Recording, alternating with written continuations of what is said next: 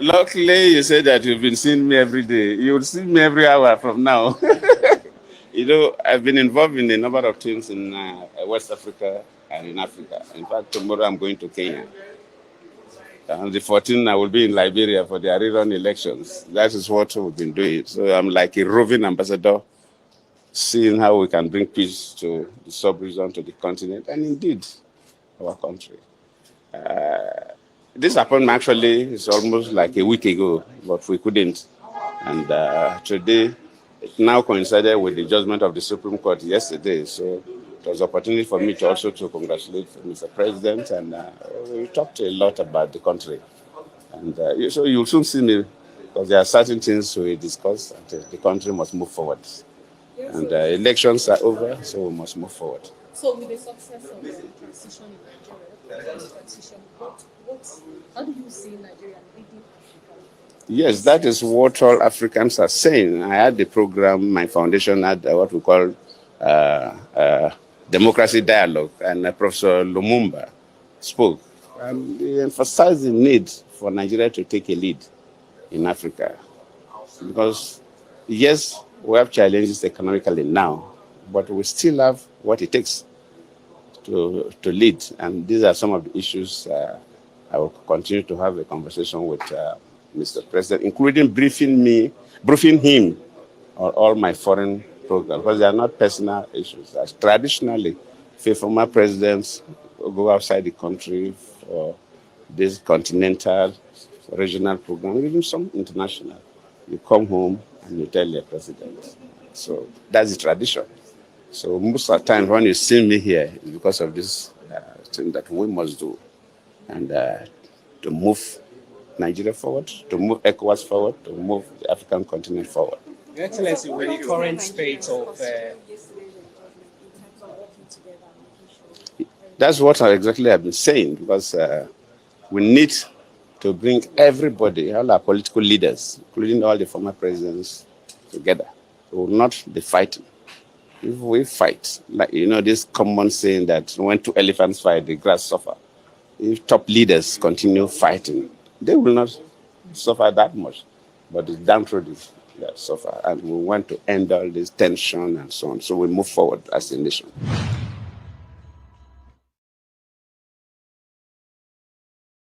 Then that so many television houses and individuals had approached me to speak on different issues since I left office, and I declined. Two reasons why did I decline? Two reasons. My publicist said don't speak, and I chose to obey my publicist, and he's very angry that I'm speaking today. He knows. Second reason, what is new to say? Nigerians don't react to anything. Has any politician told you that he's not a thief? Tell me one politician that has told you that he's not a thief. Tell me one. I don't know why you're guarding forgery, no forgery. What politician told you I didn't forge? Which politician told you he went to university? Which politician told you he served in NYSC? Which politician told you he has a certificate? Nigerians know and still vote for them. So what's your problem? No, tell me what's your problem? So I said, why should I speak when already there's nothing new? Okay, you observed Buhari's period. I will leave Port Harcourt 1 a.m. I arrive Abuja, I leave Abuja 3 a.m. Somebody said they made Buhari. Did I say anything? I didn't say anything. It's not important. Nigerians choose who to believe and who not to believe. Nigerians choose who to vote and who not to vote. Even if you come to a Nigerian man's house and kill the mother, the father will continue his life. Nothing bothers you. Nothing. So why do I waste my time? Yes, that's the original. So give it to me. You see it? So that you won't say tomorrow he brought photocopies. But when we get there, that is when we're talking about Buhari's government. So there's nothing that our chairman said that is new. Absolutely not new. I've said this several times. I've taken so many risks. I've said too many things. The fight from Goodluck's government to Buhari's government, you all knew about it. My aircraft was seized. I was shot at. If I was killed, what will happen? Nothing. So you would die a useless life. So what did I choose? I chose to stay in my house quietly. Fortunately for me, I got admission to study in Nigerian law school. And rule number one is, like they told me if I came here, you are our property. You have no right to go anywhere unless we permit you. That's the rule in the Nigerian law school. So Anybody who says, why have I not seen you? I'm a student of Nigerian law school. Until I graduate, I can't disobey them. So I chose not to speak again because there is nothing to say, and because Nigerians will do absolutely nothing. If you say it's a line up 10 Nigerians and shoot them tomorrow, and nothing will happen. If you say it's in fact, the worst thing about Nigerians is that even when you claim you're not committing any crime, and they pick you up tomorrow, we said it is a thief, Nigerians will join. They will cross it, and you go to prison for nothing. The greatest fear I have is being found in prison for nothing. And you can be found in prison for doing. So, I don't want to repeat what I used to say before because you hold it against me. Those who are close to me know. We repeated yesterday. I will just only use one word. I won't use the rest. I say it's a hopeless situation. Is it a lie? So let's go a bit further. Let's go a bit further. You will be shocked that I won't talk about Buhari's government for two reasons. And I won't talk about President Tinubu's government. One reason why I won't talk about Buhari's government, I'm a participant, but they asked me that question yesterday. What moral reason do you have to criticize Buhari's government, having been part of it? That was the argument. I do, if I want to argue it. But again, that was a huge debate amongst us, and we are all agreed I should say nothing about the government. So I now told them if I will say nothing about Buhari's government, I will also say nothing about President Tinubu's government, because you know the problem. Instead of Nigerians finding solutions to their problem, they are committing suicide. I'm praying for you every day that you should continue to commit suicide, so that by the time I wake up one day, all of you have died. I can now reap the benefit of your death by taking those things. What other people resist, like in Ghana, as is going on now, like in Kenya, is what Nigerians, no worry, not be 4 years. After 4 years, he will go. The man wins the second time, whether by magic or by crook or by reason. It's not only 8 years. Not be good luck, not be good luck, don't go so. Not be worried, don't go so. He will soon go. Another person will come and repeat the same thing. You'll be saying that until the day God will come. For those of us who are Christians. So I have chosen to be like you. Say nothing, hear and do. And I am ready to die defending Nigeria in whatever way. When it is God's time for us to go, it is and you not took my going time to God. You are ready to defend Nigeria. I gave you my time. No, Please, I'm coming. Alexi, hold on. You already started. What I'm saying, defending Nigerians is this. I gave him my time, and he's using it to defend. No, sorry. Alexi. I'm sorry. There is Don't no me out.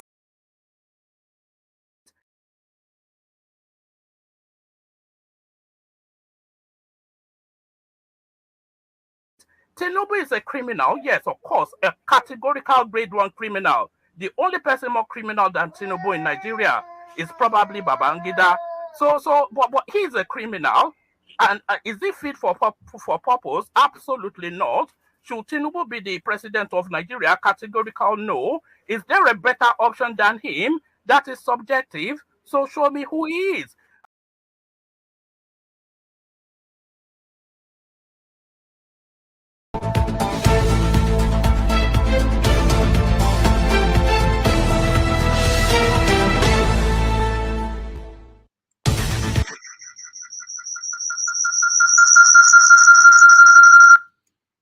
Hello, everybody. Welcome to the show. My name is Rudolph Okonkwo. It's Saturday, 28th of October, 2023. We are glad to have you. It's a wonderful day here in New York City. I hope it's wonderful where you are.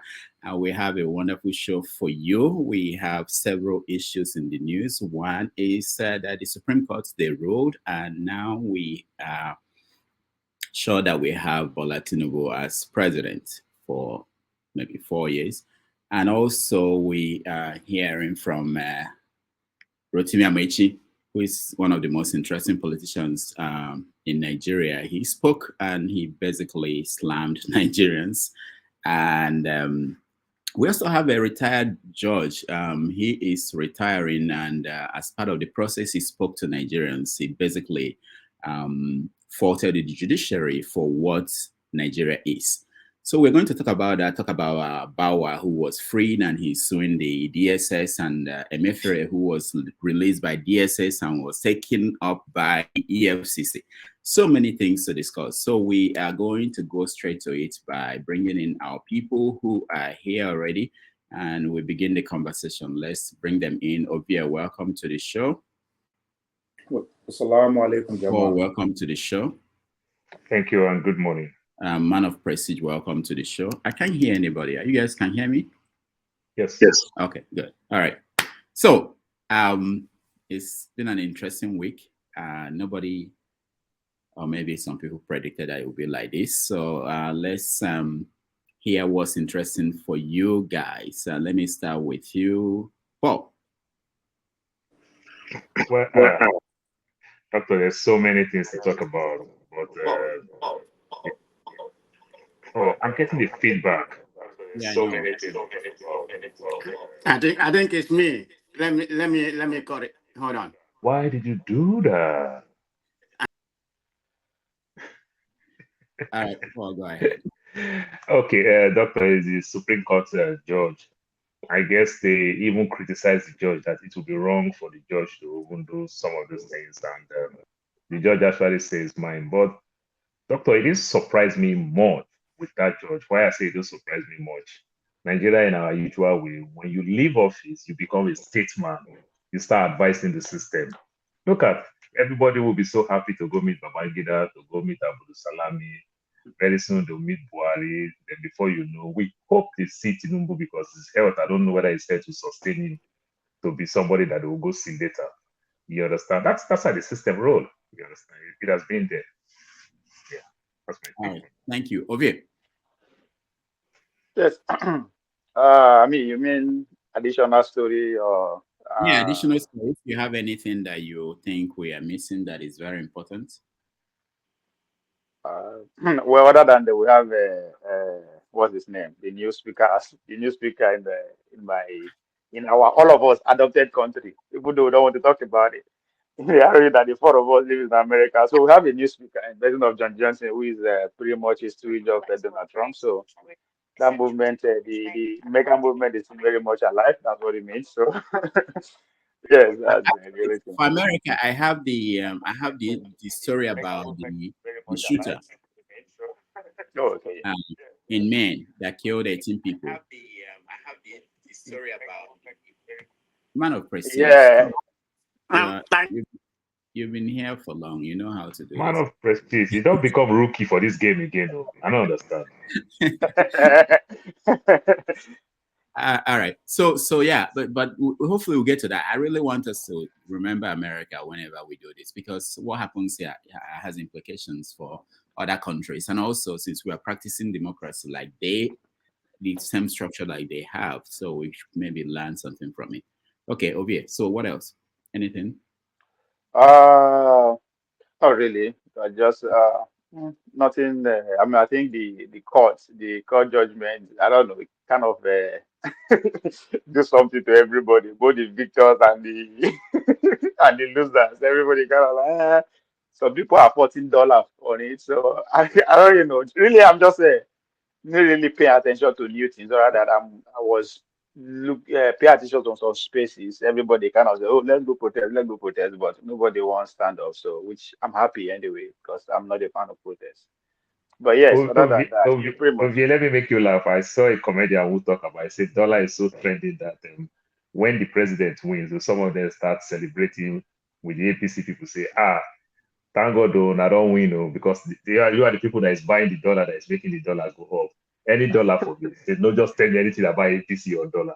APC person is not celebrating their victory, and they don't want to hear about dollar. It's so funny.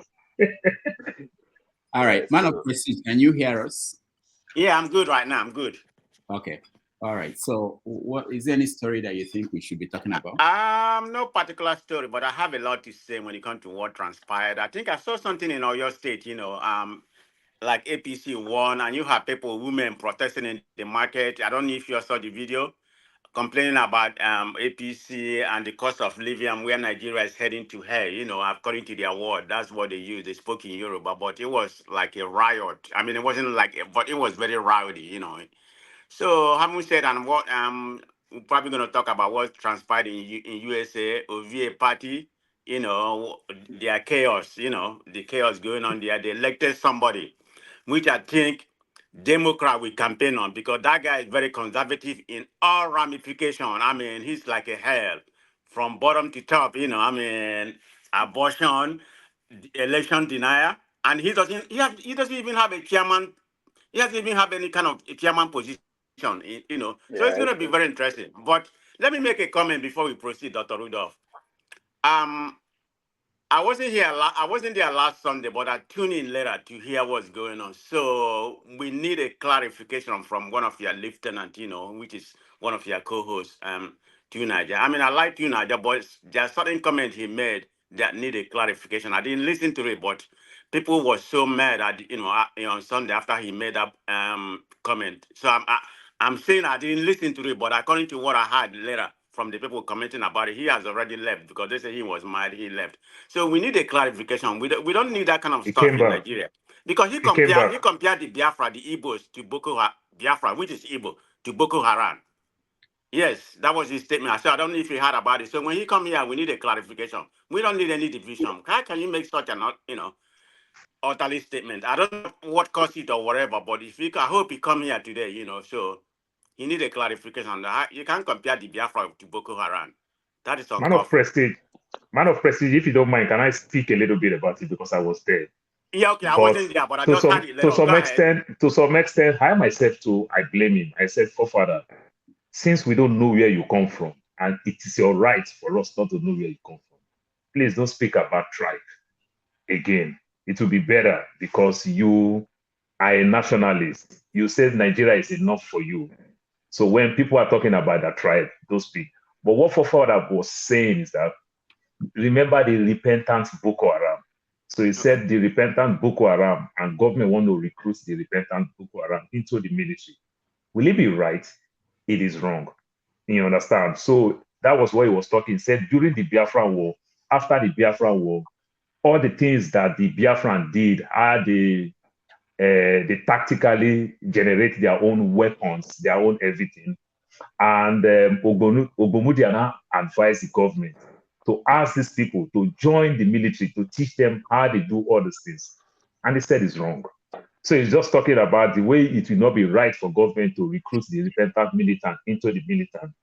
Then it is also will be wrong for the government to also recruit these so-called Biafran soldiers when the war just finished. In as much as Gowon is saying no victor, no vanquish, is wrong. You understand? So that's what he just said, that as at that time, because of trust issue, it will not be right for the government to say, oh, you people do all these things, let's bring you in. Remember, no matter anything, the Biafran lost the war.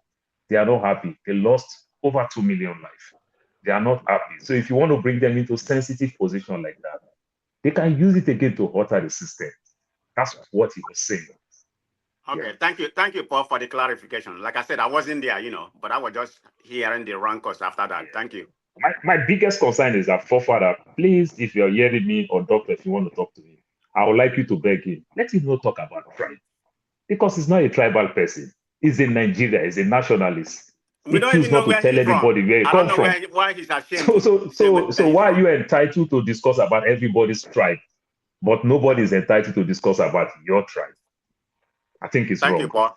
Thank you. You're welcome. All right, thank you, guys.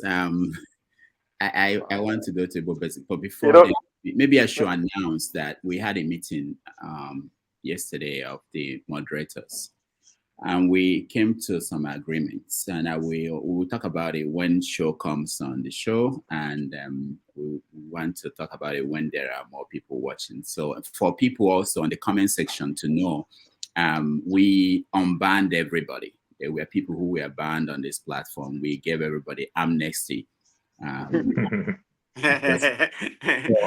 Everybody free to comment again, but we have new guidelines and restrictions and things like that we are going to talk about, but that will be down the road when everybody's here. Doctor, everybody's nice and activist. Me too, I want to be an activist. You give all these London people position. You give everybody, you even give Nigeria people position. You don't go give us ready for West Coast position. Oh, true. That's true. Let me just tell you something now. Sorry, people basic. I think based on what man of prestige and Paul Joshua light on, right? I like the fact that Paul said two Nigerians is national is not a it's not a tribal affair. He's not talking about tribe, which I totally agree with you anyway. Since you know what talk we is anyway. But I want to go on the road and ask people three questions. What is more important to us, Nigeria? Because I don't understand why we act like this. Is it religion? Is it ethnicity? Or is it electricity? Because the All fact of the that above. 2023, we are still in darkness, 2023, and nobody is calling for protest, nobody is doing anything about it, it boggles me. So which one is more important to us so that we will know where they waste time? If not religion, we go face out, we go turn the whole country to holy land. We could not say now, I thought you be that. If not ethnicity, they'll find way because we just have to start defining something. What is important to us? Because how come 2023, the biggest black nation in the world, we are in darkness? Nobody, we are something very cool. Okay, no And good road. this is No good information road. age. This is information age. It's powered by electricity. It's powered by power. Nobody cares. What's it they call them? During the industrial revolution, agricultural revolution, they carry us called do slave. Industrial revolution, we beg to call do the slave. Now, when we don't enter information revolution, we don't need to leave our home. They will slave us for inside our villages. That's what we're saying. And we need power to actually demoralize people. But nobody they worry. There's someone will go protest because we need to buy a Jeep. I think we go stop them. If you don't buy a Jeep, you go carry the money for your bank account now. It's still the same. So I need to actually go out there and ask people. Especially we were in diaspora. I think we are better off now. We shop, we know the word about some certain things. What is important to us? Religion, ethnicity, or the fact that we don't have electricity. I really want to do that. That's my next project. All right, thank you. That's a good point. Igbo Basics. When I was born, I wasn't ready to be born, yet I was born. And as I get ready to go and retire in my age grade activities, I'm not ready to retire. I thought my days of staying up until 7 a.m. to go to press, produce Igbo Basics, I thought it was over, but now comes Dr. Damages. I'm not quite ready this morning, but here is Dr. Damages once again asking us to have our say. Today, I've been up since about 5 o'clock.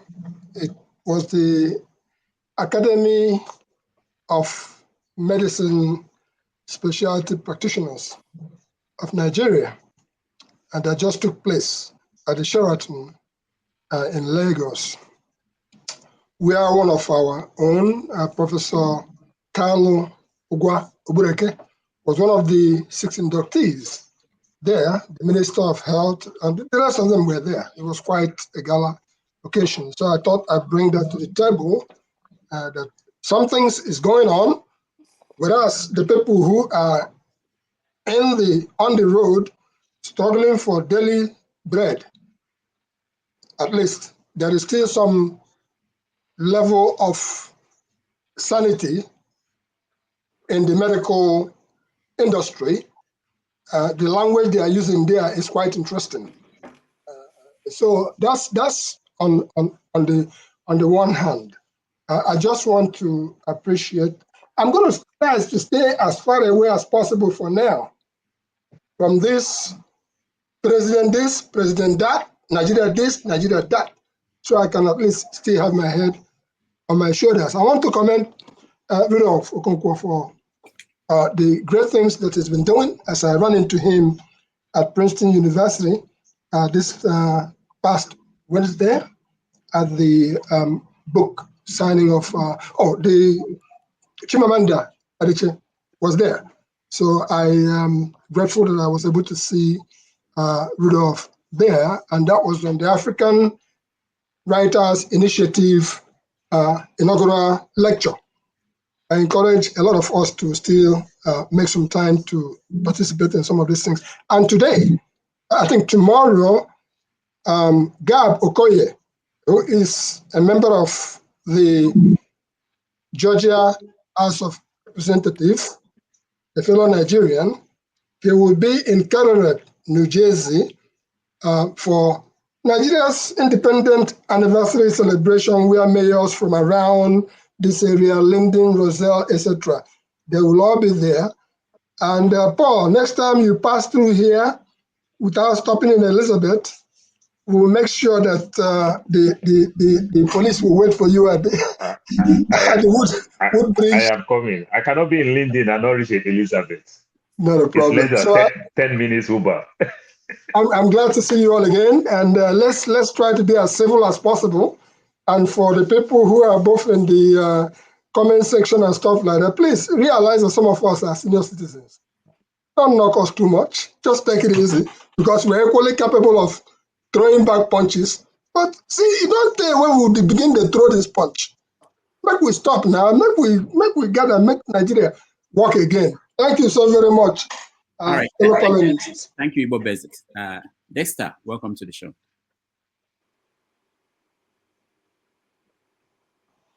Unmute yourself, Dexter.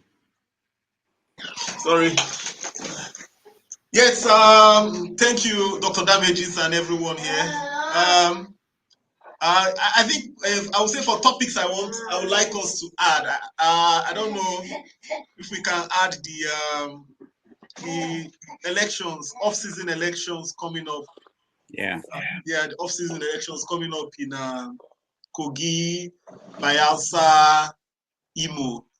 You know, because I think it's probably a chance for this administration to show the people what the kind of elections we'll be having going forward. And considering that Mahmoud is going to be the one in charge of these elections, I think it's something we should add to the discussion. Yeah. Then on the other side, I don't want to talk too much, but I think that some things should be put in proper context. At the beginning of the show, I think I heard what somebody was saying about the Biafran army, Biafra and Boko Haram, and whether you should get military. I think that statement was, I just think that if you read far and wide, a lot of America's inventions after the Second World War were driven by German scientists. America actually gave asylum to German scientists who had inventions that were record-breaking at that point in time. Number two, Boko Haram is not fighting a conventional war with the Nigerian state. So, I mean, it's when I listen to that statement, it's like you put an arrow through my heart to kind of say that the Boko Haram and the Biafra was fighting for something that was clear, something specifically clear. Until today, you cannot even justify why you forced them back into the unity of Nigeria. There's really no justification yet, till today. And everybody is still fighting that fight today. Everybody in Nigeria is fighting that fight. So for us to now come and say, and unfortunately, there's something about distorting history. The history also shows that Nigeria missed a lot, because afterwards, it was after the Second World War that you had the internet boom. Every war, afterwards, what you have is, because during wars, people are driven to the extent of their intellectual capacities. Nigeria actually missed a chance to tap into the resourcefulness of the Biafrans, who stayed for 3 years blockaded but surviving. Palestine is barely 2 weeks and Palestine is complaining. So Nigeria as a state missed an opportunity. Nigeria as a state missed an opportunity to tap into the resourcefulness of those guys. You're right. The intellectual capacity they had. In fact, what the Nigerian state did was to destroy most of their inventions. Those guys, look, there's no reason why in Africa today Nigeria should not be selling weapons. That's the truth. Those guys were producing their own weapons. America makes billions from weapon sale. Meanwhile, Thank you. I'm sorry, I don't want to stop you, but it's not that time yet. You know, let's. Okay, no problem. But I just want to. What I'm saying so is that after that, I'll let it go. But when I heard that comment, I think somebody said, "Oh, that the Biafra was a different. It's not a Boko Haram. This is not a terrorist group. These were guys that had an ideology of what they were fighting for, and you can't justify it." Okay, thank you, Dr. Damages. Yeah. All right, Precious Fan, welcome to the show. Thank you. I think, do you have any story that we're missing, or you think that is very important that we didn't mention? We want to start the conversation by getting people to win. It doesn't look as if he can hear me. Can you hear me? Okay, good. Unmute yourself, please.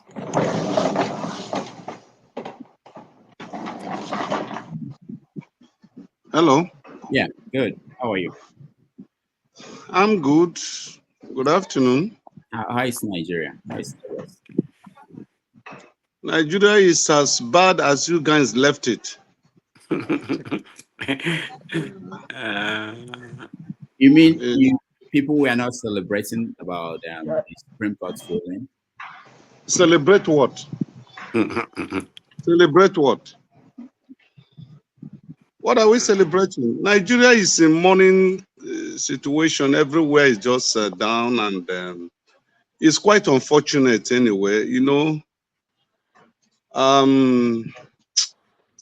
Nigeria is in a sorrowful state, in a very sorrowful state. Just like I pleaded with you guys in the panel some times ago, whatever you can do to help your brothers or your sisters from your family or from your kindred to leave this country, please do. It's a sacrifice that you will not regret. If I'm abroad today and I have opportunity, I will make sure that every member of my family relocate. That's the truth. Giving them €100, $100 or $200, you are not helping them at all. You are just adding fire upon their head the more. So the best thing you can do for anyone you think you love is to get him out of Nigeria. Even if it's to go to Togo, it's better than to be here. Because if anyone tells you that being here, that is enjoying it, the person may be one of the politicians or is doing something else. Anyway, what I would want you to add to our discussions today is the issue of the court judgment that said IPOB is not a terrorist organization, and the court awarding 8 billion naira to Nnamdi Kanu.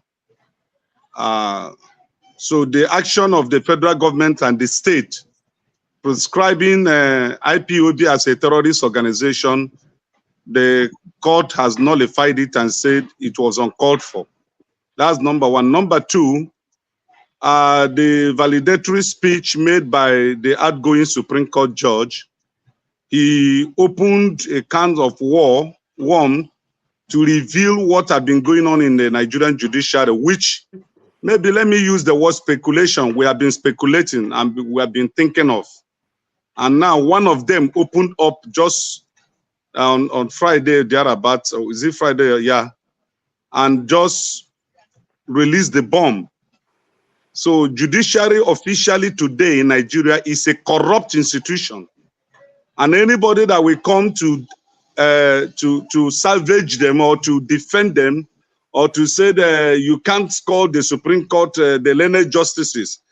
One of the learned justices rubbish the justices and say they are corrupt and something need to be done. All right. And finally, the armed robbery attack in Otuko that led scores of people dead. So we have a total breakdown of security in Nigeria right now. Where I'm living, within where I'm living, 2 men were kidnapped last week, and hundreds of millions of naira were demanded from them. So it's getting worse. And one of the places I'm living is a little bit secure more than other places, but these guys could come within the estate and pick up 2 individuals demanding 100 millions of naira from them. So we're in a terrible situation right now. Thank you. All right, thank you so much.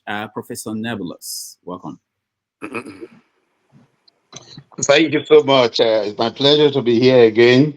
Please, let me just add this if it will be worthy of our discussion today. I don't know how many of you have watched this show or Kimbaloye's interview with a particular senator. That's one. Then the other one was another interview with Rotimi Amechi, where he was actually indicting Nigeria that we don't take anything serious, that we don't ask questions, that nothing is sacrosanct in Nigeria. So I want to join the two together. If you have watched the interview of Shehu Okimbaloye, I called somebody in Nigeria today out of concern that this is where our conversation should start. A man like that, who called himself a senator, you could hear him very incoherently. He didn't even have any point to make. Why would you elect to be given 140 million naira car in a country that my brother who just spoke last is saying that people should relocate their family from Nigeria? In a country where people are so full of despair, where people are depressed, no food, nothing, you call yourself a senator, and you were even telling Sheung that even before you became senator, you were using the card. Is that something to be heard at all? Inocris is there. You don't patronize him.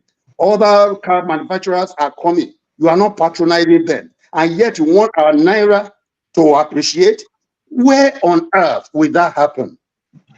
So, sorry, so that it will not look as if one is inciting. If I was still around there holding my usual television program, I would have incited the youth of Nigeria to go to the National Assembly and chase away those people.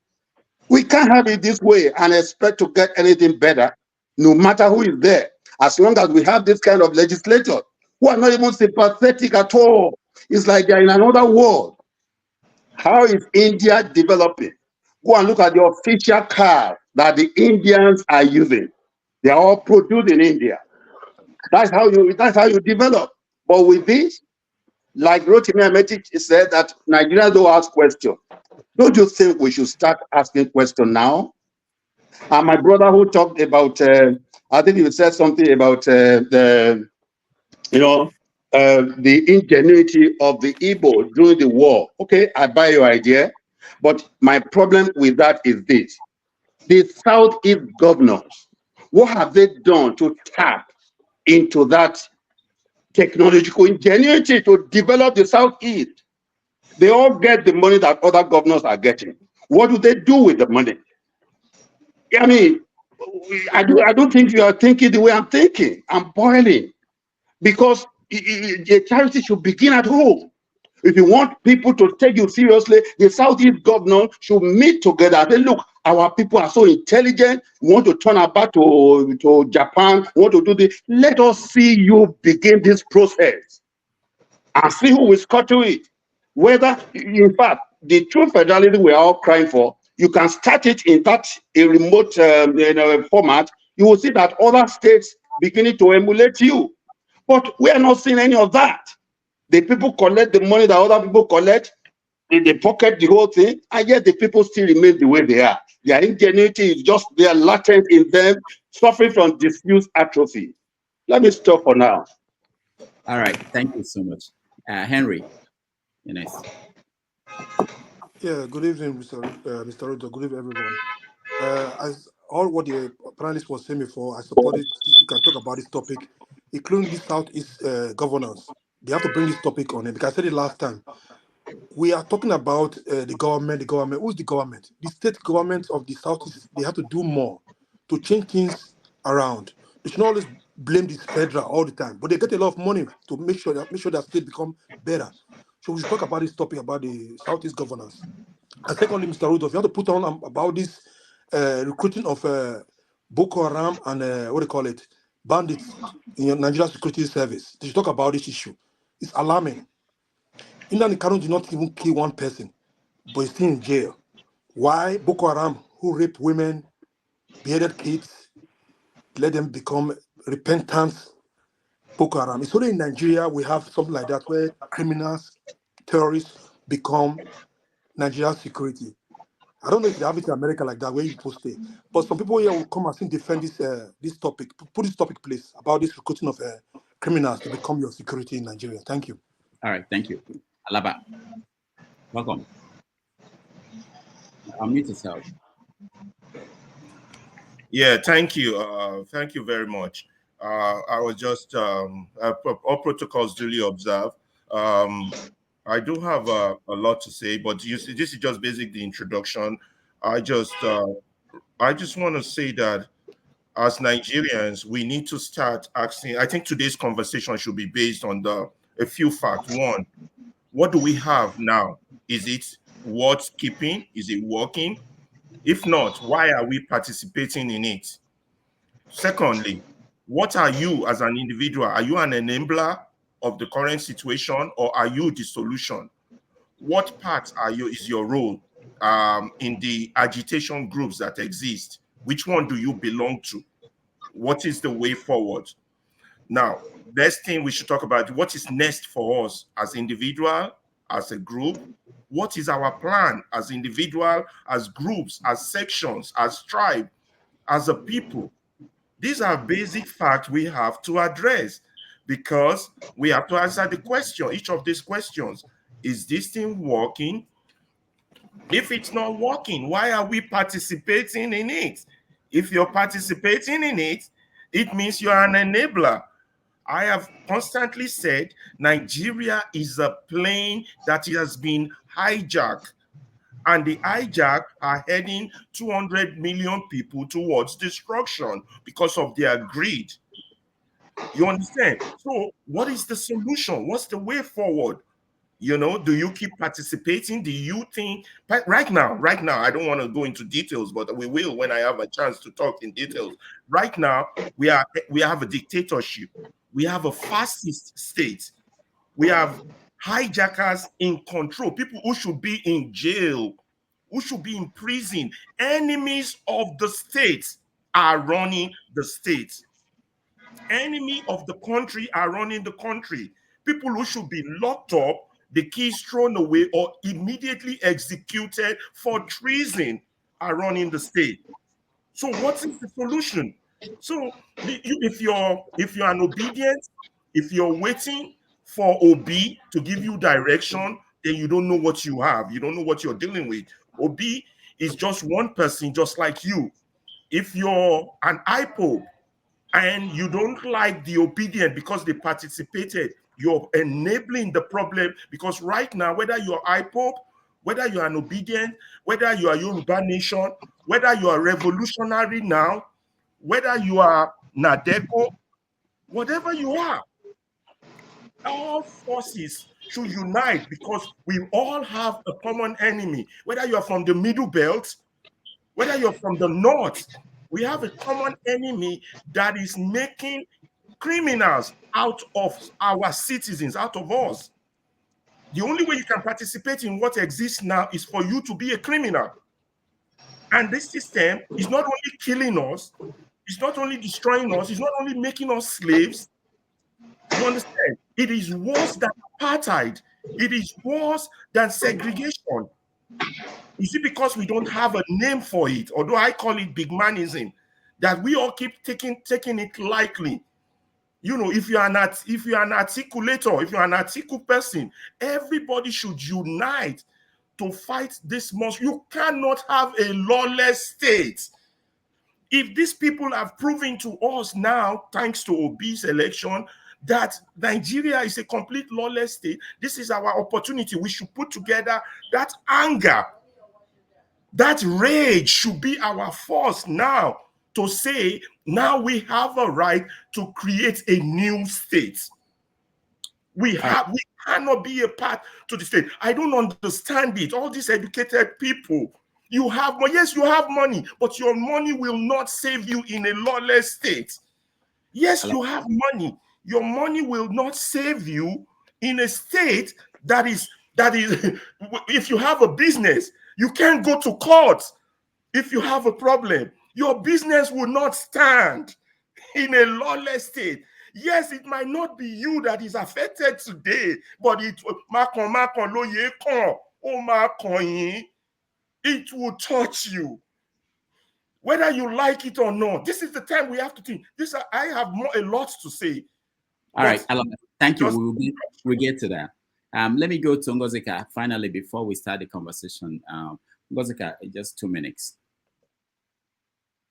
Welcome.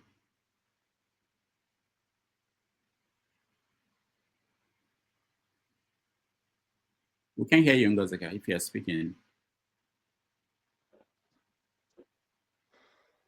Unmute yourself first. All right. I think she's having. Can you? I think I was unable to unmute myself. Good evening, everyone. Hi. Good evening, everyone. Can you hear me now? Yes. Good evening, everyone. It's been a while. So nice to join again, especially my people in the comment section. Yes? Okay. Okay, so I've been good. I'm doing okay, and I don't even have strength to talk about Nigeria again. I am tired of talking about Nigeria. I'm tired of talking about Nigeria. That's all I have to say for now. Maybe when we get into the issues, I'll have more to say. Thank you. Because our advice me Jackpot if you want Jackpot. Make it All right. for them. All right. Yeah.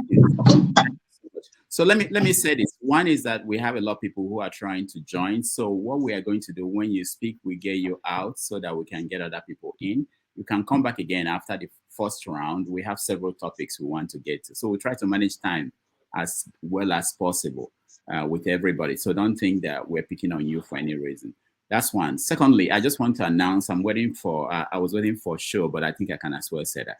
We granted amnesty to all the people who were banned. So everybody who, if you were ever banned on this platform, you can now write your comments, you can do anything. But we want to appeal to everybody to please be respectful. That's all we ask for. We did several adjustments. So for instance, we said that if you are if you are rude, if you are doing things that you shouldn't do in front of your imam or in front of your pastor, if you're using words you can't use in front of your pastor or your imam, we will probably warn you. We'll probably put you on timeline. But to ban somebody moving forward, we said that one person will not do, one moderator will not ban you. A moderator will reach out to another moderator and they will discuss that and agree that someone should be banned or not. So it will be a collective decision. So don't think that Rudolph will ban you or that forefathers will ban you. Nobody can do that on their own. They have to consult another moderator and they will both agree, 2 or 3. We agree that something you did was so bad that we have to ban you. So that's why I think it's fair. But at the same time, we want to play with people. People know this. All of us are adults. People know what they're doing. There are implications to this, and not just so we don't want to see someone banned or someone stopped from saying their view. But we want to make sure that people know that you have to be respectful for everybody, and that applies to people who are also on the in the studio too. To respect people. Don't use words like stupid and you're a foolish man and things like that. There are better ways you can say that. We also did something that people might also be surprised to notice. On the comment section, you can actually use some words now. So things like stupid, fool, idiot. So when you try to use those words, it may stop you from typing, or I don't know what it will do. But these are efforts to make sure that people feel safe, feel comfortable being on this platform. We want to hear from you. We want to hear from everybody. But we also want to make it safe for people to come in here and have conversations. So please bear with us. It's just efforts to see that this is something that people will benefit from and enjoy being part of. So thank you for joining us on the comment Mr. section. Rudolph, take me out to backstage. Bring somebody in if you want to bring in. I'll come back later. Okay, all right. Well, I wanted to ask, do you have some people have immunity in your program too, They can insult people anyhow they like there. They have put them. Yeah, some people have immunity there. No, not anymore. Not anymore. Nobody. Yeah, because if he say to me the way I don't like, if you don't take him out, it's not going to be fair. It's not going to be fair then. Yeah, because, no. Yeah. You see the changes. Yeah, okay then. All right, yeah. then. Take me out to backstage. I'll be back later. All right. Thank you, everybody. So we are going to start a conversation by talking about the judiciary. We will combine the ruling on Bola Tinubu, what it means for the country, what it means for our politics moving forward. But the judiciary is the first topic we have. And we will start by playing this video of the retiring judge. Let's listen to him a little bit and then we'll go in.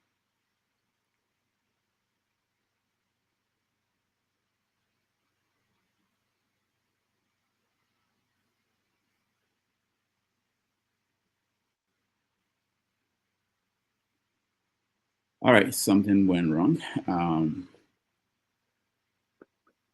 We couldn't. I don't think it's playing. All right, let's start. You guys, most of you have seen it. I'll find what's going on and I'll play it again. Let me start with you, Ovie. I'm sure you've seen the judge. What do you think about the ruling? First of all, let's start with that. What do you think about the ruling?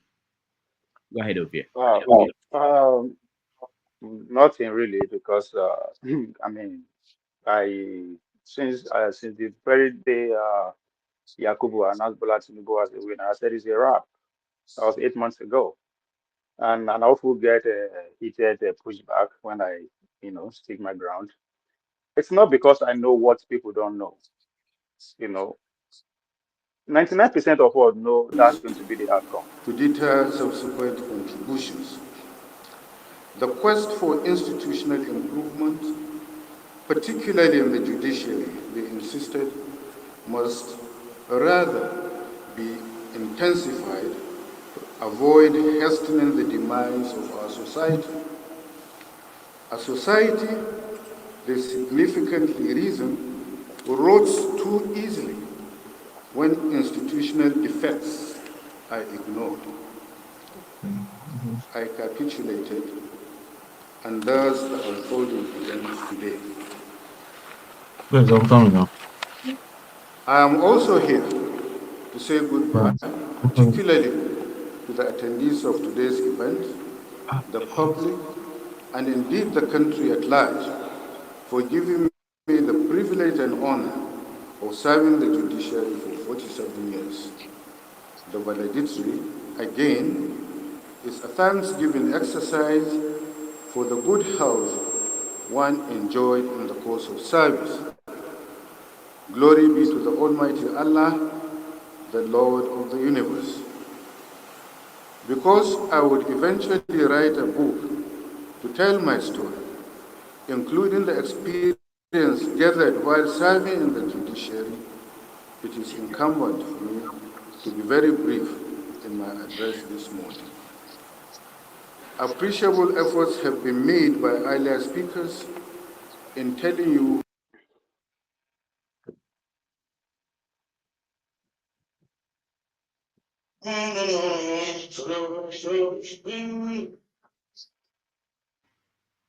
Chief, I try ahead for me. Some Ovie, go ahead. Ovie, go ahead. Ovie, I'm not asking you about the outcome is a surprise or not. I'm saying I want you to look at it this way. Underneath where the That is Tone, but I think he's changed his name. Tone, you're on. All right, sorry. Okay, so Ovie, what I want to hear from you is really was something accomplished, and I believe something was accomplished. For instance, okay. Do you want me to talk now? Sorry, Doctor. I do apologize. No, you're free. I was distracted. Yeah. No, you yet. No, you. I'm going back to Ovie. Okay. So Ovie, I want you to look at it from. I think there's something that we accomplished they accomplished, the people that went to court, by going to the Supreme Court, even though they may not have gotten the judgment they were looking for. So, for instance, in the next election, we know that we are not going to talk about Abuja and 25%, you must win 25%. We know whether you agree with the judgment, the decision or not, but at least that is taken out of consideration in the next election.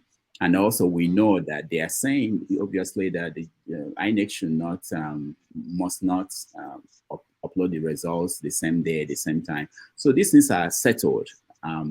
But that's where I want you to know. It's not just enough to say you know that this will be the outcome. Go ahead. Well, the only thing that I see that we have accomplished with these 8 months of this is that we have successfully deceived the Gen Z. We have led them astray. We have successfully made fool of ourselves. I said that to say this. Again, there's no adult in Nigeria that deep down in his or her heart that will say that he expects anything contrary to what just happened. But we look up to few people that are leaders, influencers, whatever that you want to think of, for their own selfish interests, to give us hope. And the question I ask is that Nigeria is after two biggest religions on earth, Muslim and Christianity. Their biggest market deal is selling hope. What has that gotten us to? We hope that miracle will happen at the judiciary without putting in any work. Everybody that is believed that, oh, things will change, they will do something right. The question I keep asking, what gives you that belief? What have you done? The men in the chambers that their Chief Justice is complaining about today, how many of them did you let to that place? Because these are appointed positions. We know ourselves. There are nuances that we believe. Not if it changed because we did not work to change it. And that was my anger then. It's not that, as I said, nobody's that no waiting, everybody don't know. No, we all know this. We know the outcome. That's why nothing happened. Everybody just decided to just take them like that because we expected it. But we want something to change. How? We have to walk towards that change. We to forget that it is a fight. We are hoping that the Chief Justice will bid our bid instead of the elite bid. But that is the reality. We did not do anything. We are just hoping just because we come out and campaign and all that it will reflect in Chief Justice. No. If we all agree that the system is bad and it did not start getting bad 4 years ago, 8 years ago, we'll say 60 years. So why are we expecting things to change without work? So we have succeeded in deceiving the young people because I said them because they did not experience this before. Nothing that happened now that did not happen during Obasanjo's time, Goodluck's time, Yar'Adua time, Buhari time. Nothing that happened, and we did not do anything to change it. We just believe that okay, we don't pass electoral law, people will right away pass and we believe in them. Since when? When we start believing that we know these people, they are not strangers. So yes, we succeed in deceiving the young people who we are supposed to, tell them better. If to say we focus on, because as far as I'm concerned, we lost the election because we were rigged. If we have spent the last 8 months just focus on that, I think we will have hope on 2027. As far as I'm concerned, what we have done so far, we have successfully give them go ahead to repeat the same thing in 2027. And we are not in position to do anything about it because we are not planning to do anything about it. We are just planning, we are just hoping things will change. So let's keep hoping. So as far as I'm concerned, those are the only things we successfully achieving. Nothing outside that. And I think we hold them apologies to the young people. We need to apologize to them for taking them through this torturous journey of 8 months. And then say okay. All right, yeah, thank you. Tone, you want to mute yourself? Mute yourself, Tone. Yeah, Tone, you keep coming back on, and let's go to Ngozika. Go ahead.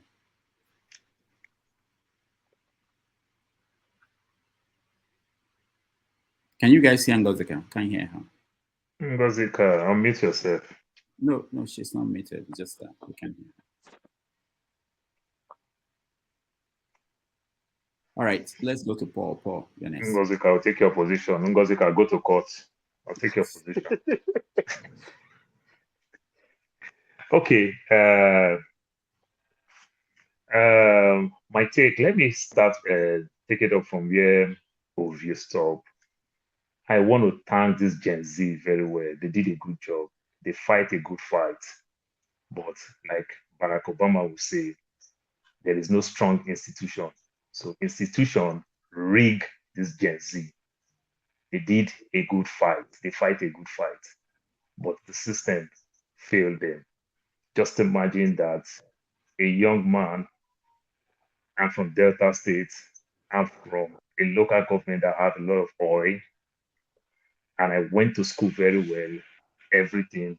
But if I could apply for NNPC today, they will say I'm from minority. They will not give me the position. I think I did my part, but the system failed me. So the Gen Z, they did a good job, but the system failed them. I will use a man. Obasanjo was very, very powerful. When Obasanjo became president, 1999, all Obasanjo was hearing on the side, the so-called G34, the G38, guys, the lives of Solomon La, the first PDP chairman, Barnabas Gemade, the Awoniyis, the Audu Ogbe, they fought a good fight. And Obasanjo felt within him that he's going to disturb the system. Obasanjo pulled Solomon La out. Barnabas Gemade came in. Obasanjo pulled him out. Barnabas Gemade was very powerful. Obasanjo pulled him out. Audu Ogbe talk, understand the handwriting very clearly. He resigned as PDP chairman. Obasanjo literally take the whole state House of Assembly member in Bayelsa State to impeach Dipriye Alamesiya. This is how powerful Obasanjo could be. But I will tell you, when they say institution is stronger than a big man, Ibrahim Mantu was the deputy Senate president as at that time. When third term was all over the news, third term looked like it's going to come. Ibrahim Mantu was pushing for third term. There is a senator called Ken Namani. Ken Namani just raised that gavel, say, let us push this thing to the next assembly. That is how third term failed. Obasanjo did not do anything. Ken Namani did not push the gavel in Washington, D.C., or in Ghana, or even though in Benin, our next neighbor. He did it in Abuja, where Obasanjo stayed. Ken Namani, as we are talking today, is still in Nigeria. Nothing happened. Sometimes we make these men too powerful. They don't have the power that you think they have. That's why you could see our pastors, they'll drive bulletproof cars, they'll take soldiers to guide themselves. They are not as powerful as we think. We are the ones that think they are so powerful. So when Ovie is talking about the Gen Z, the this, the that, the this, we understand the system. No, we did not understand the system. Institutions keep failing us. If this Supreme Court today, if they choose to do love for a nation, you understand, than fear for an individual, Ovie, I want to challenge you. Go and see the judgment of the judge in England in the PID court case that came up on Tuesday, Wednesday. Go and see. The judge blamed Nigeria, but said, my fellow British people are greedy people, and I will not be part of that British man that will be greedy. And he gave the judgment to Nigeria, even when Nigeria did not do a good job. But as at that place, he has the power of life and death. And he did the right thing. He said, my British people are greedy, but my Nigeria did not do a good work.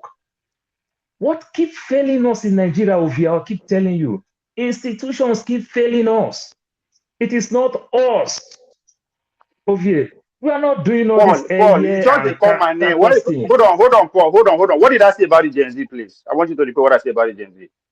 Yeah, you talk about the Gen Z, that we need to apologize for the Gen Z because the Gen Z are myopic, they are ignorant, they don't understand the system, they don't understand how politics work. You see, I'm still here. You are.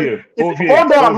What a lie. Hold on. If you don't understand, ask. Hold on, please. You rebuke me. Please. No. Hold on, please. To your turn now. Please, can you hold on? Please, the Gen Z let me clarify something. If you don't understand something, you ask. It's as simple as that. I understand, Ovie. The age why I did. My mama no go carry me go find man. What did I say? Repeat what I said. Just repeat what I said. Put for bag, they give just repeat what I said. Repeat what I said. Let me make you understand. The Gen Z fought a good fight. They support their party and they fight a good fight to support who they believe in, and they vote massively. And so what did I say about Gen Z? Repeat what I said. We have to apologize because they are ignorant. They don't understand the system, and they believe in faith. According to you, they believe in faith and religion. They believe with God, and they like for God to do them. No, they believe in doing the right thing, and they do the right thing, and institutions fail them. That is where I'm coming with your phrase. You understand? And I use that word very clearly because what the judge in England did, he said Nigeria did not do a good job, but my British people are greedy, but I will not be part of them. I will do the right thing and give it to Nigeria because Nigeria don't deserve what they're about to lose. You understand? So if the Supreme Court choose to do the right thing, they can do whatever they want to do, not respecting a big man and ignoring some part of the judgment. That's all I will say for now. So, but while you are talking the way you're talking, I use a great man called Ken Nnamani. As powerful as Obasanjo bring everybody down, I want to believe that Ken Nnamani too will be panicked and Obasanjo would have gone for third term. Who knows whether by now Obasanjo would have been the system right now, going for the system. But Ken Nnamani stopped third term. You know, so because of institutions. You understand? He have the power as at that time, and he used it to do the right thing. And with the same people working in Nigeria Airways, we see people do all these things. Somebody will say, during my time, during your time, you lost 2 aircraft. The next person comes, during their time, they lost 4 aircraft. The next person comes. This is how we don't have Nigeria Airways again, because of institution is not working. But when institution work, all this go corner to try to make things work, won't work, my brother. Thank you, and have a good morning. Thank you, Paul. Let me say this. I will give everyone 3 minutes. At 3 minutes point, I will have to stop you because we want to cover as many topics as possible. So moving forward, that's what I will do. Ovie, what I would say is when someone is speaking and you have need to respond, I also know that you may have that need to, and we will give you the chance. So please let the person speak so that we don't have this kind of, let them speak till the end, and then I can give you a minute to respond. If you're not ready now, I can come back to you. If you're ready, I can come to you now. Ovie, are you ready? But I don't want this to be conversation between 2 people only. So Ovie, go ahead. 1 minute. Or mute yourself, Ovie. You're muted. I'm sorry, I apologize for that. But I think there's a need for us to listen to understand so that we should stop listening to argue so that we can understand the question and the answer. I never said anything about the agency. I just say we, the adult in the house, owe them an apology. You should have asked me, what do I mean by that? You just started calling them names and you ascribe those names to me. That's not fair. I never called them there. I said we should apologize. You understand? If you don't understand where I am addressing my point for, you just ask. It's as simple as that. I decided to just jump in because you are lying with my name in my presence. I'm not dead yet. I'm still here. I never said that. I said they deserve apology. If you don't understand what that means, ask me. What do I mean by that? You keep talking about institutions. Institutions are not managed by animals or foreigners. I'm managed by Nigerians, me and you. So blame us. Forget the name institution. So I said we should apologize to JC because we let them knowing the outcome already. We know, me and you know. We did not do anything to change the outcome, but we are hoping. We are like politicians selling hope. Why should we sell hope to innocent people? So I never call them names, please. All right, thank you, Ovie. Let's move on and let's go to Igbo Basics. 3 minutes, Igbo Basics. I think we've been speaking and speaking and speaking. Just to latch on to what Dexter had brought on the table earlier on. It was last week we were having a conversation here. We learned a few things. And I turned out to remember some of the greatest minds that have come out of Nigeria that were either in the US or somewhere else. I remembered one Demian Anyanwu, Radio Mbise, as we knew him. And I knew his story, that when he came, he was here in this particular studio. And I spoke to him and he explained why and how he left Nigeria after the authorities had clamped him down. As a matter of fact, they put all kinds of charges on him, so he left. He came here. He ended up visiting George Bush in Washington, D.C., with all his inventions and everything else he did. And there are so many of that nature. Unfortunately, because Nigeria has refused to take advantage of the numerous talents that already exist in Nigeria. That's why Nigeria will continue to buy arms from countries whom Nigeria should have been supplying arms to. It is painful that people like Damian Anyanwu is dead now, and many more will be dying for one reason or the other. So, my gospel this morning is the Underground Railroad. My gospel is going to go to the Eastern Nigeria. And Eastern Nigeria, my gospel is that they should go back to the East and put all that ingenuity there, develop the East, security and otherwise, develop it. And then let's begin with the West and the North. And then I will finally point out something that all of us know. One of the problems with Nigeria is Eastern Nigeria and Western Nigeria. Northern Nigeria takes advantage of it.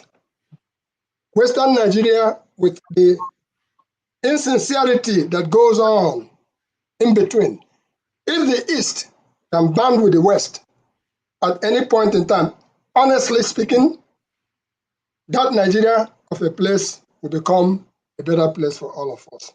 But if they like say again, they are dragging for that beautiful bride, which is the leadership of Nigeria. The insincerity that is coming out of the West, I'm going to be very blunt, is unbecoming. And they should have a rethink if that country should continue to go forward. It will be fair. All right, thank you. Thank you, Bob Basics. Let's go to Righteous Man. You're next. Yeah, good evening to everybody.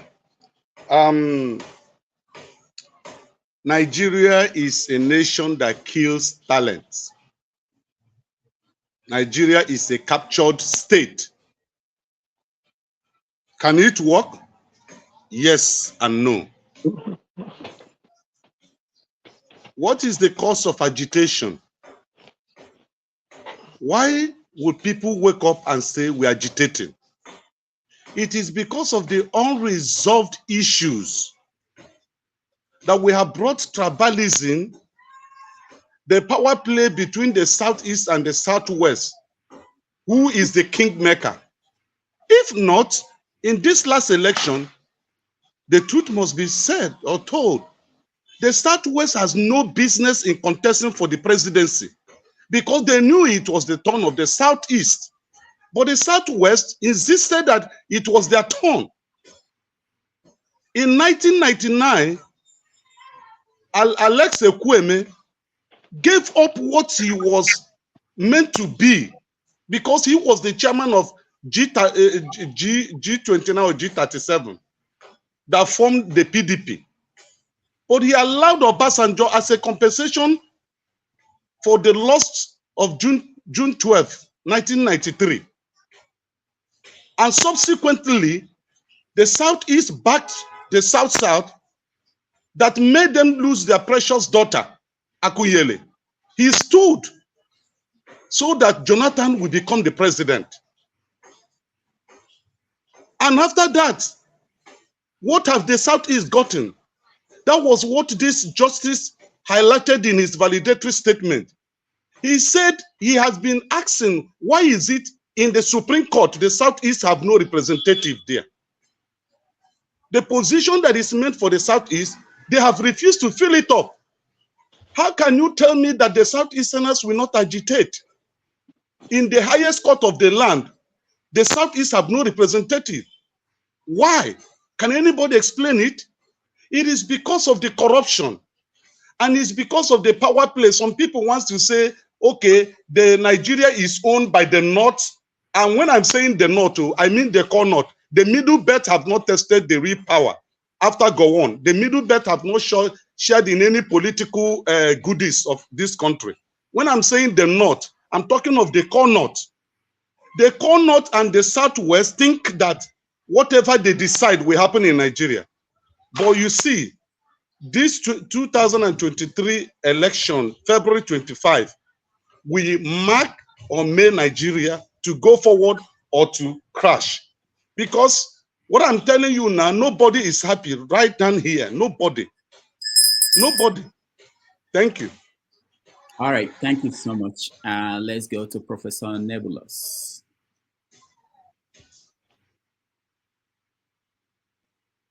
Thank you so much for this opportunity again. What I want to suggest, I don't know, it may produce a kind of misfeelings. I would have suggested that we should allow the sleeping dogs to lie for now. I want to be of the opinion, for those who know me, Damages, you know me very well, I do not have anybody that I really support, because it is my view that even if you bring an angel to administer Nigeria, he will fail before the end of his time. In fact, he may not be able to spend up to 6 months before God will reject him from coming back to heaven, because he would have soiled his hand with corruption. So I would have wanted the first thing first. For me, I am still for agitation for true federalism. There lies the salvation of this country. Because I was conversing with some of my friends the other time. I said, okay, for those of you who support Tinubu, now, if the first thing is not done, assuming this guy spent 4 years or 5 years or double time there, as the case may be, who succeeds him? I say, assuming that this guy brings heaven down to Nigeria and everybody is now enjoying, and the structure that has destroyed the fabric of the society, which is corruption and the lack of true federalism, is not instituted. I say, who takes over from him will bring Nigeria to square zero again.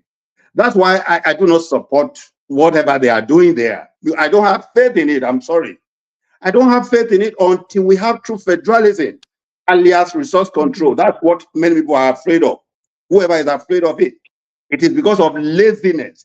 They are too lazy to actually, prospect for mineral resources and exploit it. Apart from the goodies that come every month from Abuja, even that is an aberration. That's why I'm crying for true federalism.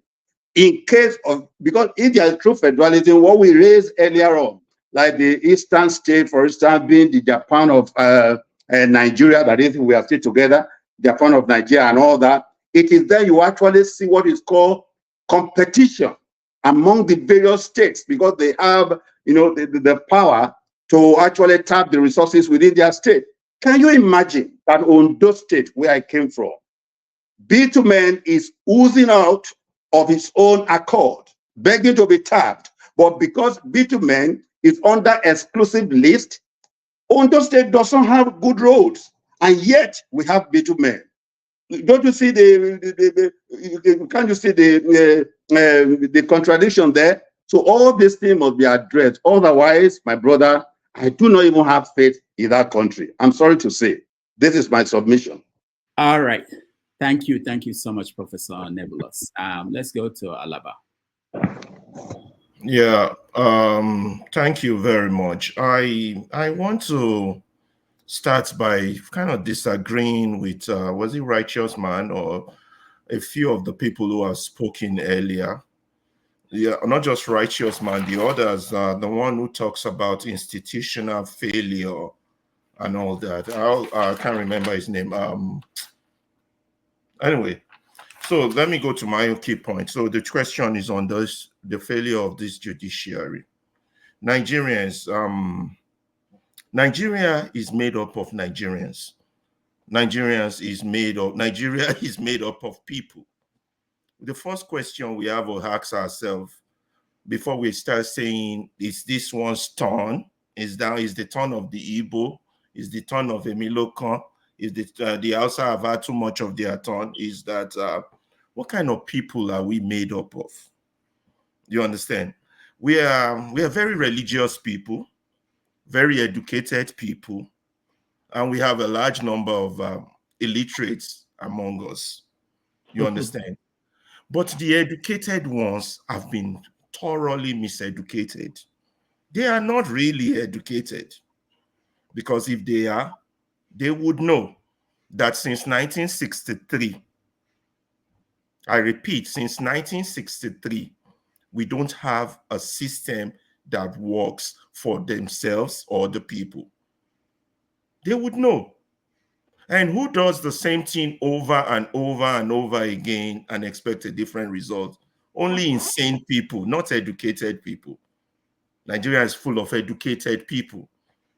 Educated lawyers who believe, oh, someone must be sworn in first before they go to trial whether the person won an election. And that's the right kind of education. Yeah. Fools.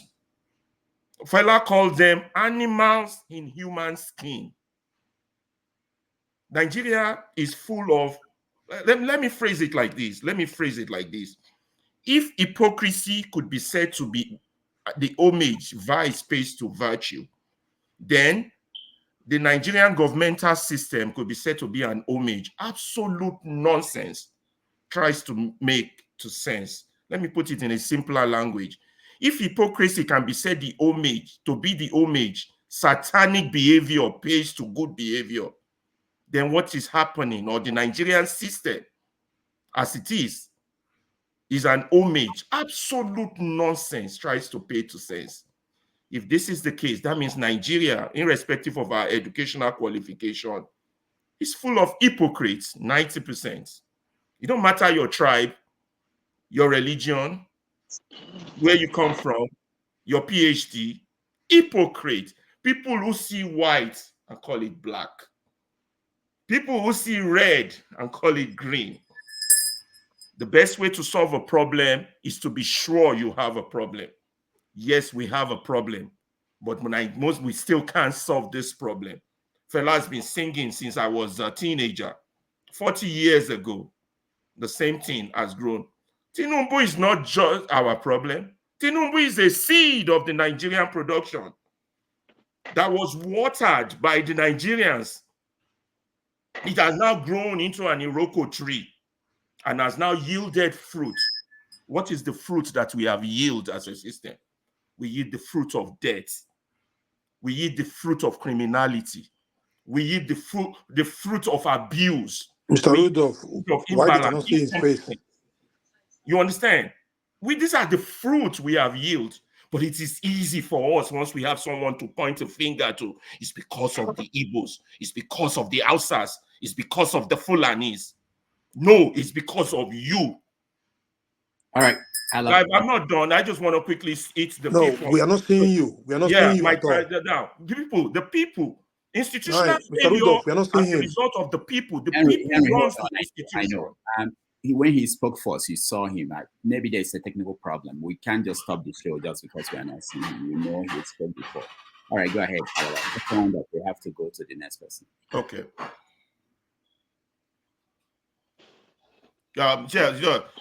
So let me just round up. The bad system we have, first of all, we all have to agree is bad.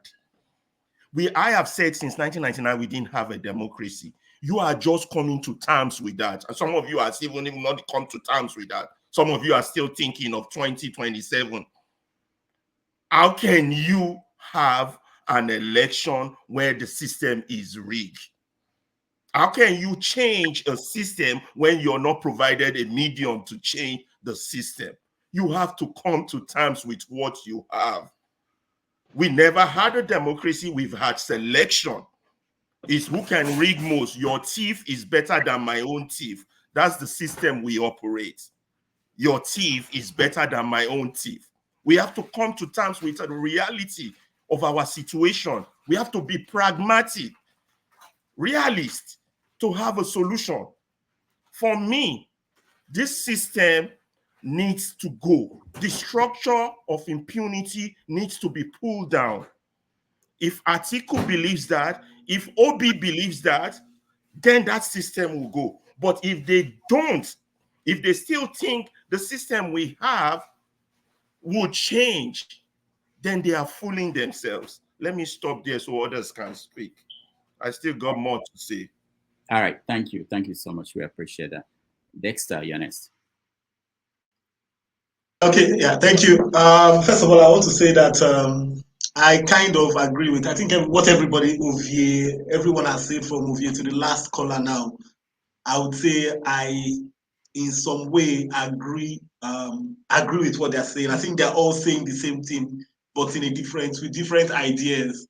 However, I think one of the things we also need to realize is that I think Amechi, when I listen to Amechi's speech, I'm not a fan of Amechi, but when I listen to his speech, I think he's making a sense there that the Nigerian people, the Nigerian people don't seem to hold themselves in high value. That's why Nigeria, things just keep on reoccurring, the situation happens, and that's why the justices can do what they are doing, the politicians can do what they are doing, because the truth is that there's no consequences.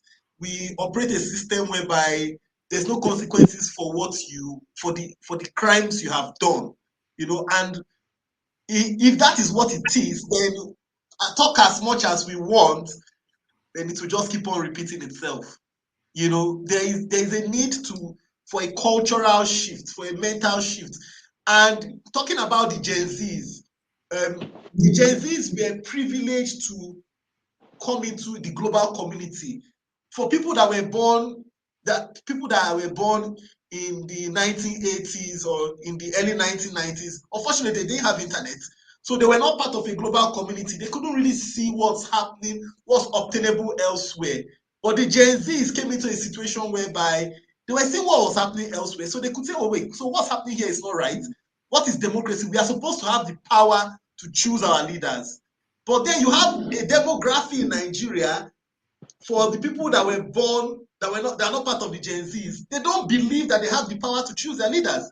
That's why, the same people that came to fight against the military, right now, they are doing the same thing. The present president was part of NADECO, but what's the difference between what they are doing and what Abacha was doing? Completely nothing different. They're just doing the same thing. Everybody, it's all about a state capture. Who can capture the state and then who can control it? So I think thinking about the way forward, I think the soul of Nigeria it rests in the Gen Zs right now. And unfortunately for old men like us, but not all of us are old, the truth about it is that we can only encourage them, because that's where the soul of Nigeria rests. Because the Gen Zs have grown up many of them have grown up without tribal sentiments. They just want a meritorious system.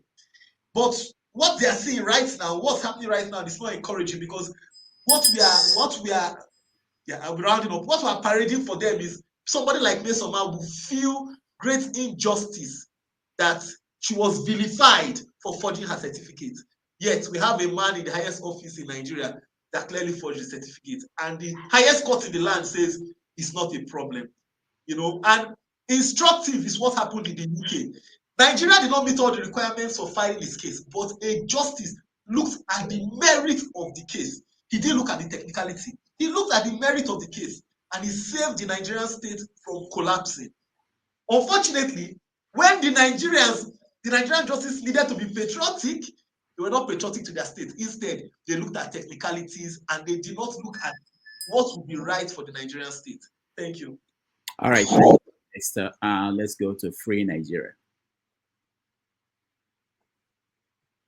Hi, Doctor. Hi, everybody. Hi, Dan, everybody. Righteous man.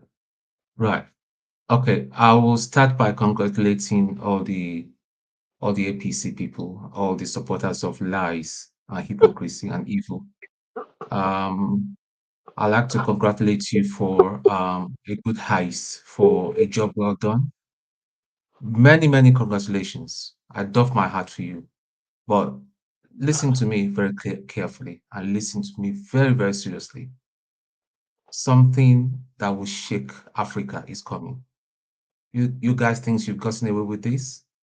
I just shake my head, and I'm just disgusted by people that will see the truth and will never, never, never, never speak the truth as it were. It's a pity. How can we say we want to move forward? And someone will come and say, okay, now let us now run minds together and talk about economics. What?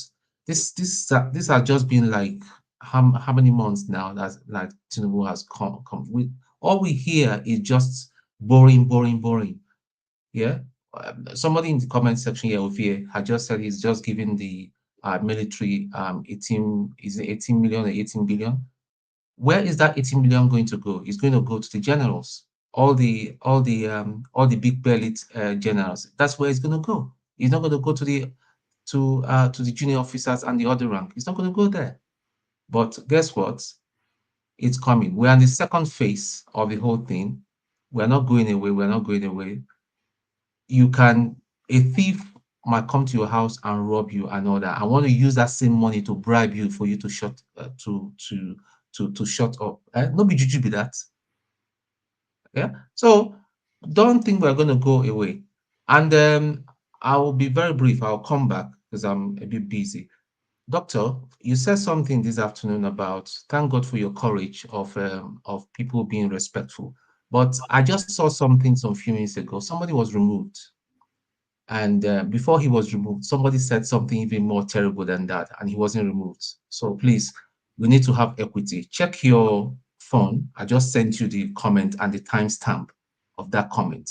And that guy he's been a problem in this forum and all that. So I'm just going to ignore him. But I just want you to, if we do one thing to the other person, it should be equal.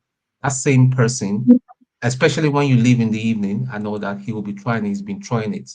So again, congratulations. But Nigeria will be good. We're not going anywhere. We're going to fight this. Thank you. All right, thank you. Free Please Nigeria. put me backstage. Put me backstage, please. Yeah. All right, Dan, you're next. Yeah, good evening and greetings to everyone, or good morning in America. Anyway, if you can see my voice, I lost my voice. I was just crying silently because though I've been crying from that day they put that in there. I told you, doctor, that day they put him there, I know that nothing will happen. But you know now, Yoruba used to say, "Edi etobati poli ushile jagbado." That is, a dead chicken can still eat corn. That was what I was just hoping. Maybe.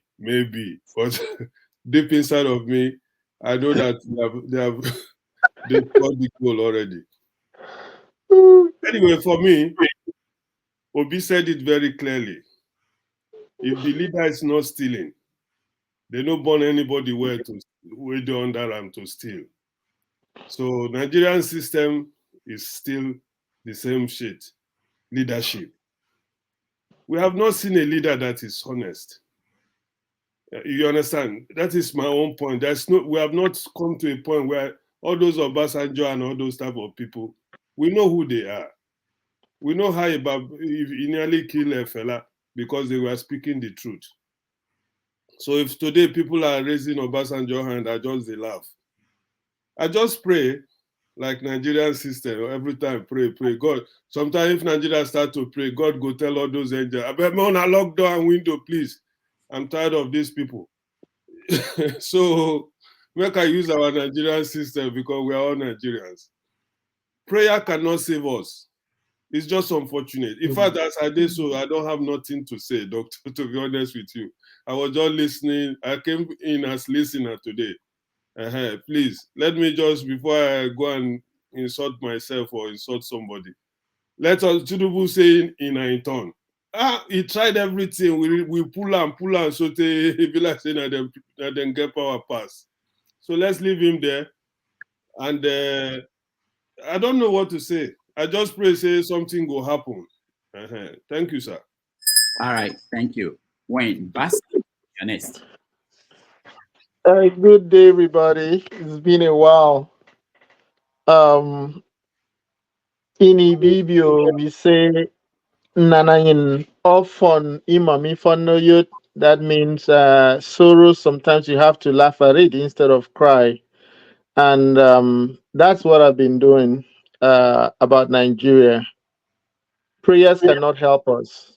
I'm a Christian, and I say that because what God gives us the power and intelligence to do, He does not expect us to pray for those things. You know, we're supposed to move on and do those things for ourselves. I mean, we cannot be praying for good roads in Nigeria. We have the money, build good roads. God will not come and build good roads for us. And the same thing is about democracy. I mean, we have lawyers from Nigeria who have succeeded in almost every country of the world that you can find a Nigerian lawyer. I think our hope, speaking about the judiciary and the judgment of Thursday, is that somehow the judiciary can box itself in a corner they cannot come out. And this is my explanation. I've been listening to all the judgments, and pretty much everybody agreed that primary is the affairs of the party, except for one judgment in Imo State that the tribunal weighed in and took the election from PDP, a PDP candidate, because of what happened during their primary. And I'm thinking, I want to see on appeal how they are going to upturn that when every panel sitting, every tribunal that sat for election in Nigeria this year said election was pre-election matters. The nomination of a candidate was totally the affair of the party. They won't weigh into that. Pre-election matters. So hopefully we can box everybody into a corner so that next election we know that that's so established we cannot move it. And let's see how they're going to. I'm sure they will get creative on how to move it. Nigeria is occupied by people. If we don't stand up and fight for ourselves, we are going to be doomed. But I don't think that is going to happen. Something has to happen.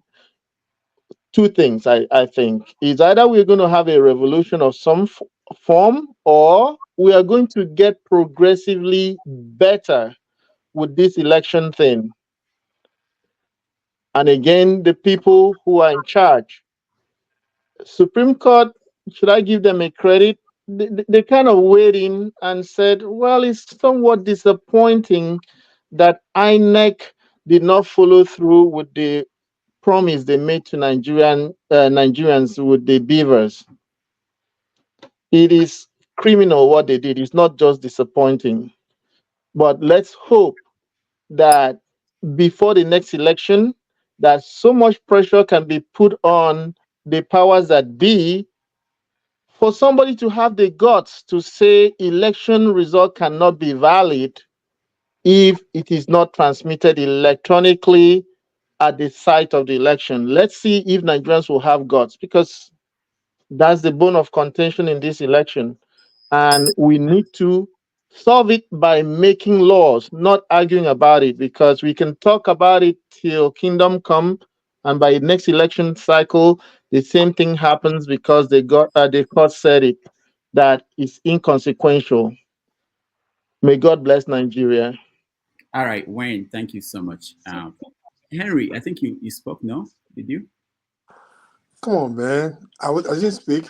Okay, go ahead. I just got So, I was supposed to go first, but let him go first because I was here before him. Okay, you go. Don't worry. I'll wait. Henry, Mr. Austin. I don't want to be confused about where people are. Can I go? Yeah, go ahead, Henry. Yeah. You know, Nigeria is the only country that have a lot of laws. Laws full everywhere, but they cannot even follow one of it. So shameful. It's time for Nigerian so-called judges to throw just their wig off. Maybe this wig is covering their brains. These are the people we depend on, but they let Nigerians down. Okay, Anna came out publicly, boasted, collect billions, boasted about the election. It's going to be this, it's going to be that, it's going to be that. But the end, he did nothing. But the so-called judges, since they say it's not compulsory, they have to do this, they have to do that. They're always taking Nigerians for a ride because Nigerians are just noise makers. They make noise. They give them big brother Nigeria, big brothers, go to betting, drink alcohol. They forget about the situation. You know, Nigeria, like what Buhari said, Nigeria promised them. They said, Buhari said it before, said, if they fail Nigerians, Nigeria should stone them. Buhari failed people 4 years, you didn't do nothing. He failed people 8 years, you didn't do nothing. Now, Amechi said it before too, before Tinubu come in now. He said, till Nigeria start using stoning them, they will not stop failing. Now, the justice system still, the people's mandate, force somebody to rule Nigerians. And some of us here who live in Western countries, who knows where they know they have rule of laws, and things like this can happen in your local government. You still have the guts to be smiling. It's normal. For me, it's not normal. Maybe you stole your certificate to come to America or Europe. I don't know. Some people claim to be intellectual here, but they are not. A sensible somebody who have this, will not think this what they did in the court was right. You can see that they sold their souls for peanut. They sold more than 200 Nigerians right for peanuts. It's so annoying. I will say, but Tinubu will never be my president. I'm going to Nigeria January. Tinubu cannot be my president. Forget it. All right. Thank you so much, Henry. Austin, you're next. Okay. Good morning, afternoon, evening to everybody. I see my congregate now. They say we are talking from the greatest city in the world, New York City.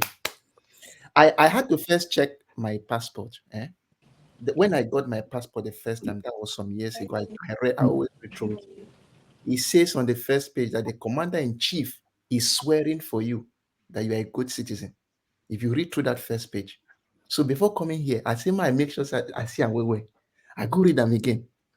The second time, the person who is the commander-in-chief is the one that swears that you are a nice citizen and should be treated with respect. What happens if that commander-in-chief, somebody, look, whether you like it, there is a I can hear reverberation. Yeah, let me see who that is. Go ahead. So there is a tag. You cannot remove it, even from this part of the world.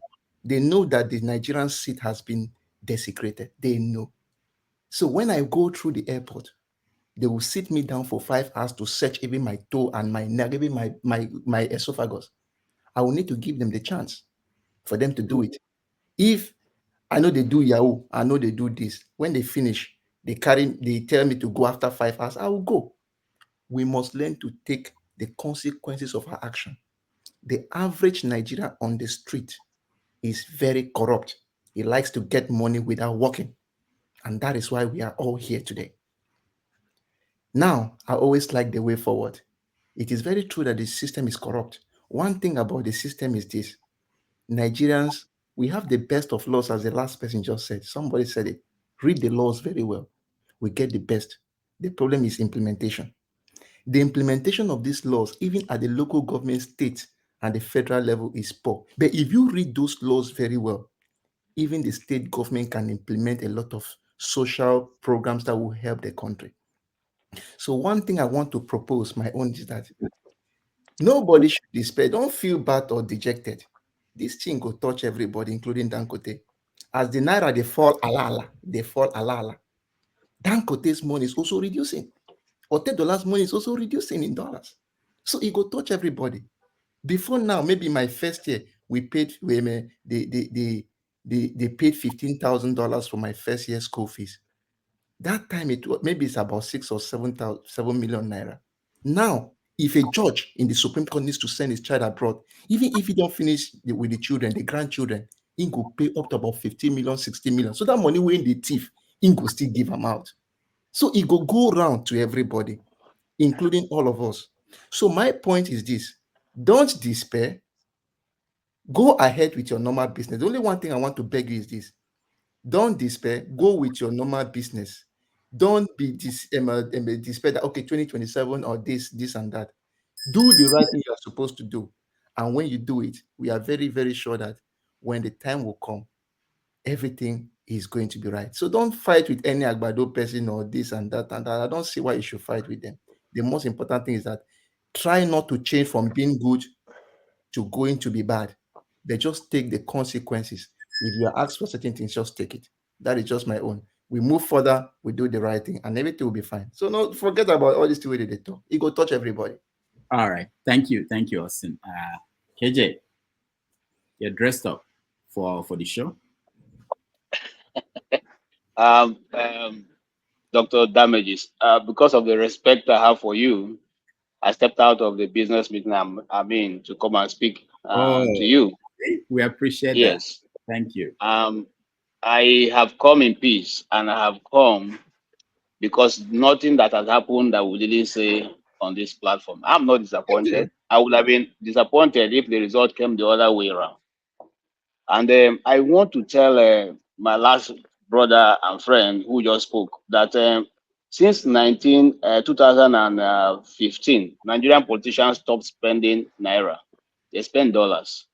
So their monies are all in dollars. They're not in naira. In fact, some of them that I had the opportunity of working with, when they finish, they ask you, how much is your money in dollars? You tell them, they go into their house and bring it and pay you. So whilst I was living in Abuja, I have collected not once, not twice. I don't want to talk about it. Many times I have to work with some of them, and I was paid in dollars.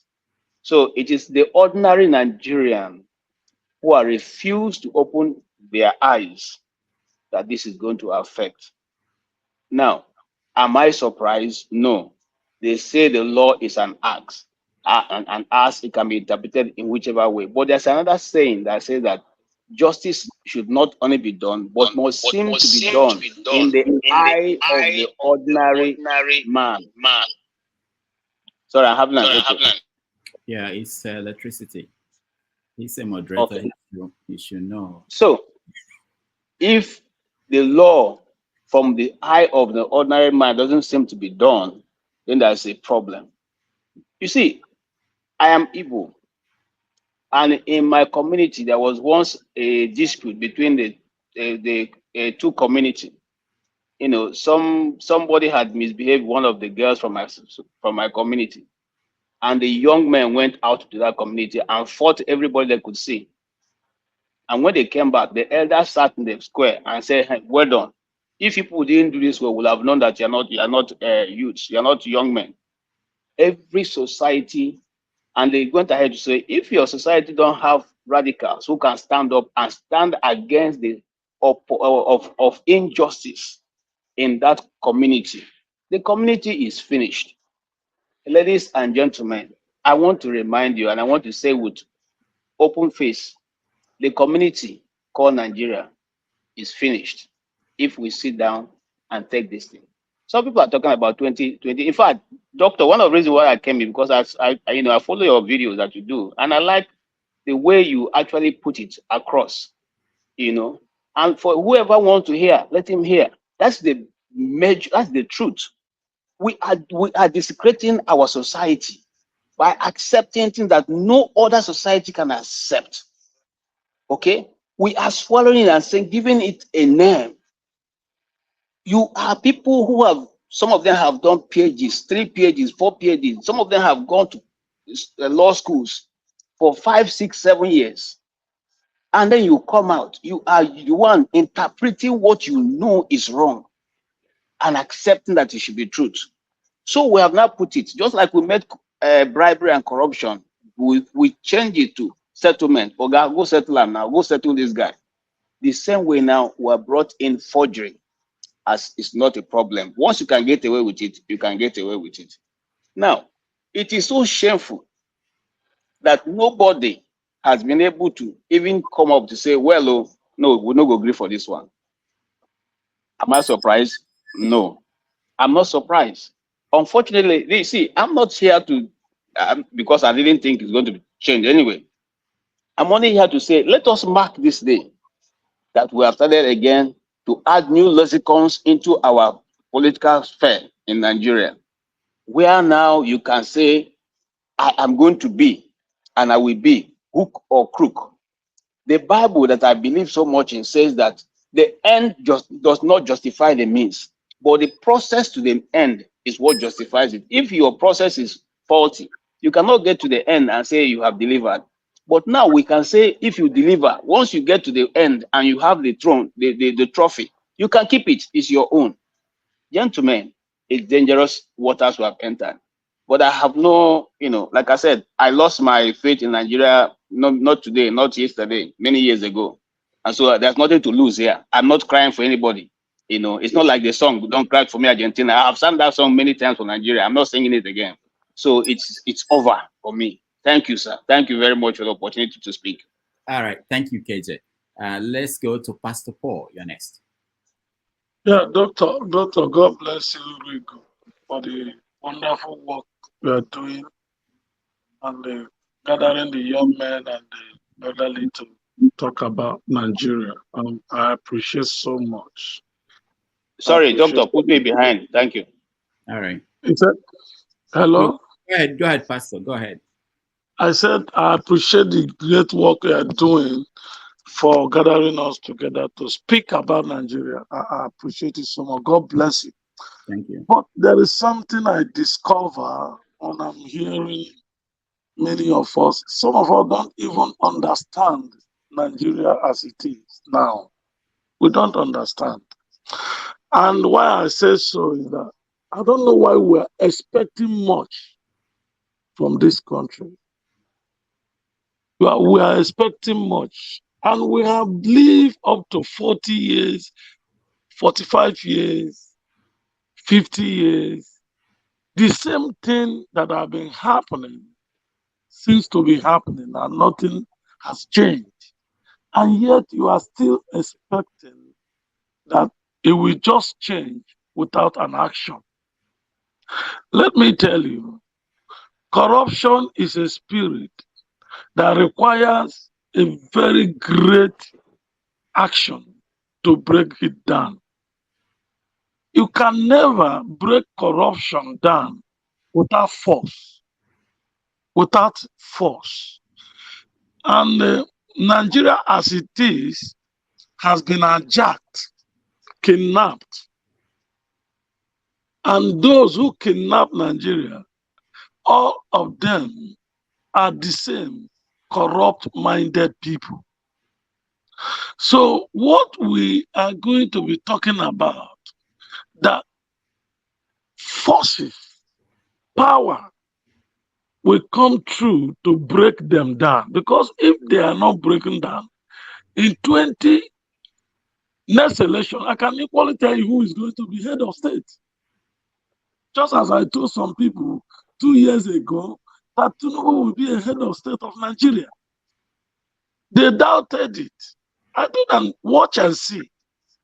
So please, all this analysis we are talking, Nigeria is already dead. Looking for who will do the burial.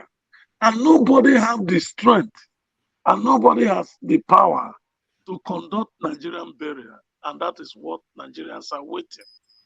Because there is nothing you can do about Nigeria for now. There is a structure, internal structure, that want to totally arrest Nigerians and arrest Nigeria to be the way they want it. So you cannot change it, whether Yoruba, whether Igbo. The only thing you can involve yourself in that cabal. And if you don't involve yourself in that cabal, you will never be a head of state. You want to do something different, but he cannot. He has no power to do it. He cannot do it. Pastor, Yeah. thank you so much. Before we go to John Abba, Mazi Prince, and Electricity, and all the new people, the priest of peace, let me remind us what we are having, the conversation we are having. We are having a conversation on the Supreme Court judgment, the judiciary. We played a video of the retiring justice who was basically complaining about the judiciary. Let me play this before we continue by listening to Ruben when he did his analysis of the judgment. We'll be back.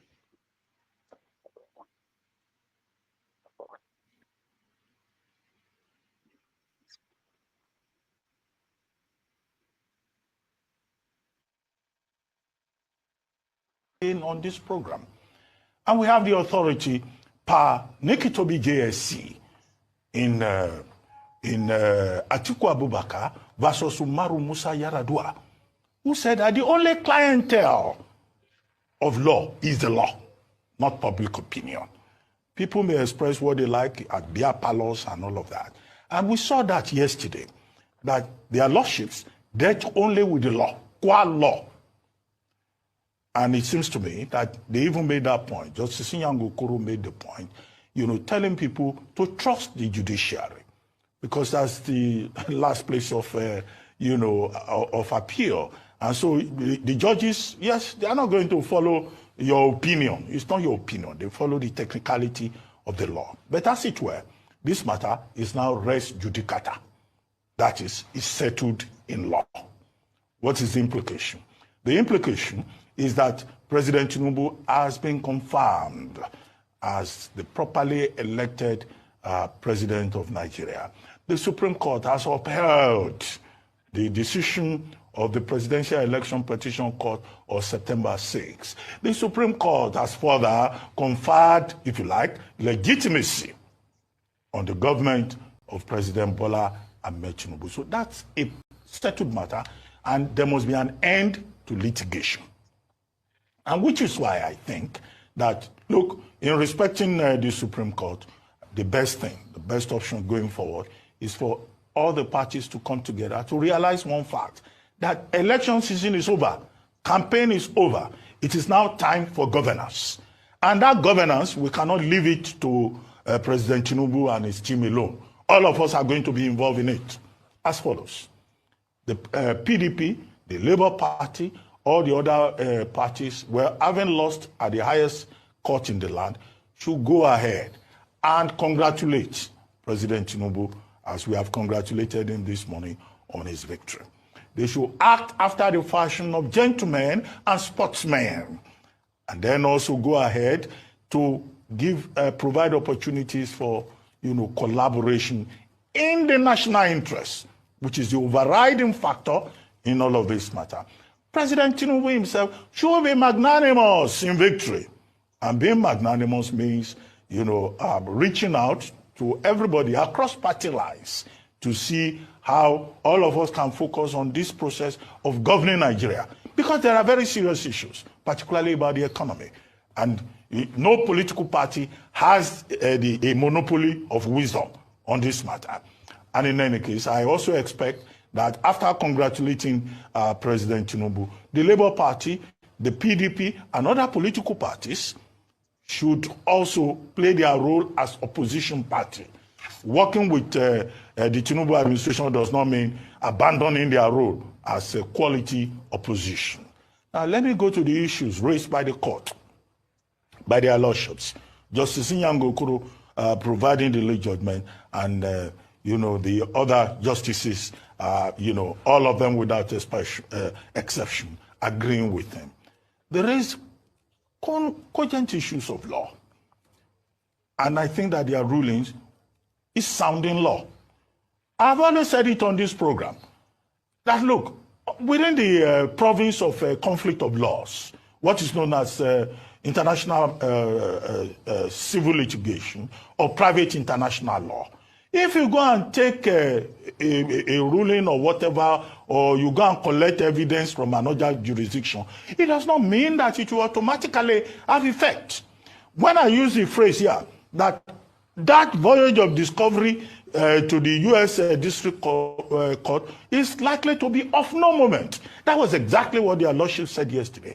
In fact, Justice Emmanuel Agim made a point that, it was not registered. That was not the exact word he used, but that is the effect. Because for you to enforce anything from a foreign jurisdiction, you have to register it, you have to before you can enforce it. And he said, no, this has not been registered, so it's not recognized. That's number one. And it's very strange how the lawyers to the appellant in this particular case do not recognize that. Two, their lordships raise very serious issues about procedure and technicality. Section 285, sub 5, and sub. All right, let's stop it there. We have, for those who may care, we have a long-standing invitation for Ruben to be on our show. Hopefully one day he will accept and come so that we can engage him.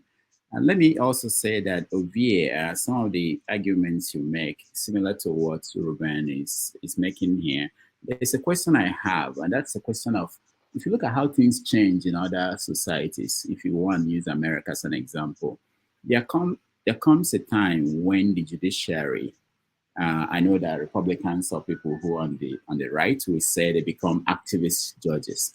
But there comes a time when the judiciary will say, okay, looking at this situation, a good example is Brown versus Board of Education in America. The judiciary decided that, look, even though the precedent in this court is to say this and to support this, we think that the country is ready, we have to move in a different direction. And they moved in a different direction. That's something we have not seen in Nigeria. When you expect the country to change, it's not just the lawmakers that will change the country, it's not just the executive. The judiciary also, they have a role to play. In many societies, at a point, the judiciary will stop and say, I think it's time for the country to move in this direction. And they find reason either in the constitution or the demands of the people to say, we need to move in this direction. Then they move the country in that direction. We've not seen anything like that in the judiciary in Nigeria. All they do is that we are basing things on technicalities or what is in the constitution. We are reading it this way. And even it's not even that they are consistent. That's the one that makes people so mad. So when you see the case of Lawan, having him as a member of the state running for Senate when he wasn't even in the primaries, there are so many things that they baffle people. Anyway, we'll get to that, but I want the people who are here. Rudolph, Yeah. can I respond to that? No, go ahead. Yeah, I like what you said, right? I think that's not in a normal situation, or that is how things ought to be.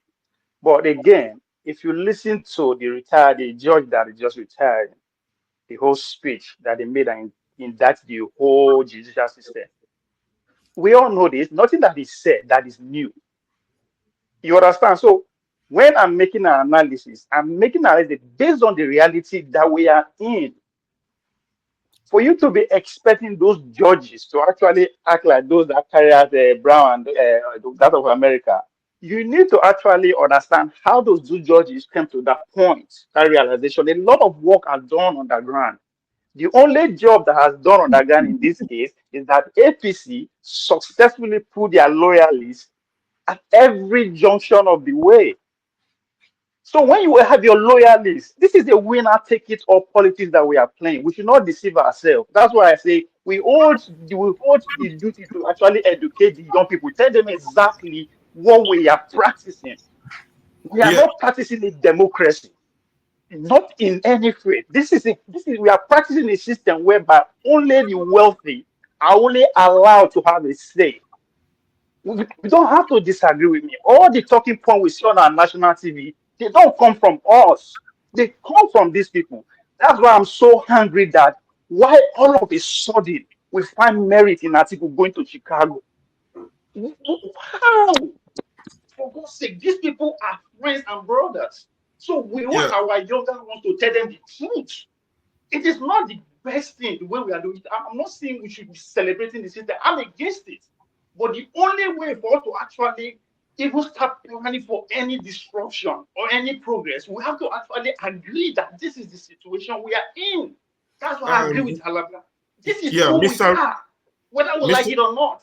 So we have to face that reality and deal with it one-on-one. We need to ask ourselves tough questions. Yeah, that's Mr. why Rudolph. we know everything that is happening. We know the problem, we know the solution. We know the problem, we know the solution, because these people that all of us are pointing fingers at, they live among us. They are our parents, they are brothers and sisters, friends and relatives. We are only complaining now because maybe if you look, the first 10 contacts in our list there has no correlation with the people in power. That's why I'm complaining now. And I hope we'll get to our meeting and I will explain that.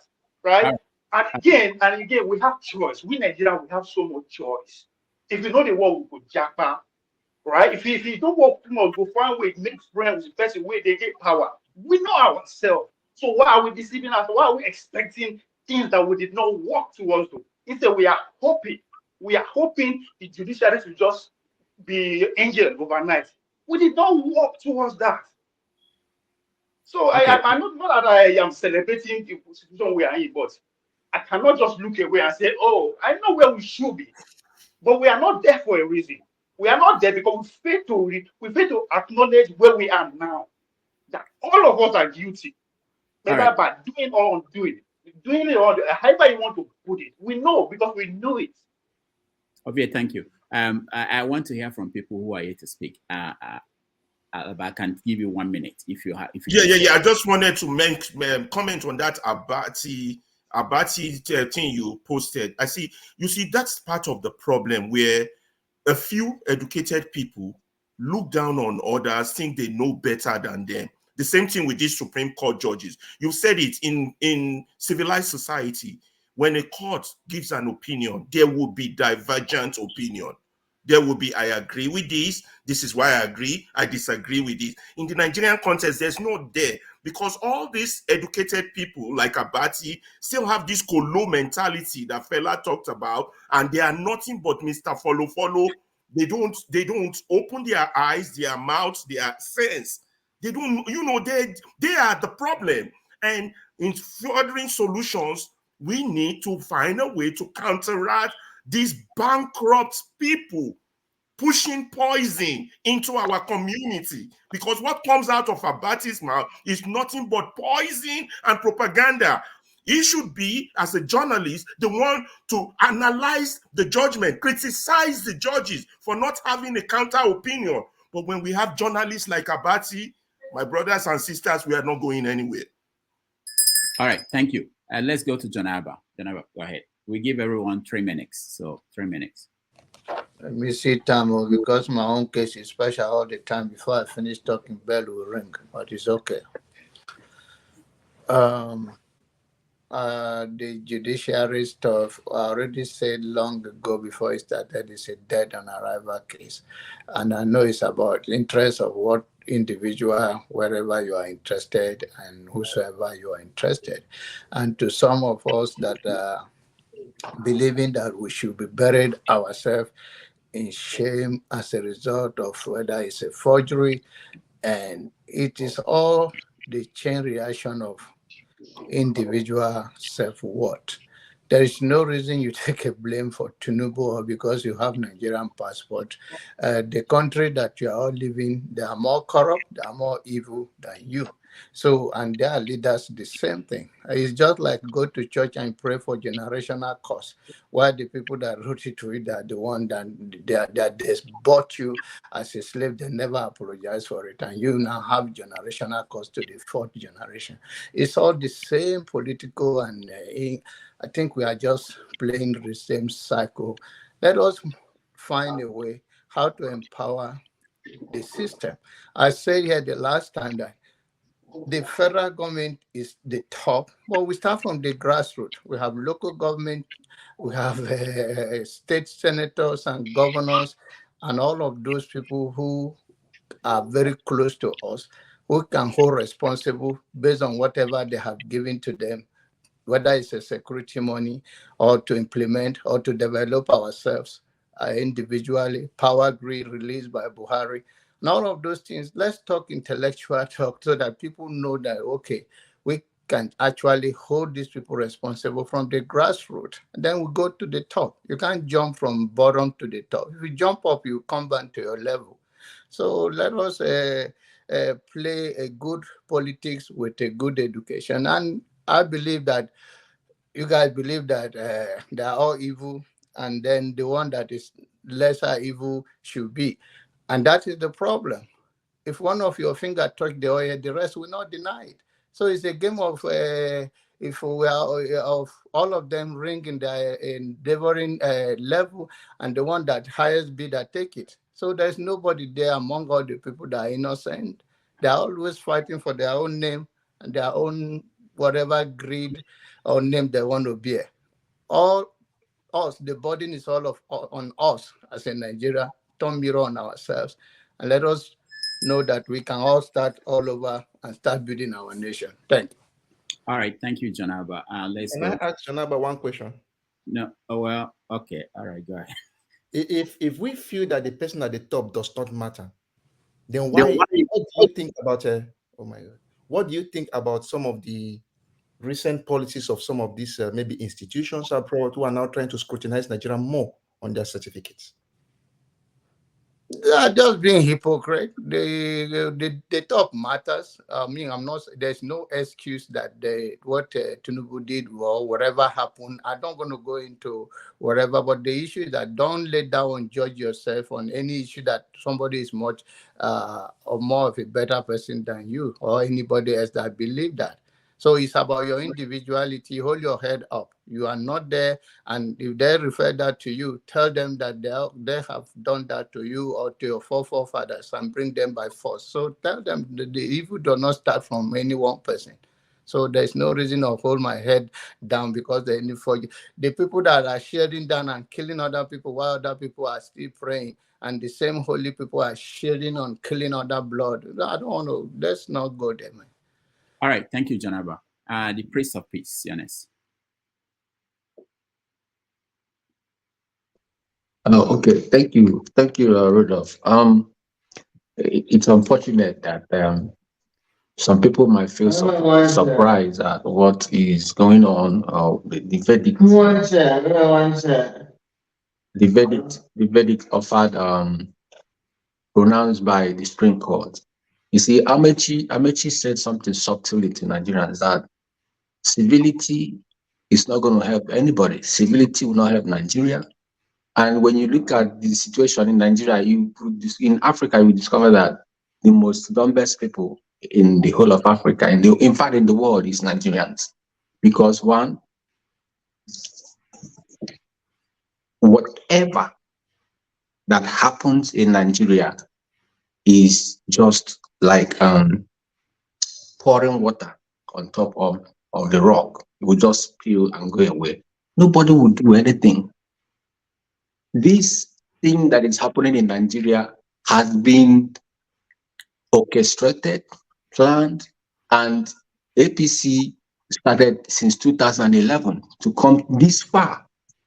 Even before then, CPC and all that. So they have putting all their cronies in the place of authority so that it will favor them. Nigeria is heading to one-party state, and it is going to be dreadful. It is going to be very brutal for all of us, even some of us that are abroad. So what is the way forward? Nigerians should stand up. That no more civility. That's for me, that's the key. Thank you so much. All right, thank you, the Prince of Peace. Let's go to Prince Mazi Prince, I believe. Go ahead. Dr. Rudolph, good morning. Yes, you know, I was absent last week, and being the fact that I was kind of like in a mini vacation, we're in fourth quarter and everything is finishing.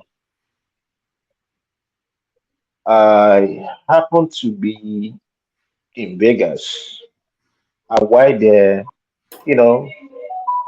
things were going on, and all of a sudden, I was introduced to kind of like go view a property, and with the mindset, I thought I was only going there to view it, but then I ended up buying one thing or the other. And while we were talking, the guy was talking about the places they have their properties and all that stuff. And he came to Europe, came to Africa, and he mentioned South Africa. He showed it to me. I saw them, pretty nice hotels and, vacation sites.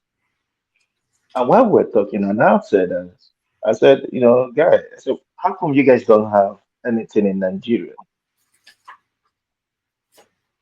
You need to see how this white man looked at me. And the next thing that came out of his mouth was, ain't nobody going to where he's going to be kidnapped.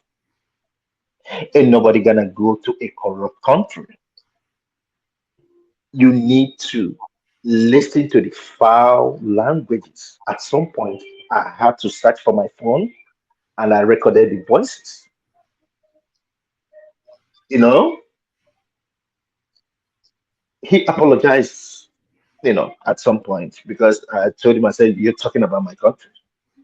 No matter what, Nigeria is still, I'm still part and parcel of Nigeria." And when we left there, I was just discussing with my wife, and I felt so mad. Felt so mad, so kind of like, how you're so angry that the next thing you did was to punch on the steering. Am I mad at the guy? No, I'm not mad at the guy. I'm not. Mm-mm. He said the truth. That's what it is. Am I gonna be mad at God? No. I came from Nigeria. I came from Nigeria. That's reality. But the truth is this. You see, I don't like when some people come here just to gaslight other people. Like one man went to more. I just seen what the super chat he put in there talking about something about when are we gonna latch on Biafra. You know, he can smile today, but guess what? Nobody is an island. Nobody is an island of knowledge. It's gonna come. It's gonna come. It will come to a day that he will be among the people that will speak just like the judge spoke yesterday. If you listen to what the justice or whatever spoke, it's too late.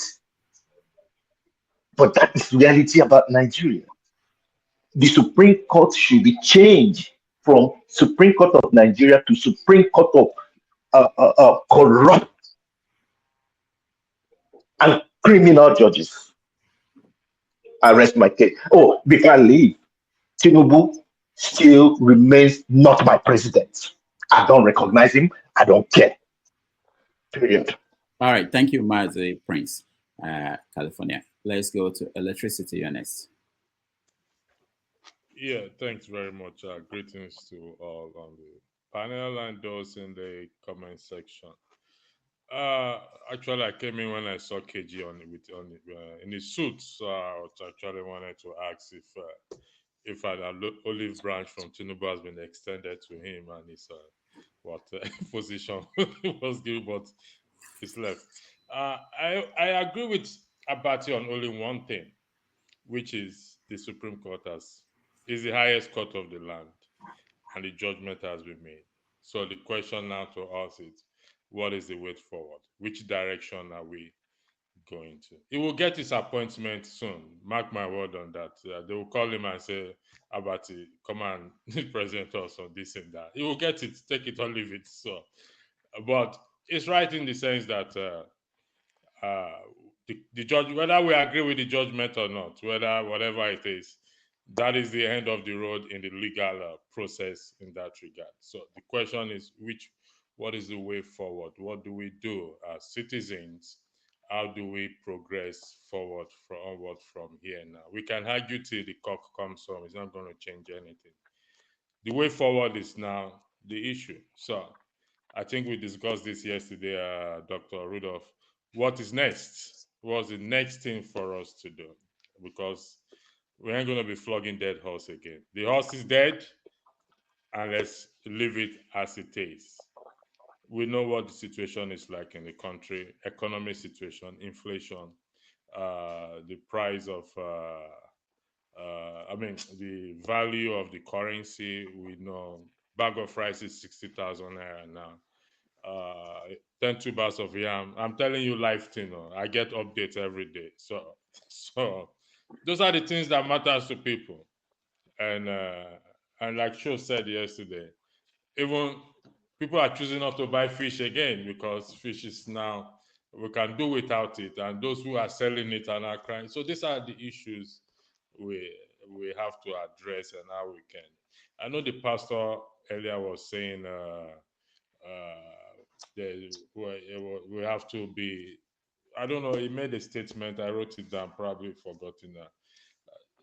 but he's not profiling any solution as to whether we should riot or we should. I know you asked a question, resistance or forgiveness, Dr. Rudolph. I think I will throw that question back to you. What do you think, Dr. Rudolph, given to your level of PhD and whatever it is, do you think it's a time for resistance or forgiveness? If it's forgiveness, what are we basing forgiveness on? What are we actually forgiving? Okay, All right. what are we forgiving? Thank I'm throwing the question back at you. Thank you very much. Thank you. So first of all, I don't have a PhD yet, so I'm not a doctor, but I'm Dr. Damages. And if you want my opinion, you can watch Dr. Damages for the next week. I will air my opinion. For here, I'm moderating, and that's what I'm doing.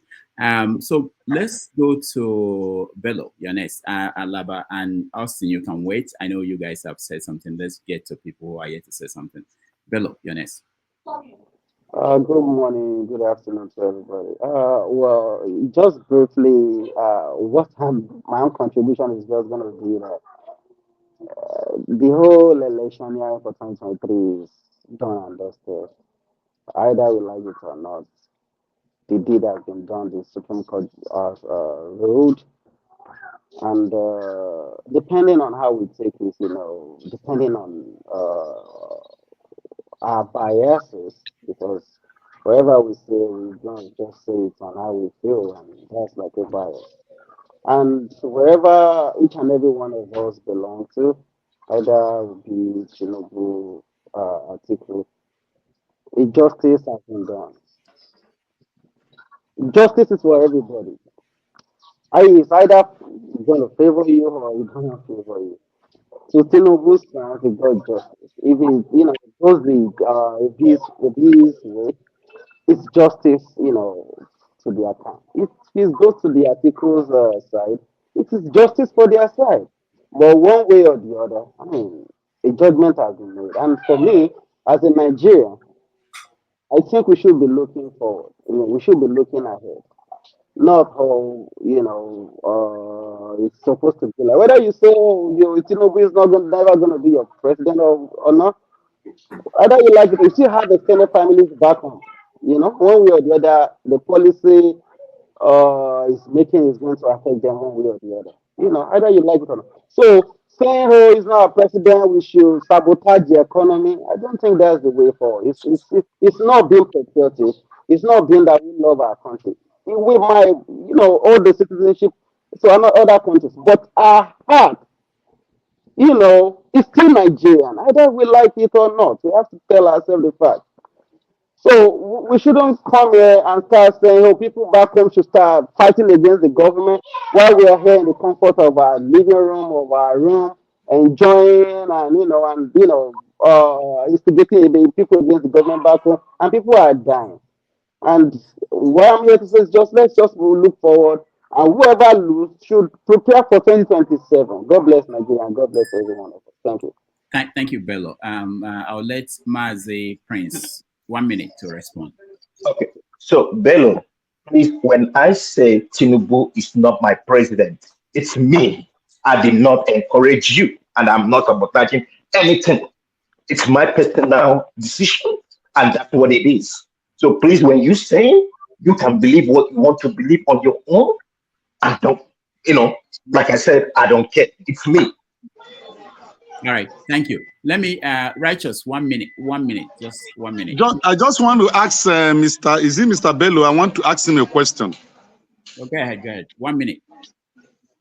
So what is your vision for 2027? You are there and you are relaxing. You don't know what we are facing here. What is your vision for 2027 from your speech? All right, thank you. Righteous one, thank you. Yeah, just few seconds. My vision for 2027 is that, if people are really serious and want to take their destiny in their own hands, the people cannot be divided. And somebody mentioned the country, they want to make it a one-party system. Okay, if you don't want to make it a one-party system, people need to come together. Now when you see Obi from PDP, going his way, Atiku from PDP going his way, some person from PDP going his way, and you are here talking about you are not getting justice. What about justice are you expecting? People have to come together. People have to be united. You don't just come in and just just talk, and at the end of the day, you are coming at divided front, and you are expecting justice. What judgment are you expecting? You have to win elections at the polling booth. Elections, you shouldn't be expecting to win election and expecting the Supreme Court to say, "Oh, because Tinubu did not go to school, because Tinubu bringing evidence at the 99th hour." I don't know how you see it. To me, a judgment has been made, and it has to be respected. And we have to tell ourselves the blatant truth. 2027, you want a common, a good governance. Let's people come together and not coming with a divided front. Thank you. All right, thank you. Let's go to Pansat. Pansat. Yeah, thank you very much, Rudolph and fellow panelists. Rudolph, I am usually hard on you, but I thought about it this morning. I said, that your method of not chiming in with your politics, you say you're moderating, it's not bad. I should today thank you for the work you do and providing this platform for all of us, right? Thank you.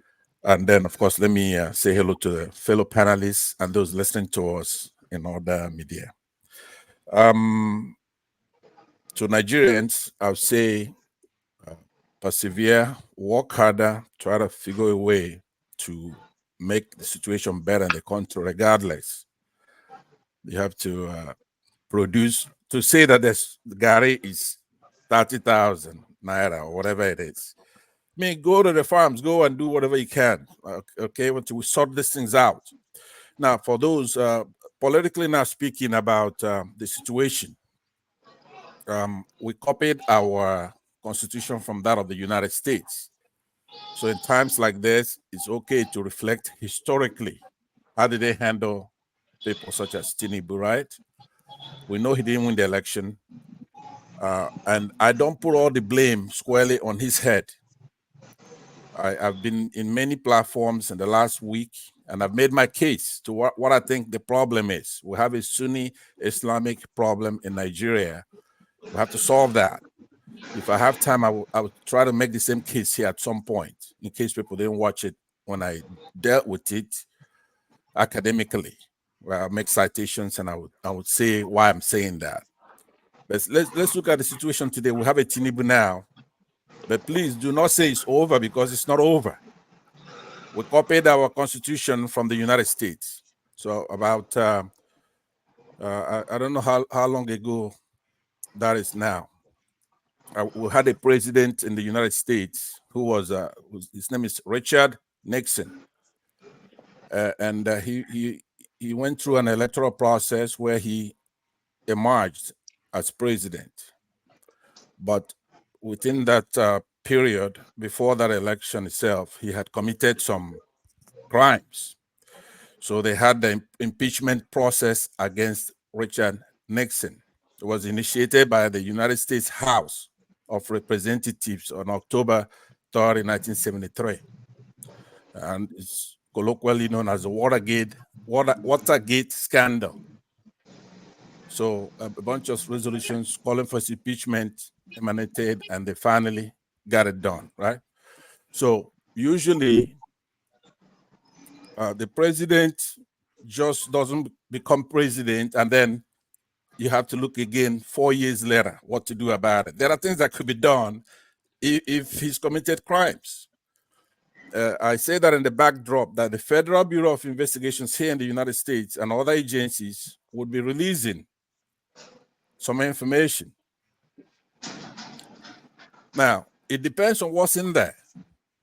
If he made some mistakes as a youth,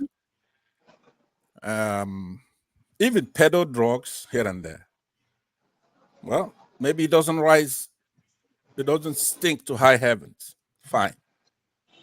But if it's in there that who we think is Bola Ahmed Tinubu is not him, or there is somebody he assumed the identity, and for example, I'm not saying that he did this, but let's say he murdered somebody and he assumed their identity. or you did things that are just, the moral turpitude gets to the scale where we cannot accept it, then it's incumbent on the assembly to put together articles of impeachment to have him removed from office. I don't even think anybody, I see you raising your hand, go ahead. Rudolph, somebody wants to ask me a question. Okay. I'm as the prince. Yes, Pastor. Yes, sir.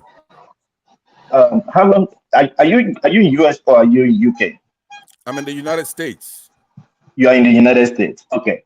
And I believe that you've been in the United States for, let's say, over 10, 15 years. You know, Yes. For me, I've been here over 20 years. But I don't think that FBI have 2 pages of any file on me. Talk less of somebody who has 70,000. 70,000 that we're talking about.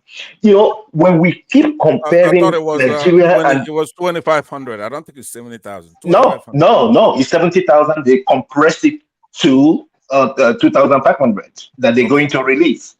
Okay. And my own issue is that we keep comparing Nigeria and US. The different, I agree, US have their own corrupt politicians, but guess what? They have a checkmate with the second Menendez. His investigation did not start yesterday. They've been investigating him for a long time, and they got him. Okay? So what I'm saying in a sense is, when we're making these comparisons, it gets, it's kind of like somebody, kind of like trying to stab me with a knife. And I say this, it's high time we stop comparing that. Just let's agree that Nigeria is just, as much as I don't want to use a derogatory word, but guess what? It's gone. Thank you. Okay. By the way, a point of order. When somebody's asking me a question, am I speaking or are they speaking? Is that coming out of my time? Your time is actually gone. I'm just letting you But you actually repeated what he said. The idea of House of Rep impeaching president, that is the checkmate thing that you are talking about. I don't understand. Okay. Right. So just repeated what he said. Answer 2 more minutes. Just to okay. I think Ngozika wants to ask me a question too. Okay. Pastor, they offer you this platform. They offer you this platform. Last week you rejected it. You were supposed to be our guest. I offered it to be the guest. You are supposed to be our guest, Pastor, that you rejected it. Pastor, I want to ask you a question. Sure, go ahead. I don't know if can I make an should I ask you a question? Yeah, go ahead. If Rudolph would allow you. Pastor is a dictator. It's more than a dictator, Pastor. Go ahead. You are a lord. You are a lord on your own. Go ahead. So I thought that you have spent 2 minutes. You are having only 1 minute remaining. No, I don't blame Matt. I don't blame Pastor because Prince just actually repeated what Pastor is saying. Right? You should have something that checkmate the process, which is the National Assembly that the Pastor is talking about. And the same thing now. Just be patient, make you finish the point. We have to be able to compare the two, right? We can't compare the two. It's not lost. Hope is not lost. This is, in human terms, it's just a brief challenge that we have. All of us want to get the country going again. So in the case of that Watergate scandal, it was just a break-in into an opposition party's abode. That's it. But it was sufficient to be that president was removed. And Nixon is famous for saying, I cannot quote him verbatim, but he says, if the president does it, then it means that it's legal. So that's his mindset. And that didn't last very long. So let's see what's in that dossier. All right. I believe that if it meets a certain threshold, then it will be removed from office. So let me conclude by tying it together with my theory that our problem in Nigeria is that Sunni Islamic Northerners do not believe in democracy. To them, democracy is haram. Now, I challenge anybody, if you shut up the debate, because then I will have them tell the truth. They're not lying, they're being deceptive. To lie, you have to make a statement and say, blah, blah, blah, then you lied, right? But if you're being deceptive, you use all kinds of duplicity, fraud, turning off the beavers, populating our agencies and branches of government with Muslims, and retarding our country. Instead of sending their people to school, they're playing stupid games. How do you turn off the beavers that we spent 400 billion naira? You turn it off. But you were so daft that you let all the Senate go through so that somebody's going to say, hey, it's the same system. How come the Senate, the Assembly went through? They do it that carelessly because at some point, they're not doing that. You can't catch them. The point is, what are you going to do if you catch us fooling you all these years since the inception of the country? They have been making a fool out of themselves. You populate a panel of justices, but now here's the interesting thing, because you could say, hey, how can you blame just Muslims? We have bad actors from all over the country. Yes, we do. But the trick is to go, somebody like this Justice Enyang Okoro, right? It's don't be lost on you that the thing that Okoro means, okay, it's an Igbo man, therefore he could do it, an Igbo did it. No, Justice Okoro is not an Igbo man. Yeah. Now, what they did in 2016 is to charge him. Now, this used to be a smart justice, a jurist that is doing his job, but they charged him with, they arrested him, the DSS arrested him in 2016 after Buhari came into office. And he then has a case. It's just like Ruben Abati. He has a case. So all these people, somebody like FFK should be a warrior. He has a case. They get these people and they make him have a case that can destroy their family.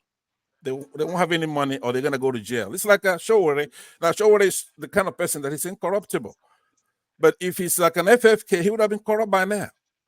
So what I'm saying is that we're gonna have to tell ourselves the truth, identify what the problem is. Don't let these northern Sunni Muslims keep wasting our time. We have to confront them either by education or by war. All right. Look at all of you here. Now, Rudolph, I say this in final thing. I see Ismail is shaking her head. She doesn't like me talking about stuff that is divisive, right? That's fair. Nobody wants to talk about it.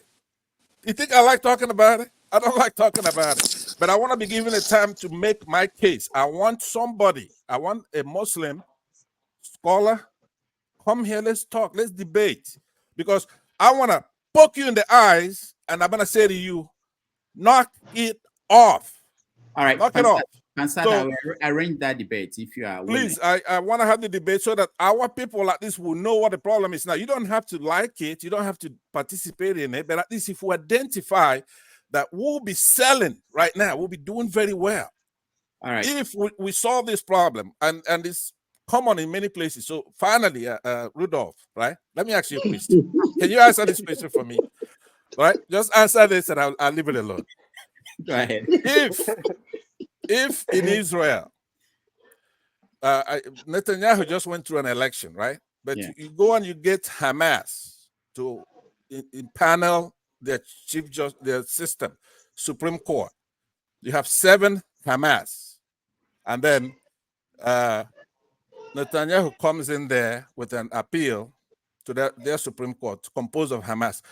What do you think is going to be the result of that verdict? What do you think is going to happen?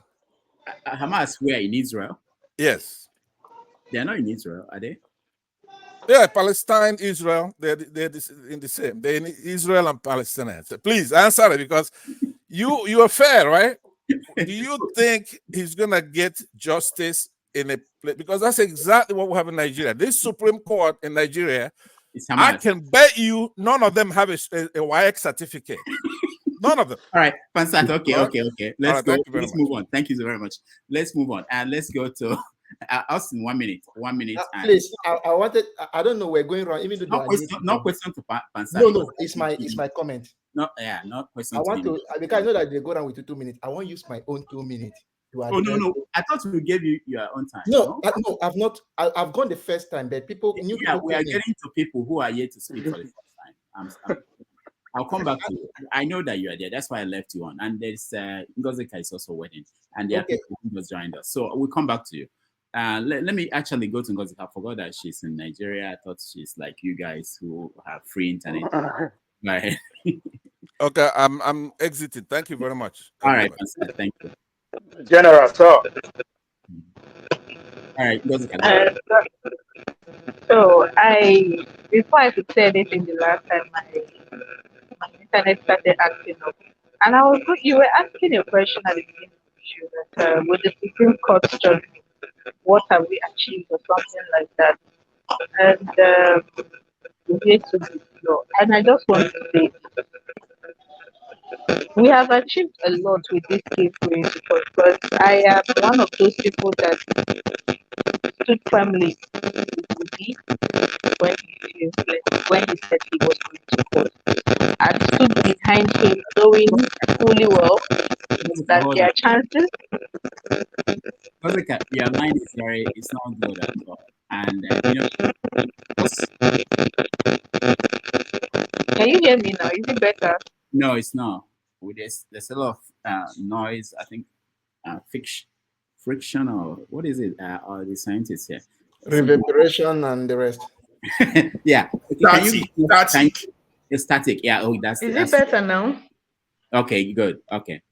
Is that thing you were wearing? Go ahead. Is it better now? Yeah. It's better. Go ahead. Now you can hear. I can't hear anybody. Okay. All right. We skip you for now. Let's go to Simile. Oh Lord, what is going on? Hello, Dr. Damages and our beautiful I've taken off the viewer. headphones, so what's the problem? The patient, Tinubu will renew your hope. I am not. Lord. I need silence, please. All right. Ismail, go ahead. Unmute yourself. We can't hear you if you are speaking. Can you hear me? We can't hear you. No? Can you guys hear me? Yes. Okay. Can you hear me? Yeah. Go ahead. Can you hear me? Yes. Okay. To be honest, I'm not surprised. From day one, I've been the prophetess on this platform, but you guys are seeing some contributions from women as flawed, maybe because politics is filled with men with a lot of biabia and buzuzu. I did say before the election that I said, he's going to win. He is smart. And people were throwing shades at me. I used to handle this with emotions, and stuff like that. I got to understand that politics is a game. It's a game. People play games. It's like playing God and with cards and what they call siki. You need to, it's a gang. Where do you belong? Who is the person at the topmost position calling the shots? Whether they are corrupt or not, we are saying they are corrupt, but I can tell you with the kind of mindsets we have that when we get there, we may even do worse. We keep throwing stones, but we forget to look inside ourselves and first of all, start from our small environments of a family unit to correct the way we think, our mindsets. Because when we have a good mindset, we will be able to train our children the best way to behave. They have good hearts. They know right and wrong, and they have that strong ethics and belief to choose the right and just all the times. And when they go forward to become presidents, they are more likely to do the right thing. But in a society whereby everyone wants to be rich overnight, yahoo doing stuff, because other countries are corrupt, we're not going to say we should be doing the same. If you want the best in the society, you should act accordingly. This is not the first Supreme Court. This is not the first judgment by the Supreme Court. that people might not like, but all these years, the Supreme Court, how has it been performing? Why is this one different? Why is it hitting home hard? Why is that? What is different about this election? What is different? I'm asking. How long has Nigeria politics had grown K-leg? Is it just now? Did you guys just woke up and realize, oh, today it's not working? How long? Why have you not been doing something about it? It is us that ruined the country, and it is our children, the people we produce as children, we grow up to be with their mindsets to sit in that position one day. It is some of us that go and collect money at the polling station to do the wrong stuff, so we cannot just sit down there and be throwing stones. This Tinubu was given by someone, a Nigerian, and he's played the politics to the way he thinks the society allows him to do. So now here comes the judgment, and people don't like it. For me, I respect the rule of law. People may say it's wrong. For me, I believe in evidence. Like when you're in the lab, it's what you see. The evidence is what you're seeing, but people will say it's wrong, until proven wrong. For now, the highest court in Nigeria is the Supreme Court, and they've passed their verdict. We may not like it, but for me, I know nobody is going to remove Tinubu there. He said Emilokon and Omulokon, and he got it. He said, snatch it, grab it, and run with it, and he did that. And you're saying he's silly, he's not smart. And you guys are sitting here every day, you come here and make all the noise in the world. What are you, one of you, one by, what are you doing to move Nigeria forward in your little corner, in your platforms? What are you doing? Do you just come here like it's today is Saturday, is Dr. Dabeji's place where the Debaloro? You come here and open your gob and say whatever, and then you go back. It doesn't work that way. You need to invest in your country if you really want it to move forward. Talking is cheap. Do something about it. For me, if Tinubu is going to be like he's going to be the president for a very long time, unless something happens, which I don't wish him bad. I wish him long life because I'm not a hater. I cannot hate anyone based on politics. No. All I want is for the government, if you're listening to me now and you're in Tinubu's cabinet, please think of the social welfare for the masses and make sure that Nigerians live by the honorable standards, providing good roads, good education, electricity, security in the country. Prove people wrong. Now everyone is thinking that this government is corrupt, is bad, is not going to do right. But I always believe in giving chances until proven wrong. I may be proven wrong, but it doesn't mean I will stop believing in my country, Nigeria. I am proud to be a Nigerian. And my passport, I will never tear it to. Thank you. All right, thank you. Thank you so much, Simile. Let's go to Omoye's corner. She's been patient. Omoye, welcome back, Omoye. Hi. Greetings, Dr. Damages. Nice. And everyone. Greetings. I'm surprised that you guys are still talking. That's what I'm surprised. You ought to be on the road right now. You ought to be on the streets right now. You ought to be flooding every Nigerian embassy right now. Because I don't know, what are you going to tell your kids? A lot of you have kids. What are you going to tell them? That you allowed a criminal become your own president. And your children are going to grow up in that flawed system. Everything I've heard so far is really sad. It really speaks to the acceptance of evil. People have been accepting this bad behavior for such a long time. It's become a pattern. So people look for ways to justify the decadence. That's what I hear going on. That's what I see. People don't care anymore. They're like, okay, well, he's there. He got it however way he got in. That's cool. He's there now. There is no way you can grow anything on a foundation of evil. It is not possible. It can never be possible. It's only been, a couple of months? And the dollar is almost at 2,000. It might even hit 3,000 the way I'm looking at it. Every corner of Nigeria, there's kidnapping, there's bribery, there's banditry, there's terrorism. We're literally witnessing genocides happening in Nigeria. And we are here talking, still talking. We talked from last year, we are still talking now. Talk is good. But they say now clap, they say they enter dance. After you have talked, you have to back your talk with action. What I'm hearing is a lot of very spineless people that ought to be on the streets for the sake of your children. Is this what you want your children to grow into? If they wake up tomorrow and say they want to go home, which home are they going to? You think that your children are going to grow up to be leaders of tomorrow? Hell to the no. It's not going to happen. They've already positioned their children to remain perpetual masters, and your children become slaves. If you don't know that, know it now. I don't care how much you try to justify whatever happened. I don't care. Evil is evil. Some people will come and say, oh, you know, Nigerians are this. Now speak for yourself. Individualize your experience. If you grow up in a crooked fashion, with crooked parents, with crooked character, speak for yourself and your associations. Do not speak for those of us that grew up under high discipline. I will not accept it as long as I hear it. I think as men on this platform, you should take it upon yourselves to make your voices heard. Enough of the talk. Do we realize what's going on in Nigeria? Do we understand what we have welcomed and we're allowing in our presence? Do we understand it at all? I don't think we understand it. I don't think so. Some people don't have any family in Nigeria anymore, so maybe they might not care. You understand? Some people still do. You might not have direct relatives, but you have relatives, distant relatives. Whether you like it or not, Nigeria has soiled you. As long as you're Nigerian and it runs in your DNA, you are soiled.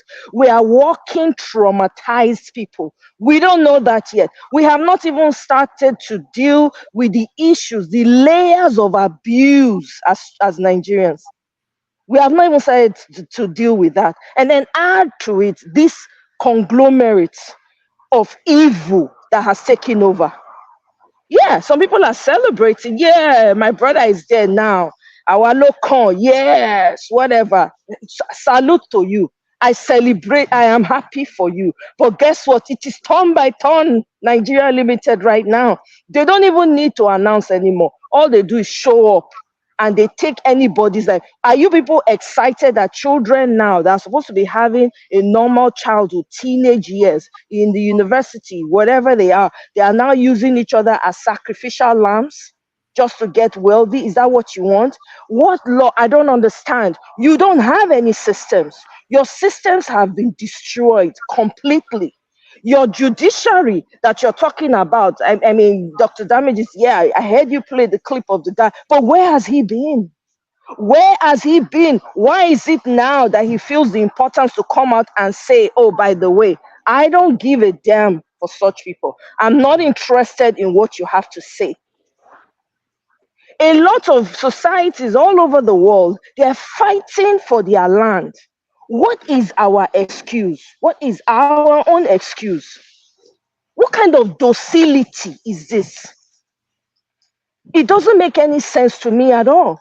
I expect people to be enraged. Even if the ones back home, okay, let's say because they are living under heavy cloak of trauma, they're taking their time to gear themselves up to come out and make their voices heard. It's taking a lot of going to one by one, talking to them and sensitizing them to understand that what you're going through is evil. There is no way you can justify this. If that is what you're teaching your children at home, kudos to you. But guess what? Whatever you grow, you will live long enough to enjoy the benefit of it. Those children are going to grow up and they will turn against their parents. We're already saying it. So what am I talking about? What are we saying? Who are we kidding?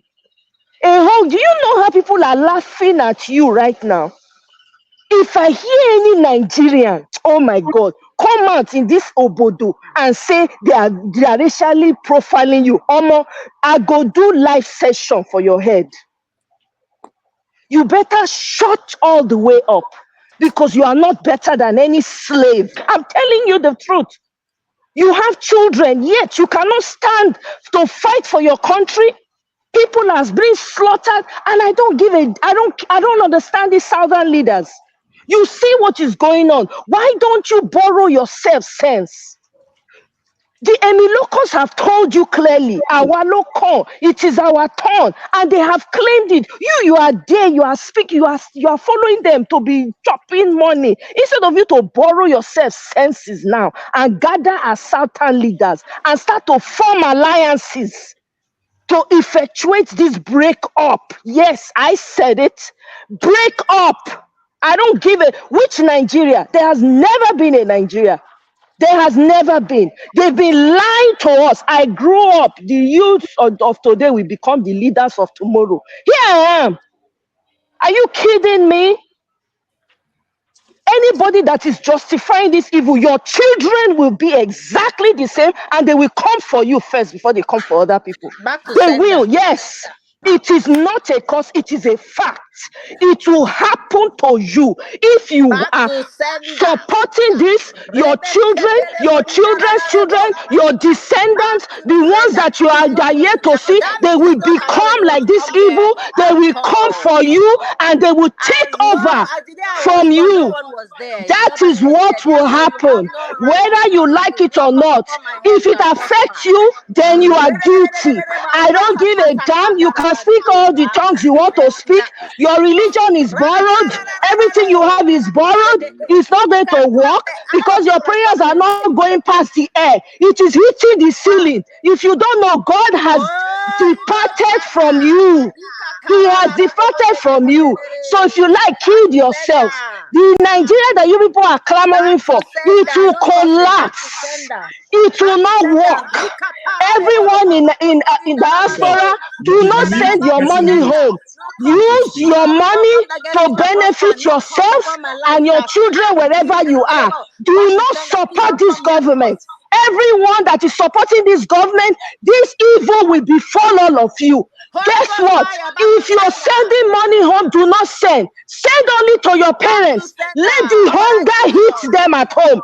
By the time the hunger hits them hard enough, they will come out and they will destroy this fake Nigeria that's nothing to be written home about. Whoever it affects, let them speak. Whoever it affects, let them speak. Your children will inherit this evil and they will start in your homes. I say it again. So shall it be, as the earth is and as the breeze in the air that is passing across, it will become like that. Nigeria will collapse. It will collapse. You like it or not, say all the prayers you want. Go to all the night vigil. Your God has departed you. If you don't know, know now. Know now. Men of Nigeria, get out and protest. That's all I'm going to say. Okay, thank you. It will not collapse. As long My as turn, no, Dr. Damage. it will never collapse. Said. Rudolph, I my turn. I will tell my daughter, this is not Asaba women riots. I will tell my daughter, this is not Asaba women riots. Okay, shut up. What's the summation about? Rudolph, my turn. This is not Asaba women riots. Rudolph, I can't hear you. I think you are muted, sir.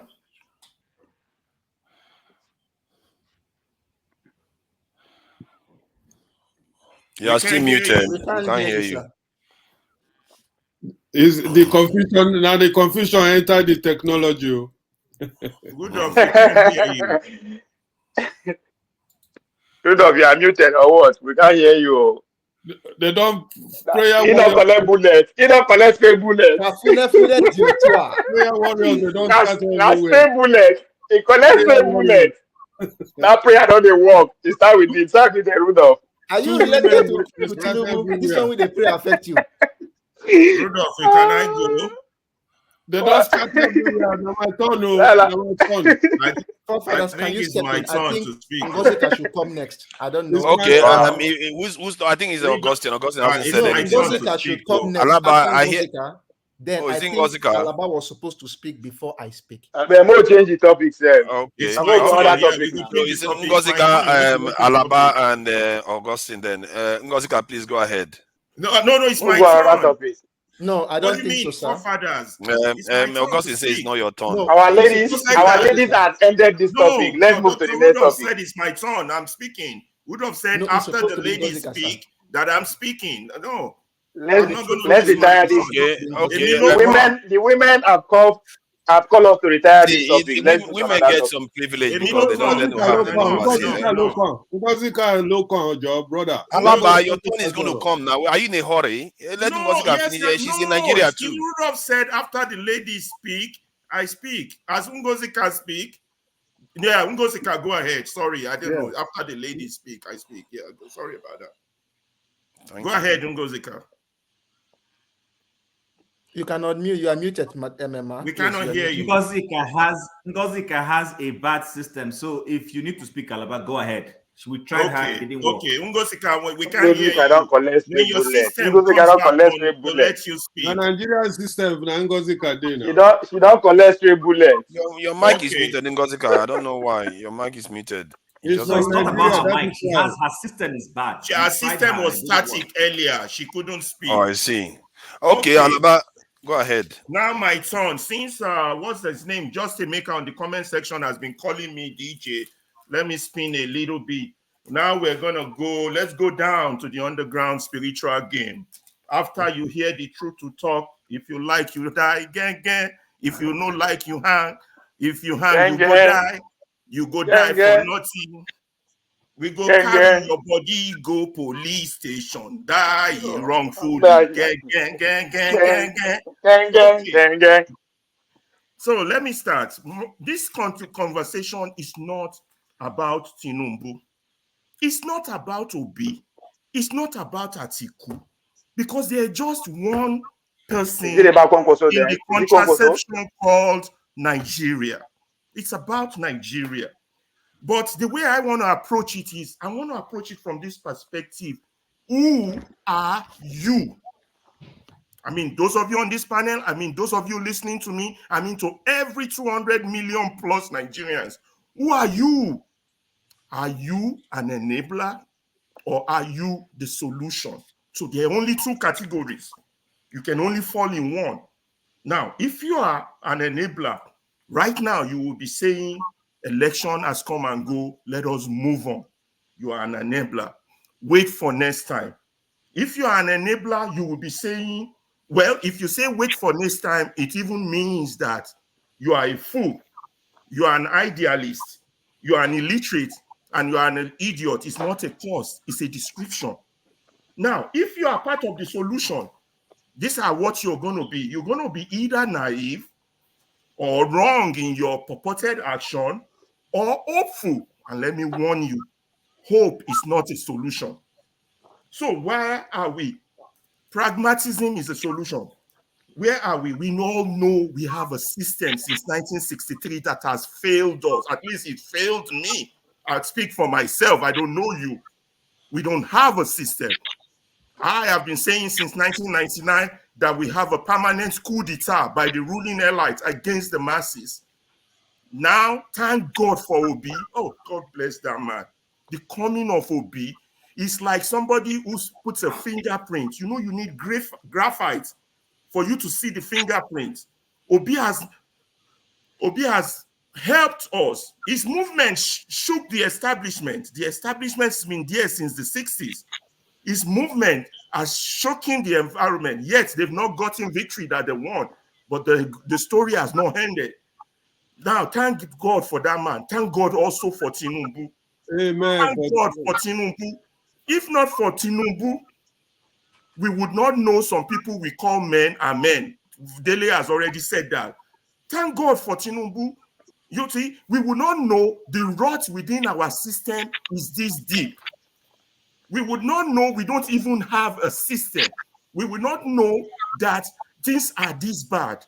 We would not know that we have a lawless society. Let me say this.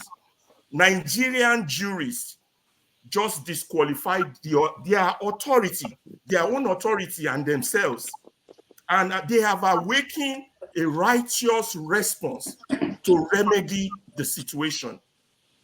The people have now they have the right to establish a lawful state without this lawlessness we've been experiencing since the 60s. The judges have just established this and have made it very easy for us to do so. In fact, they have given roots and arms to, or not arms, and strength to all form of agitation. Yes. But with this, their action, they ignore the law. Now the people can now ignore their authority and take means they need to establish a lawful state. Let me say what Mandela said, and this is when it comes to you, everybody listening to me. Mandela said, Mandela said, I can hear voices, please. Somebody is on. Who is that?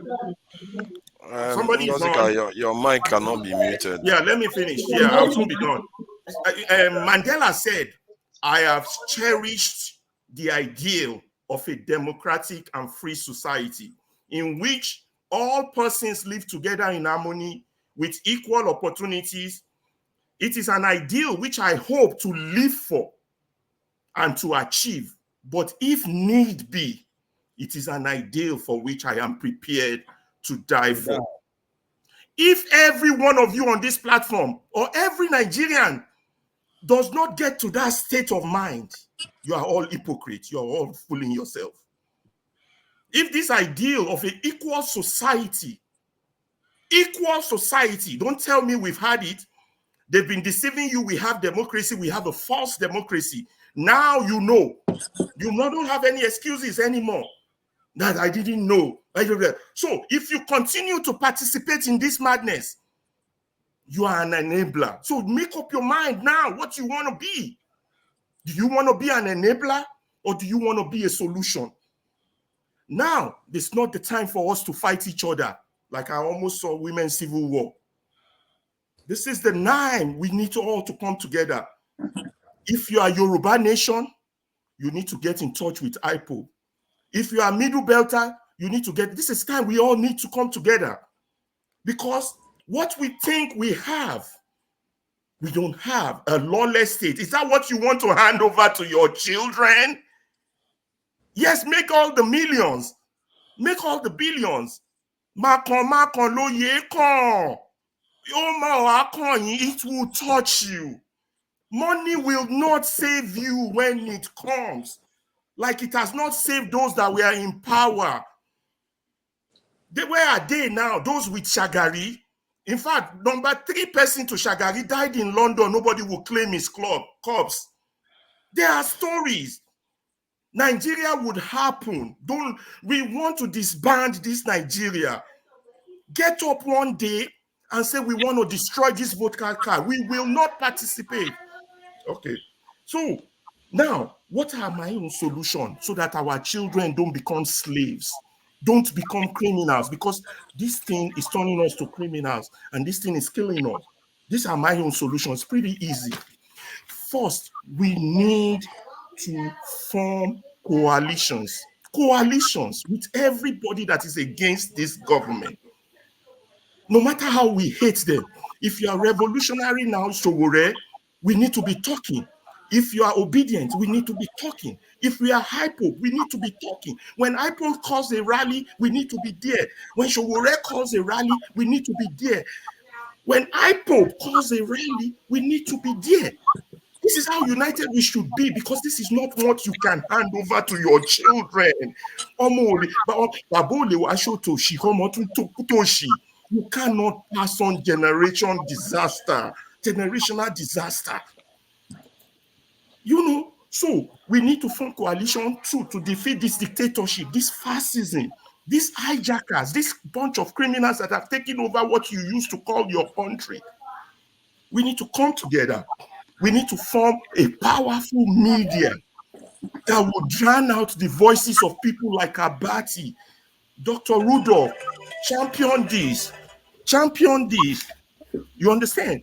We need to have a media from the diaspora.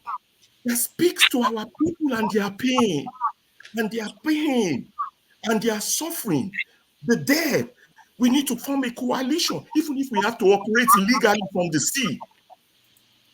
We need to drown out Channel, drown out Arise, drown out TVC, drown out this their propaganda machine that keeps them alive. That's number one.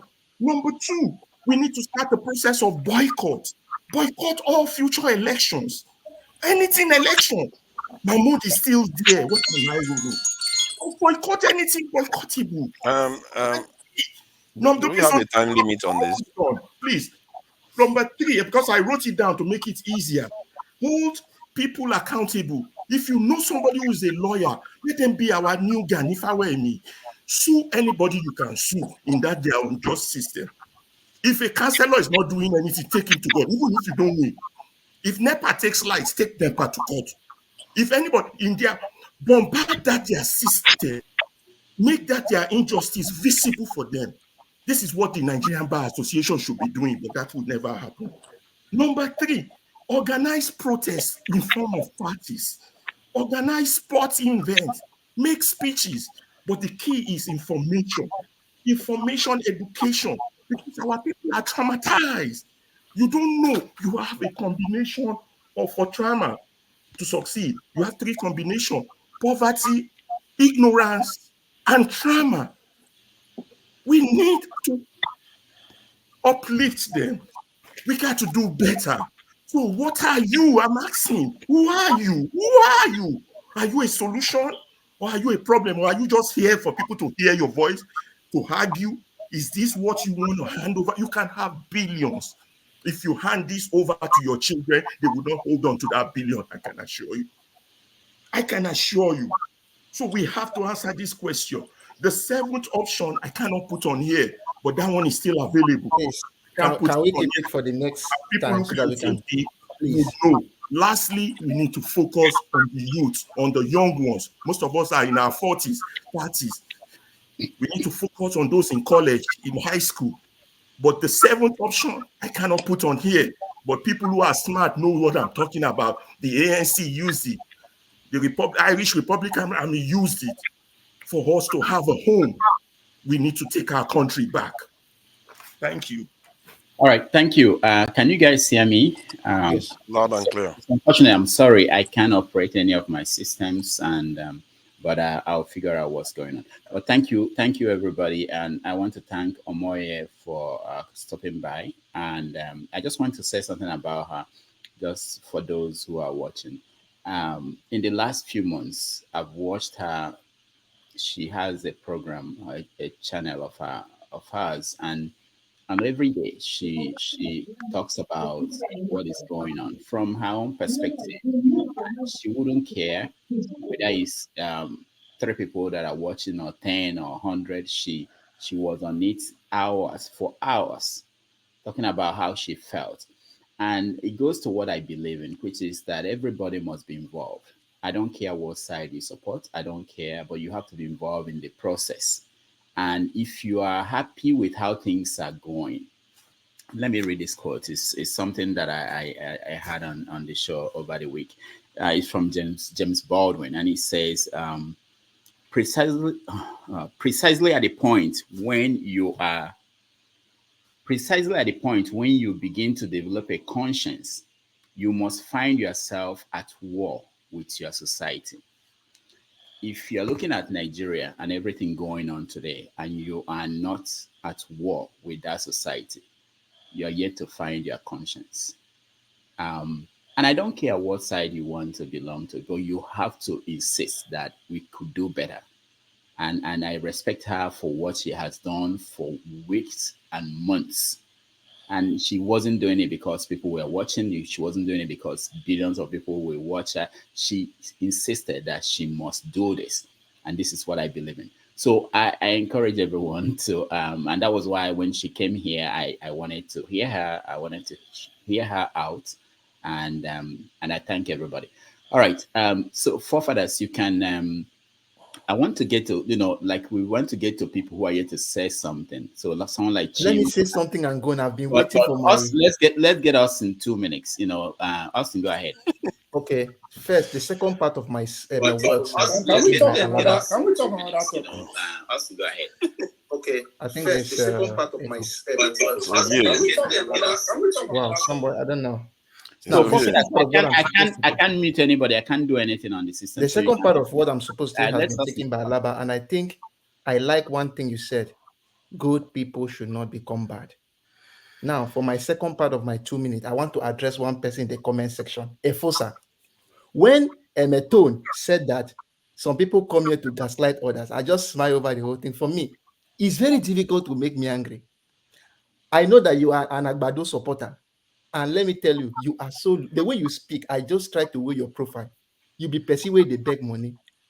So when I want to speak, sometimes I would always smile and laugh, and most of you are just low-class citizens. Now, let me tell you, whether you want to do anything you want to do, it doesn't concern me. Presently, I was among the chief scientists who presented a work some weeks ago in New York, so I get my status. I relate with the big scientists shots in the game. So you are just a beggar of politicians for small money. That's why you come here and talk rubbish. And that is why most of you who come here and talk this and this, they give you small money, they talk, they move around, you think they don't do better thing. Until we learn, as Alaba said, that we do things not expecting rewards, have that high sense of consciousness that we are supposed to build our society, that's when things get better. If you think you want to gaslight me, I go laugh you from nothing. Next, even sometimes when my Oyibo students will be talking, they will say, sir, why is it that you sometimes always laugh at everything we do? It's just because people like you, when I know if you make me vex, at least my friends, I don't like talking about myself, but this time I want to talk about myself. My friends looked at me very well and said, you'll be the member to represent us at the Senate. So me too, I did. I follow for those who go talk. Say, if you agree to this policy, say hi. I'll say hi in New York. So my brother, let me just tell you, you are just petty, and I would like you to go and learn to grow up, increase your human capital, so that when you are talking next time, we will not say we rate people with it. Don't be taught way there for road with your commander in GFFR. You understand? People we wise going to say GFFR. So my brother, you and the people at the comment section when you get levels, next time, if you want, tell Dr. Damages may give you my number. If you want us to talk constructively, come I floor you. And that's why sometimes when people like Kulata talk, you see me, I'll be laughing because they use specious logic. They know they talk based on evidence, as Ismail will say, you do your this thing and see your observation. They don't talk based on evidence, they talk based on specious logic.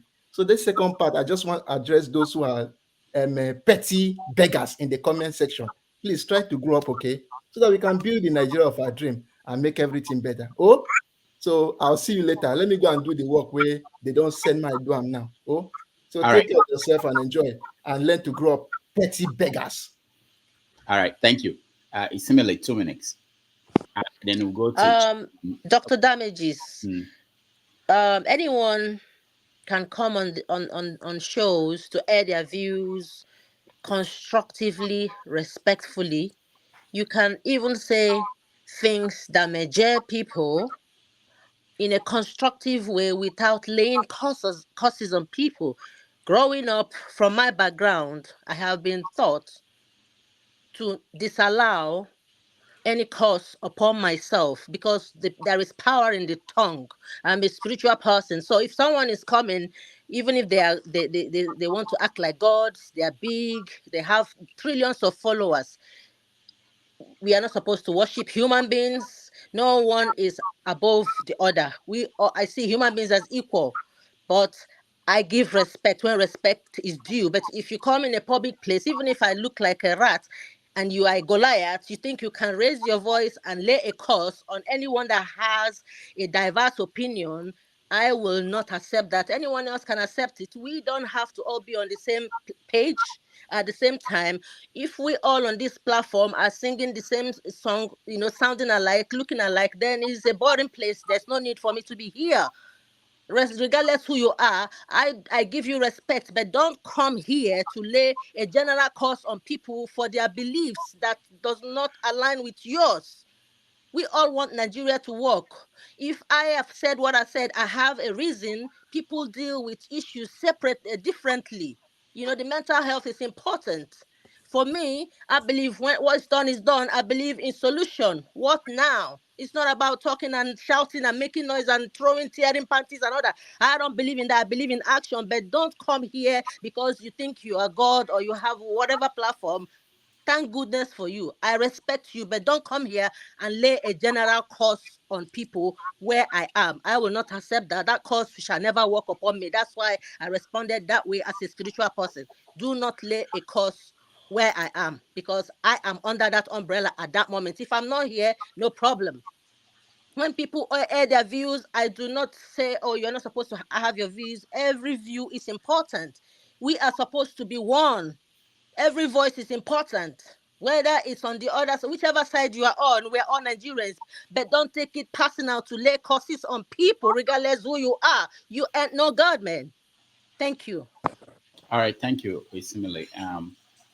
We go to, I will give forefathers. I know, I want the people who are here to speak. Forefathers, hold on, okay, you will speak. But let's go to Chim. Okay, thank you, Rudolph. I was just gonna go watch movies today.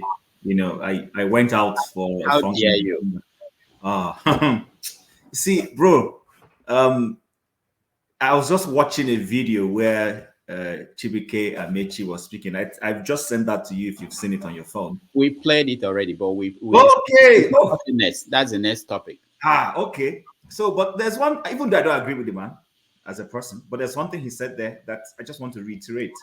And that is the fact that Nigerians, we accept anything.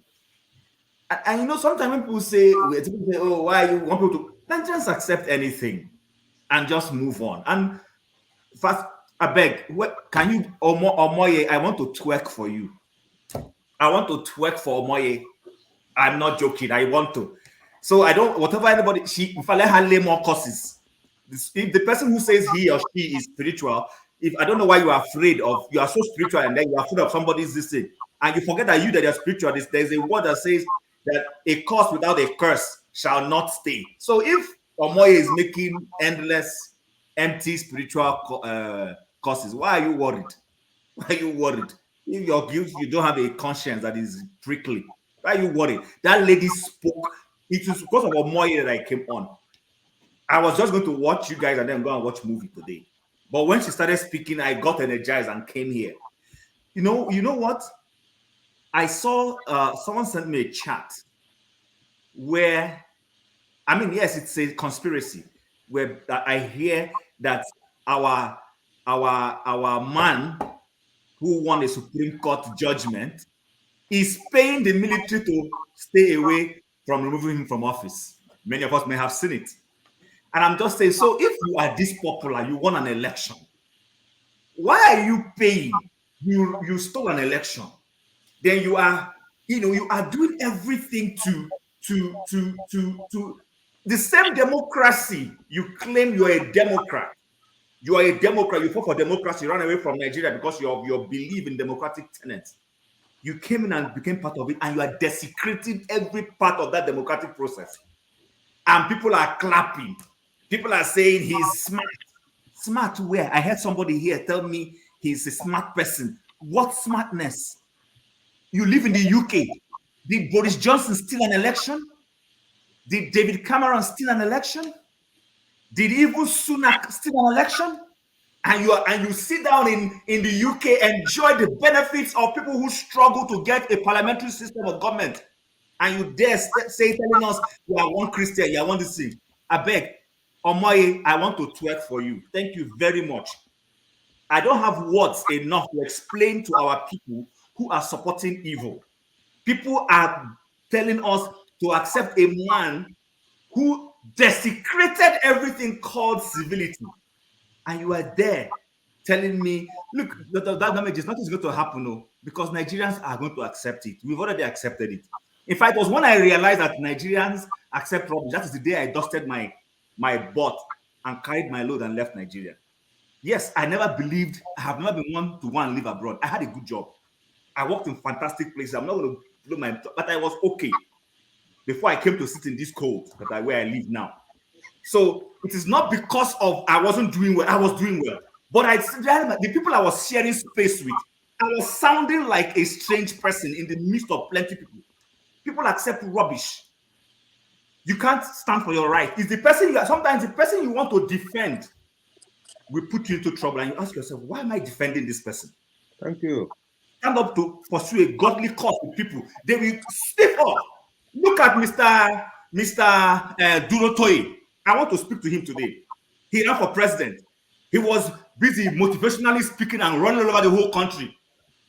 And then they gave him a crumb to go and be part of a 20-something man communication team that will be disseminating information. And he accepted. Those are the people I should share space with. Look, please, you know what the truth is? I don't really want to. I want to keep believing that somewhere, somehow, a crop of us will come out and start doing the right thing. But if it is the kind of Nigerians I'm seeing, the ones on the comments, some who come on space here, yes. Listen, and let me address one more thing. Someone said it doesn't. Nobody should come and tell us this place is not an echo chamber. If suddenly we come here and 100% of people are speaking righteousness, and you think it's an echo chamber, fine. But we don't have to have divergent views for divergence sake. I am not one of those who believes in that. And what we need to have people who are clear-minded, know what is right to do. In the midst of knowing what is right to do, we may have different opinions on how to accomplish it. Yes, but not when somebody tells me to accept a drug dealer as president. And that's no, that's not a divergent view. That is a corrupt mindset. I don't want to share space with such people. And that's part of the reason why today I wanted to stay away, just enjoy myself, watch whatever movie I can watch on Netflix. But when I saw Omoye speak, I said, no, I will come in here and give her a thumbs up. And if she's listening, I give her a thumbs up. She spoke so intelligently that I presume some people don't even understand what she was saying. I gave her two. That's what I gave her. I'm going to end here. You see, gradually we're eroding everything right and everything reasonable in Nigeria. And we think it's a joke. We think it's a joke. We're eroding everything and we're accepting it. We are saying people are coming, oh, what are you doing? You're complaining. We're eroding everything righteous. There used to be a time when there was dignity in labor in Nigeria. It's gone. What we're simply doing now is anybody can buy anything. You went to school, you spent 4 years pursuing a degree. Some of you 8, depending on the length of the program. And somebody stole certificate. I said it, stole certificate and ran for the highest office of Nigeria. And our judiciary, our gatekeepers, just waved it aside. We're even angry at majority of Nigerians. In fact, the judiciary is literally saying to Nigerians, how dare you try to ask for what is right? That's what the judiciary is telling us. And people are there clapping their fingers. I don't even know what people think. You know what? Jim, I agree with you. Omoye, brain and beauty. You know, I'm so proud of her. In fact, when I saw her, I'm like, no, I will come on air because of her. I will. She spoke the minds of. There are people who may not be able to do anything. Jim, God bless you. Jim, God bless you. Jim, God bless you. It's annoying. So let me not overvent my views, but you know what? We are eroding that country, chipping it off gradually. We don't even know what we're doing. We will wake up one day and realize that there's no country with the way we are going. God bless everybody. All right. Thank you, Tim. Let's hear. Sorry, Dr. Rudolph. My apologies, please. Just for those in the comment section, I'm monitoring comments here, and I'm asking that you guys to keep your comment respectful and decent. And I have the authority of Dr. Rudolph. Another moderator is here, forefathers. And when I run it by them, you will be timed out and ultimately be banned. That is the new rule. I don't know if Dr. Rudolph has announced it to you people, but put me back in the backstage, please. Thank you, Dr. Rudolph. Thank you for that. All right.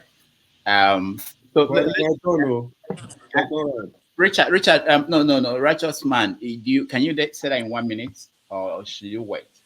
I want to hear from Richard. Yeah, Dr. Damage, pleasure to be on your show, and I do follow you consistently, and appreciate everything that you do. Just a quick one. I think we all have passion for Nigeria, and we want Nigeria to be better, and we want Nigeria to work the way it is supposed to work. And my first comment is, I think when we come to your platform, we should be mindful of the tone and the vocabularies that we use. Okay, because I don't think anybody comes here to come and defend the indefensible. I think we can disagree, and we can have dissenting opinions. We can have dissenting views, but at the same time be respectful to your fellow panelists and those in the comment section or whatever. And just like the brother said a few minutes ago, those in the comment section, I think you should keep it respectful too, and just respect people for their view, even if you disagree with them, because I think we all want Nigeria to work. So to my point, I want to agree with Chin for the last comment he just made, because after the Supreme Court judgment this week, there was something that really caught my attention, not just the judgment, that made me I told myself, I said, I will never comment in Nigeria issues anymore. I'll just watch and see. And what was that? When I saw the governor of Bayelsa State at the State House, minutes after the judgment was passed, go to congratulate the president. I mean, he has the right and his prerogative to do that. But the question I asked myself was, where is the opposition in Nigeria? Because we are gradually slipping to a one-party state in Nigeria right now, whether you like it or not. The PDP is virtually, in my opinion, dead. Labour Party is coming up, and thanks to Peter Obi for the work he did to bring Labour Party to the limelight. But I think we are gradually slipping to a one-party state, because if you, the opposition, a governor that is currently running for a second term, in about 2 weeks or 3 weeks, you should be running for re-election, which is the next coming election in Bayelsa State. And you are there laughing, jubilating, congratulating the president. You see Wike there. And I ask, where is the opposition? Opposition doesn't mean that you are the enemy of the president. Opposition means that you are patriotic and you are holding those in power, you are holding their feet to the fire so that they can do the right thing. Somebody made mention of the National Assembly impeaching the president. I'm like, which National Assembly are you talking about? Nigerian National Assembly. What a joke. The same National Assembly that said they want to spend billions of dollars in new vehicles, including those in Labour Party that ran on accountability, integrity, competence. They all accepted it, right? Which National Assembly are you talking about? So we don't really have a vibrant opposition. We need a vibrant opposition in Nigeria in order for everything we are talking about here to work. But where is the PDP today? PDP is virtually no more. The Abati we are talking about for few hours now, Abati is a PDP guy, right? Abati doesn't want to lose his job in our eyes. And that's why you see he's making the kind of statement he's making. So I think we all have passion for Nigeria, but we must make Nigeria work. And for me, there was another thing a brother said. I think Mazi Prince made a statement or his experience last week in Vegas. I experienced the same thing about 2 weeks ago in my job. Our system got corrupted, and immediately I was talking to one of the senior managers, just reporting the incidents. And the next thing she said was, the Nigerian boys, they were the one that brought it down. I was so enraged. I was so mad. But you know what? I looked at myself and I said, I don't blame her. Why? The Russians are one of the biggest hackers in the world. The Chinese are one of the biggest hackers in the world. The North Koreans are one of the biggest hackers in the world. And when you have things like this happen, they don't call them. They only call Nigeria, right? They call Nigeria because we have a case where clearly the result of the president was forged. And we have a Supreme Court that accepted it and said it's okay. So if your Supreme Court accepts something like that, why won't other people assume that all Nigerians or most Nigerians do the same thing? So we have a system that needs serious work. And finally, and I'm going to give others the opportunity to speak as well, I think for Bola Tinubu, he should be careful, in my opinion. And the reason why I said he should be careful is because I think he will meet the same fate President Jonathan experienced or met during the last days of his presidency. Why do I say that? Nigeria made so much money between President Obasanjo and Jonathan with the sale of oil. So much money. But the people did not see the impact in their lives. And that was why after that election, during that election between Jonathan and Buhari, people just wanted anybody to come and be the president because they were tired. Okay, and they gave up on him. Look at the naira, look at the dollar. There are so many businesses in Nigeria today that are going under. There are so many people that used to go to China and other places to import things that cannot do that anymore because the naira has tanked. So it's upon him to make things right. It's upon him to turn things around. It's upon him to make Nigeria work. And if he doesn't do that, I think the rebellion that is going to come is not, I don't think anybody has foreseen that revolution that is coming, because we are getting to a point whereby people can't take it anymore. A brother was talking about the price of yam and rice and whatever. These are basic things that people need and they can't have it today. So I appreciate you. Thank you. All right. Thank you, Richard. Thank you so much. Let me... Doc, before I forget, please, guys, I just want to offer you guys this. Okay. This is flowers. This is I would say my weekend ritual. So Ishmiri, I don't come on Saturdays here to talk. Okay. It's kind of like, for me, this platform is somewhat a therapy, and being in the field is kind of like a way we can talk. Okay. We are not violent, but at the end of the day, yes, it's not just talk. They listen. They hear all we're saying. That's all I can say for now. Yeah. All right. Thank you. Righteous man. Yeah, Dr. Rudolph, I will give you a chart. There's some information I want to disclose to you, and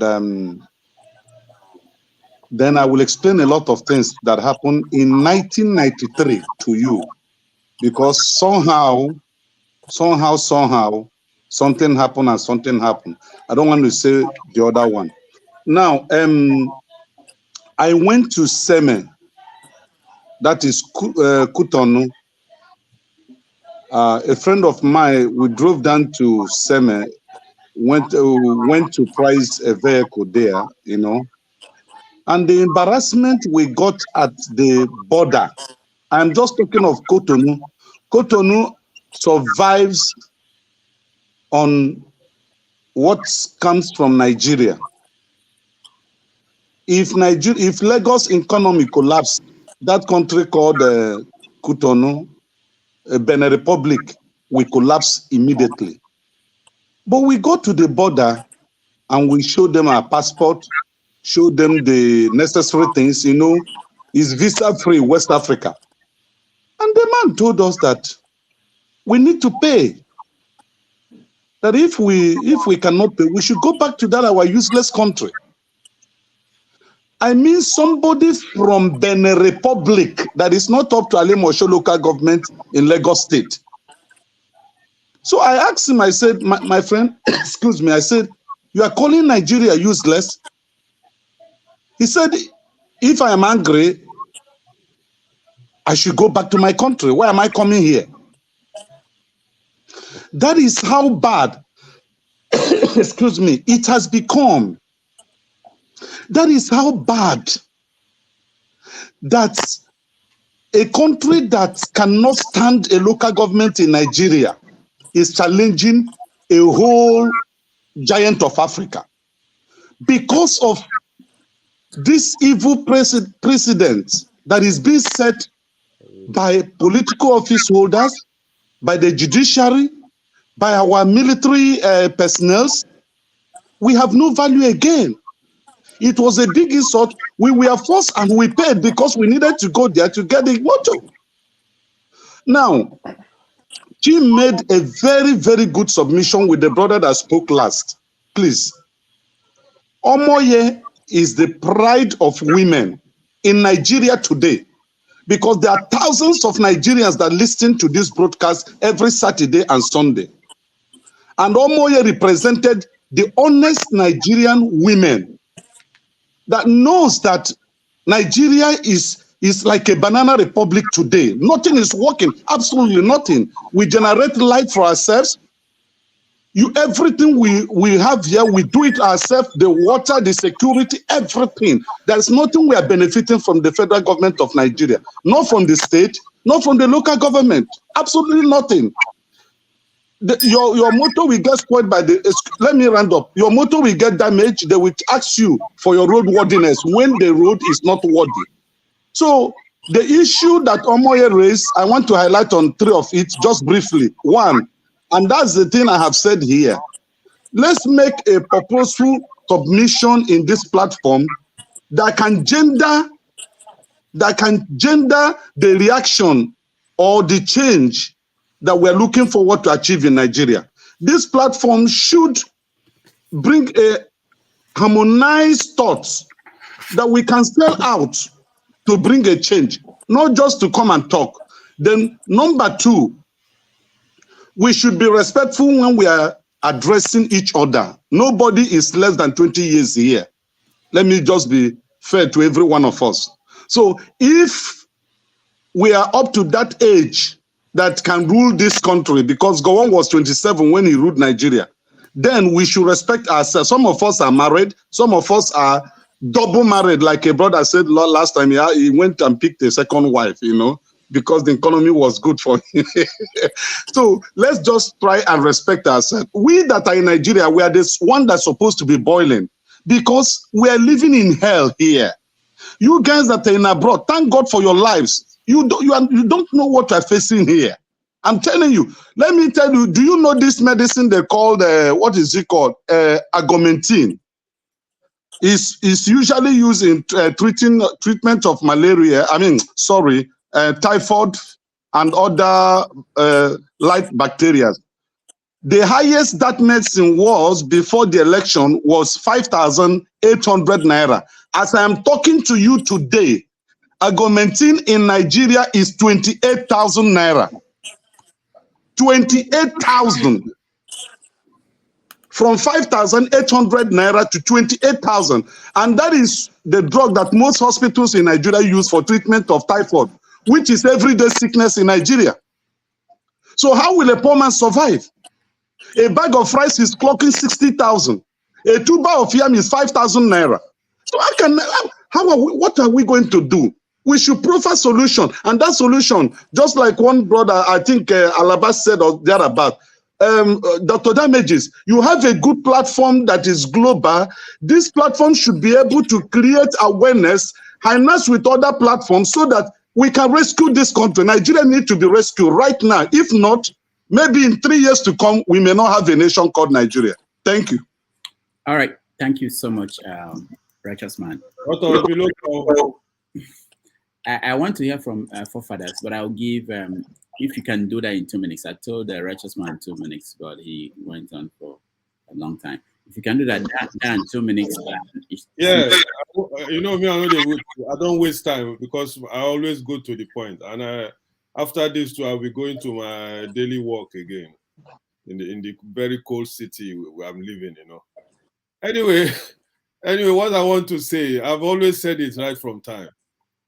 revolution, revolution, revolution. There's no system. When I left Nigeria 30-something years ago, you can imagine that time till now. I ran away because they saw me as nobody. You know, sometimes I feel ashamed of being a human being. You understand? 30-something years ago. And I swear I will never live in that country. And God did a miracle because I don't have father who paid anything for me. I was a street boy. But thank God of today. That's why you see me every time I'm smiling, because I never knew that I can even afford something of myself. So sometimes I keep the faith and I smile to God, say thank you that I escaped that Nigeria. All the brothers here, they've spoken a lot. And let me just follow the people who will clap for that lady who came and gave me some blood tonic in my body. She just make my body, all my body just did well, kaka, you know. So she did well, Omoye, or I don't know what her name. May God bless that woman. You understand? May God give her strength. That's all I want to say, and I want to sign off for today. And I will be listening on the background while I'm doing my job. Thank you, brothers. Bye-bye. All right. Thank you so much. Electricity, go ahead. Yeah, thank you. Like I said, I'm in the comment section. Dr. Rudolph, there are certain issues raised up in the comment section about curses or someone cursing from the platform. Could you, I wasn't here, so, and I need to respond to them because they are aggrieved. So could you shed some light on it for me, please? Because I need to respond, please. I come in here and I go back to the comment section, please. I need to respond to them. No, respect is reciprocal, so we have to respect them. Yeah. What we're going to do, we will talk about it later on. It's not everything that we have to stop the show to discuss and then go back to them. Okay, all right. Thank you for that. I can wait to know. Okay, all right. I'll put myself back in backstage. Thank you. All right, thank you. Okay, so I'll give Ismail 2 minutes and then we'll go to forefathers. Okay, I'm back. Say Ororo Obano they go Ororo no they fade, Obano they go transfer. Whether it makes sense to you or not, I have my fans. They might not be on this platform. And as far as I am talking, there are Nigerians who have similar mindset or whatever that I'm saying, they believe in it. Not everyone will believe what I'm saying or accept it. That's fine. I love that. That's why we are different. I'm not going to hush you for your own points, but if you have a side that you're taking, don't use it. You can speak up for yourself, but don't be a follower and come here and clamber and twerk with your brain. Every day, all your twerkings, what have you gained? All these years you've been twerking. Where have you been? Nigeria has been going bad for years. I hope the person talking about brain. I hope the person talking about brain. How can you twerk with your brain and twerk with your bollocks all these years? Where have you been? Nigeria has been twerked out till now. So now, because Tinubu is here, I didn't vote for Tinubu. I didn't vote in Nigeria. Okay, but my voice is my voice. Okay, you can never shut me down. Whatever you say does not totally represent me. You have your belief. I'm never going to say don't believe in what you want to believe. No, I will never do that. I believe in fairness and justice. But when someone insults, that I cannot take. But if anybody is joining someone that is insulting and saying it is good and they twerk, and then you use someone like me as a reference, I'm going to come back for you. I don't care. By the way, I didn't even mention your name. I don't even see myself as a woman or man, but I I have a voice. I praise Omoye. If you don't like, okay? I praise Omoye. Your business, your name, not your name, didn't come out of my mouth. I don't really care, to be honest, who you praise. So why are you going on? What are you going on about? Use me what are you going on about if you don't care? If you don't care, you won't come back. They don't say, oh, because you care, that's why you came back. If you did not care, you would not come back. If it mattered nothing, you would move on. I came back for you. Don't be a coward, man. You're not a twerker now. Come on, twerk with your brain, right? Jim, contain yourself now. Contain yourself, Jim. She's not saying anything that inflammatory. Leave it. Come on. She's not saying anything that inflammatory. What is she saying that's controversial? When Omoye was speaking, Isimini was speaking. Nobody muted her. I was filming it. I was the one that muted her. So don't tell me I didn't mute. I did. Let her talk. That's not fairness. I did. Actually, she was the one that muted her. Her voice was loud. She was visible. You didn't mute her, and now you're muting me. You did. But you are not Omoye you are not even Omoye, so I don't know. No, I don't have to be Omoye. We're in the program. We're talking about fairness. I don't have to be Omoye. Can you just let her finish? Hold on. I won't let her finish. I won't. Hold on. Okay, she's done now. Chim, thank you. I was the one who was moderating when Omoye was speaking. I was trying to mute Isimila. I couldn't. That was when I started having problems with the system I have. I hear you, but forefathers came in, he could have done it. He was here when I was saying mute her. He didn't mute her. She complained that she was being muted. I did. So now I'm muting. I'm also doing the same thing. Why do we have a problem with it? We are muting you now. We are muting you, and we are saying she's not even saying. I'm not even cursing anybody. If you know this, I mute myself and let others speak. But if I want to be rowdy, I can play that game too. I also can play it. I can't believe this. No, you better believe it. You better believe it. That's okay, guys. I'm hearing someone is. Can you mute yourself if you are not speaking, please? I think Shola, maybe it's you that just came in. All right, so thank you, everybody. I know it's been hectic and for everybody really, and no matter the side you're supporting, we continue to have a discussion and discussions about Nigeria. It's going to be ongoing. You know, we thought that after the election, after the judgments, that things will cool down, that the nation will maybe the temperature will come down, but it doesn't look like. But that tells you something about the world that we live in today. It's not really just about Nigeria. That's what the mistake that people make. We have a new generation of young people who are impatient. You know, in the 60s, if you remember Martin Luther King, he talked about the urgency of now. I don't think the political leaders we have in Nigeria understand that there is a very urgent situation that people are reacting to it. They are still looking at things the way they used to look at things. And that's the mistake that they are making.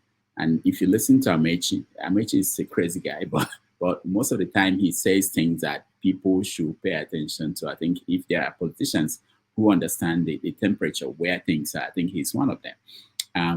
I think we're making a mistake by thinking that things will continue to move along this way, and one day things, you know, there's something that is different. Go ahead, Electricity. What do you want?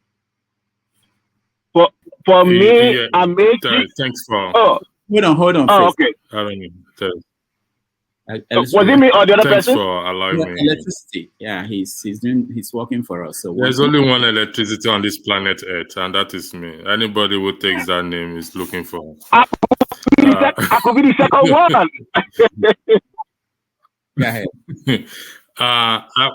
ahead. This is me weighing in on the issue of causes. Cause or causes. Okay, this is me. I didn't hear Omoye speaking. Chim, you're a religious person, correct? Good. Now, oh yes, yeah, go ahead. When it comes to the issue of cause and causes, would you agree the Bible refrains us from doing so? I agree totally, but there's a context. Okay. So when you finish, I'll give that context. Okay, so the scripture says, "Love your enemy." True. So even your enemy, you cannot cause. It is not in our place to do so. So that is just my own position. If people are offended by it, I believe they have the right to be offended by it. I will not support, even when the preachers or churches start to curse people. When we curse everybody, I was talking to someone the other day.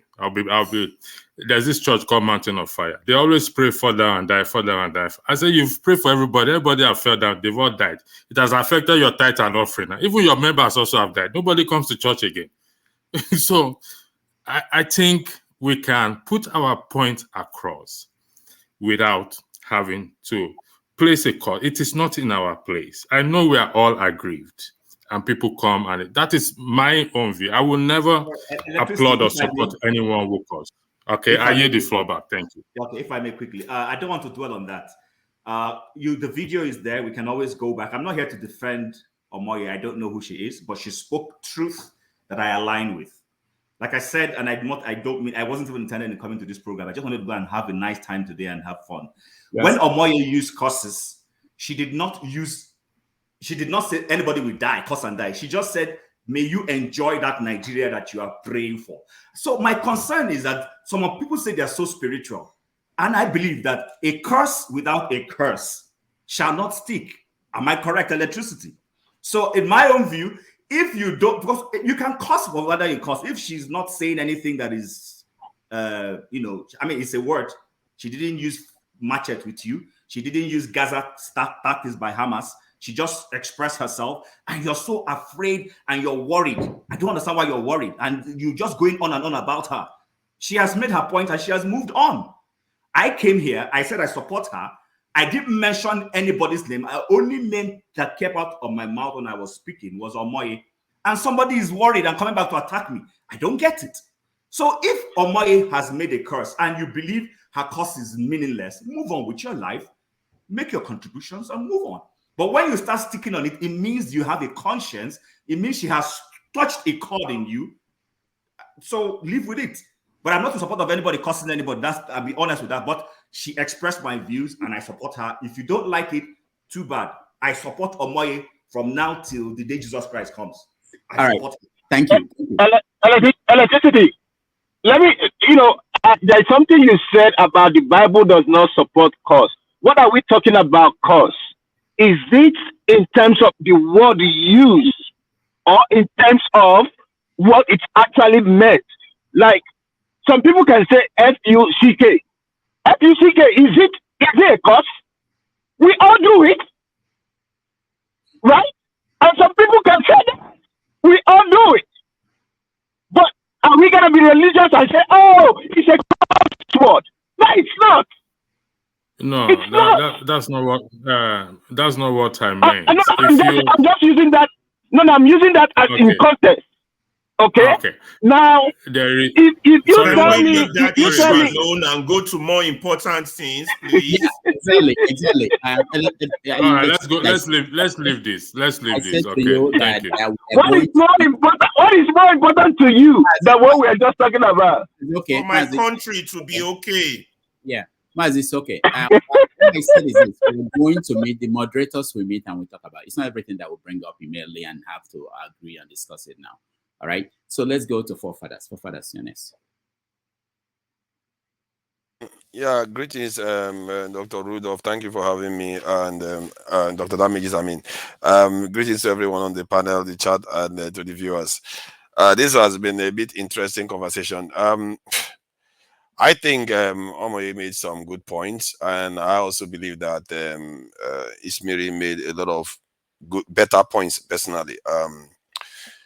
You see, some people, they are more pained in this election cycle because of whom they are supporting. They are not looking at the entire Nigerian state itself. I think you see what I mean.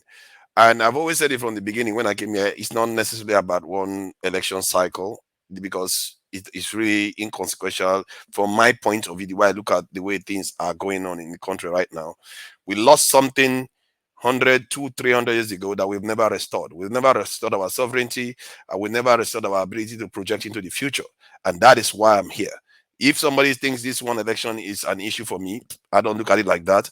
And I can paint a lot of positive picture about what the opposition can be doing to fight this current situation, because they are free to criticize, they are free to protest, they are free to do everything they want to do. They don't even have to be in office. So they can do a lot of things to make sure this government is held accountable. That said, what I disagree with is people cursing the country. It's just not right. There are certain things, it's not even scientific, but it's just not done. There are natural causes. Palestinians are being decimated every day on their land. You don't see them cursing the land. They may curse their faith, but they don't curse the land that gives them life, and they fight tooth and nail for that land. Russians, 18 million died in the Second World War. They still call it the motherland. Stalin went on to cause millions of loss of life. They still call it the motherland. What is wrong with us? What is wrong with our people? We've been given the Garden of Eden, and we just are so quick to insult it. And God help you, you will lose it someday. And I fear it may already be too late. Some of the stuff our people do, they don't even understand what they are doing. And some people come here to praise them. Okay, don't take my word for it. Look at how other people are treating their land. Look at how other people fight tooth and nail for what they have. No wonder we are able to sell each other, because we don't even value anything. You come here, you insult your own people, you curse your land, you curse everything because you didn't get your way. What is wrong with our people? I guess I do understand what is wrong with us. We have not been given the treatment other people have been given. Oyibo came here, took all our power, groomed our leaders to love them, and that's what they've been doing. We've not supported, we've not done anything to sever that link. Our elites are all beholden to them, and that's why we are all here. Because we thought this is an extension of our own homeland. But it's not. Clearly it's not. And we need to wake up to that and start fixing that problem. And hence, why not? And this is why sometimes I admire the way Ismiri talks, because she tries to see from a different level. Not always going to the minutiae every time. Just because you didn't win, it pains you. When you get your people get into office, they are going to do the same thing. Because you simply don't understand the forces you are fighting against. If you don't understand it, you might as well shout all you want. It's not going to matter. It's not. And we have a big challenge here. And it's funny because the Israeli ambassador that was in Nigeria, I was talking to in Nigeria the other day. It was like, we'll kill for this type of land. And he was saying it in passing, but literally they were killing people for land. That is a desert, really, basically a desert. While he was saying that, they will, and truly, they will kill for a land they don't even have to desalinate water to even water. We are living in the Garden of Eden and we curse it. We come online and curse it. Can you believe? Can you imagine what an Israeli or Palestinian will be thinking when they hear you doing that? Russia that lives in a frozen wasteland. Somalia, they are begging food every year. They are the face of charity where they are begging food. Children are emaciated, but we don't know anything. All we know is if we don't get our way, it's always about our ego. All I will say is that in terms of what is happening in Nigeria, it's corruption, it's state capture, it's our leaders that are not serving us. But if we know the right things to do to restore our nation, our sovereignty, the people that are interested in those things have to start working now. Because the world, for me, the way the world is going right now, I don't look at our leaders as a big deal. The current leaders you have, the visions that they have, is not that big. If people have good vision, you will surpass them. You will surpass them, and people, they will see it coming and they won't be able to stop it. Because you have something more to offer to the people. Find a good message that you can offer to the people. Like somebody said, even the Labour Party members that went into the House of Assembly, they want to accept this too. They want to be the same. Why are they not doing the right thing? Because they don't have any message. They don't have any real idea. They don't have real convictions. Even the same Nigerians today that are coming here crying Nigeria, they want to do everything. You ask them a few questions, you just discover that they are just like every other leader. They are just like, I tell them, you are hidden in plain sight. You don't even see yourself in the leaders that you are cursing right now. You are one of them. But I will leave it there. I don't want to over-preach this message. But I like to think that Mwomoye said some things that I agree with. But the cursing thing, I completely disagree with it. And Ismiri, for me, said all the things she said, I don't see what people I disagree with. Most of them are factual. So the thing she said was going to happen is what happened. It doesn't mean that she's supporting it. She even went on to talk about all the things that you need to do to change it.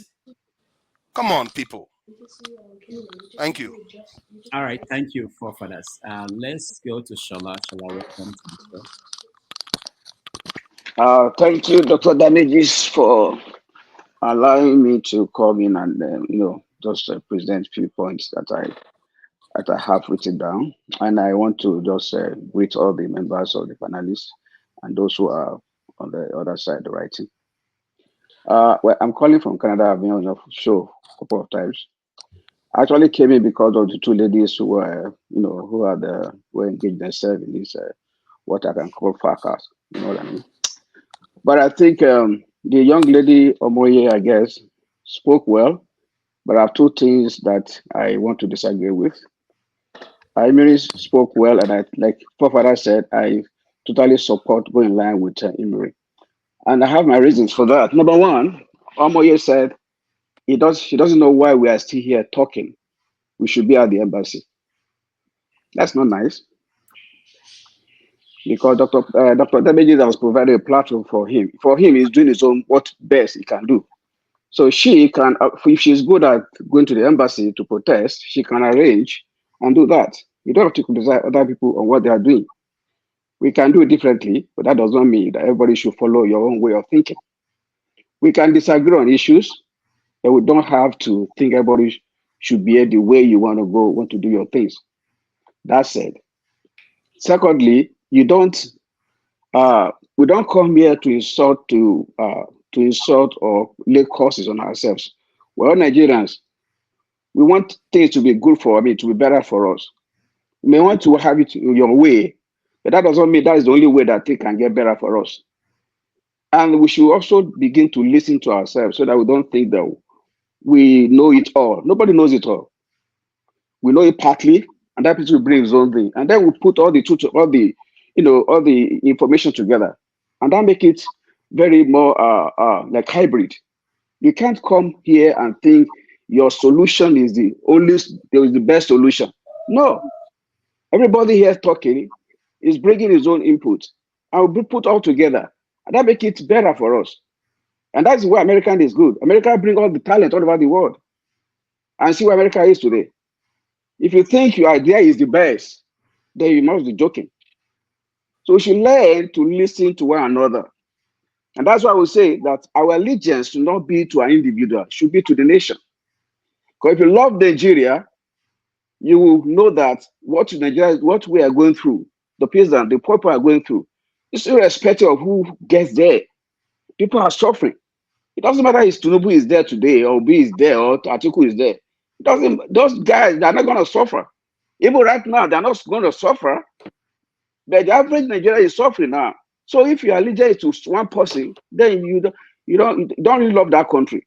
You're just being what they call you just want to have it your own way because you want that person to be there. I don't care who gets there, right? I'm not living in Nigeria. I'm living in the West. I don't care who gets there. If somebody is there, how do you make things? How do you go forward? That's what you should be thinking now. But if you go with this kind of mentality, I'm afraid 2027 will be elusive, maybe something that will not be achievable. If you go with this kind of mindset, we should learn to respect people's opinion. We shouldn't come here and begin to lay curses. If you love Nigeria, you'll be laying curses on anyone. You never lay curses on your own country. Because if you lay curses on your own country, people there will still suffer. Who knows if the curses will be laid is the one that is affecting us. So we need to guide our mouth, guide what we say to help people. Now, last what I want to say again is that one righteous man said that when he went to Cotonou and he saw the level of hatred that people have towards us. I want to say that sometimes it's not because of our corrupt system people hate us. In the way they hate us because we are go-getters. Anywhere we go, we are not just going to go sit down there and just begin to take peanuts. We work harder, want to break every ground and make heads meet. So Nigerian diaspora are not just sitting down and thinking that we don't just flow with it. We want to just be an average and be living on stipend. We don't do that. People hate us not because of our bad system. They hate us because we don't just sit down and begin to wait for stipend. We work hard and work harder to make ends meet, to make ourselves known, to give ourselves names. And I know here, I know in my own way I practice here. People when you say a Nigerian, they say, oh, become a threat to them. Not just necessarily because our system is bad, but because we are achievers in this part of the world. And so we should always be mindful that not always because the system is bad, but because we are making the Black nation proud in the West. And I'm saying it. In the UK, in the US, in Canada, in Australia. Look at Nigerians. They are not just sitting down there. They are everywhere. And so we're a threat to other Black nations. So don't think because of the bad system, people hate us. They hate us because we are a threat to them. We're even a threat to India. And I'm saying it now. I know what I'm saying it from my own locality here. We are a threat to everybody. Thank you very much. All right. Thank you. Thank you so much. Chim, 1 minute. If it's more than 1 minute, no.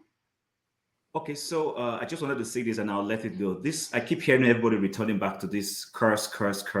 And, it's amazing for me to see people who I've had conversations here with who are so scientifically minded, but are so jiggled by somebody using a curse. Let me ask you a question. So since we say curse is so important, what can be worse than a curse than when we have a process, society lays down a process that we should follow and says that when you break that process, there are penalties. You snatch a ballot box. What can be worse than a curse?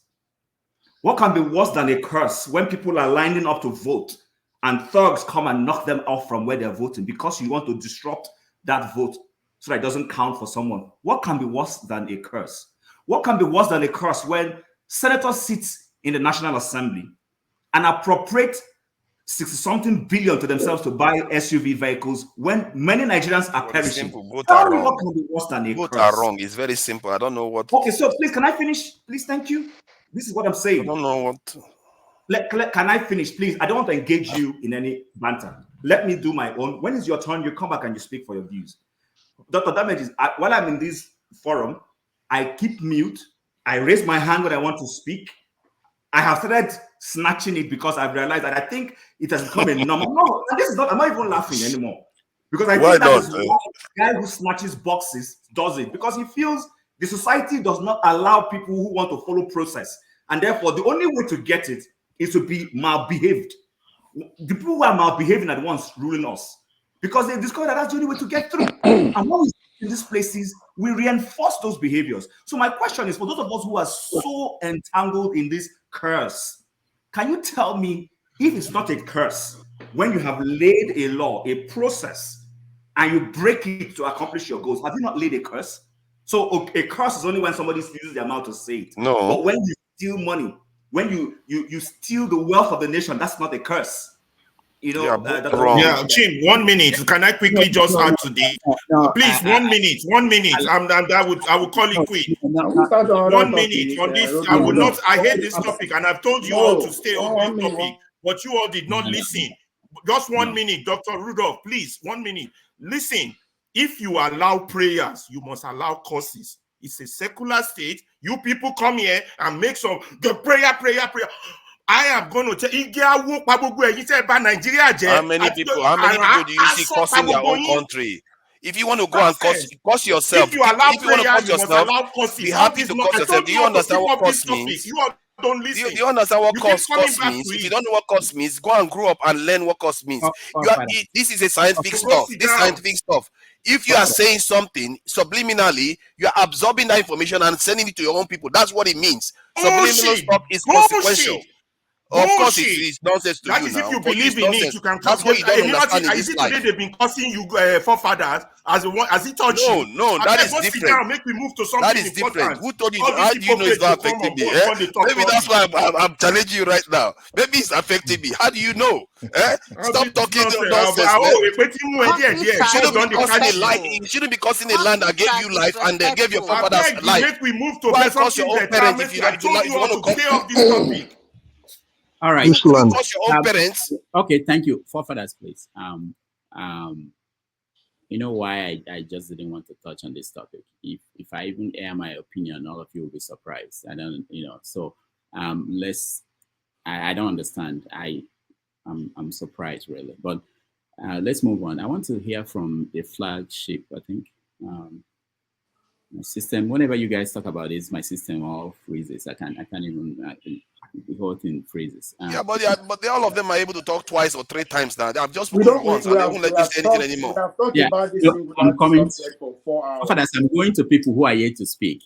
Because when I start hosting now, they won't let me talk. Then when I'm in the panel, I will talk. When am I going to talk then? They will try to shut me up. The moment I start hosting now, that's the best thing they want to gag me. 4 hours. We spent 4 hours on this topic. Yeah, but I want to move on now. So the only person I want to hear from is the flagship, and I'll play Amechi. I want you guys to I want to hear what you guys think about what Amechi is saying. To me, Amechi is the most important person this week. Go ahead, flagship. Thank you, Dr. Rudolph. Can you hear me? Yes. Good. Thanks. Greetings to you again for the opportunity to come on your platform to speak, and to the panelists and everyone in the comment section. We are here today. Nigeria is here right now. The question is, what do we do?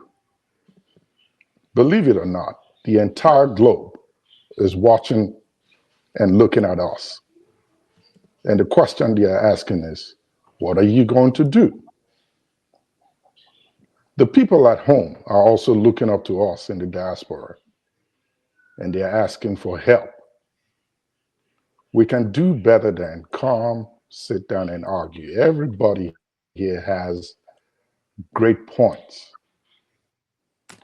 great facts. But at this point, I think we need to be talking about solutions. I'm not sure if we all understand how much power we in the diaspora have.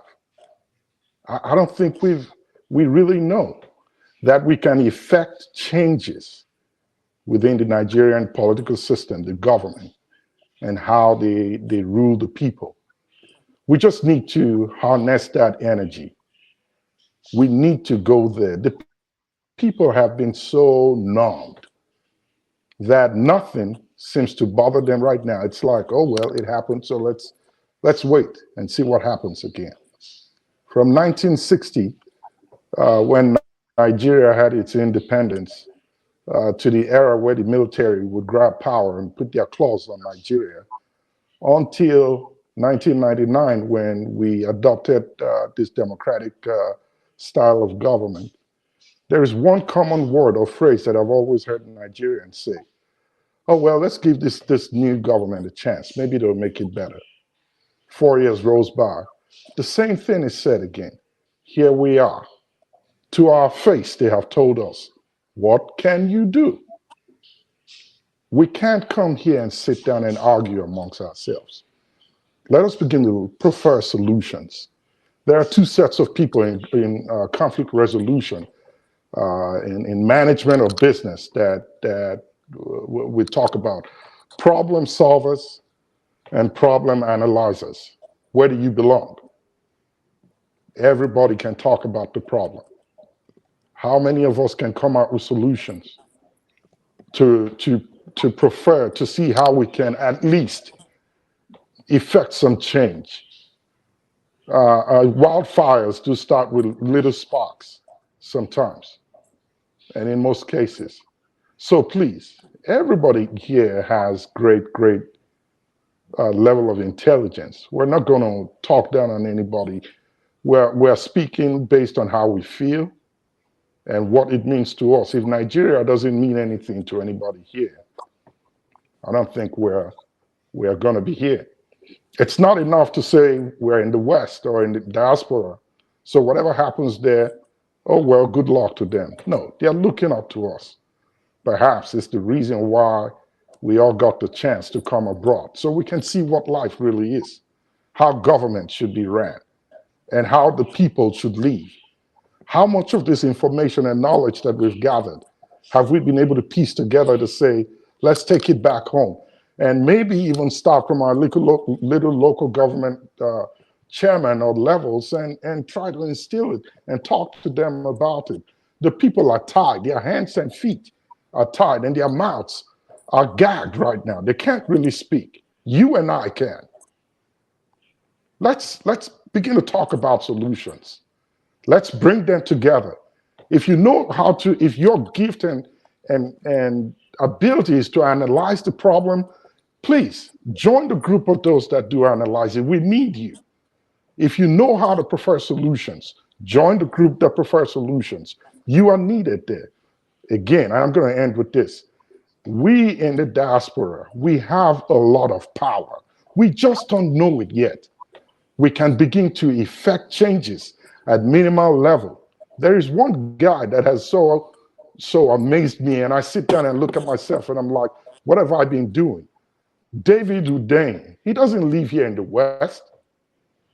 He doesn't have residency in anywhere in the West, but he's been able, with resources, to uncover a lot of things that you and I can talk about today. So please, let us, as gentlemen and women, commend ourselves. We're all here for one goal: how we can save Nigeria.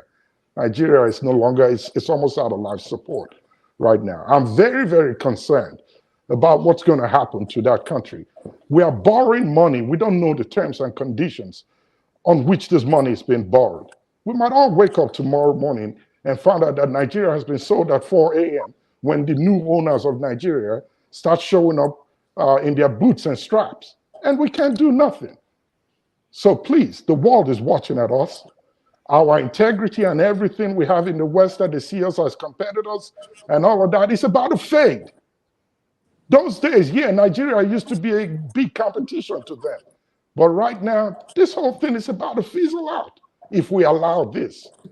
Let's figure a way out to come up with solutions and take it back home to help our people in our country. Thank you.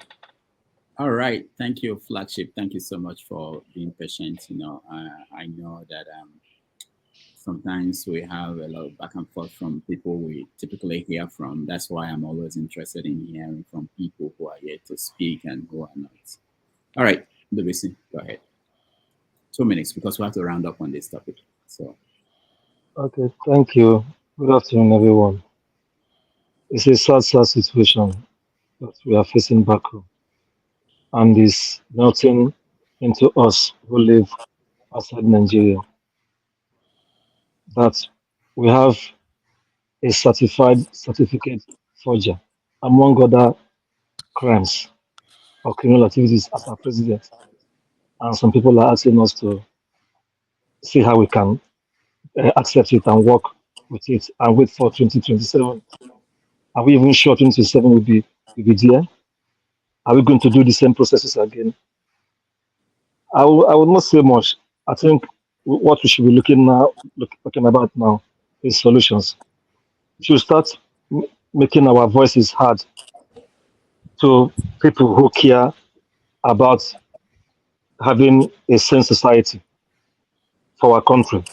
We should be going out, protesting, organizing ourselves to find a way to get our country working again. Because this set of people who are in power now, they don't care. If the country boils over, if people keep dropping on the streets due to hunger, they will never bother. They're already setting up their propaganda machine. They are oiling it very well to even get some of us to come to their side. And from what I hear some people saying, people are already, not that they are being bribed, but people are already taking towards that way. Let's talk to them to do the right thing. You can't expect justice in a place where criminals make the law. It can never happen. They made so much effort, be it crookedly, to get into that place. And they're saying that now that they have the knife and the yam, they will hear your cry. They will say, okay, there will be no more stealing. There will be no more this. We are just wasting our time. It will get worse. It will get really, really messy and worse. Just like Flagship said, we might wake up one day and see that one corporation in Nigeria is now being owned by one foreign country we got loan for. This new government have amassed so much loan, and they're using it frivolously for no just cause. And if you keep going on like that, if they survive the 4 years, by the time it is done, only God knows how much we've been indebted in. We have to start thinking of ways to apply pressure on them and ways to get our country working again. Thank you. All right, thank you, Ndubese. Before Masker speaks, let me just announce that tomorrow we are going to have on the show 90 Minutes Africa, we're going to have Alex Kaba, who is a journalist, and he supports Bola Tinubu. So we want to hear from him. He will be with us from 4:30 Nigerian time to 5:30. Then we will have Dr. Haruna Goro, who is a Q&A. He will join us at 5:30 to talk about what next for Nigerians and for President Bola Tinubu after the Supreme Court ruling. So if you are able to join us tomorrow, that will be wonderful. So now, Mask, you're next. All right, thank you. Did you say Kaba supports President Tinubu? Yes. Okay, that would be interesting. Sorry, Maska, please go ahead. All right, mine actually it's a very short one. In as much as we will talk about the long run solutions, I would want to crave the indulgence of Mr. Rudolph.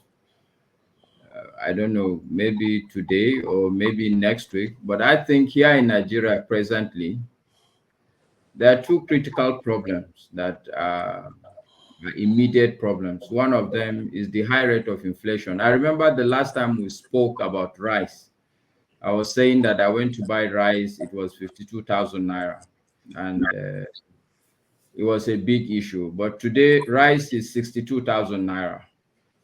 Okay, so the rate of inflation is really killing people, and there's clarity that there's no one soul in this country or any.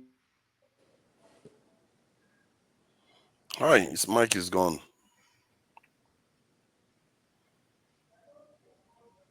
Mask, we can't hear you anymore. Masker. Yeah, I guess he seems to be expecting it now and again. I think his internet is bad.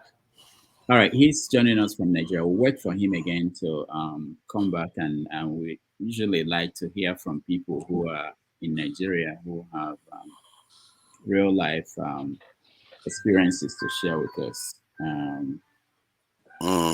I wanted to say something to the flagship, about what you said about one day we'll go and we'll find out they sold the country.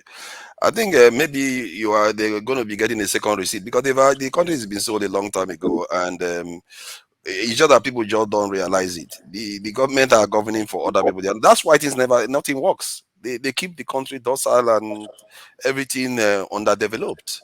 Any people that want to take control of their destiny by now, Nigeria will become industrialized. We'll be able to be manufacturing stuff, building our own railway bridges. You'll be doing it. Even if you are doing it one sector at a time, by now would have done all of them. We've seen other nations that can do it within 4, 5, 10 years, but we've not done it for almost 70 years. It tells you that these people are not governing for you. And they tell you all the time. They go there all the time. They keep rushing to them, and they keep coming here. Who do you think is guaranteeing our security in this world? Who is guaranteeing? You think it's us? Who are we fighting? Why are we not fighting anybody? Have you wondered why? Because we are not controlling our destiny. And that is why we are where we are. So if we are going to sell the country, it's just going to be a second receipt where they will say, you know what, we have come back to take over what we handed over to you. And I hope you guys did a good job. Thank you. Let's take over now. That is what you are going to see. And we see it all the time. The signs are already there because they are getting jittery about India, the Chinese, and the Russians rising. That's why they are becoming more and more assertive in the continent. Now, the other day, the British ship came to Nigeria. Why do you think they came to Nigeria? They said they are coming to help us monitor our waterways. Like, we don't know our waterways. Here in the UK, a British defense minister said they should invade Africa. And the countries they listed included Nigeria. And the way they are going to do it is exactly the way they are doing it now. The stuff is online. It's not like it's hidden. This is open secret. But we are here arguing about who is in office and who is not in office. Controlling what? All Just right. leave it there. All right, thank you. Let's try Mask again and see if we can hear him. Go ahead.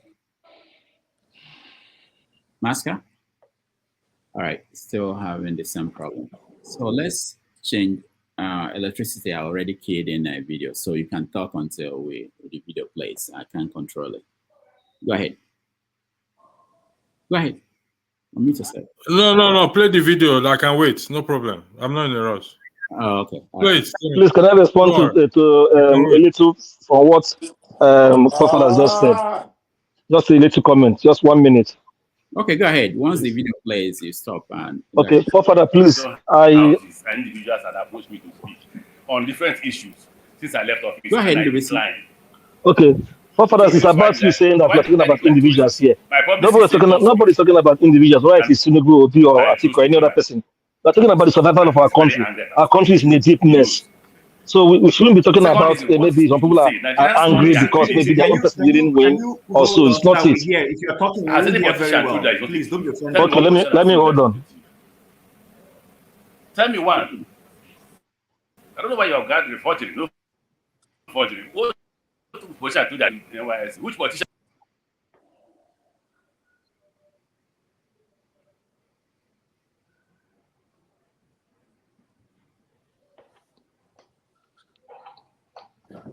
Dr. Damages, your system seems to have frozen.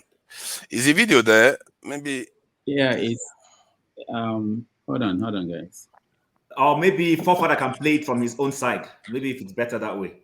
If Yeah, I but have the link. it's not on the system. It's from my computer. All right. Okay. You know what? I'm disappointed. All right. Is he saying that we are all cheats? No, basically what he was saying was that all of you. The beginning is to say to you that. Okay. Ikechuku, if some Nigerians were telling you that you shouldn't have given me opportunity to speak, tell them that so many television houses and individuals had approached me to speak on different issues since I left office, and I declined. Two reasons why did I decline? Two reasons. My publicist said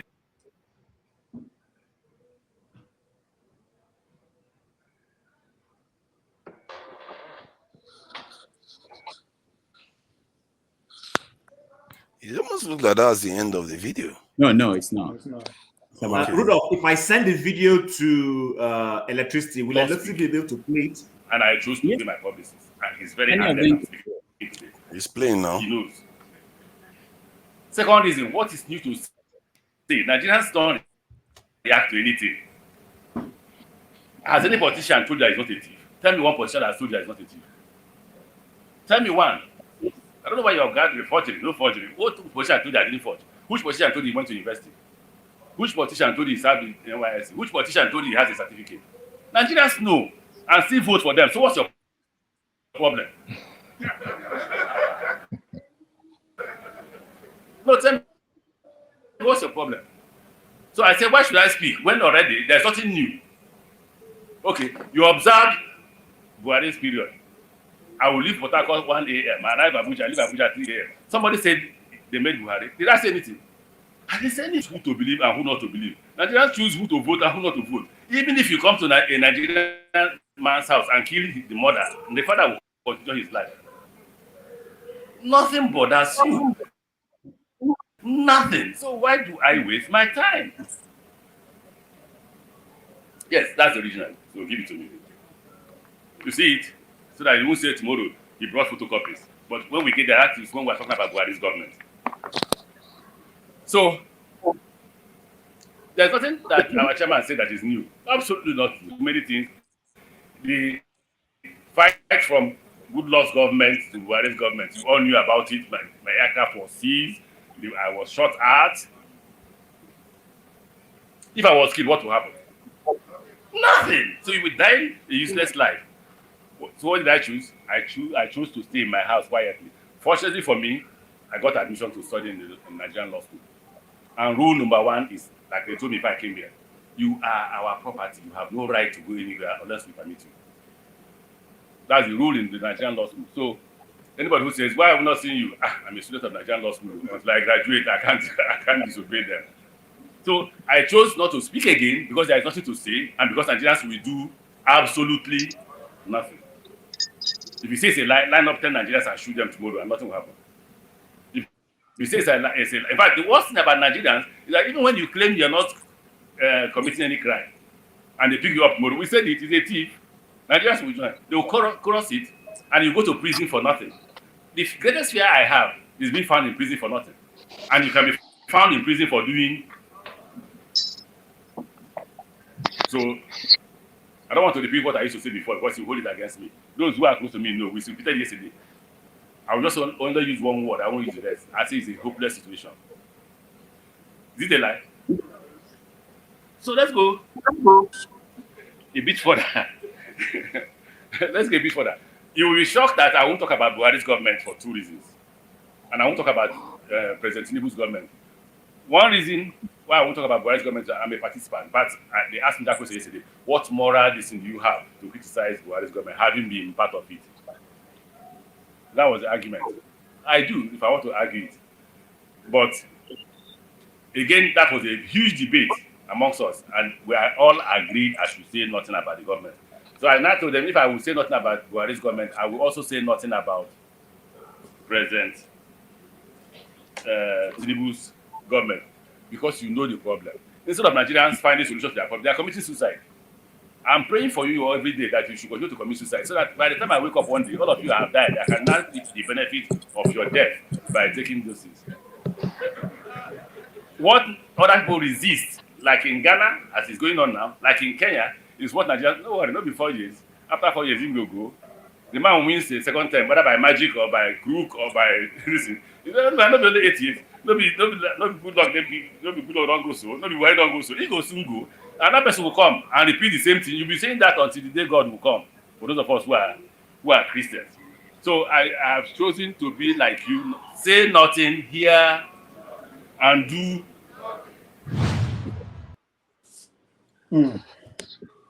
All right. Let's confess our maybe. Yeah. So let's All go right. back. Let's go back to Obie. Thank you very much, Dr. Damages. I'll keep it short. I just have 2 quotes: one appreciation, an appeal, and advice. The first quote is coming from Newport Institution. They talk about gaslighting. Say gaslighting is a form of psychological manipulation in which the abuser attempts to sow self-doubt and confusion in their victim's mind. Typically, gaslighters are seeking to gain power and control over other person by distorting reality and forcing them to question their own judgment and intuition. Come to that for last. The second quote is by our own brother here. Will not be fair. They call people where I know not who died. I will not cook our own brother Chim. Chim, this is not to come for you, but I just like what you said, which is very important to this point I want to make. Chim said something. He said, I don't support cause. I don't like cause. You know, I don't like cause. But only when that person is speaking my language, and that's why he's speaking what I believe in, I'll support that. And that brings me to, for me, that is the core, at the core of our problem as a nation. But it brings me to the person in question, Amechi. Who be Amechi? All of a sudden, Amechi is 58 years old. All his adult life has been in power.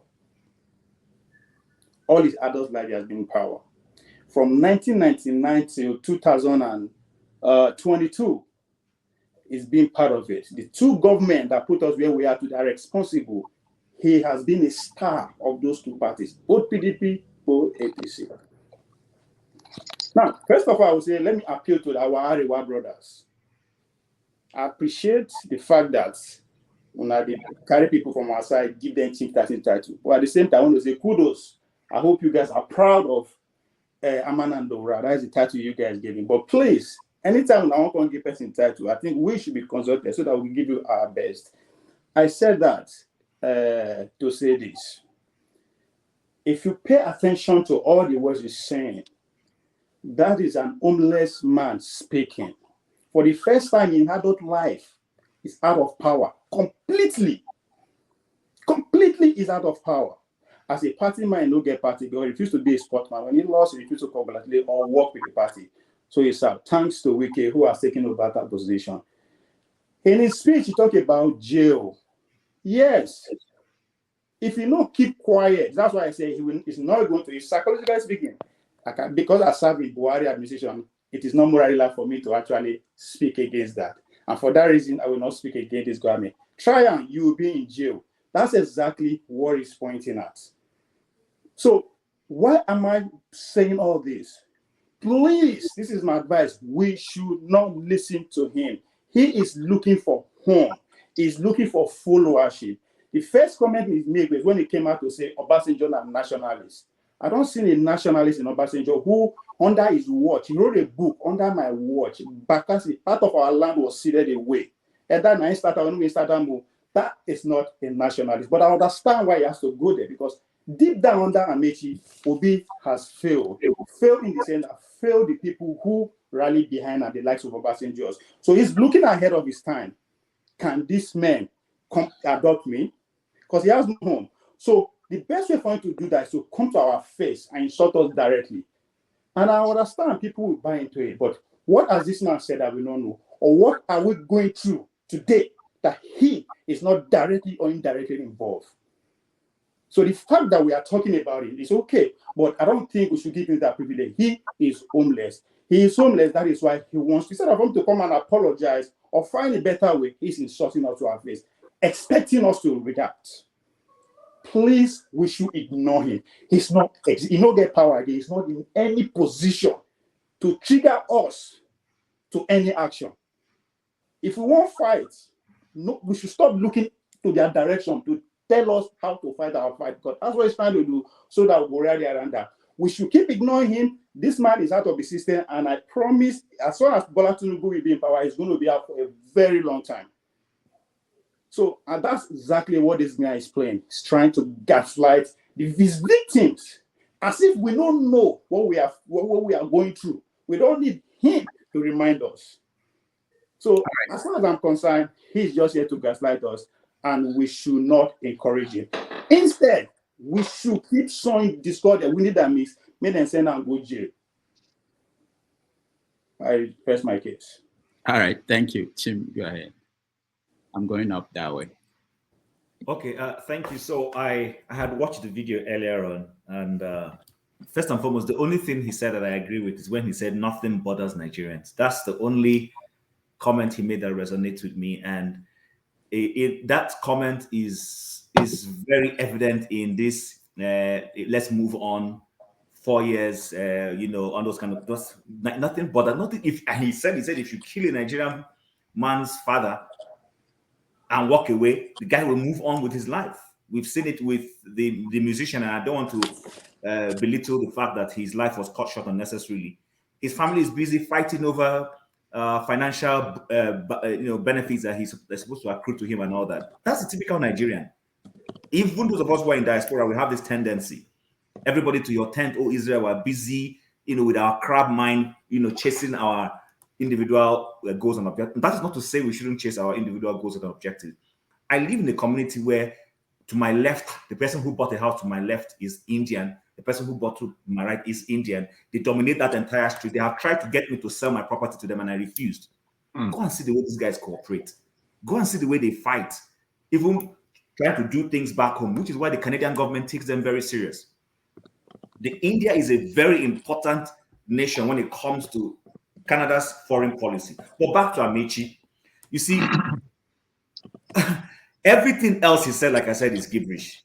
First of all, he's telling us that what is strange about any Nigerian politician not having a certificate, not having an NY certificate. So in other words, like I keep repeating, what can be worse than when a collective, a group of people sit down, agree on a ground norm, tell themselves these are the processes we need to follow as a nation. These things should guide us.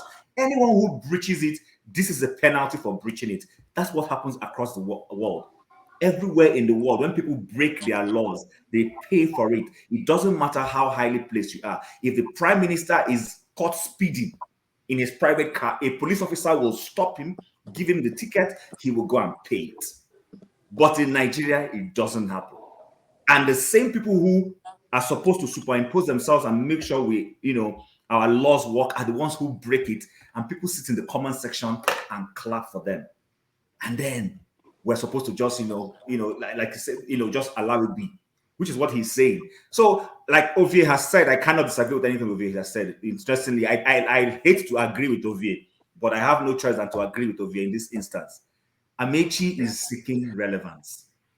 He's seeking relevance. He's literally trying to gaslight Nigerians. People are hurting, and they know, and you're part of the process that is hurting them, and you're coming to moralize and talk to them and do all those things. This is just gibberish. So I don't think he should be taken serious.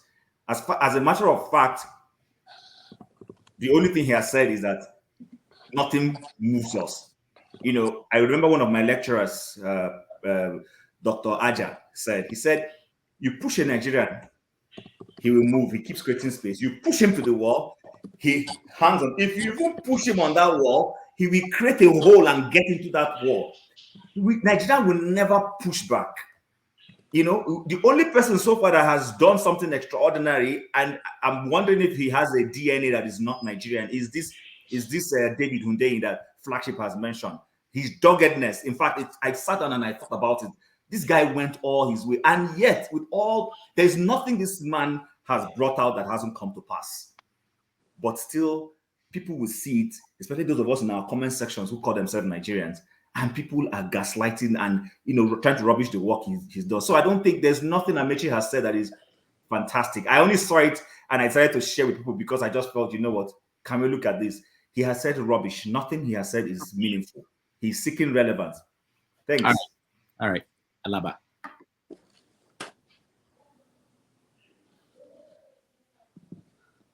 Thank you very much. I want to say back to the same key points. I want to talk much this time, and whatever of my time that is left, I reserve the right to use it later, like the lawyer said in court. Okay. Who is Amechi? Just the same way I asked, who are you? Who are those listening to us? Who is Amechi? In my book, let me look at it. Is he an enabler or is he a solution? It falls under the people that wants us to go on, move on to the next time.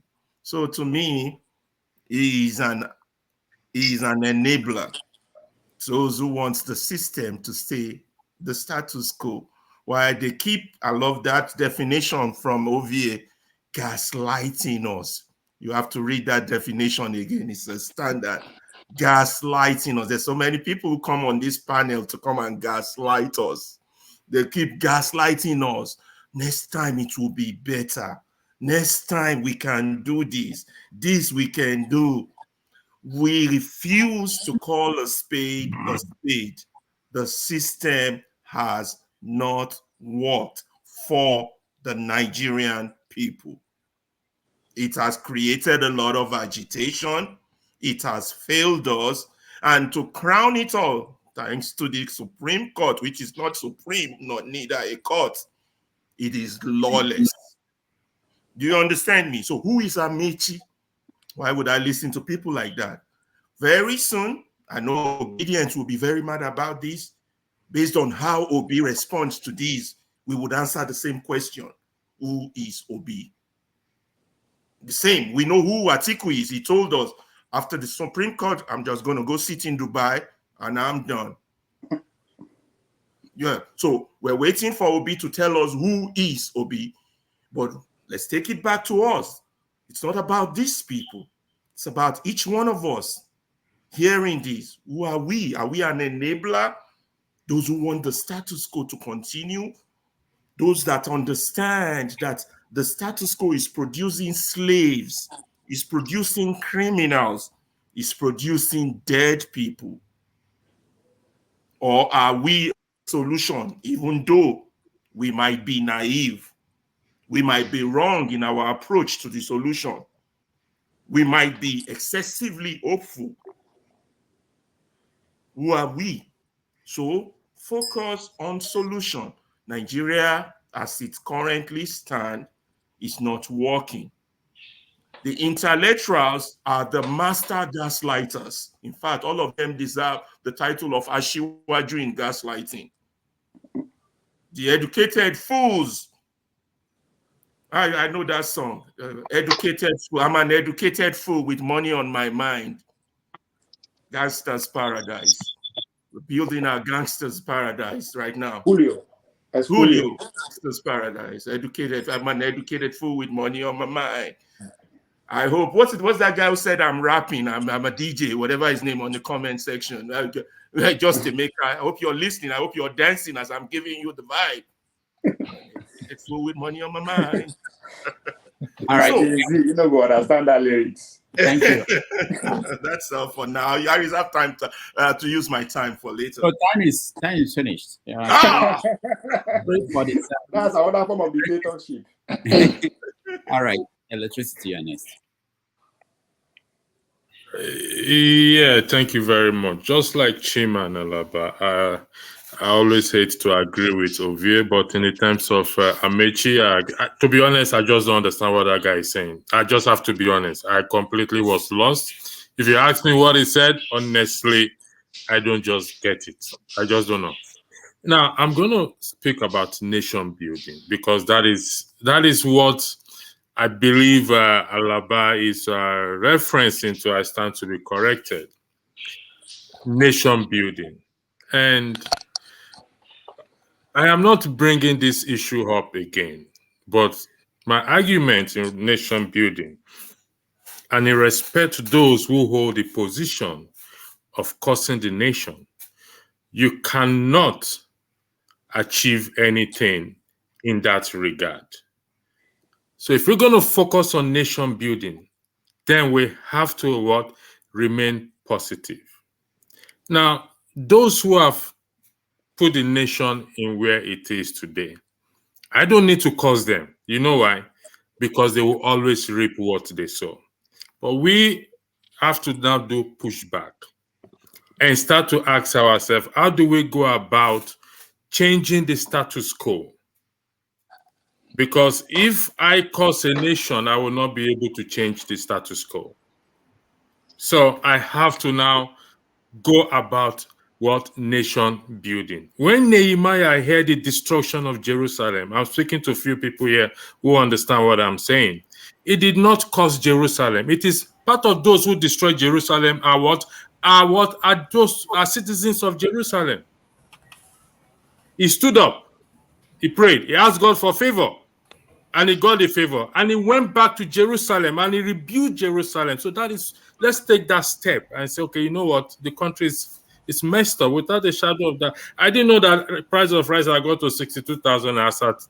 Yesterday morning, I only sent 60,000 naira to buy a bag of rice. So they've added 2,000 naira to it. I believe they'll come and draw me for that 2,000 naira because they said we contribute to destroying the nation. That's what they always tell me.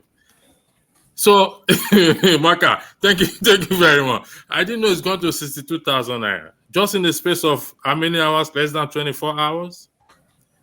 So, how do we go about building the nation? That should be the next thing. We are not denying what is happening. I will not live in denial. It's painful. It pushes one to cause them or cause whatever, but I think we should try, where possible, to avoid treading in that path, where possible. I'm not going to, like I said, the pain, we are feeling the pain. It's like if Dr. Damage is doing something bad to me, for example, I may be forced to raise my voice to say, let me cause Dr. Damage or let me harm you or whatever it is. What difference will it make? It ain't going to make any much difference in my life. So that's all I have to say. I yield the floor. Thank you. All right. Thank you so much. For this. Yeah, thank you. I guess Amiji, I never took him seriously for what he's saying, even if some of the sentences we're saying were basic facts of life. It's like these people are clever at talking to people. I don't know whether he actually believes what he's saying, because if he does, personally, I may not consider that gaslighting. But if he doesn't and he knows better, then we have a problem on our hands, because he doesn't seem to know why our people tolerate some of the stuff they tolerate. If you've been in power, you should understand that. And from what I've seen, what we see going on in Nigeria shouldn't be that unexpected. I don't see anything happening in Nigeria that is unexpected, really. It's something to be expected. We don't have catalytic events or leaders or anything that's happened to really galvanize the people to, in other words, increase their collective performance and intelligence, as some people would describe it. We don't have anything. And you can see most other people that have gone on to do great things in this world, they've always had uniting things that have happened to them, most of the time common enemy, actually, which it turns out to be one of the most galvanizing things. This is why you see movies where you say, oh, this leader is unpopular, so he triggers a war with the neighbors, because they want to unite the people to act in concert. But we've never even been given that kind of gift. It's a curse, but at the same time it's a gift, because it allows you, like, even the Chinese people, when after the Japanese invaded them, they thanked the Japanese because they said the Japanese were woken them up. And when that man was saying it then, that was all the way 1940s or so. Look at what has happened now because of what he said. So it tells you, and if you look at most of these leaders that go on to forge great things, it's so uniform the way they all emerge. Not in this environment that we are in. Nigeria needs to be in. I don't know, maybe there are new ways to doing it. Obviously, there might be. It's not only one way to unite the people, to really get them to really unite and set their differences aside and not be petty. To do that, something drastic needs to happen. because human beings don't do that willingly. This is something that is behind them, and this is why even when our people are suffering, they are feeling suffering is not enough. They have to fear for their very existence, their very survival. Before people will set their differences aside, they said Israel was almost at a point of civil war barely about a month ago because of a constitutional change, a change that the current government wanted to make. But with one attack, they formed the unity government immediately. The whole country is in one focus right now. They've never been more united before on anything.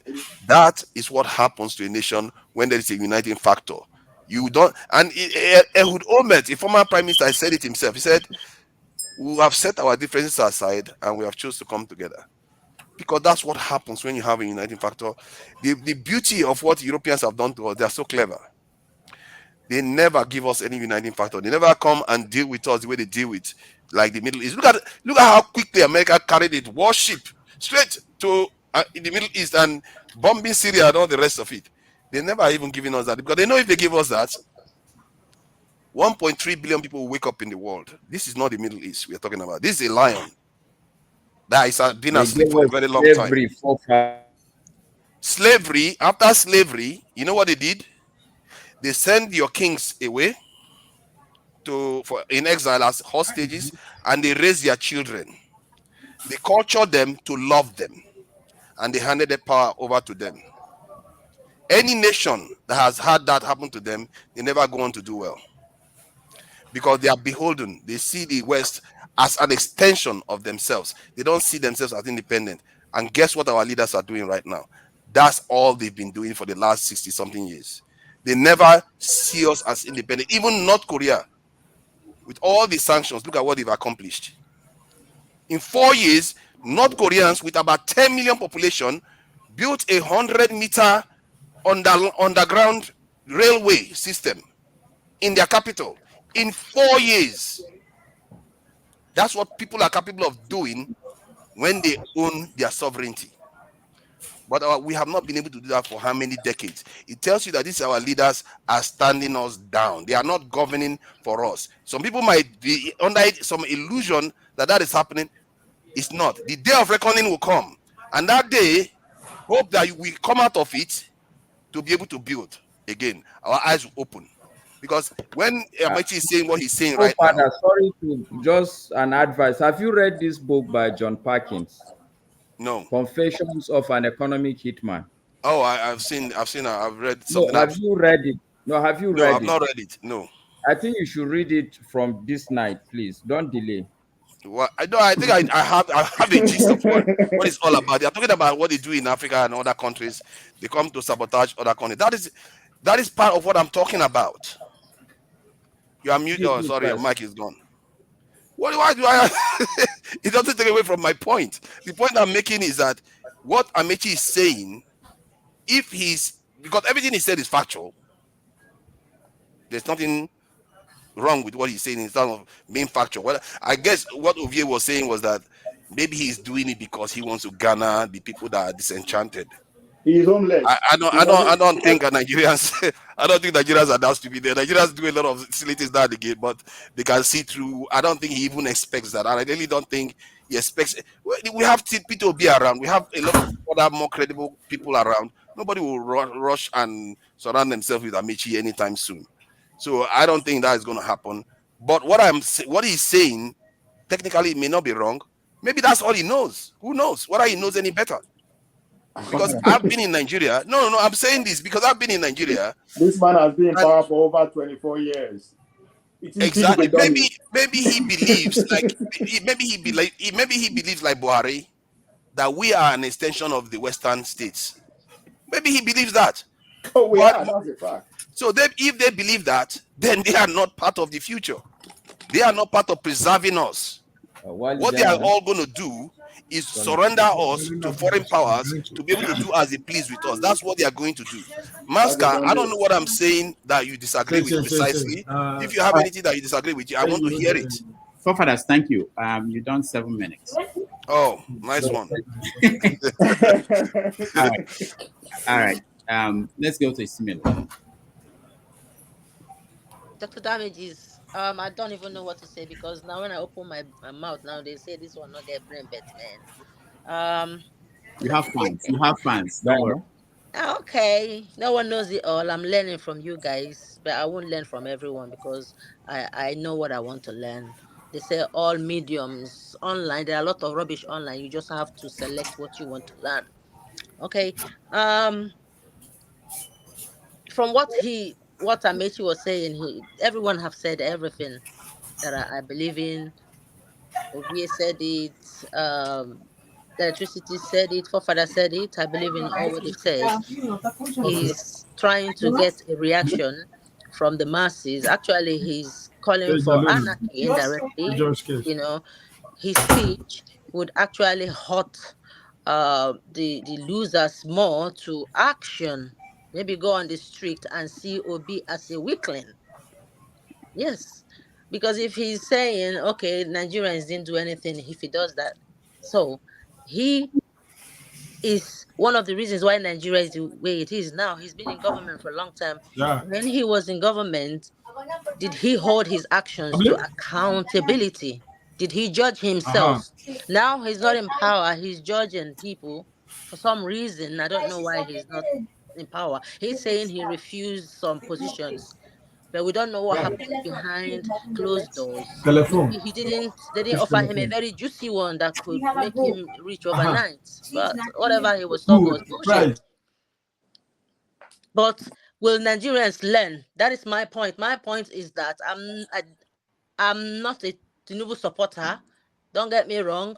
I was obedient 50%. I supported Obi before the election 50% and 50% with my brain. I'm not a fool. That is the way I think, being logical, because I want to hear his manifesto of what he's going to offer.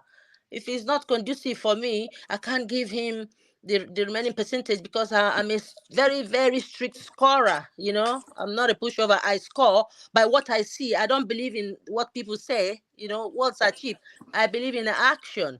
That is why I was 50% or be 50% with my head, keeping it open. Like, okay, let's see. It may not be Obi, I never supported Tinubu like I said before. But my point is that I'm not for criminality or for what the Supreme Court have just decided. But this Nigerian society has had K-leg for a very long time, and some of our forefathers contributed to this. And we are here now. What are we going to do? That's my point. We are here now. It's like when you're on a journey and you fall, you have to stand up. You can't stay on the floor there with your eyes complaining and do something. What are we going to do about it? That's my point. What are we going to do? All right. We are now pointing out what this man has said. We're always zooming in on problems. What Amechi has said, he's faulty.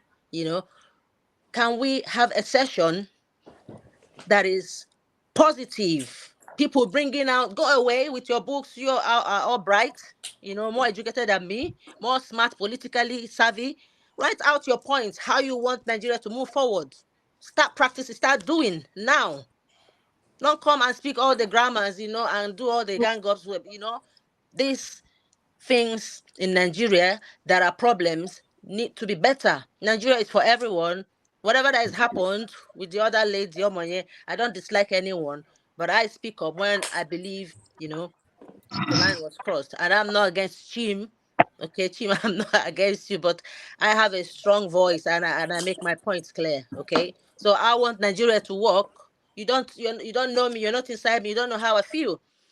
People present their feelings differently. I'm not a crier. If I get hot, I have to move on. That is life. I can't stay in my hut because I'm going to be blind. What are we going to do? It's not easy, but we have to do something. We always complain. Mama Hecho, I miss her. She used to be here when we used to nag and complain. Nothing has changed. I'm getting tired of it. It's not about the grammar you speak, but let's do something. Thank you. All right. Thank you. Thank Yeah, you, I agree Steve. with everything, but why has she go with against K legs now? You know, this K leg thing. I've had people having a go at K legs in Nigeria. What is this? What's wrong with K legs? Tunanja, do you What I have meant K-leg? is Tell that us. Let us it's been know. spoiling now. Where Tunanja. have we been? How old are you, forefathers? How are you? How old is you too? All I'm of you, if I Papa ask now. you, I'm where a have you Papa guys now. been? Well, What it's have you just the done for K leg Nigeria to thing. make it better? I agree with you. I agree with you. See, I really respect the way you Including look at myself, things. oh, so please. Yeah, I respect the way you look at things, but this K leg thing, let's leave our K legs alone, Jare. Tunanja, forefather, do you have a K-leg? You don't know, eh? Boy, you know this type of things they are saying, eh? Just you know, we have to leave our K legs alone. All right. Jagan, you're next. Good evening, No everybody. Jago have a K-leg. Good evening, everybody. Good Hi. day, good morning, wherever you may be. You know, listening today. Sorry, just an aside. Dr. Daniel, you have too many shy people on this program. Why do they always have to come with their glasses to cover their faces? Me, I'm not shy. I'm covering my face for tears of yourself. I'm crying for you people. Just to say, you know, Nigerians, we were always going to come here. Everything from the 1960s, whenever you climb on board the understanding of what Nigeria is about, even before we had independence, this, where we find ourselves, is where we were always headed. I can remember when I was young, speaking to my parents about Nigeria, and I told them that Nigeria is going to go through a second slavery because they haven't understood the first one. We who are sat around this panel right now have no real, or we were late, very late in appreciating what happened during slavery. And the fact that we were called, part of us were called the slave coast. A lot of slaves was taken from us, from our elites, which are the kingship at that time. We were always heading to this point. What always fascinates me is the time that we use in not understanding. You know, the Supreme Court is what gives us this mood today. Yet everyone knew that the Supreme Court were going to do more or less what they did. Now, we've been waiting, really, for the Supreme Court. We've been behaving ourselves. We've been polite with receiving slaps in the face. We've been lying down in order for people to tread on us to get to where they're going. And I feel that, you know, everyone around this panel, everybody in the comment section, if we were in the government, I don't believe that any of us would have been able to do anything different that doesn't bring us to where we are today. Because we are all ready to accept advantages above another. We are. We really have to look at ourselves. As we're pointing a finger at all these people here, just know that you're exactly the same. Just know that. Because I think people are in constant denial of what Nigeria is. Constant denial. Do you know, just a quick aside, when they used to bring slaves into America, there were already slaves there who knew what it was to be in slavery. But when a fresh African came, do you know what they did? They abused him for being African. You boo-boo this, African that. I mean, slavery, during slavery times, when the whip is on my back, a fresh African slave comes over, and what I choose to do is abuse him until his mind has completely divorced himself and he changes into who I am. This is what we do, I'm afraid. We need really to look in the mirror. That's what we need to do. We need to look in the mirror because we don't know how ugly we really stand. We say that the world is looking at us right now. The world is looking at us. But the country, I'm afraid, I think it's already sold. I think Nigeria is exactly where it needs to be for the vultures to come in and reap.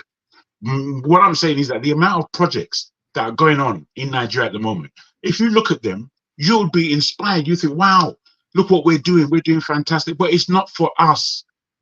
All of the infrastructure that is being put in place now isn't for us. It isn't. And we are watching all these things happening, and we aren't understanding that after 60 years when we could have done all of this? Why is it that it's coming in now? Why is it now that these infrastructural projects that make sense are coming in now? You see, I don't think we really love ourselves. You know, that guy comes on every so often, I've forgotten his name, and talks about love. And I question him because I want to know where he's coming from in terms of what he speaks about love.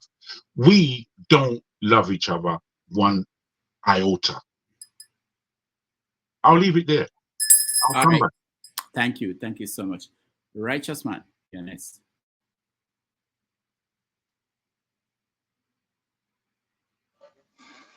Yeah, Dr. Rudolph, on a lighter note, you know, you will always say I ask much questions. This bell you are using, is it the one we use in Cherubim and Seraphim or Sele? Okay. That's good. Jegu, good evening. Good evening to you, sir. Quite a long time. Indeed. Yeah. For the first time, I want to disagree with Ovie, Chim, and electricity. Slightly, I want to agree with forefathers. You know, he's a technical man, very technical. You know, he will make a good politician if he comes to Nigeria, but I'm afraid if they will not corrupt him. They've corrupted him more. Okay. So you see, we have one proverb, and with my in-law sister there from Mbise, you know, my other brother married an Mbise woman, so, but she's giving us trouble, big trouble. So, there is one proverb in Igbo land. They said, "Onye na-amaro ebe elili ozu, asị ya bịa bọọ ozu, obide n'ụkwụ." Let me translate it to English. If you are not there, if one is not there when a body was buried, a dead body was buried, if you ask him to go and exhume the body, he will start from the leg. The reason why most of you gave the submission about His Excellency, the former governor of Rivers State, Chibika Amechi, apart from Chim, that most often say that he had a good job in Nigeria, he just left. I think most of you that are in diaspora were people who left at a tender age. Some of you were born with a silver spoon and you went for schooling and then you decided to settle down there. Don't assume too much. Righteous man, can you use the word appears, please? I will appreciate if you use the word appears. You're assuming a lot. Okay. Appears, please. Okay. Apology, appears. I left Nigeria when I was adult and I was doing well. They didn't force me out there. So please, can you direct your arguments properly, please, if you don't mind? Okay. Yeah, I have done that. But that shouldn't bring a quarrel. I have done that apology. But it appears that most of you left maybe on the basis of the background of your families. Some of us that are here today will not interpret the action or the sayings of a former governor with the way you have interpreted it. That is the basic truth, because most of the information you get is what you read on the internet or on the pages of newspapers. But we that are on ground here, every day we meet these people, sometimes when they come for campaign or thereabout. Amechi Chibike was saying the truth. And he was not saying it because he's presenting himself as a saint or he's eyeing to be the president of Nigeria in 2027. I will give you reasons why I said that.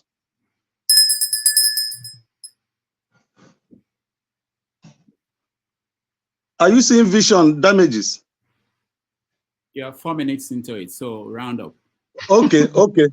Let me submit. Let me just leave. I yield the floor. Thank you. Thank you very much. God bless you, righteous man. We like to hold you. Next, you're next. I don't think we should laugh at him. So you're muted. Can you unmute yourself? Yeah, go ahead. Yeah, okay, yeah. So talking about we can't hear you this time. You can't hear me. Can you hear me now? All right, we skip you. We go to I can hear him. I can hear him. I can hear him. All right. If you am I live? Go ahead. You're coming to me. No. Yeah, okay, yeah. I'm not going to talk much about this topic because I think, like they say, if you play the game of chess, they normally say chess speaks for itself. I think what Amechi has said speaks for itself, really. You know, I think people like Amechi are among the kind of politicians that are looking at Nigeria. They really want something good, but there needs to be a reaction.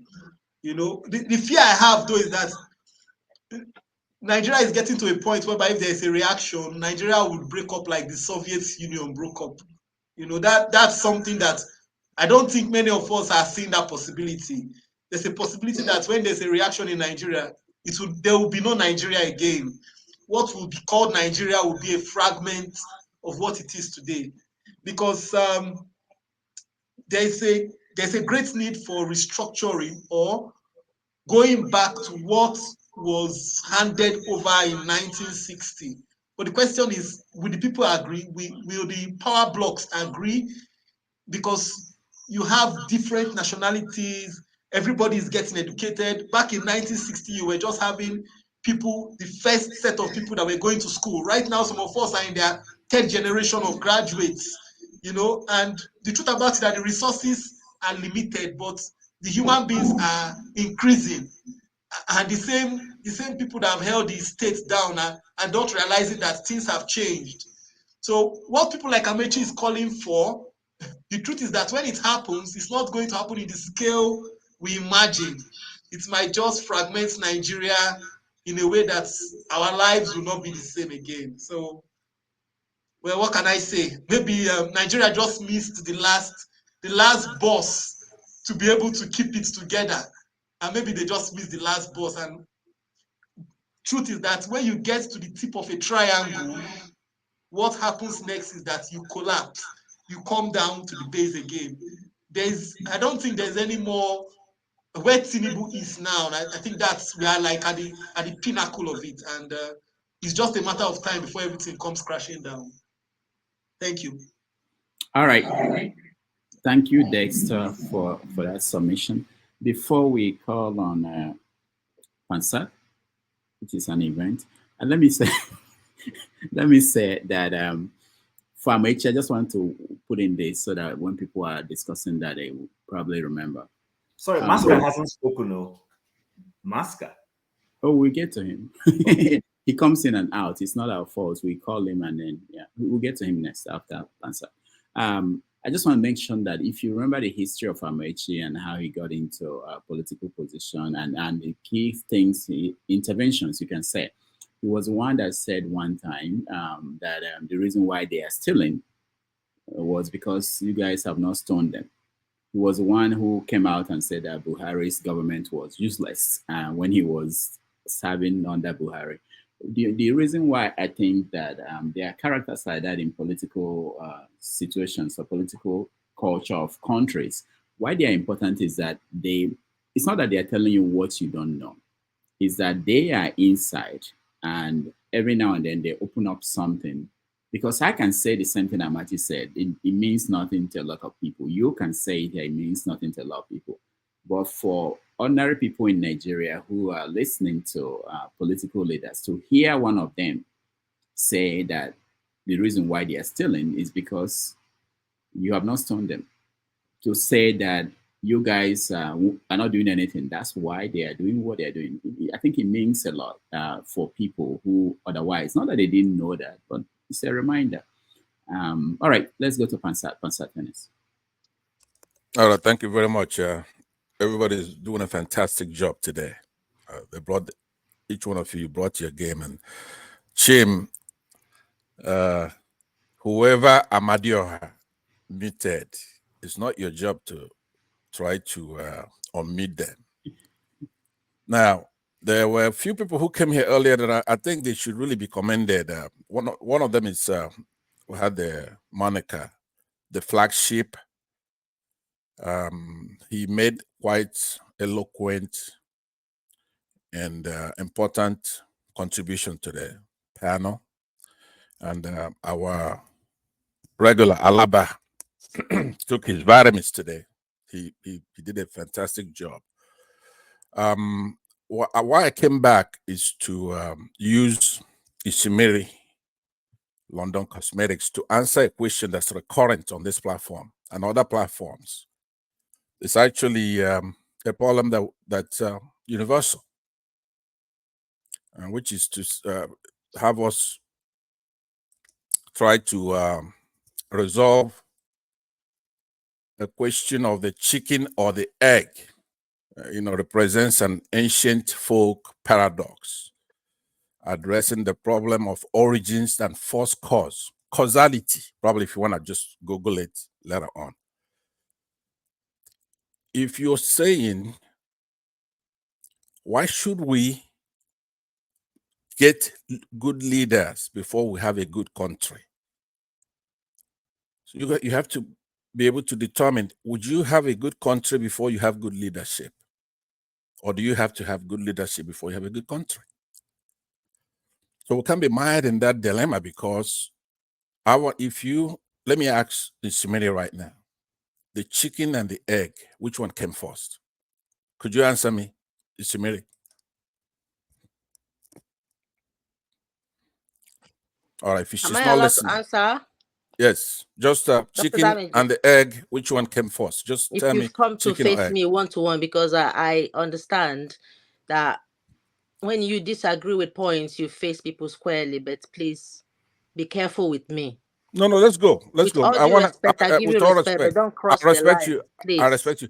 Please, I want you. Let's have a little dialogue. I Please am allow not. us. I'm not Tinubu. I'm not the problem of Nigeria. Can you contribute positively how to move Nigeria forward with all your levels of academics, all your big grammars? Go home, take a pen and paper, write the points down of how we should move our country forward. We are not here to attack one another. We're not here to go back and forth on points, who agrees or disagrees. No one knows it all, man. Okay? That's right. I'm not your problem. I'm not the problem of Nigeria. I'm here to contribute to see if Nigeria can be better. I have people in Nigeria. Wow. All right? I agree. 100%. Please. By the way, respect yourself, especially how you address people. No, I don't want to cross my line now. Let me but chime in then. For you to have the audacity to even think of asking me a question that is irrelevant right now is so disrespectful, man. Okay. All right. Please take mute it her back then. and apologize, please. Please Don't mute her, talk to me anyhow. Please mute her. Let me respond to her because there is no. Be careful when you talk to me next time. Think twice. Please mute her, please. Okay. I agree with you 100%, by the way, right? But it seems to me that when you come on this platform, you don't even think before you come in. You just here to make trouble. Mr. Rudolph, I hope your time is answered. I have Rudolph likes Pansat too much. Rudolph, you're very biased with Pansat, extremely. Please leave her alone and get to your point. Get to your point and leave her alone. Please, just leave her alone. Get to your point. It's Rudolph. Let's have order. Rudolph that's allowing this. Let's have order. But Pansat, I've got nothing against what you're saying. But Rudolph, you want to check yourself, bruv. Thank you. Let me please, let's have order here. I don't disagree with my sister, Shimiri, right? But I'm saying, I've watched her when she was, Bia was her name. And she used to be on other platforms. And she was respectful and she made positive contributions. Which platforms? Please, I like honesty. Just say it out. I have nothing to hide. One man goes to, I don't know, one man goes to something. I was there. Yeah, okay. I was there and I've been there with you. And trust me, I have nothing against you whatsoever. Now, what I'm saying is that we in the Southeast, for example, right? What do we want? We want a progressive country. So it doesn't really make any sense to be antagonistic. Let's say you want to say Tinubu, let's give him a chance. I'm not for him, but circumstances has brought us to this level, which is actually what I think you're saying, and you're being defensive about it. Well, we disagree with you. There's a process. There's a constitution, right? So those of us who are as shambolic as that constitution is, and we're trying to hold things to be in order, we think that our leadership is not doing the right thing. We believe that elections are rigged, no matter what idea I give you today. For example, I'm going to leave you with one before I conclude. I have one. Before you go further, just know that I'm not against your decision or wherever you stand politically. Okay. And I do. Not, you understand? No, I do. I do understand you very well. So you're not my problem.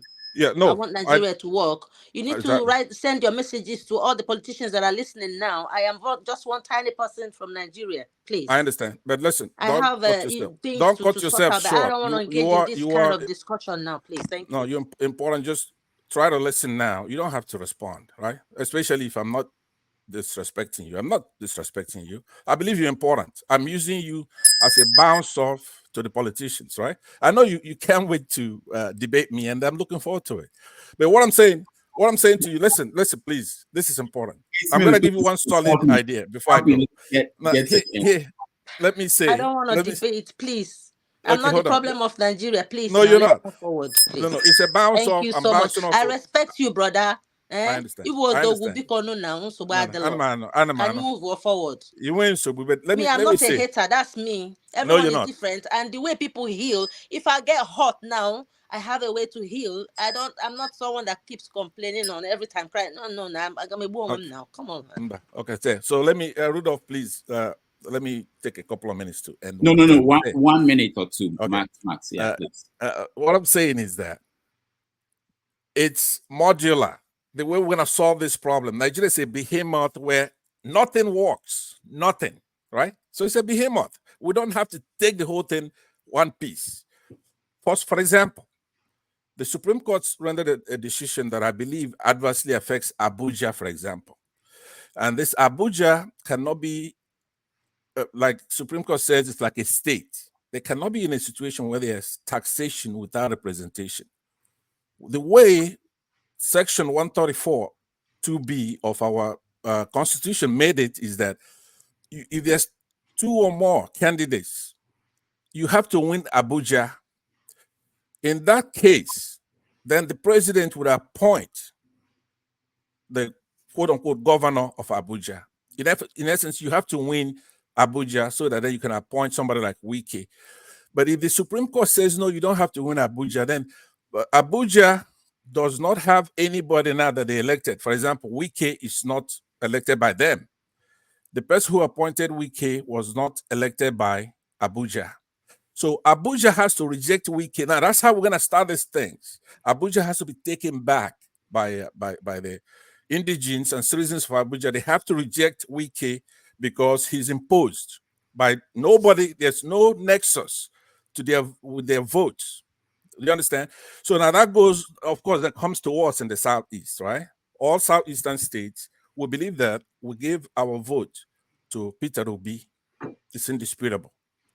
We cannot accept Tinubu as president. So I believe that when the FBI release the documents and then we hear from the candidate, Peter Obi, and hear what he has to say, then we'll go forward from there. So it's not over by any stretch of the imagination. And I said earlier that the House has to originate articles of impeachment. You can't stop that. It's in the Constitution, right? It's not extra constitutional. And Shimiri, let me also say, by the way, I like Omoye's Corner a lot. I've listened to her many times. She's one lady that has her head screwed on tight, a beautiful lady. And you're beautiful as well. And you have your head screwed on tight. But today's occasion, you are way, way off and way wrong. A cause that was generic. Yeah, you're sui generis, but he wasn't talking about you. He's saying anybody we say it all the time, colloquially. If you are wishing this, may you visit your own, may you be like Nigeria, may your family be like Nigeria. So there's no reason to pick a fight like that with your fellow beautiful, strong woman in public. You do that all the time. You could see somebody like me who could be your dad, for example. I could be your father, right? And then you Oh my start God, you can never be my disrespecting. dad. You don't know my age. Okay, Please. and you start abusing me, even though you don't mean it. Abuse Everybody knows you? it's a facade. You don't mean Abuse. it. You're not evil, right? And you have to help us build that country. Don't flim flam from evil to good and all that. Thank you very much. Thank you. You're welcome. Yeah. And a curse is an insult, be it in a religious way or in a traditional way. When someone is cursing out, it is insultive. Whether it's going to come to pass or not, you are not just cursing people, you're cursing the generations, you're cursing Nigeria. And you don't know who's going to be born into that Nigeria, or who is going to marry your own sister or brother, you're cursing. Imagine, it goes round. It's similar. Thank you so much. I don't want us to get into this debate now and stop the show. Let me meet with moderators. But I can tell you, and you guys are forcing me to say that, and that will be maybe when the final words. I will say my thing, and then I will leave. But let me go to Masca. Let's see if we can. Before you go to Masca, Rudolph. Yeah. Before you go to Masca, I need to ask you, and this is nothing against you, Pansat. Please, be calm. Why is it that you give? Bro, I need to ask you, on a serious note, why do you give Pansat so much undeserved respect? He had at least 25 minutes just there. When I finished speaking, it was 2 minutes. I didn't even round up my point. It's almost like you weren't listening. I came back. Righteous Man did the same. He was making a point. As far as you're concerned, whatever you were saying wasn't important, so you moved on from him. Why do you give Pansat so much space? I need to know. That's a good question. And you can see the strategy that Pansat uses, and you guys feed. No, it's not Pansat. Hold on. Let me finish. Can't be Pansat. You can't put Pansat's name there. He's just like anyone else. It's you that's giving him the allowance. That's what I'm asking. Hold on, Jagun. Hold on. You see the strategy he uses today. He brought it. That's new. I've not seen it before. Which is when he's talking and I'm giving. So Pansat bamboozles you. Is that what you're telling me? Pansat is a bamboozler. No, what I do is I speak and I leave. Right? Hold on. Rudolph, I speak and I leave. No, Pansat, hold on. So speak and leave and come back.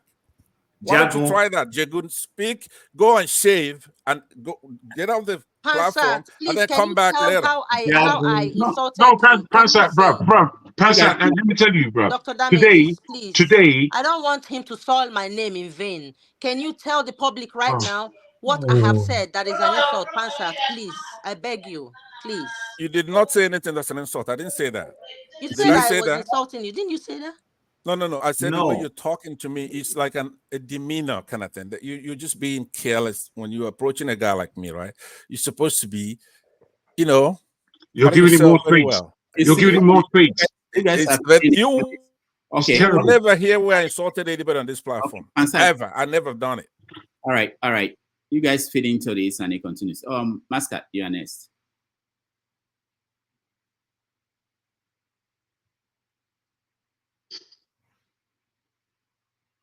Mascot, we can't hear you.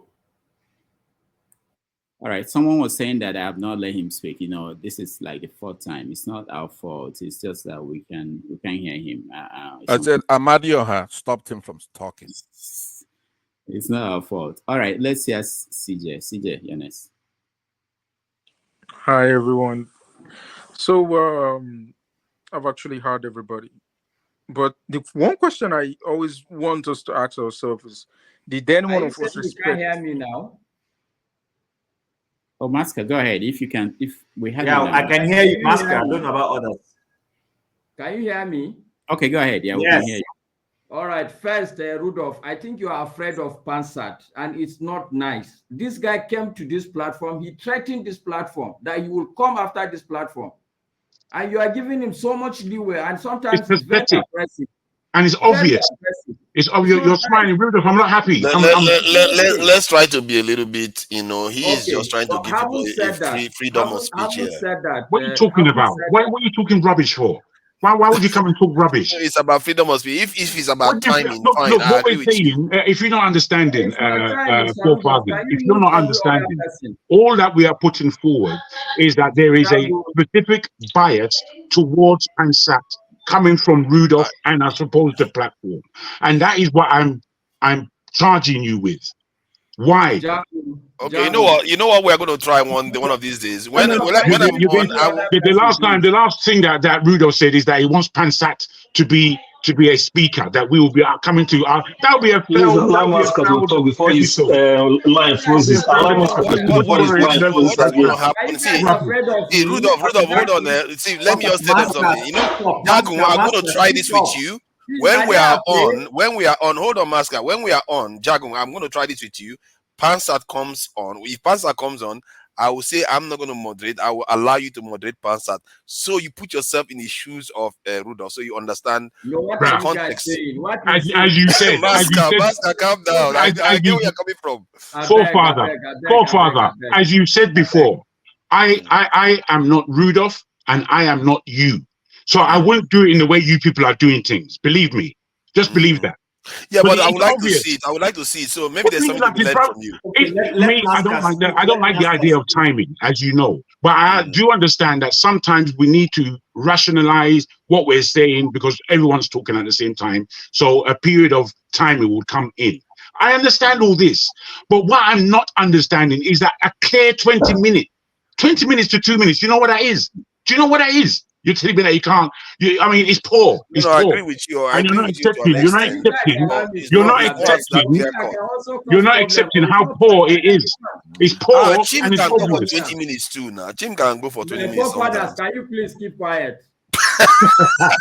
Master, Master, you need to stop it. Oh, you don't stop me. So, anyway, Pansat, I was listening when you threw out a challenge. I'm willing for Mr. Rudolph to organize a debate. I'm a Sunni Muslim. I'm a Northerner. I'm a Nigerian. I'm willing for Mr. Rudolph to organize a debate so that I can trash out these your half-baked theories that you push around. Okay? I'm ready. Okay, can you answer just one question for now? No, not now. Let him speak, please. I just wanted to answer if democracy is haram. Go ahead, Master. All right. So, having said that, I'm also going to tell you, Mr. Rudolph, okay? I need to speak for 20 good minutes like you allow Pansat to speak. Yes. Go ahead. You're welcome. Okay. All right.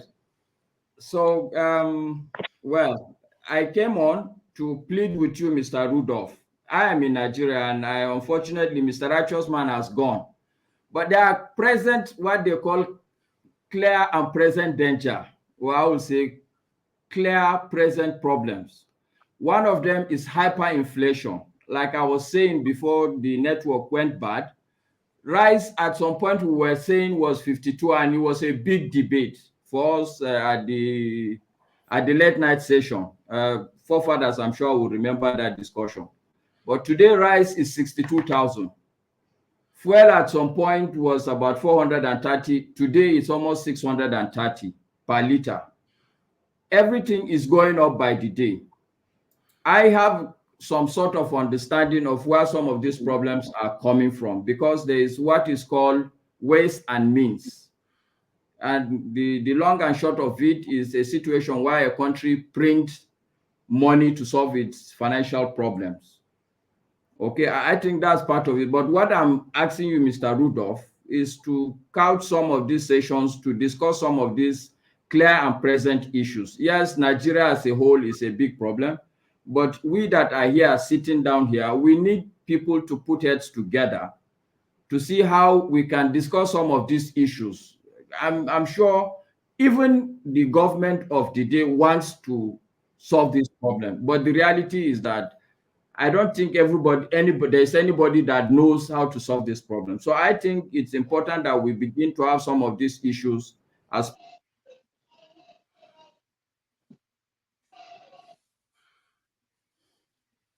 Can you guys hear him? Yeah, no, his mic is gone. I can hear him. No, you can't hear him. What kind of this thing are you using? Well, you're gonna tell me what I can hear. No, you can't. I can tell you what.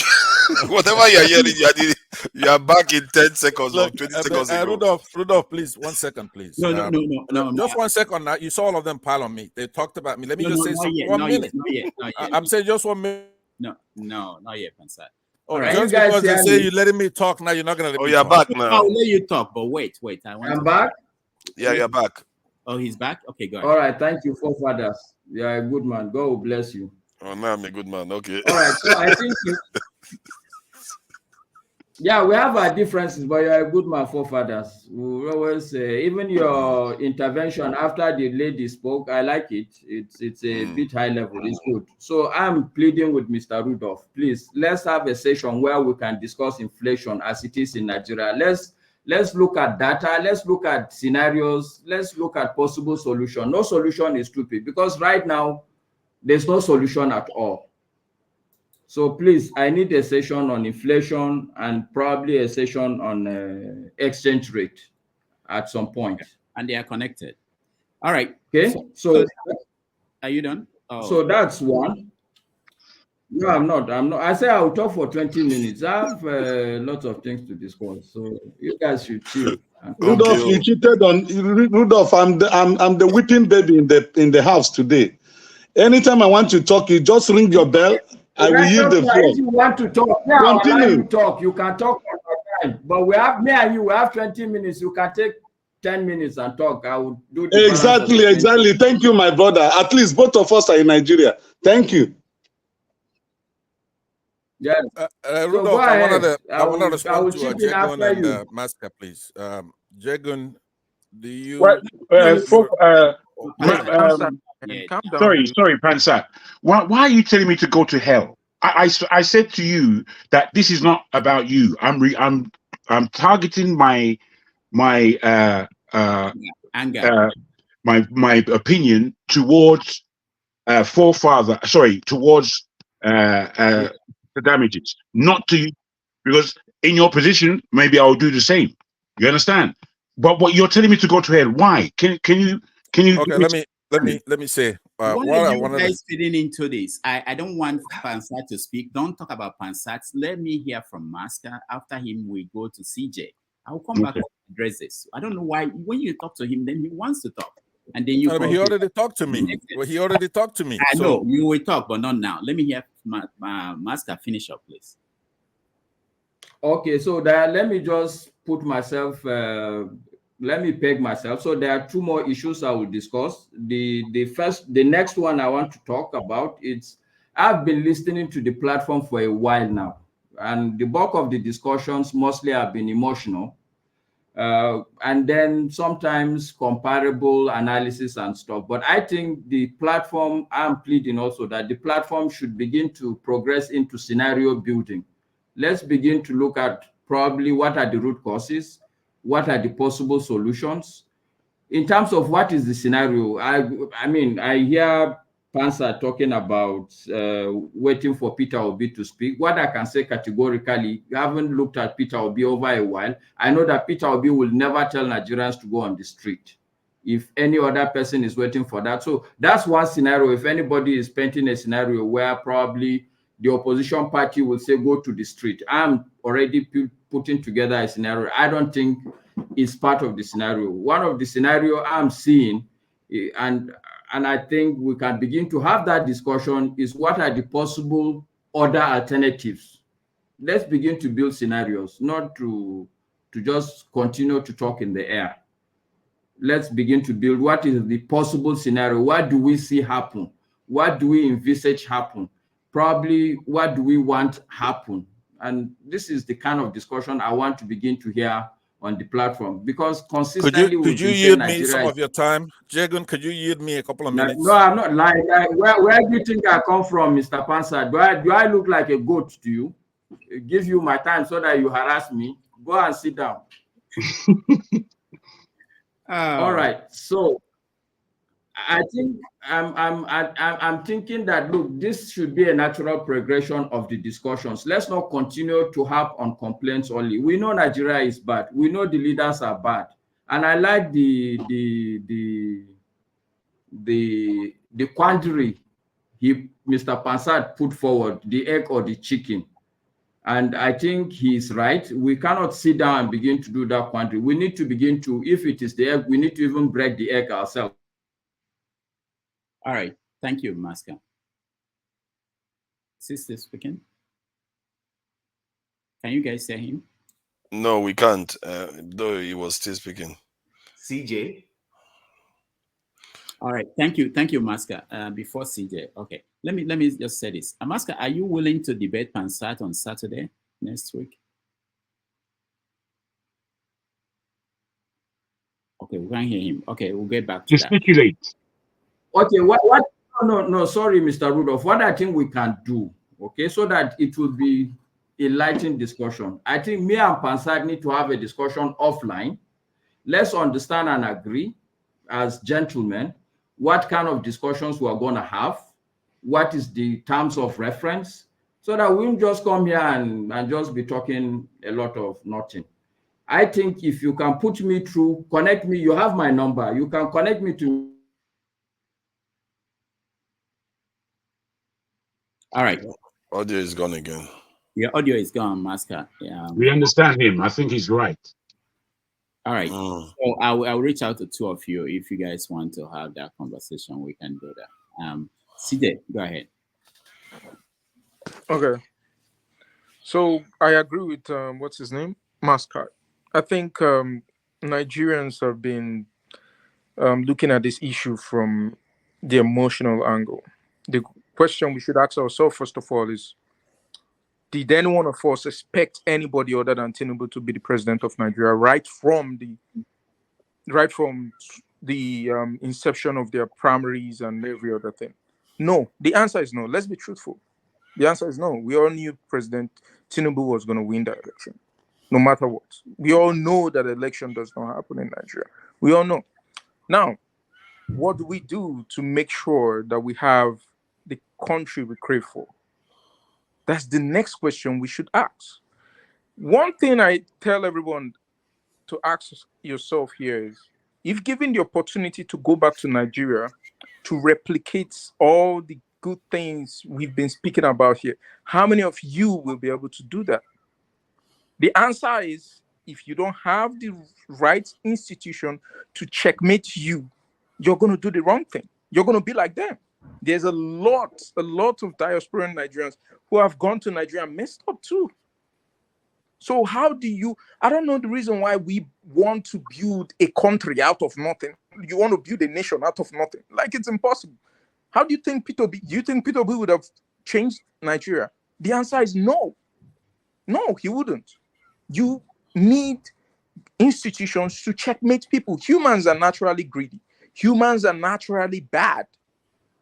But humans do the right thing when people are there watching them, when there are things that checkmate them. So you don't expect, okay, now, look at, we have Labour Party members, even people who once rode Okada, who couldn't afford to buy a bag of rice, who are now in Senate. But they are the ones receiving prayer requests. How many of them have come out to say, no, I don't need the prayer request? Nigerians need that prayer request. How many of them have come out to say, no, protest against buying cars? Why? Because you don't have institutions to checkmate them. So the question now we should ask ourselves, how do we build a nation? You only build a nation through institutions. How do we make those institutions? We should provide the fund to fund genuine civil societies that would be able to push for these laws to build independent institutions to checkmate the government. Other than that, Nigeria will still remain Nigeria. Tinubu will stay there for 8 years, so nothing will happen. Another person will come, the same thing over and over again. We keep speaking, Supreme Court this, man, Nigeria is done if we don't build institutions to checkmate people and to change the mindsets of people. That's it. Forget about emotions. Forget about who you support. If you decide to break out of Nigeria today, what do you expect? You think the thieves who are in your ethnicity, who are in present Nigeria, won't come over there and do the same thing? They're still going to do the same thing. Institutions is what make nations. That's it. You can't get nothing. You can't build nothing on something or nothing. That's a fact. All right. Thank you. Thank you, CJ. Let me give Chim just 2 minutes. Then I'll decide what to do with Pansat. Go ahead. Okay, yeah, so I want to agree with what CJ just said. But where I have a problem with some of this when we shout institutions, you know, and please, I mean no ill. Isimiri, ceasefire. I accept your apologies. I apologize also if I missed the point. Yes, at some point our emotions did boil up, and I admit that. Now, the first time I spoke here, I said nations build good nations, or nations that succeed build institutions, and somebody has said it, and lots of people have been saying it. But you see, when we keep saying this, the judiciary is an institution. The Constitution is an institution. The Constitution is an institution. It's actually the base institution on which every successive society builds on. Our judiciary was supposed to interpret that Constitution and force that institution called the Constitution, and they didn't do it. Honest truth. Anybody can say whatever they want to say. They didn't do that. And so if our constitution is faulty, I'm not even talking about, you know, the arguments people keep coming here to say that, oh, we need to change it. I'm not saying change the constitution. I'm even saying this constitution that we all complain about, we had an opportunity to interpret it properly, and the institution responsible for enforcing and giving this constitution a bite that it required failed in its principle. So what other institution are we expecting to build? Because you see, everything about the society is checks and balance. Everything is like a chain. If one side is failing, there's somebody who holds you accountable. That person is their role. And that was what the judiciary, that was why everybody was saying all eyes on the judiciary. For those who understood the original concept of all eyes on them, it wasn't as if anybody was abusing them or trying to make a mockery of them. People were saying, okay, it has fallen on you now. Will you do the right thing? And we all know they failed. We can come here and gloss over it. In the heart of our hearts, we know that the judiciary did not do its job. So but your institutions are not independent. The judiciary that's what I'm saying. That's what I'm saying. I'm saying for it to work. So CJ, if you heard me right, I said everything is like a chain. When one is failing, there is something that supports it and tries to get it back on track. It's systems. Systems, when a part of a system is failing, something else somewhere loops it up to get it back into process. And when it comes to elections and what politicians do, the judiciary is supposed to be the arbiter that comes in and correct whatever mistakes people are making. And this judiciary did not do it. So I don't know how we're going to build that institution we keep hoping we're going to build, if one part that is supposed to help us do that has failed in its functions. So for me personally, this is my view, and I love what Masker said. Let's not come here and blow hot air. I agree. Let's look for solutions. Let's discuss issues and all those. But you know what? The problem I have with our system is this. You see, I remember a few weeks ago when we came here and we're talking about the American speakership. And I said America will be fine. They will deal with their issue. They have elected. It didn't take them too long. They've replaced the speaker. Someone has come on board and he's doing his job. And when it gets to the time for them to do the next thing, you will see them, they will move on and do the right thing. So if we are going to build that institution and our judiciary is already not doing its job, it's supposed to be that body is supposed to be something that is immune to an extent. I know we're human beings. You might have your areas of support. If you're a judge's vote, I agree, they vote. They may not come out to say who, but they vote. But at least when it comes to basic truths, a basic truth was staring us Nigerians in the face. Nobody can deny that. And all of a sudden, a judgment was passed a few days just to quickly, preempt whatever will come out. Suppose, let's assuming the FBI does its job and brings out whatever, just to preempt that thing, they quickly passed it. They fast forwarded the judgment to give somebody, a landing, a landing pad or whatever it is you call it. So my point, what I'm trying to say in this, my rambling, is that I don't see how we're going to build these institutions we keep hoping on if a particular one, especially the judiciary that is supposed to be seemingly above board, is failing. Look, my personal belief is that if we have a good president, I know one man can do it. And I'm not talking about Peter Obi. This has nothing to do with Peter Obi. Personally, I don't even want Peter Obi to have run. There was a place where I was, and I told him, I said, I don't want this guy to run.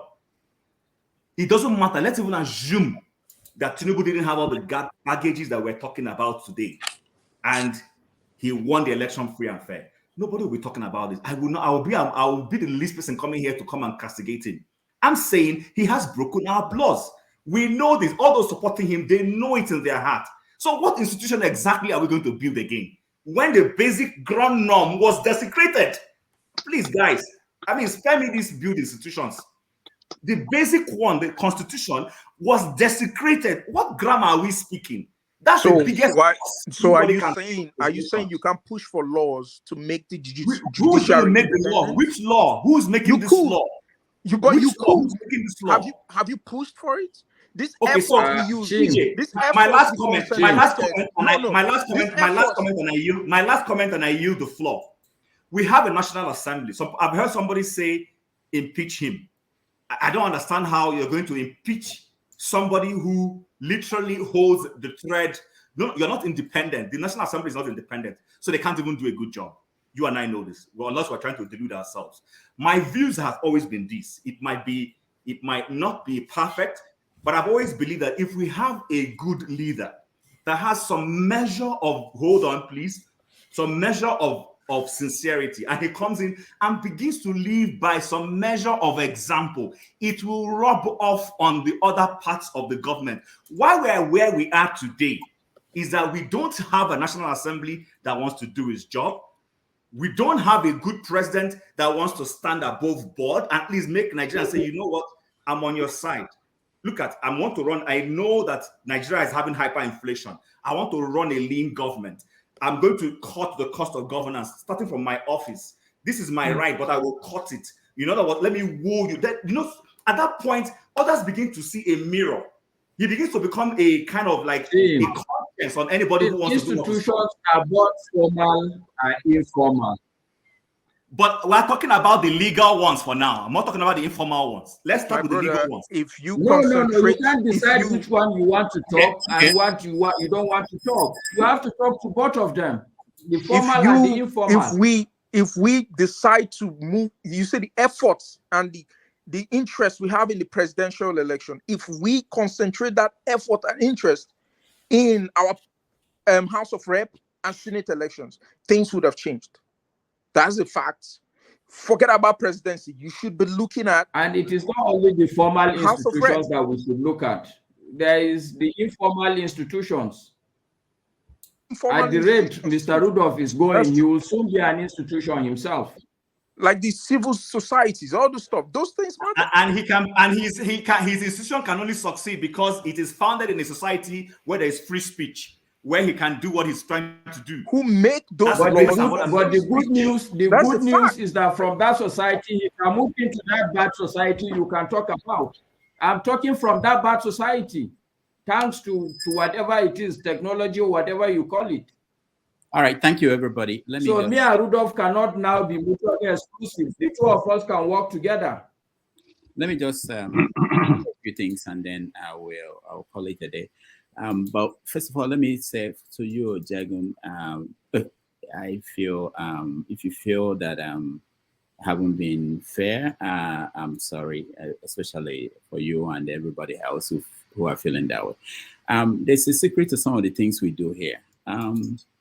You know, like when Omoye came on, she spoke for a long time. I hope you noticed that. I don't think we can, even though we have a guideline for the moderators, sometimes they have to make some judgment calls. One of the things we do here, everybody is important. Ovie is important. Everybody, forefathers. I take everybody as very important. But there's some other things behind the. I don't want to be a long editorial, but there are some things we want to encourage. I want to encourage, for me, if I'm moderating, I want to encourage diverse opinion. It's very important to me. I don't want to hear from the same people. I mean, I want to hear from you, but not the same thing. We repeat the same thing.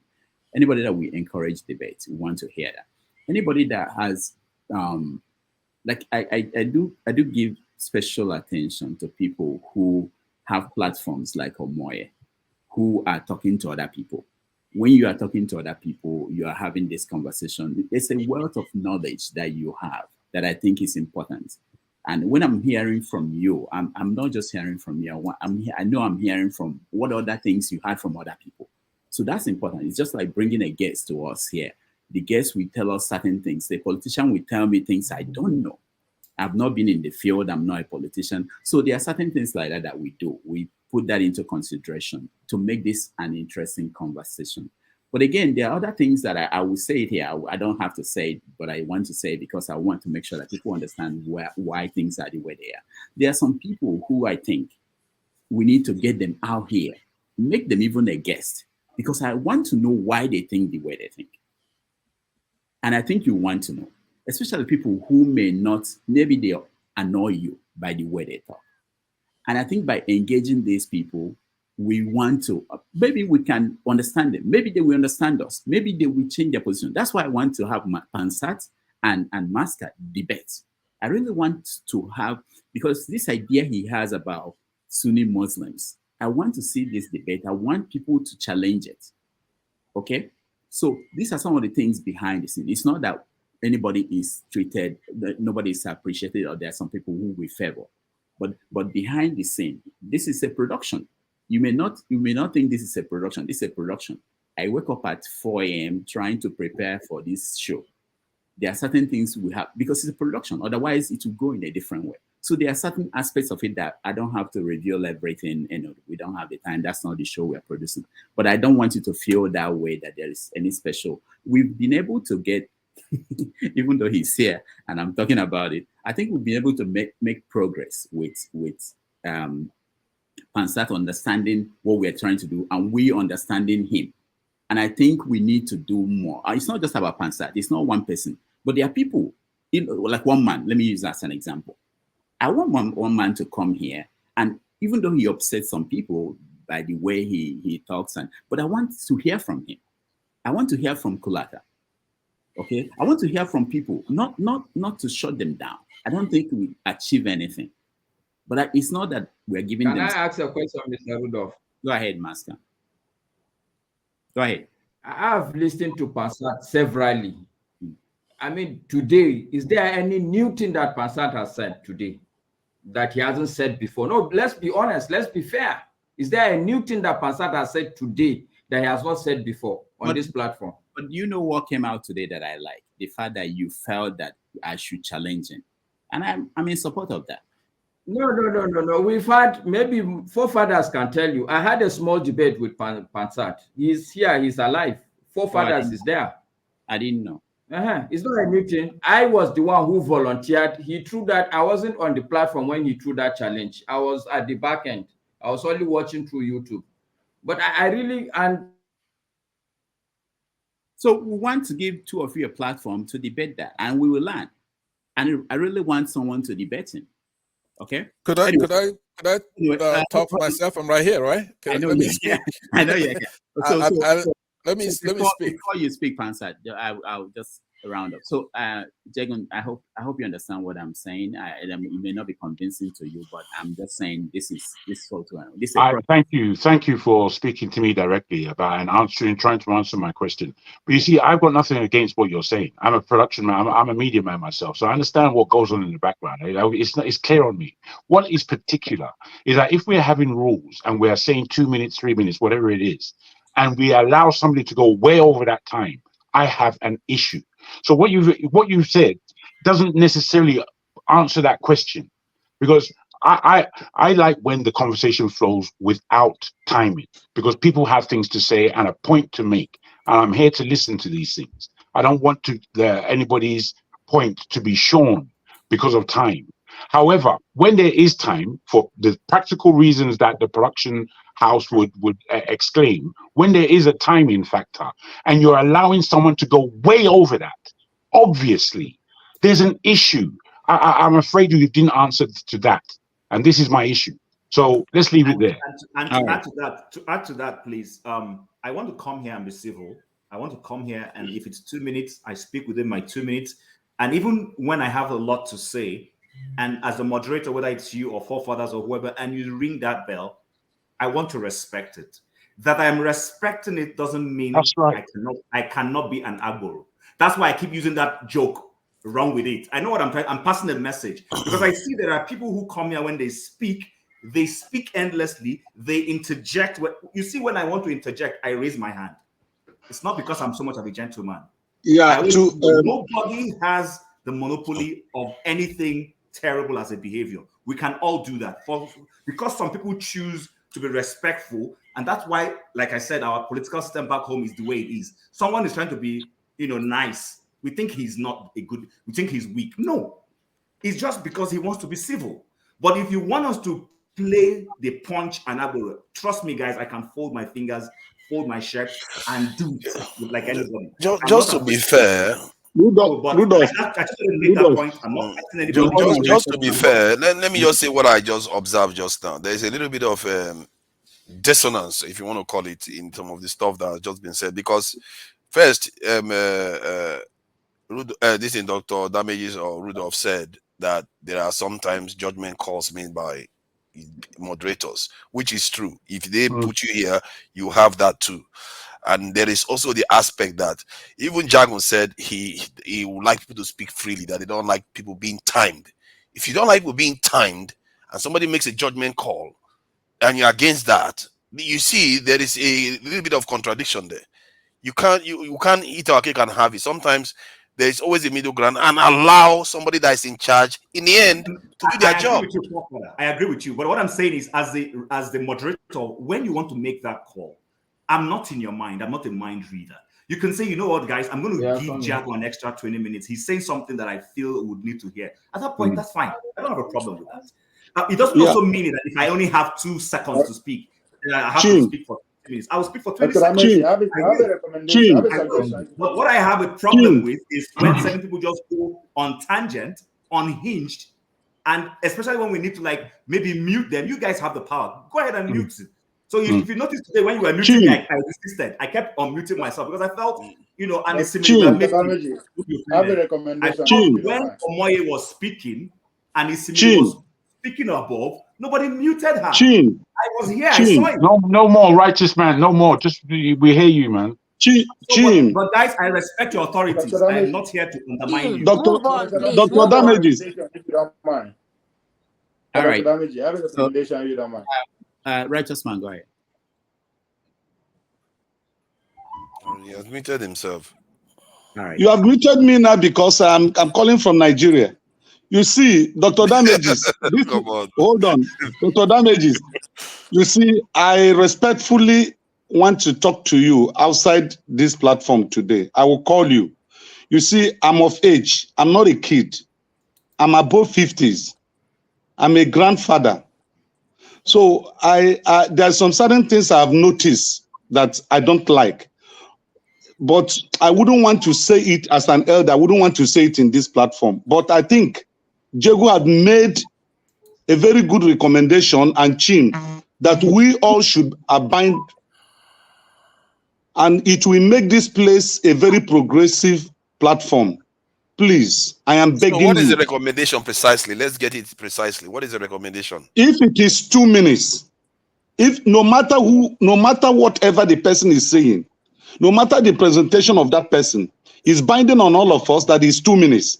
Once it's that 2 minutes, you ring the bell. If the person failed to stop, like when you rang the bell, I yielded to the floor immediately. Yeah, but Jagun said he would like people to speak freely. Didn't you say that? I said it, but you're not. No, he said in a situation where there is no law, he would have wanted. But since there is a law that restricts every one of us to 2 or 3 minutes, that law should be binding on everybody. I don't know what. That's fine. Maybe I missed that part. Yeah, you must have, because I don't know the difficulty. I said it clearly that my only issue was timing. When we're under timing, let's stick to the time. All right, thank you. Thank you. Let me just. I'm clear now. Okay, hold on. Let me just point out that nobody followed my bell. Most people went over by a lot. Almost everybody. But it's okay. Okay, go ahead. I think we like to address issue from the fruits, instead of going down to the roots. Why is it that most of us they overtake time or with a considerable section, other than the privileges that Rudolph is giving? Most of the time, we attack personality just because we don't like that point, and we find that easy because we don't have a counterpoint. So go after that person, and that person will respond. My recommendation is that if forefather says something, for instance, if forefather make a point, for instance, and I don't like it, I'll wait till my turn to address that point. I should make sure to avoid addressing to Nigeria, because if I address to Nigeria, there's tendency we are going to continue. And if I now use that my time to address his own point, without making my point, that is my own pay. That is the price I'm paying for it, right? Because I have the choice to ignore his point and make my own point. But I decide to want to respond to his point, but then I'm still looking for another privilege to also make my point at the same time. I will end up exceeding my time. If it's 2 minutes, let me use that 2 minutes to address Nigeria and leave it and forget my point. Or I will have a choice to say, okay, I'll use that 2 minutes, forget to Nigeria, and make my own point instead. So if we start taking on issue point by point rather than personality and trying to export another, then that's where that route will become. If we can respect that, if you make your point, I don't agree with it, I wait for my turn to address it rather than addressing you. Now, if I use the whole time to address that point, that is the price I'm paying instead of making my own point. You have to forgo one for each, or you shorten your responding to the point and shorten your own point. But rather than I want to have the privilege to address his own point now, then I say, hey, this is my point. And if they stop, you say, oh, you did not make your point. Of course, you spend your time addressing him on that point. Okay, thank you. That's my observation. So we end this so that we can continue with the show. But let me just say this in conclusion. Ovie was touching on a very important thing. So sometimes someone is speaking, or someone finished speaking, and you want to talk about what the person said. It's okay. I'm okay with that, you know. But then what it means is that sometimes when you finish and you say certain things about that person, the person wants to continue or respond to you. And it goes back and forth. I don't really like that, because I'm interested in hearing everybody. But at the end, like now, if I had allowed Pansai to speak or certain people to speak now, that what will happen is that you say something and he wants to respond, and he continues to. It continues. The number of hours or minutes and time he's speaking will keep adding up. But let's see what works. I'm happy for the feedback. I'm always welcoming feedback from people, you know, because if we don't get it, we know we're not getting right. So that's very important. So that's why I want to hear from Jagon, and I know, and I do get calls from people. A lot of people call me and send me messages outside of this after every show, even when I'm not here. So I get feedbacks from people, and we try to adjust. It's difficult. It's not easy. You know, I can tell you that. It's not easy to please everyone. It's not easy to do productions that, but you guys make it work. And there will be other issues, and we deal with them. So thank you, and thank you everybody for your feedback and for your contribution. No, let me now hear Pansat. Just 2 minutes, Pansat. That's not fair. That would not be fair.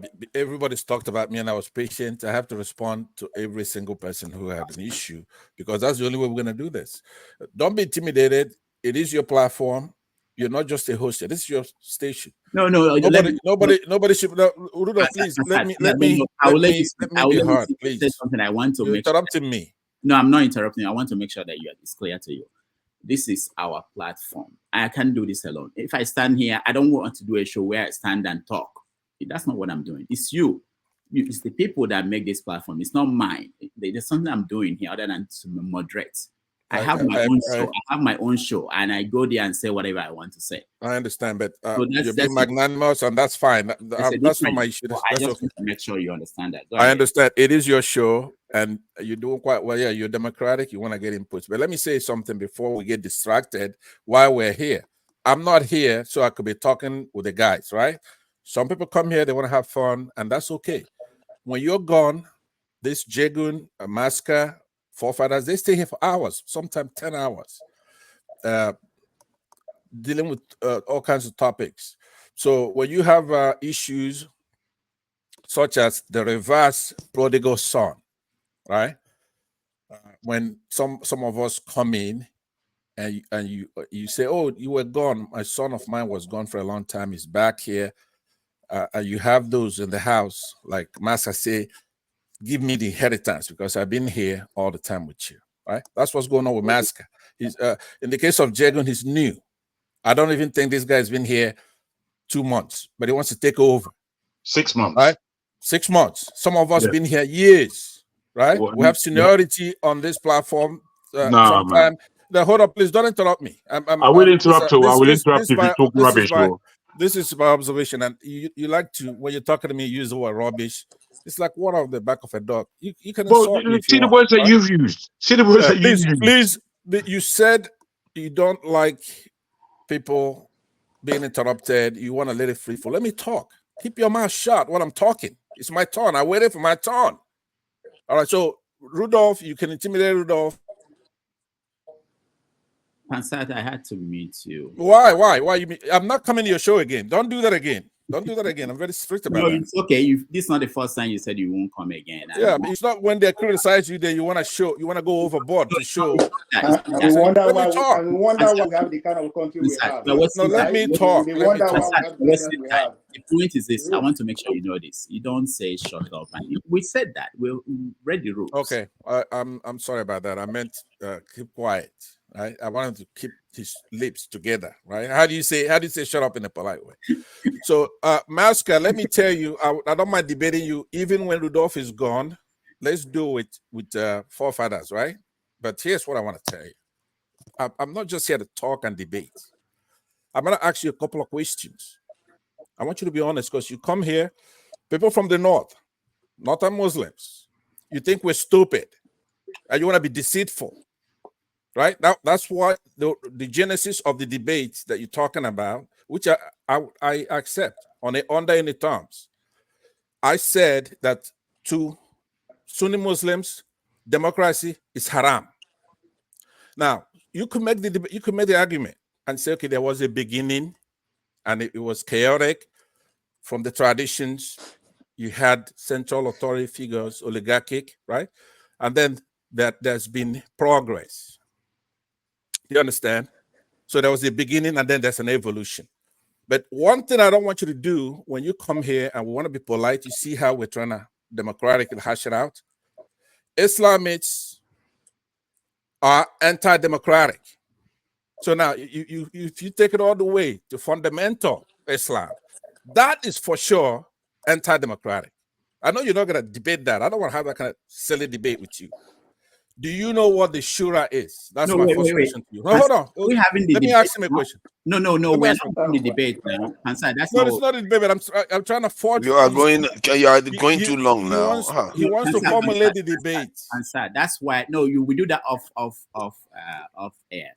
I'll talk to two of you, and then we come up with guidelines. We'll have the debate, but not now. Okay. So let me just then conclude by saying I have no tolerance for any scheming, unscrupulous, deceiving, untruthful person. Our country is in trouble. This is not academic. In an academic debate, I'm going to wipe the floor with you. That's not what I want to do. What I want to do is to discuss the problem we have in the country. I've identified it. I believe that the only problem we have, Sunni Islam, is not the tenets of the religion, right? It's not the tenets. So everything is under that. We have to talk about it respectfully. We can debate about that. But you're going to have to come here and you're going to say why I'm wrong. All right. Because we observe it right now. Rudolph, if you look at our country, let me land, please. Right, Rudolph. Yeah. So to say that a guy like the guy is eating the time again, like that just keep chewing the leaves off a tree. Come on, man. We're going to have the debate on Saturday. No problem. But be ready. I'm gonna come back with forefathers. I want you and I to let's have a mini debate before the debate because we don't have time to wait. All right. We're going to have to resolve the problem in that country. And if you think what we have in that country is going to keep going on, you got something else coming. Can we stop this guy? Passat has a way of smuggling his way through every debate. Thank you so much. Jagon is going to moderate it. I'll give it to him to moderate. Jagon will moderate it. One last thing. Alaba, 1 minute or two. Then I hear and then I have to go. Right. Oh no, I can't have 1 minute. So okay, hold on. You can talk later on. Let me hear Ike, and then you can talk later on when I'm gone. Go ahead, Ike, go ahead. Because I have to go in a minute. Yeah. So thank thank you for remembering me at last, finally. Even though, See, we've been Nigeria. Why is everybody complaining? Jesus Christ. This is our government right here. Jesus. Okay, don't worry. Let me be civil, like Chim said. Listen. First of all, I didn't follow from the morning, but I want to come in because I already understood what we are talking about.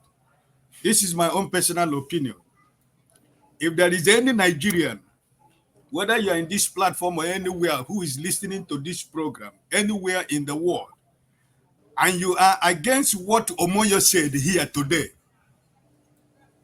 for me personally, I'm speaking me, you can go and hit electric transformer. It doesn't matter. If there is any Nigerian anywhere in the world who felt offended with what Omoye said here today, or who has any reason to defend what Omoye said here today, listen, my brothers and my sister, you can go and jump into the River Niger. I don't care not, because I am 1000% behind what Omoye said here today. And listen, so that is my point. I wish she's still here, but I know where I'm going to get her to tell her thank you for her contribution today. Can I ask you something? Don't ask me a question. Of course, you don't want to hear questions. No, don't ask me a question. Let me just finish. Because you're a moderator, but most of the time you speak more than the people that are talking. So just allow me to come on, don't do that, man. Just because you disagree with me doesn't mean I speak more than everybody. I just wanted to ask a question. You are just proving him right. You are just proving him right. How am I proving it right by speaking too much? I'm allowed to reply. Come on, stop it. Thank you, everybody. That is not a fact. What is he talking about? I'm still speaking. Is it my turn now? Not about replying back. You are still speaking. As you're leaving. No, you have to take the whole session into account. You are still talking. Makes sense. Because that one will not let someone talk. All our politics, you need to stop it. You have to start to make sense. Allow me to speak now, please, Rodolphe. No, I want to hear from Sure. Sure, why do you? But I've not finished. I've been trying to. I thought you were done. I'm not done. We are who we are. We are our leaders. Let's not try. Don't gaslight us now. Ovio, don't try to gaslight. No, you just define gaslight here. You want to start gaslighting us now. Please, I go ahead. Go ahead. So as I said, if we are talking about institution, my brother CJ was talking about building institution. My brother Chim, God bless you. You almost spoke my mind, because the institution we have already built in Nigeria is what has kept us where we are today. Those institutions from the beginning was built for the betterment of Nigeria, but the few Nigerians have decided to take over the institution and use it for themselves, and that is where we are today. So when you're talking about the institution we have to build, this one that we saw, the institution of the judiciary, I don't know which kind of institution we are going to build anymore. If anybody didn't see what the judiciary has done to Nigeria today. So if you're talking about building institutions, this is, for me, on the day of the judgment, is the beginning of the resistance in Nigeria. This is the beginning of the new Nigeria we are talking about. Nobody's giving up anything. Nobody's talking about healing. Nobody should tell me about healing in Nigeria. This is the beginning of the struggle. This is just the beginning. I am waiting patiently for Mr. Obi to speak to the world. That's my point. That's where I'm standing. But if anybody is telling you it's less time to heal on what? On illegitimacy? To heal on corruption? To heal on deceit? To heal on trampling upon the right of Nigerians who took the risk that they took risk to go out and elect somebody and cast their vote, and somebody decided to steal that vote. And you're telling me right now that is it time to heal or time to listen? This is the beginning of the struggle. The new Nigeria we are talking about, this is the beginning. This is where you have to fight. You have to persevere to the end. So what I'm trying to say is, I am waiting for Mr. P2B to speak. He has not spoken. He will speak. When he speaks, then people like me will hear the direction where he's going. But what I am standing with Omoye, anybody who said that we should heal and move on, anybody who said that Nigeria is good for him right now, may Nigeria happen to you, or what is happening right now in Nigeria happen to you. The man who just retired from the judge, 47 years he was there. He was part of the criminality in Nigerian judicial. But he's coming out yesterday to make us to believe him that he's now is a sect. He's telling us the corruption in the Supreme Court and whatever, the Chief Justice and whatever. He has been there for 47 years. When he talked about the ruling of Hope Uzodinma and the former president of the Senate and Ababio, what did he do after those rulings? What was his own opinion? What was his position? Hope Uzodinma is staying 4 years in Imo State as the governor of Imo State. What did he do? 47 years in the bench. And now you come yesterday and you tell us, you're telling us the corruption that is in the judiciary. You're telling us now that why is it that there's nobody from the southeast that is member of the bench? You're telling us now. But you have been there for 47 years. Nigerians has grown too big to be deceived by simple statements. Nigeria has moved beyond these old criminals. These are the people that are the problem of Nigeria. They are the architect of Nigerian problem, because these are the people who want to rule. Their children will rule, their grandchildren will rule, their great-grandchildren will rule, their family and friends will continue to rule Nigeria. So I don't care what he says. He was there for 47 years. He was there when these people who made this judgment was constituted. What did he say before these people went to the final judgment? What was his own opinion? You cannot deceive Nigerians. We have moved above being deceived. Nigerians have decided that Nigeria must be a better country. It doesn't matter what he said or what Amechi said or what any other person is saying. They are talking to themselves. They are talking to their family and their friends, among them that are sharing the national wealth. But as for new Nigeria, as for the struggle, as for a better Nigeria, it is just the beginning. Because this is what we wanted. We wanted to hear the last word from the Supreme Court. Then the Nigerians will decide what they want for themselves. So I am waiting for my principal, Mr. Peter Obi, to speak. When he speaks, then we move on from there. God bless you. Mr. Right. May your days be long. Let me just say something. May your days be long. May you live long. And the simple truth, they are talking to themselves.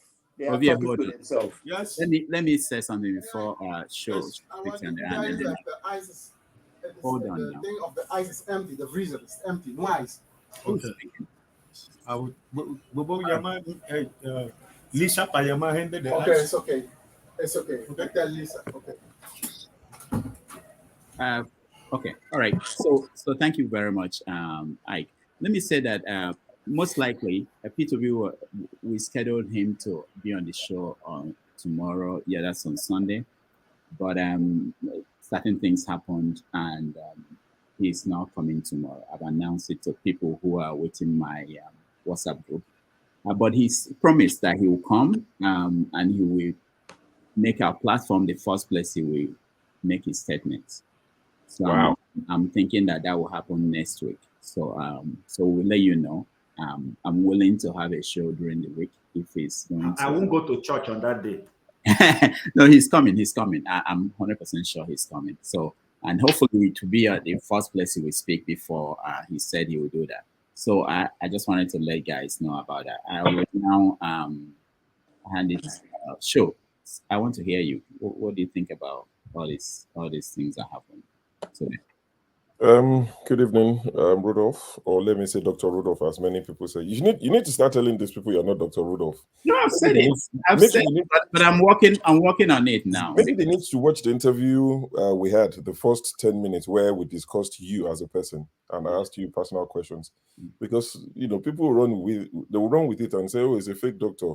They call him Dr. Rudolph and he never corrected it. But he's a fake doctor now. Is it not a fake doctor? It's Dr. Damages and He's Mr. a Rudolph. fake doctor now. And on the day we will ask for your certificate, we won't see one, and we have problems. Sure, he's a fake doctor now. Why are you Now, talking about now that you can go and print it, it doesn't matter. I can go and print it. You can design it the way you like.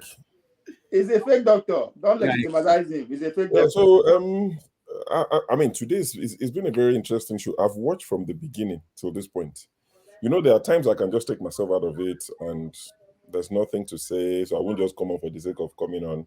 I like to listen to people sometimes. And as expected, I was expecting a bit of fire, which we've seen today. People have, spoken out, lashed out, apologized to each other, made up and all of that. And that's one of the reasons why I just thought, let me just watch people today. It's not every time I have something to say or wish to say something. I always have something to say. I talk a lot, but nothing came as a surprise from the Supreme Court. For most of us, I wasn't expecting anything. Like I said, going to the FBI case as well, or the dossier, whatever they're releasing, I'm not expecting any smoking guns. I can manage my expectations, So Peter B will say what he would say. If people are expecting him to lead a riot, they should look, away. Peter B wouldn't lead anything like that. He's a politician, and he has a lot, at stake if Nigeria burns tomorrow. When there's a fight at a party, the rich people leave first. It's those who have nothing to lose that will stay and start breaking bottles. So Peter B is a billionaire. He wouldn't want Nigeria to go up in flames. So he would run again until he's tired or until he wins, one or the other. So nothing. There's not much to add. I only came because I know you're leaving soon. So I came to support forefathers, if I can sort of, keep an eye on the comment section and think I've timed out. I'm having fun with somebody. Said my head is big and I'm having fun. So I've timed him out. He's come back. I said, go to the naughty corner. I said, I've come back from the naughty corner. And he said, your head is big again or something like that. And I've timed it. I said, let's see who gets tired first. I have the power to time you out. I won't ban you, but I'll time you out until you are timed out and tired. So I'm having a bit of fun and banter in the comment section. Forefathers, you know how you do late night show. You're a lot of buzz bulls. Oh no, why are you not supporting Dr. Damage coming to support me? That kind of support, I don't know. Why are you not here when Dr. Damage is here? I'm not going to be on the platform. I'm not going to be in the studio. I can see about 4 people at the background. Me, I have nothing to say. Righteous man has a lot to say. I can see him. The way he's looking, he wants to speak so bad. I can see Dexter is there at the background. Ismail is back. MDBC is there. So me, I would leave for them to come and speak. There's not much I want to say in terms of explain what you mean by Ismail is back. Are you saying she's coming back to make trouble? What do you mean by Ismail is back? No. I mean she's back in the. Don't worry. Don't listen to Via. You should know. No. I saw Ismail's gesture almost like agreeing. Ignore him. That's what you. No. I wasn't answering Ovie. It's because Ismail herself was. I can see her. She's almost agreeing with Ovie. Like, what does that mean? All right. Thank you, guys. Thank you, everybody. Like I said, tomorrow we are going to have Dr. Haruna. Haruna is coming back tomorrow. Oh, Haruna Goro. Yeah. You've known him. Yeah, he's coming back tomorrow. And then we have Tinubu supporter that will come in the morning before Haruna, Alex Kaba, journalist and publisher. So he's coming tomorrow. So any question? Yeah, so a lot of support. Yeah, we should listen to him. We'll welcome him. The way they welcome people like David Udein. Yeah, like Rufai, we'll welcome their man. Yes, I'll be here tomorrow. Yeah, you can bet. I'll be in the comments. Yeah, that guy is gonna be drawn and quartered. All right, thank you. I'll see you next week. Take care, Rudolph. All right. Body is here. Body the lawyer. Plenty go. Okay. Let me go backstage and bring somebody in. I don't know who came first. Who should I bring? It's my turn now. Wait, now. This needs to be on. That's can speak for 48 hours on this Nigeria matter. I'm just asking who should I bring on board first? Forefathers or Rudolph? Do you know who came first? Oh, sure. This question you're asking, that's how that justice was asking, what should I do with this document? Okay. I think Alaba should talk. You didn't answer my question, but that's fine. Yeah. All right, guys. Okay, thank you, guys. All protocols duly observed. So I just wanted to take on a few issues based on what Masca said and CJ. Is Masca gone? Oh, he's still there. Yeah. First of all, I always hear all the time when people use the word, oh, people talking are just being emotional.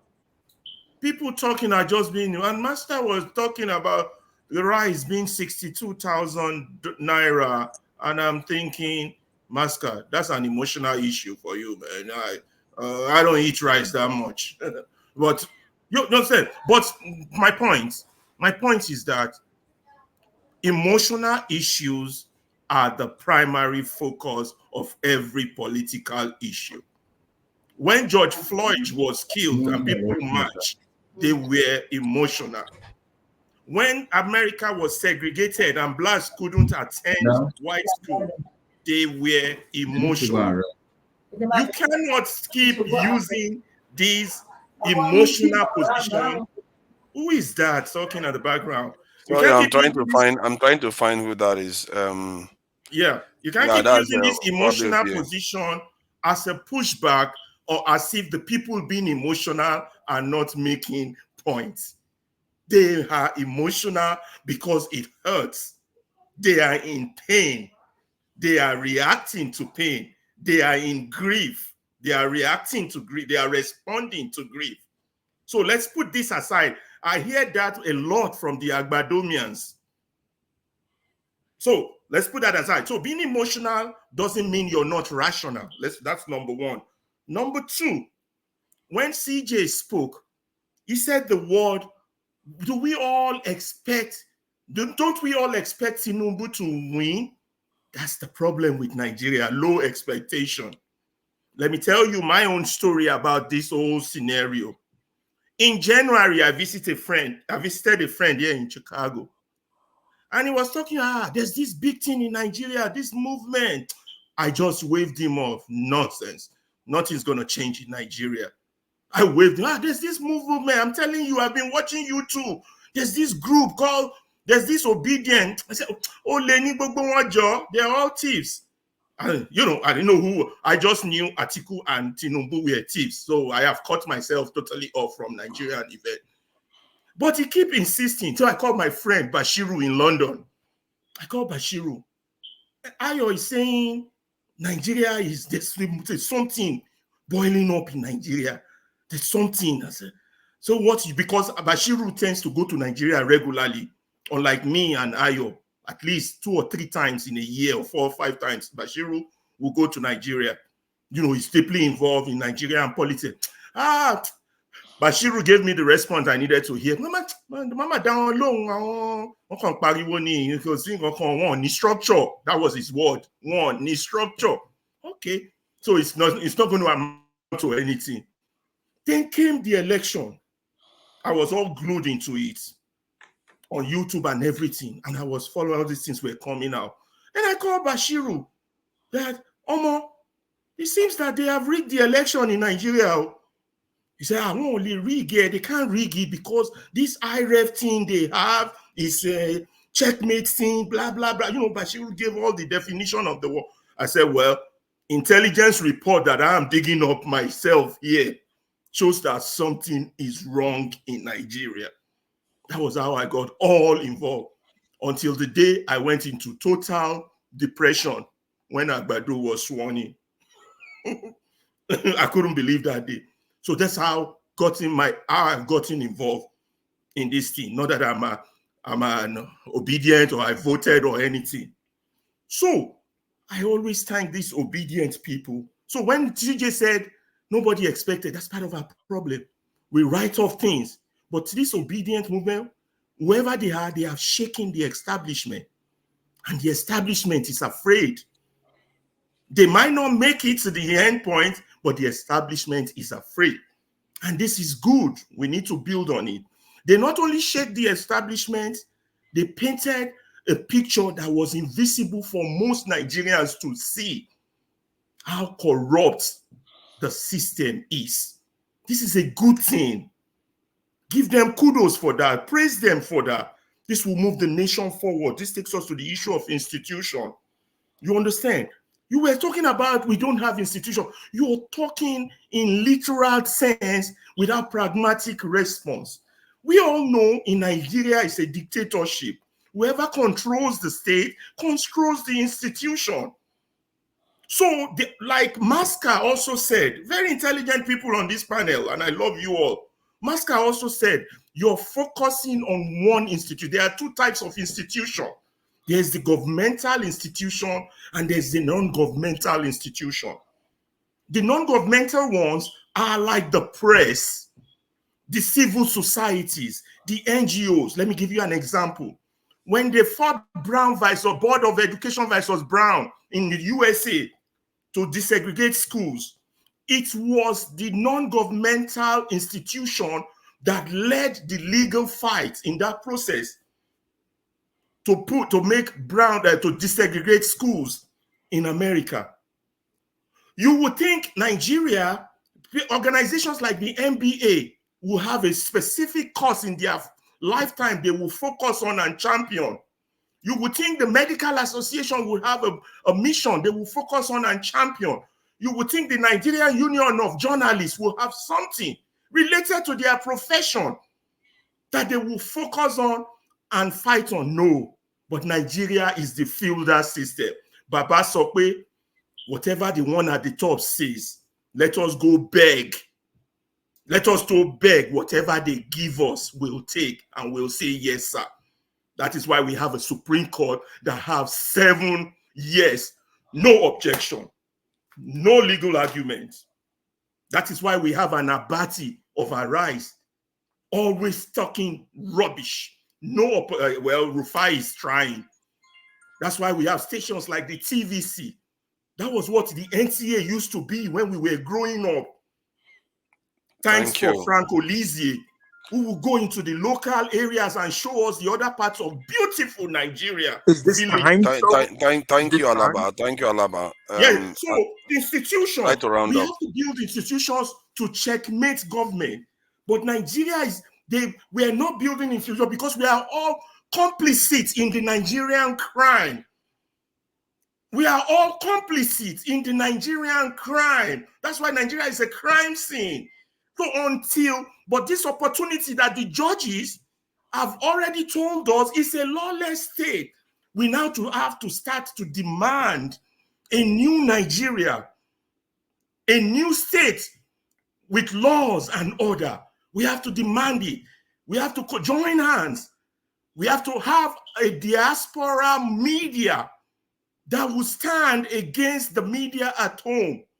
Masca was focused on solution. Thank you. I think you have gone well past the time. There are other people here. We have to consider am I people making now. points, Mr. Of course, you are making points, but there are people here that my also point more came here important to than the speak. time you want to cut me off. No, This is because what I'm saying. then We I don't will bring allow up policy. ourselves Hold on, to make Alaba. Other solutions people need to that talk. helps. I know other You are people still will here. talk, Other people, you but will the get your time turn to you're speak cutting me again. off defeats the point I'm trying to. I gave you time to round up, but you're not rounding up. You are I will. You are not rounding up. You are taking too long. For who? There are other people here to speak. I have people get your chance to attentively speak again. listening to me. They're not complaining. Alaba, wait now. We'll go around You get again. your That's chance. the problem in Go around Nigeria. again. You see what we are saying? Jesus. Nigerian problem. That's the problem. Okay, Everybody please thinks let it's me our round people. up in We'll conclusion. go around again now. We are still here. So Okay, we'll go around, turn by you turn. 30 seconds to round up, please. The roundup, in conclusion, let us be focused on solutions. Now, we can be enablers or we can be solution seekers. Solutions, powerful. Diaspora media is my own number one. There are others, but others can now take over. Thank you. So let's start from Jago now. I want to start timing it so that they can be able to go around. Otherwise, we're going to be here for 5 hours, and the people that for someone like Bumi will not even have any say at all. So let's start with Jago. 3 minutes each, so that we can be able to go around. Please go ahead, Jago. Okay, I mean, I don't have that much to say, really. I'm still listening and hoping the conversation would progress. I would just like to say this, and I think, thank you, actually. Is he gone? Yeah, he's at the backstage, Alaba. I like what he had to say. I must say, this week, I don't know if you guys did, I listened for the first time, really, in an awfully long time, because I don't like the way he speaks. I listened to what's his name now? The president. I've forgotten his name. Thank you. Sorry about that. I listened to Tinubu's speak twice this week. Once at the business conference, and again after the Supreme Court decision. And I must say, both times he made a lot of sense. And to me, he never makes sense. He made a lot of sense. And I looked at this and I was almost afraid, thinking, are we going to have this for 4 years? And in 4 years, it's going to be 8 years, for real. And is it even possible that this man, with all his jabujantis, I will put it that way, would he actually be successful in Nigeria? Can he be successful? Can he be the person that we're looking for? I was just thinking out of the box, because this is not the way I think. Just in listening to him and understanding the parlance and the skill that he had in bringing people on board. I don't know what his game is. I don't know what his game is. But the other day we were in a deep discussion, and AY made a point that Tinubu, as it stands right now, is the greatest Nigerian politician. And I asked him, what do you mean by that? So he broke it down. He said, from coming back to Nigeria from wherever he was to becoming governor of Lagos, to positioning all kinds of political appointments, from the president himself to the vice president, and now becoming the president himself. He said that's a feat that nobody's really been able to do. And I looked at it and I really did understand him. However, I still disagreed that he is the greatest of anything. But having listened to him this week, and me, who is a serious opposer of him and whatever policies he may have, I wasn't bought over, but I'm really wondering what dispensation that we are presently in. For me, we have to get that man out of office. Now, we have to get him out of office. The Supreme Court hasn't been able to be successful, as we all knew, but that doesn't mean we, who are the real institution, as Mascot said, we are the real non-governmental institution. And it is highly possible that we take him away from that position. However, I say that we've got really deep questions to ask. And some of these, if I could just quickly round up, some of these questions haven't even really been founded. We haven't even got these questions to hand. But we have to really endeavor to go really deep to understand what the way forward is. Thank you.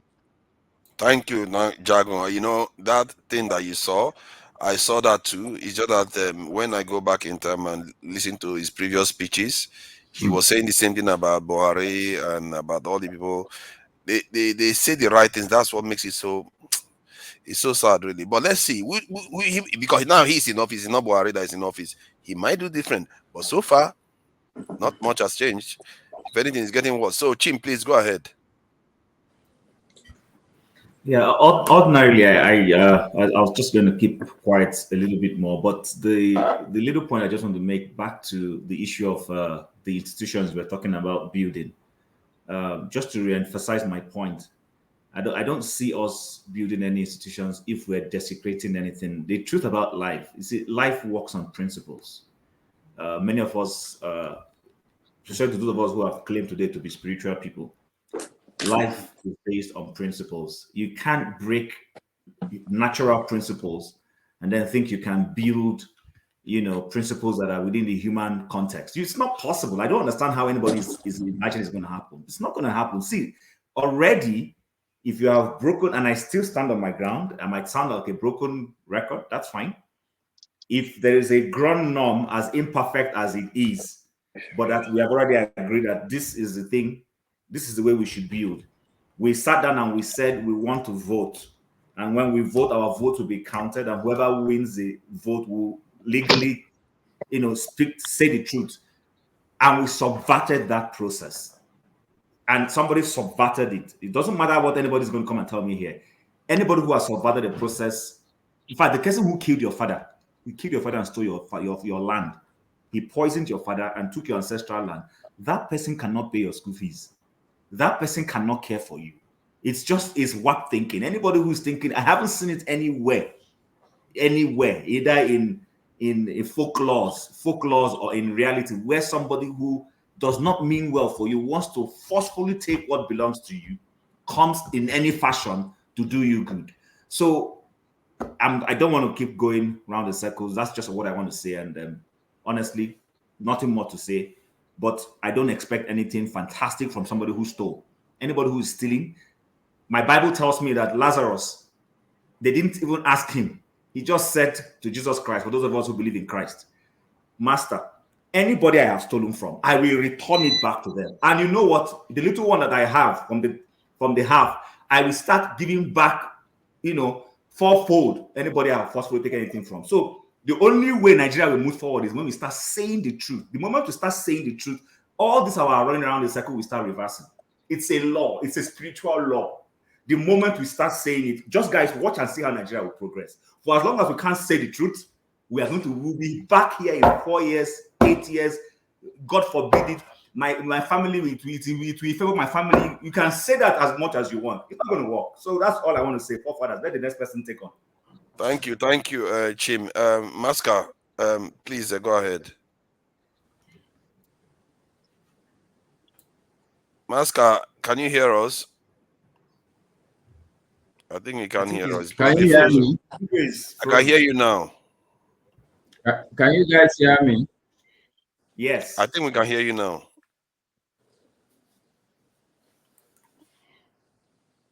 Now you're gone again. We can't hear you anymore.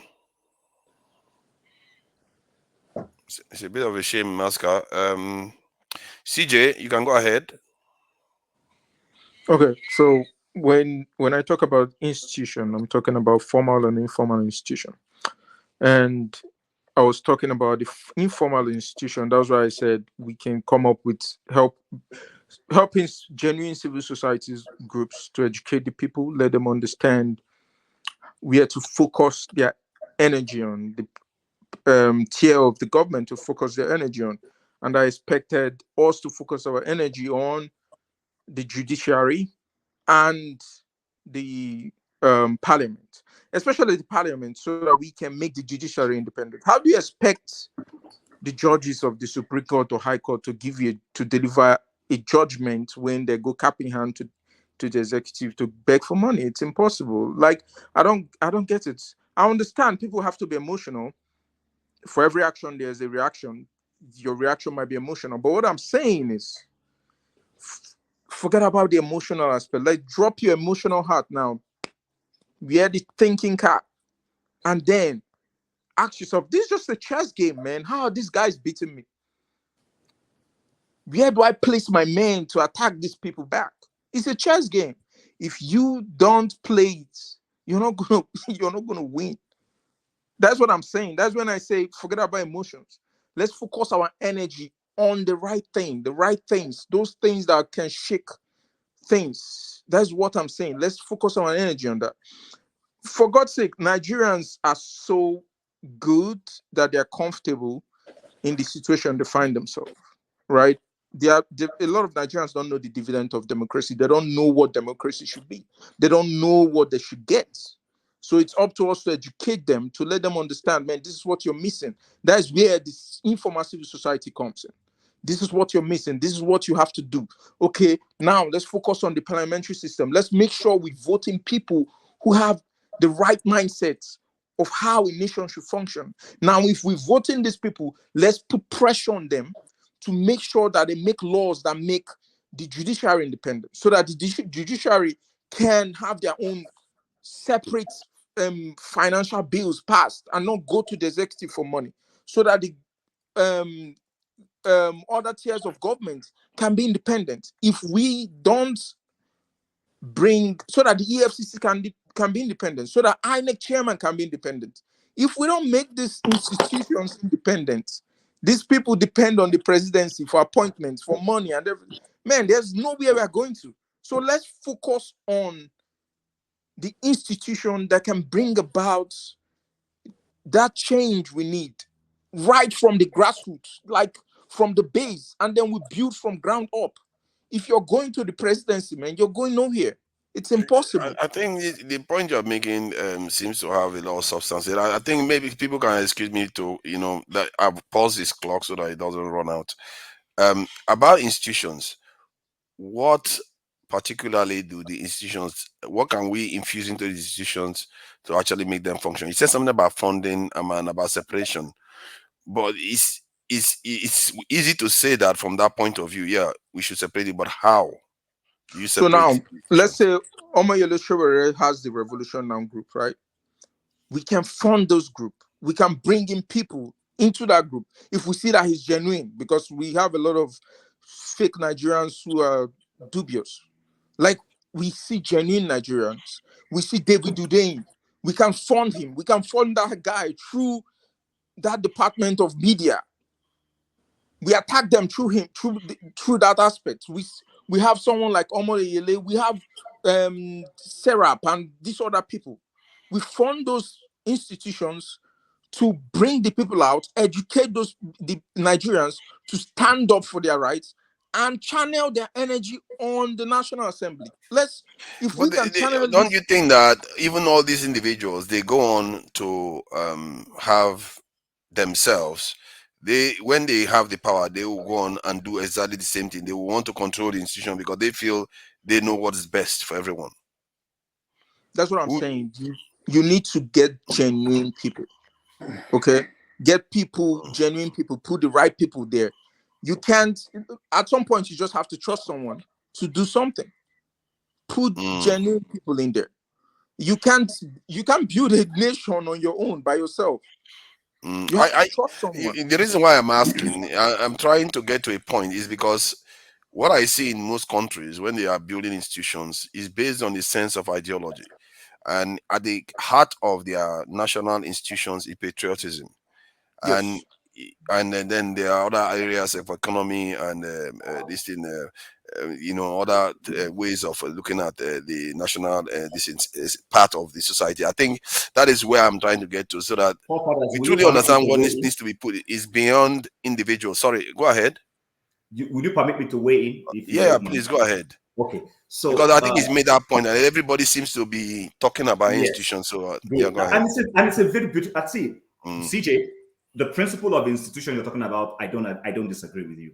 I totally am in alignment with you. My problem is that Nigeria already has institutions. It's like the way we keep creating laws and laws. Nigeria has good laws. The truth about Nigeria has very fantastic laws. The problem is those who are operating those laws. That's where we have a problem. So, for instance, this institution, and you're talking about each of the institutions having autonomy. In the US, the justices of the Supreme Court are nominated by the president.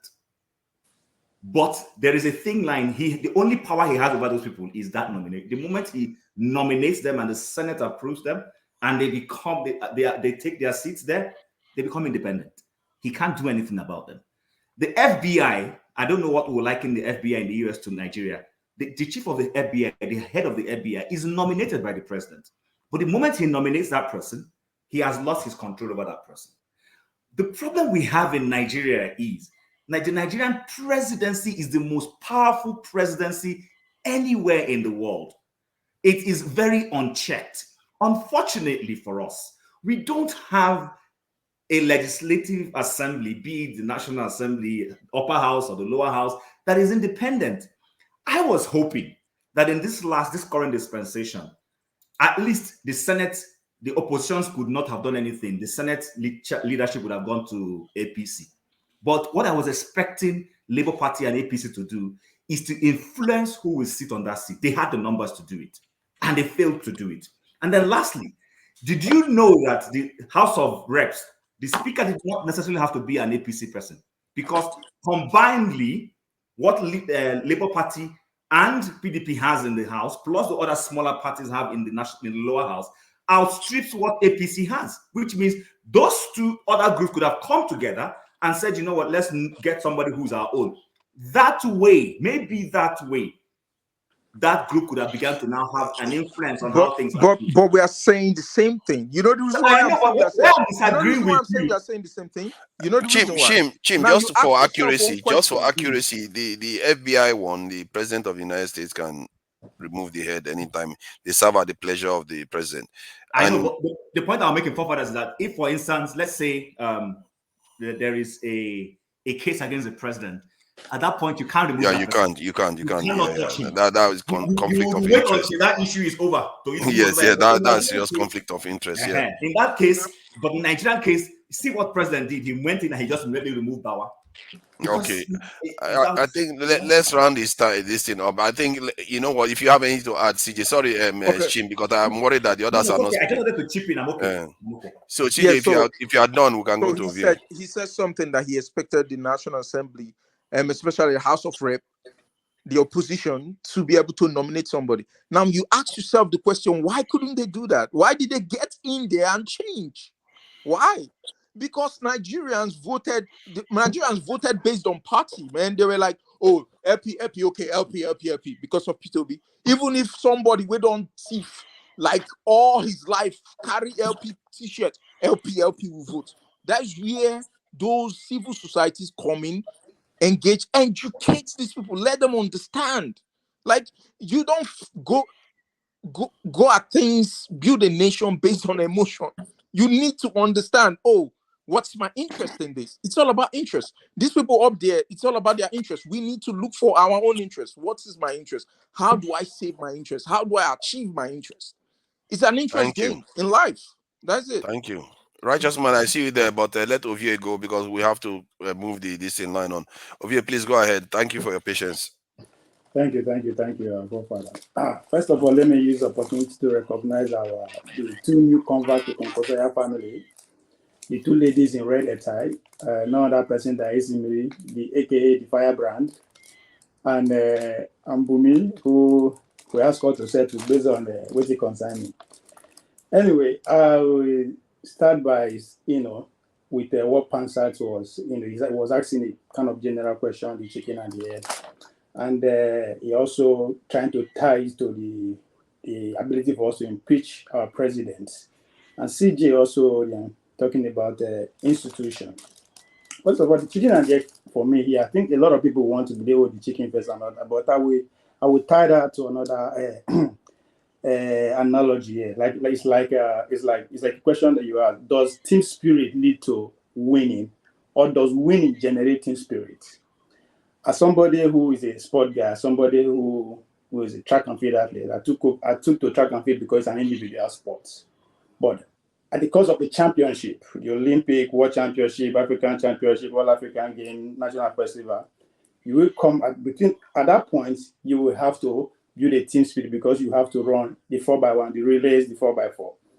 At that point, if there's no team spirit, I don't care how fast the individual is, it no go work. So, and that goes to tie it to the idea of our institution. What is institution? Is it the buildings or the people that actually serve in those buildings?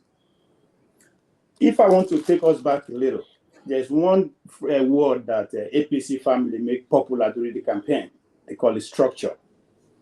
Right? Your structure. When I know get structure, we get structure. And I think at the end of the day, they will understand what structure means. And I see our institution from that angle, from the angle of as a conquered people. Because we don't talk about that a lot. We don't want to accept the fact that we are a conquered people, whether we want to accept it or not. And the people who conquered us, when they were living, they left structures in place. And that structure still guides us up to today. Our education system, for instance, is the most important one.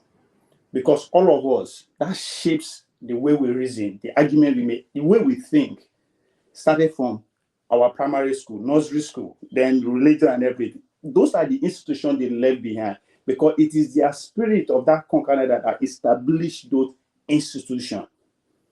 But because that school, we all went through that school, so no matter where we fix ourselves, even the institutions that we end up building by ourselves, like the EFCC and the rest, it is us that are actually operating those quote-unquote institutions that are the problem. We are confused people. All of us went through the same education. I don't care where you go to, whether in America or in England, we all follow the same curriculum. So our ability to reason is the same. That's why if you bring an average person from Nigeria to Western world, he fits in and he start making exploits. But if you leave that person in Nigeria, it's find it hard to even think of any solution. That's why we resort to arguments. So when we look at it from that perspective, we have to go back, because I always suggest that we that are alive today, I don't see us bringing that Nigeria that we want because of the kind of education we are. We're all miseducated. We should not deliberately start writing curriculums that our unborn children will come and take over. Let's say from 2025, that all the curriculum in nursery and primary school should be tailored to our way of life, not to a way of the Western life, and see if those kids will not grow up and start thinking, how do I make my environment better? Because one question we are not asking, we are more people educated in Nigeria now than 50 years ago. You have more doctors, lawyers, engineers, whatever profession you can think of. But guess what? Our environment where we live is a shit hole. We cannot live in our immediate environment. Forget say everybody buy jet, jeep. No, just to have a good road, light, just simple the number one stage of life. We could not build it with all our education. That we are the institution. That's where I'm going with it. There's a solution to it. Not only complain. Sorry, let me just run through the solution. We have to look back to Abraham Lincoln. Abraham Lincoln is one of the most successful third-party candidates in American history, right? We can follow that solution, get a candidate, which Obi and Kongo also try. Yes, we no succeed, but we can still work on that. The civil rights movement of America in the 60s is one of the most successful civil rights movement in the history of humanity. We should go and study that, what they went through, and how that brings a lot of changes to their constitution, because our constitution is our problem. The Arab Spring, we should also go and study how the Arab brothers, how the military guys decided to step aside, but most importantly, when they succeeded in that revolution, what happened and where are they today? Then, whether we like it or not, APC and Buhari, what did they do different to kick APC out? So we should look at these four examples. We will see where we start building solutions from. Now we be the institution. Now we be our governors. We cannot beat our chest that our Senate will impeach Bola Tinubu. You know why? Because nobody will put them there. We are not in control. That same goes to America that the last speaker was trying to use as an example, Chin, right? It took Republican time to get the speaker, because guess what? As far as America is concerned, the Senate and the House of Reps is bought and sold by corporation. The American people don't have a say who become their leaders in those houses. That's why I was taking them like that. So we are graduating towards that. Now, my individual, they still have money, till they run election. We should pay attention. Corporation has started coming in. The lights are down with them, and then they control the Senate. So we should understand the fact that we are conquered, and the reason why we are conquered, there are institutions who are heading us. Our forefathers were forcefully took to America to come and work during the Industrial Revolution, during the Agricultural Revolution. During the Industrial Revolution, we begged to come and work. Our forefathers See, Ovie, I agree with you, but you are going well over the rule. Yeah, you have to stick to rules now. We are not information age. They will not come and force us. We will not beg to come here. They will slave us in our bedroom, in our villages. That's what information revolution is all about. So now us, we should start asking our question: what is wrong with us? Are we be this? Yeah, if not, I would have asked a lot of questions, but you have taken a lot of time. But it's all good. But I agree with most of your point. Ismiri, please go ahead. You know, you are like an institution to yourself now. It's all good. Firebrand. It's you people that are igniting my fire. I beg, help me. Thank you. Yeah, I don't have much to say, but I believe. Okay, I will start from my observations. Like, I'm not deep into politics as most women, I can tell, or more than 40% of women are really not interested in politics. When they get married, the husbands will say, don't even talk politics here, I beg, what do you know, and stuff like that. So kudos to some of us that are even coming out to speak out, and kudos to young Bumi. I'm more grease to your, I love your contributions. Keep it up, please. We need people like you, women for president. Okay, thank you so much.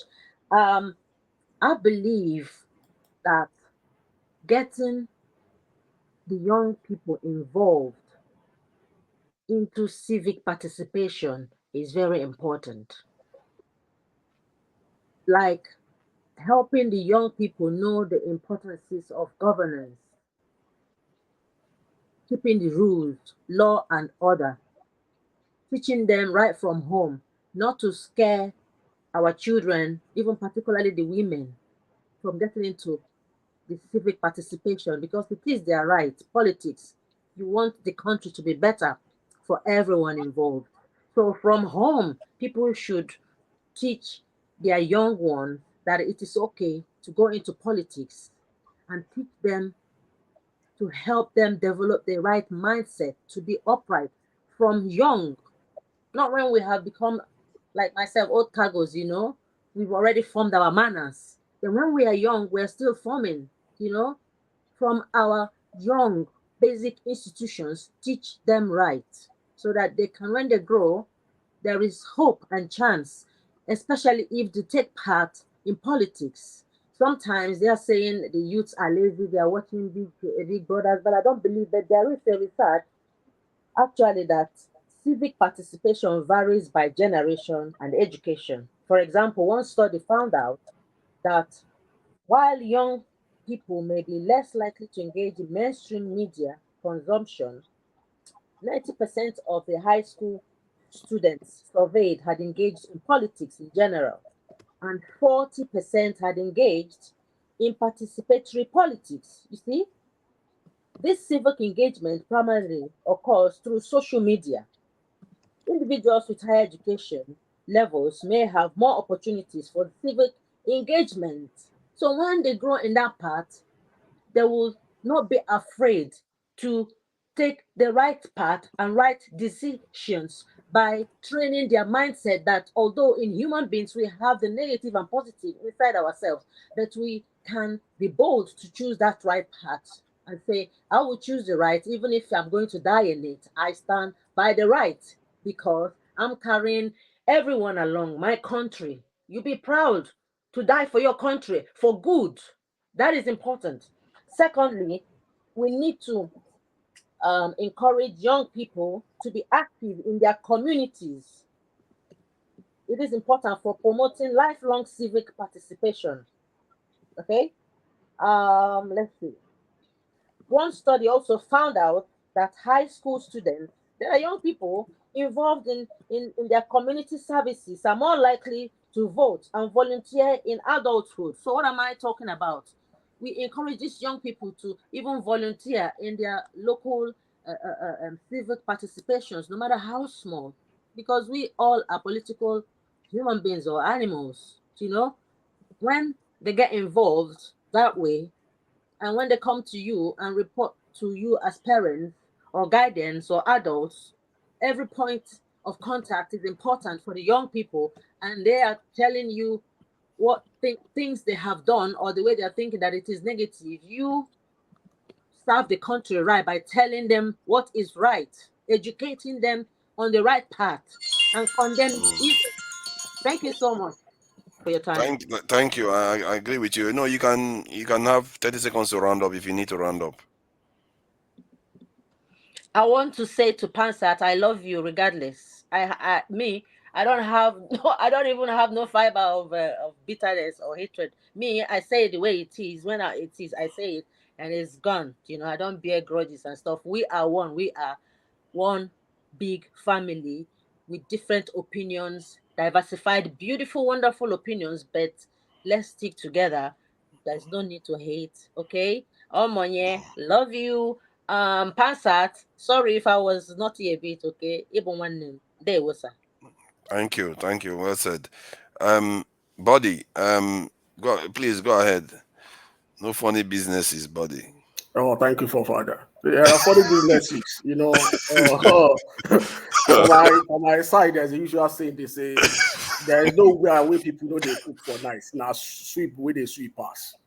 Now sweep now soup where they sweet pass. That's the only difference. The only thing that I see is that like, oh, because whatever has a beginning must surely have an end. That's the saying. We saw everything at the beginning, so we follow it, and we said it here on this forum. We repeated it, though the few voices that were saying it were muffled. I've been listening since morning. I know if I come up, people might be saying like, "Hey, is this, is anti that, is anti this." We've been talking about institution. We've been talking about principles. Before Chim left, he made certain assertion that President of Nigeria is most powerful. I want to call his attention. James Comey was fired abruptly by Donald Trump. That's the FBI director. But I did call his attention to that. I think that the guy was fired because what guy attempted to do that was like he was trying to investigate Donald Trump advisor about the collusion with the Russia. And during the same period as well, Donald Trump nearly terminated Fauci's appointment. So we have to take our time a bit and sit back and reassess our institution and build what we call enduring institution. There's no institution that comes to stand overnight. This judiciary that we are bashing today, they were there during the military. We come here, we are certain as if our forefathers, people that were there have never done anything right. Do you remember James Kokori of Pengasan? When these people were holding the military to ransom, people have paid their dues. I've said it on this platform before. Not that Nigerians are cowards. No, not at all. We've been suppressed. We've been battered. I can remember vividly in 1990, 91, those seasons I can remember vividly up to 1999. If you could recollect stuff that happened in Nigeria, the way Nigerian masses were able to stood the press, the civil society, onto the military, they've given their best. It got to a point in 1993 where people were being killed on the street of Lagos every day. People were being buried nearly every day. Have we forgotten? What I just discovered is that like our people are tired. They just find out, oh, they fought the good fight of faith. That they are waiting to reap that they are waiting to reap the benefit of the land. 30 seconds. So what I would say is that like we should just put in our best, continue to believe in the system. It will work. What is wrong with you? That's the way to be that enduring institution. See, okay, you have forced me to ask this question. I didn't want to ask questions so Abumi can go. But you see, when Pengasin and I've forgotten the name of the individual. Yeah, Kokori that you were referring to. What they were fighting for was so that they would take over the shop. But in reality, they never had any vision like the kind of vision like somebody like this in Fela had, or people that really wanted sovereignty for our people. They are basically fight just like what they put the civil. They've been ruling for 23 years. What has changed? Do you know what people can do in 23 years in other nations? You'll be shocked.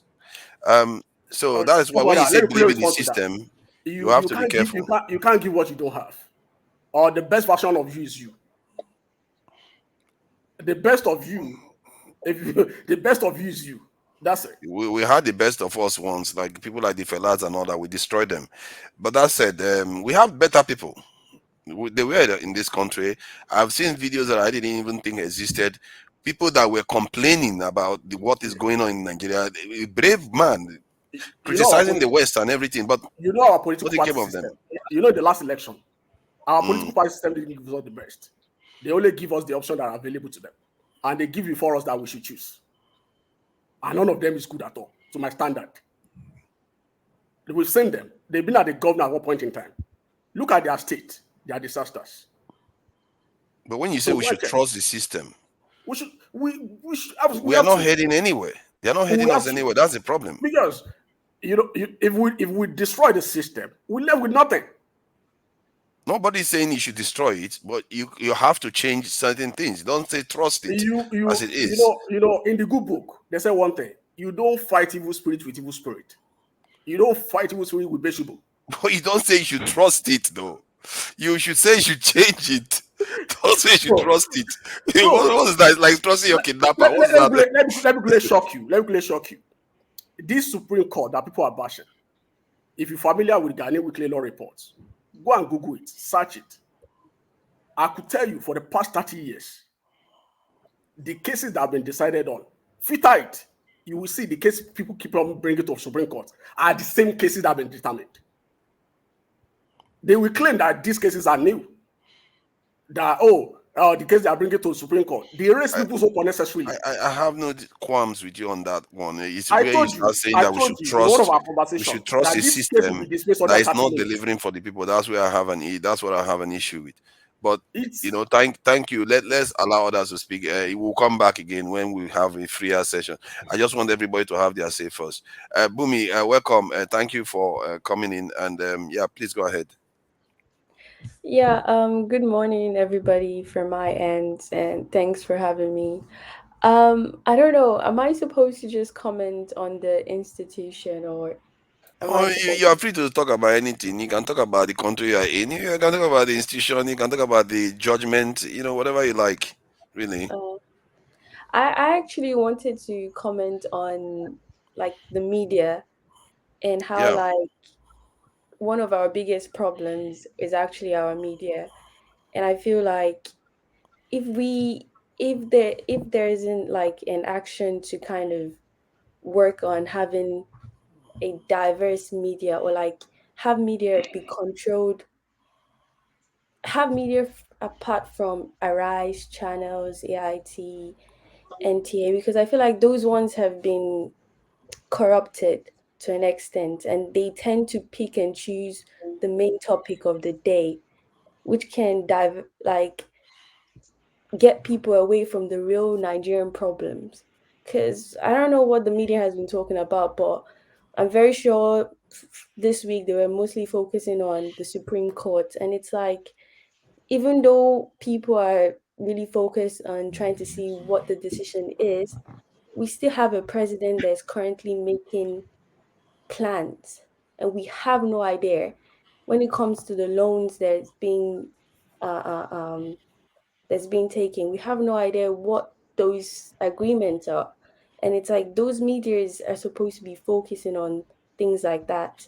And I think in a way we need a media that should start going deep into critical areas in Nigeria. And I think maybe that would help in informing like Nigerians on how exactly or to what extent they can actually trust the present government. For the people who actually believe, let's say there are people who believe, for example, Tinubu is the best solution for Nigeria. And there's nothing wrong with that. You can actually believe that. But we also need media that will actually show you things that he's actually doing, so you can see for yourself, from actually believing to seeing his actions. And I think that's where we lack. We have medias that are just out there for what's the popping story that will get people like. Okay, can I ask you, do you have any ideas on how we could have a media that it kind of does some of the stuff you talked about, like going to other areas that we don't tend to talk about, and also ensuring that we get to see what they're actually delivering. Do you have any idea how we can do that? It all falls down to like individuals. I feel like there are two sides. I feel like one side is majority of Nigerians, or some of Nigerians don't want to be the ones that are doing the dirty works. They want other people to do it. But in the same situation, you could also argue that the country is so hard that people don't even have time to start doing those things because people are trying to survive. So they have to pick what they have to do. For example, today, I have to wake up to either try and survive and even get food for today, or I try and figure out what my senator is doing, or what my minister is doing, or my representative. I do think that in a way, it kind of falls down to the people in the diaspora. Not to say people in the diaspora are not going through a lot, but it's like compare to the Nigerian people who are constantly like trying to like figure things out. We're also doing that, but we also kind of some time to spare. For example, we are online on this platform. Right now it's 12 a.m. in my place, but I have time to come online. But most people don't have that opportunity to do that in Nigeria, not because they don't want to. Either the internet is completely bad or they don't have the money to actually do those things. So do you think that the extra, disposable income that the diaspora have, instead of them to be spending like all of them on, sending to Nigeria for other, helping other issues, they should dedicate some of that to putting together to do some of these, come up with this idea that you got, like Yes, kind of I do. media? Yeah, I think because a lot of people keep on bringing this example of China, saying that one of the key players in creating the China today are the people who fled the country and came back. So I would say it's the same too with the diaspora. It's like we can talk about how like Nigerians bad, but at the end of the day, we need to get our hands dirty. And before I leave, I will say something in regards to what Ovieso says. For us to get our hands dirty, we need to know how the game is being played. And we need to understand how our politicians move so we can know how to counter play them Yeah. in achieving Yeah. that. So yeah. Thank you very much, Bumi. We are having our own sessions to come up with ideas and new ideas, and it'd be good for you to join. Young people are always welcome, and I don't patronize young people, to be fair. So don't expect me to patronize you. I will treat you like every one of us, because I think that's what gets you to where you need to be this as soon as possible. Let's put it that way. So we are trying to start coming up with things. There are very action-minded people that are around here. I spent quite a lot of time discussing some stuff with people even before I came on the panel. So that said, thank you very much for your suggestion. I think we've been having very good quality submissions this evening. I have to give it to the panelists. Rockland OJ, thank you for joining us. I'm not sure I've seen you here before, but I'm sure you've been here before. You don't look like you don't look like you're in a strange land at all. Good evening. Thank you, forefathers, for Welcome. letting me in. Thank you to the panelists, and good evening, good morning, good afternoon. Respects to Righteous Man and Chim. I'm sure you always see me in the chat box under Rockland, but be that as it may. Importantly, for me, it's looking at the judgment of the Supreme Court. What struck me is that what the Supreme Court did is only symptomatic of what goes on in Nigeria. I haven't been in Nigeria for a very long time, but it would appear to me that looking at what happened, and there were very few people who expected anything different, it's not a Supreme Court fault. It's not a Tinubu fault. It's a societal problem. And I say this for this reason. Yeah, we look at Mr. Tinubu now. People say, oh, he's this, he's that.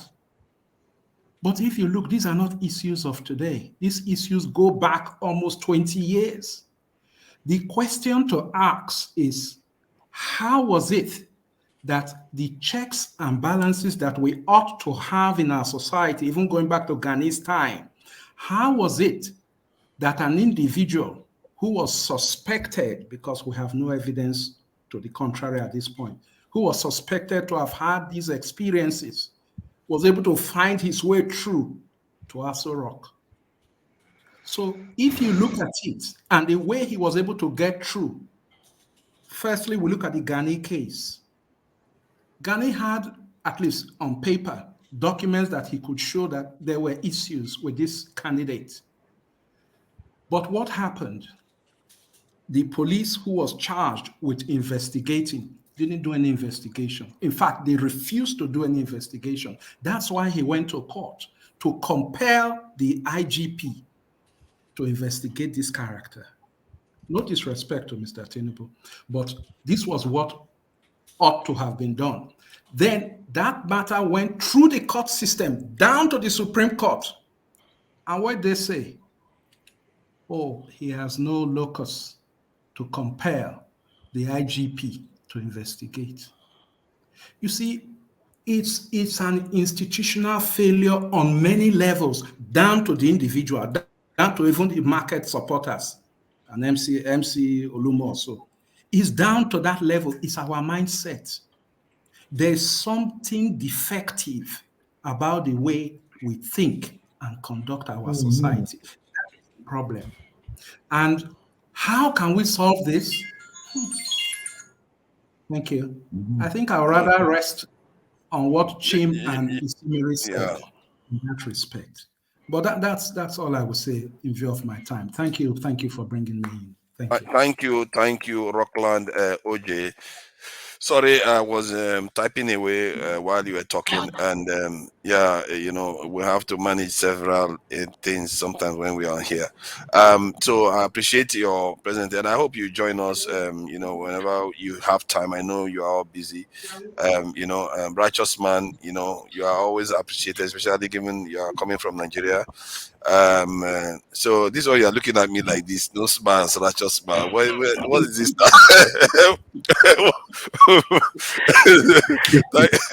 Thank you. Please, righteous man, please go ahead. No, I think forefather should be me anyway. Forefathers. Yeah, welcome. Go ahead. Do you know why I'm looking at you like that? All these things when they talk here, na story, na story. You'll be wasting your time now, Mr. Righteous Man, instead of going to the point.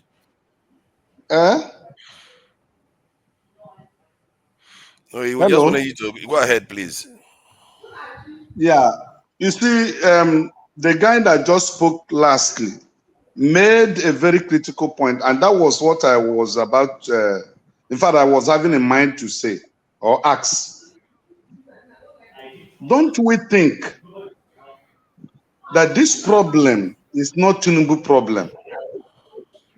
That if you ask me as an individual, the person who caused this problem we are facing in this country today is Goodluck Jonathan. Because he was the commander-in-chief. They were giving him brief. He knew about this man's case. He had opportunity to even use the federal might to get every needed information from Chicago State University and pursue it to a logical conclusion. And then we wouldn't have the Tinubu today as president of Nigeria. Point of correction. Goodluck was not the president. Obasanjo was the president. Exactly. Yeah. How? What are you talking about? Point of correction. Goodluck took over from when this man Omuro Yaradua died. Goodluck took over. He was the commander-in-chief. All the case, all the briefing were given to him. He was in PDP when Obasanjo was president. So he had knowledge of what was going on at that time. And when he became the commander-in-chief, and he knew that this guy is going to be a stumbling block, because it was Tinubu that made Goodluck Jonathan not to win 2015 election. If you don't know. And he said it. He said, I was the one that made Buhari to become president. So Jonathan caused us. Jonathan brought us into this pain we are in today. He didn't play his card well. He didn't use the office well to achieve what would have benefited Nigerians. So for me, yes, Tinubu must have not done well, but just like the former president of America, Trump said, when they were asking him about the tax whatever, he said yes, he exploited the loophole he discovered in the revenue, whatever. And I think this man was smart enough to discover that the system we have, the institution we have here, are not effective. He was able to utilize it to get to the position where he is today. So we have to look back and say, and find out those who caused this problem for us. And the people that caused this problem was PDP, especially this man called Goodluck Jonathan. He put Nigeria into the club where we are. Let me correct that. Let me No, explain. AY, allow him to rant now. You know, when you jump into Can I interject? when they are bad-mouthing PDP. If you want to ask me a question, you can ask me a question. That statement. I just want to correct it. What he's saying. Are you correcting me or you are asking me a question? If you want to ask me a question, you ask me a question. Here is what I want to correct. So, AY, please, let's just wait. After this round, we can do you want to ask me a question? AY, do you want to ask me a question? I want to correct what his time is up. We have to go round. Dexter hasn't spoken. I don't even know how he sounds. I never heard him say anything at all. Later. We'll discuss it later. Yeah. You know, forefather, you know that's how you treat me. I know. I think, sorry, you muted me. Or rather, can you hear me? Yeah, please go ahead. I think it should be Dexter has spoken before I came in. All right, good evening, everyone. Francis, sorry. I'm trying to go in order from the top. Masca hasn't spoken. He tried to speak and his this thing went off. So I'm trying to go round, then it will come to you because Jago hasn't said anything. I think Jago was the first, then Jago has said something. So Dexter will speak, then I'll come to you. Yeah. Okay, no problem. You remember they are taking people out, otherwise he would have gone through every. I think he's gone. The fact that he got to Bumi shows that he's gone through almost everybody. Apart from Masca. And then the other person that spoke before, it would have been me. Were we before Bumi? No. After Bumi. AY is supposed to speak. AY is supposed to speak and Masca. No, Righteous Man. No. After Bumi was supposed to be me, before Righteous Man, before AY. I've not, forefathers. I've not even spent my four minutes. You are giving orders. Righteous Man has been here. I think your time is up. Listen, I think it's Masca because Masca is done. Yeah, he came, but he didn't speak. He lost. Okay, go ahead. No problem. The mic wasn't working.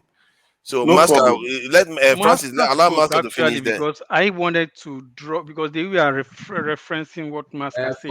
Let Francis talk. What made me to come in. Because his microphone went off a bit, but it's all right anyway. Since Masca also prefers you speak, so Francis, please go ahead.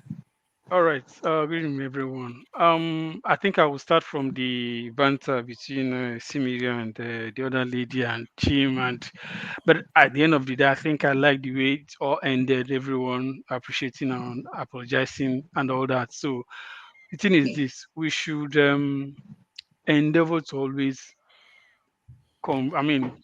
offer regards to each and every one of us. I mean, like somebody was forefather will always say he's not a small boy, this and that.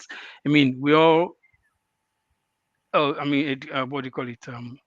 Matured individuals, adults here and all that, or elders here. So the way you go out on, talking to someone or talking over someone. Obviously, he's not here, but he's kind of fond of it. The way you raise your, and there's some people talk at different tone levels. So the way another person will talk, like a Simire, for instance, when she's talking, you will think she's attacking, and then what's the other guy that usually give her issue? Sorry, what's his name? Pansat and all that. To know how to manage or modulate everybody's temperament. And then I don't like this idea of insulting people using some words that are not really appropriate. If we all work in different places, sorry for that, I'm taking this time to really admonish us, because it's very, this is something people watch over time, and people from even other parts of the world, other countries. But the thing I want to throw a peg in the spanner in the engine. If we have a white people, not racist or whatever, but if we have white nationals amongst us here, I don't think all of us will be behaving the way we behave. Okay, places where we work, we talk about inclusion, diversity, and all that. being able to accommodate each people and their faith and their beliefs and their whatever the ideologies, and then we're able to cooperate and work with them and achieve a success for various establishments. When we come together as So as let one me country, ask now. I'm a bit curious when you brought Igbo people into it. You know, you are clearly a racist, but it's all right. No, no, no, no. No, I'm just Fine. joking. Not, Hold on. But what do you think our behavior is going to be like if a white people person will was be here? checkmate. They will checkmate. I mean, is it not Nigerians? Where we work, every unit, every department, every what do you call it, business unit, you must have a female in the. If you are for every 5, there must be 2 female minimum. For every 10, there must be people 2, 3 from different nationalities. You can't have a department of 10, 15 people. So you think if white people were here, we would checkmate ourselves better? Yes, just like in a That, team of 5 guys, but if you have why do 1 you or think 2 so girls, though? Why do you think that is the case? respect, what do you call it? Respect for us in our own case, diversity, we call it in my office.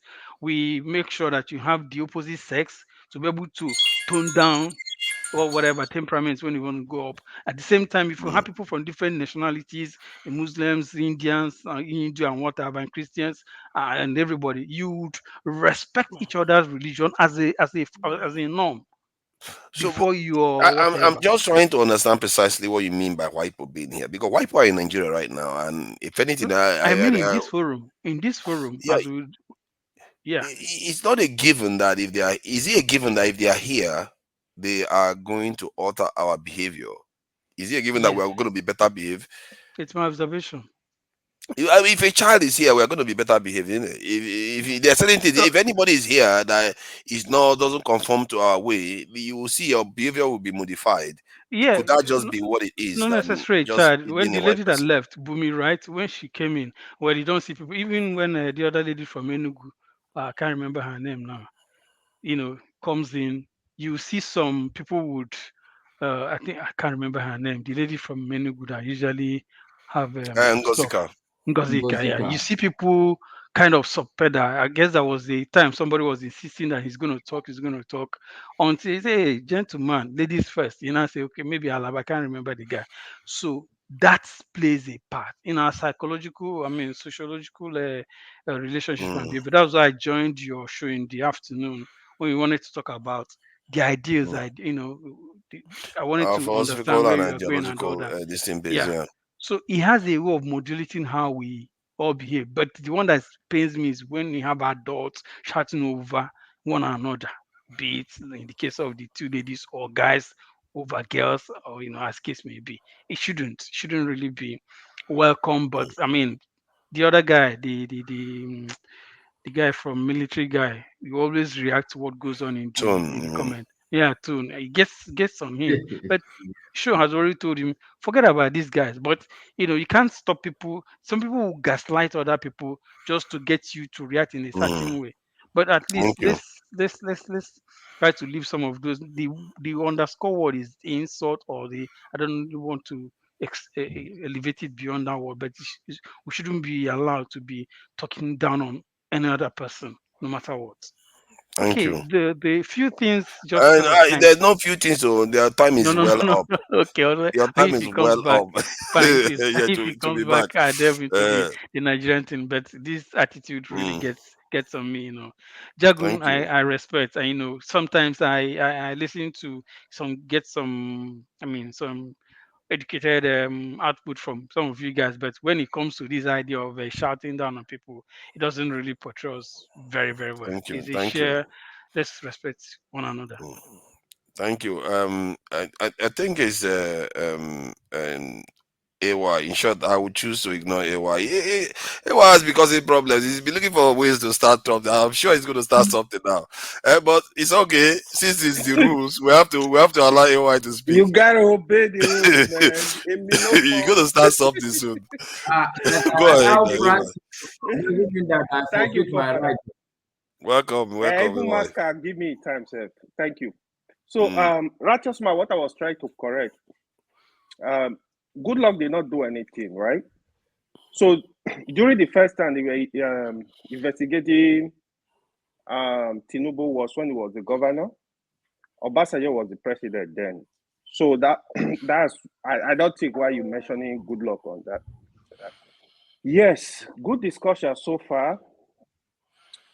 For further, I really appreciated your contribution today, this afternoon. You always speak my mind. That's why I didn't bother to come in. I said, you are there for me. You are my spokesman. So you are really... Thank you. AY, can I interject? AY. No. Hold on. I have 10 minutes. You know this is my first No, time. the correction you made is not 10 correct. minutes. Where did he get 10 minutes? Your correction was not right. That's what I want to correct. Why is too. it not right? He was investigated when he was governor of Lagos State. And at that the same time, PDP, Goodluck Jonathan was in PDP. When Goodluck became the president, he had a briefing about this man. He ought to have finalized everything about this man and use it to stop him from contesting for any further election in Nigeria. He didn't do that. Okay. Let's move on. So here is what I want to say, right? You see, election, we are done with the election. We are done with whatever the court cases. I think we need to move on as a country, to be honest. We have a precedent. If we keep fighting the things we are not supposed to be fighting over, this government will go 4 years. They will do what they like. We will fail again. So Ovie say a lot of things that we don't want to listen to. We have to be proactive, not reactive after 4 years. This is one part, because what can we do? Even the Supreme Court judgment, right? I want to say two things, right? I heard people criticizing Ruben Abati today. Ruben Abati. I think the criticism, Ruben Abati was talking as a lawyer. I don't think he was talking as a journalist. Not only him, the son, the elder statesman, Robert Clark, the way he criticized that Supreme Court cases, the way the article lawyer handled those cases, he said even his junior lawyers cannot deal with cases like that. So I didn't really go into details, but however, what I want to comment on, because our preferred candidate is not there, we cannot bring the country down. I respect everybody's opinion. I understand the feeling of the people, but it's Nigeria. Nigeria is not for Tinubu. It's not about Tinubu. After all, we've seen the worst during Abiola. I mean, Abiola even went to, they even arrested him and died there. Nothing happened. So for me, we cannot fight the government. What I think we should do, we should focus on correcting things that are not right. For example, one of the things the Supreme Court, one of the things they trash out was, it's not compulsory to transmit results, electronically transmit results. What I think the civil society needs to do, go to the parliament, make sure the electoral system is amended, result must be transmitted electronically. That's one loophole. That's one. The second thing, there are a lot of things going on now. We need to put pressure, civil society to put pressure on the government. I watched the senator that was interviewed. He was giving stupid reasons why they have to buy SUV for 160 million without remorse. So, but let me ask one thing though. I think this is where one of the areas that really bothered me during the election period, and I've asked this question before. The people that were present during when they finished counting took the records. It turns out that I think the presidential candidate, I think Adewale was here, Prince Adewale was here to say that there were people, officials coming to politicians telling them to bribe them. It's normal. It's normal. So you need to. No, forefather, I was part of that election. Let me explain to you what happened. Let me explain to you. I was part of. I don't want to. I don't want to mention the position I played. Don't worry, we are going to make it free once everybody speaks. We are going to make it free, then everybody can suggest then. So I'm just interjecting now, just to, because your time is up already, to be fair. But I'm just asking that question. 1 more minute. So the thing is, there are a couple of things we can do. You need to know, forefather, Nigerian politicians, they are the same. This is one thing we need to know. People have been speaking here. Nigeria president, the power with Nigeria president is too much. They don't want to relinquish power. That's why any of them that come into office, they don't want to touch it. The power is too much. This is the honest truth. We need to understand as time protesting how they can relinquish. Our presidents are not powerful. Our presidents are not powerful. They're not as powerful as you think. People just ascribe too much power to them. Are you talking about the one that El-Rufai was able to defy? Oh, come on, man. Let's not flog this thing here. No. Within Nigeria context, they are very powerful. El-Rufai literally crafted his own financial policy and financial during Buhari's time in office. But don't forget, El-Rufai this year. This year he did that. Don't forget. So when you say the president is too powerful, that's what I'm just trying to question. Hold on, father. Another governor will not do that and go free with it. El-Rufai is Buhari. It's the Buhari camp. I'm telling you, it's politics. Oh, he's in Buhari camp by defying the president when the president make a statement and defied him. Yes, El-Rufai is like a son to President Buhari. I'm telling you the truth. I don't know. Another person will not do that. DSS will pick you up. You're 100% correct. I think I've seen local government defy the president. No, I think governors defy the president, not the local government. The governor defy the president. But on what? I mean, bring more. In terms of funding up for the local government, the president had to take them to court, and I think the president lost even on top of that. Yeah. You can take the president to court. It's true. But to be honest, the Nigerian president is too. They have too much power. I'm telling you. I don't know, man. Trump had a lot of power too. I don't understand why we make it look like our president is special.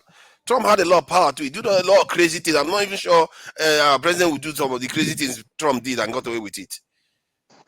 I don't know, man. And all these people that are talking about impeachment, I don't want to shut him out. If you go, if people are not thinking when they keep talking about impeachment, if you want to remove this thing, you have to remove the entire government. What did Trump do? What did Trump do? From employing his son-in-law to run multiple departments of the state. Do you think the Nigerian president will be able to do that? Was that against the United States law? No, it's not against. Neither is he against Nigeria's law. But Nigerian government is not going to do that. So he didn't do anything wrong. You shouldn't be crucifying him. He didn't do anything wrong. I'm just stating a fact. I'm not crucifying. I'm just stating a fact of what he is able to do as a president too. Trump will not go. He did not go above his power. To be honest, some of the stuff he was doing. He used executive power. Most of other stuff, like the House, will just stop him. No, you can't go. So you think the Senate can stop the president? Nigeria Senate? You think House of Rep can stop the president? They can't. They will not do it. Which one has ever stopped Trump? Oh, they stopped Trump a lot of time. Which House of Senate stopped Trump? House of Rep? Yeah, they didn't. They gave him everything he wanted. See, except it belongs to the other party. It belongs to the other party, but a lot of things Trump was unable to do without approval from the House. It's not done. I'm just saying, I know what our people here can do. Like Tony Blair is like a god here. So let me just allow other people to go on. I feel like we have to, this Nigerian president thing that they say they are too powerful. I'm not too convinced by it. Can I? It's my turn anyway. Let me just correct you. This is the analogy. You try to compare the different presidents. Because I said Francis was speaking, I think it's my turn, is it not? I think it's Otis. I think Mr. Oti just want to interject. Let him interject. Right, anyway, sorry, for us. So look, I don't know. Don't you understand? Now, for example, American president, he may be powerful, but he cannot afford to disobey a court order. Yeah.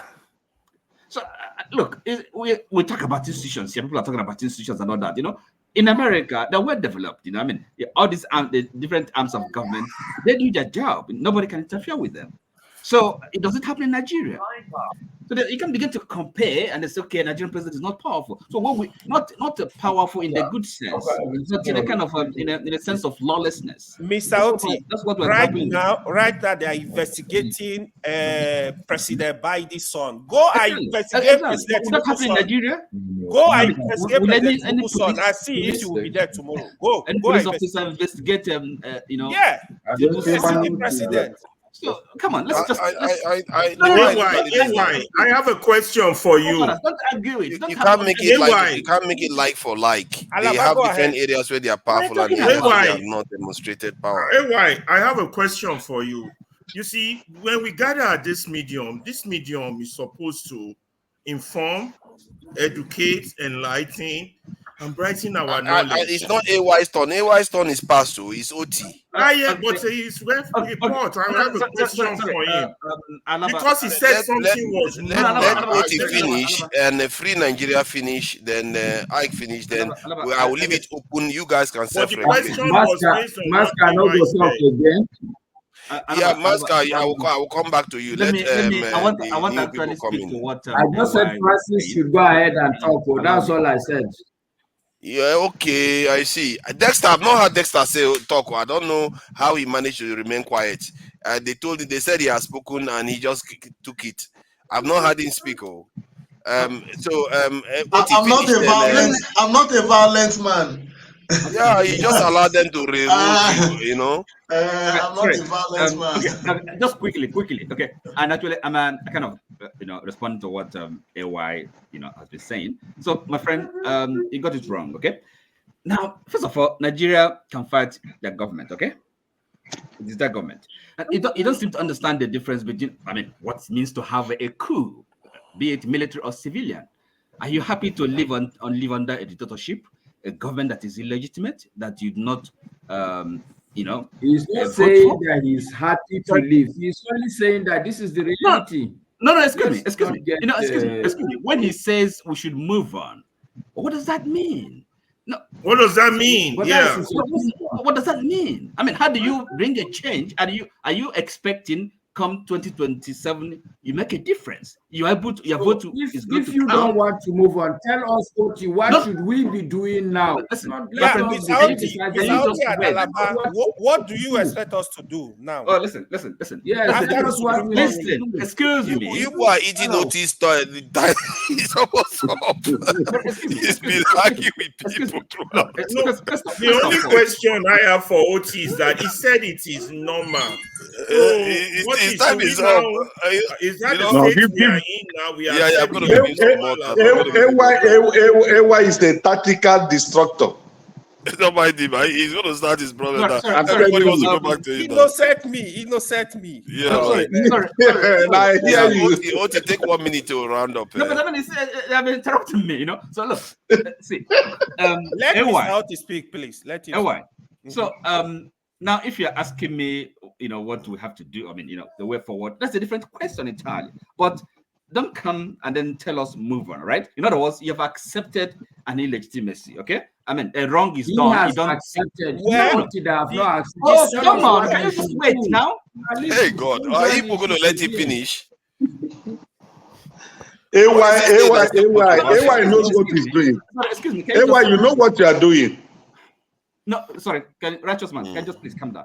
Listen, that's what he's saying. Okay, we'll move on. I don't know, moving on to where? I don't, what is the solution? And then you turn around and ask me the solution. No, you are the one saying we should move on. We're saying we're not moving on, and then we cannot fight the government. We cannot fight the government. We're people. We are not slaves, right? So now, how we fight the government is a different question entirely. Okay, and again, you were talking about the Supreme Court and all that. How perhaps you're castigating the petitioners' lawyers. You're not in the position to do that. I'm not the one. It's Clark and sorry. Okay, you refer to lawyers.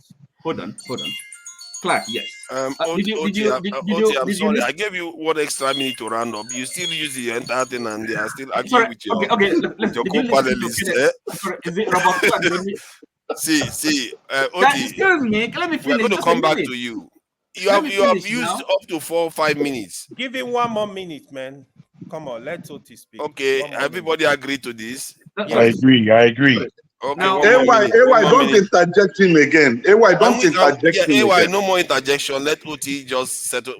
OT, 1 minute, okay? Right. Okay, go ahead. So he refers to Robert Clark. Yes. I mean, is he the only lawyer you have listened to? Sorry, did you listen to the interview given by the retiring Chief Justice? Did you listen to Kenneth Okongwa? These are all lawyers as well. So I don't know. I don't know. What you calling AY? Kenneth Okongwa is a baby lawyer. AY, come on, you need to stop this. Is a baby lawyer, and the retired Supreme Court Justice is also a baby lawyer? No.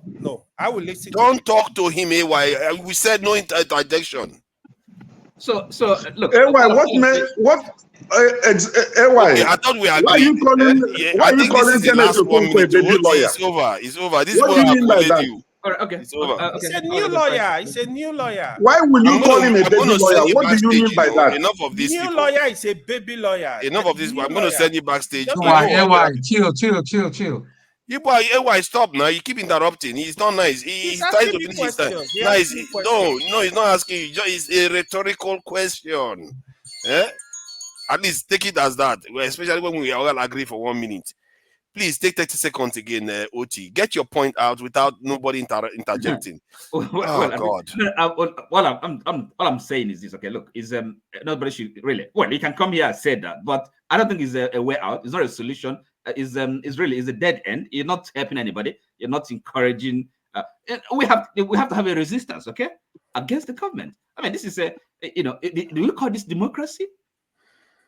We all saw it. I mean, daylight robbery. So what do? You sit back and wait. It's going to repeat. It's going to be even worse in 4 years' time. You can be sure of that. What are you talking about? Okay, thank you, AY. This is OT. I appreciate your contribution. It's a shame people keep interrupting you. Masca, please make your submission so that we can go back to Tone and Ike. Please go ahead, Masca. Okay, good to see you, Tone. Anyway, my submission really is where I started from. I think we need to start building scenarios, and I'm happy that the discussion between AY and OT is taking us there.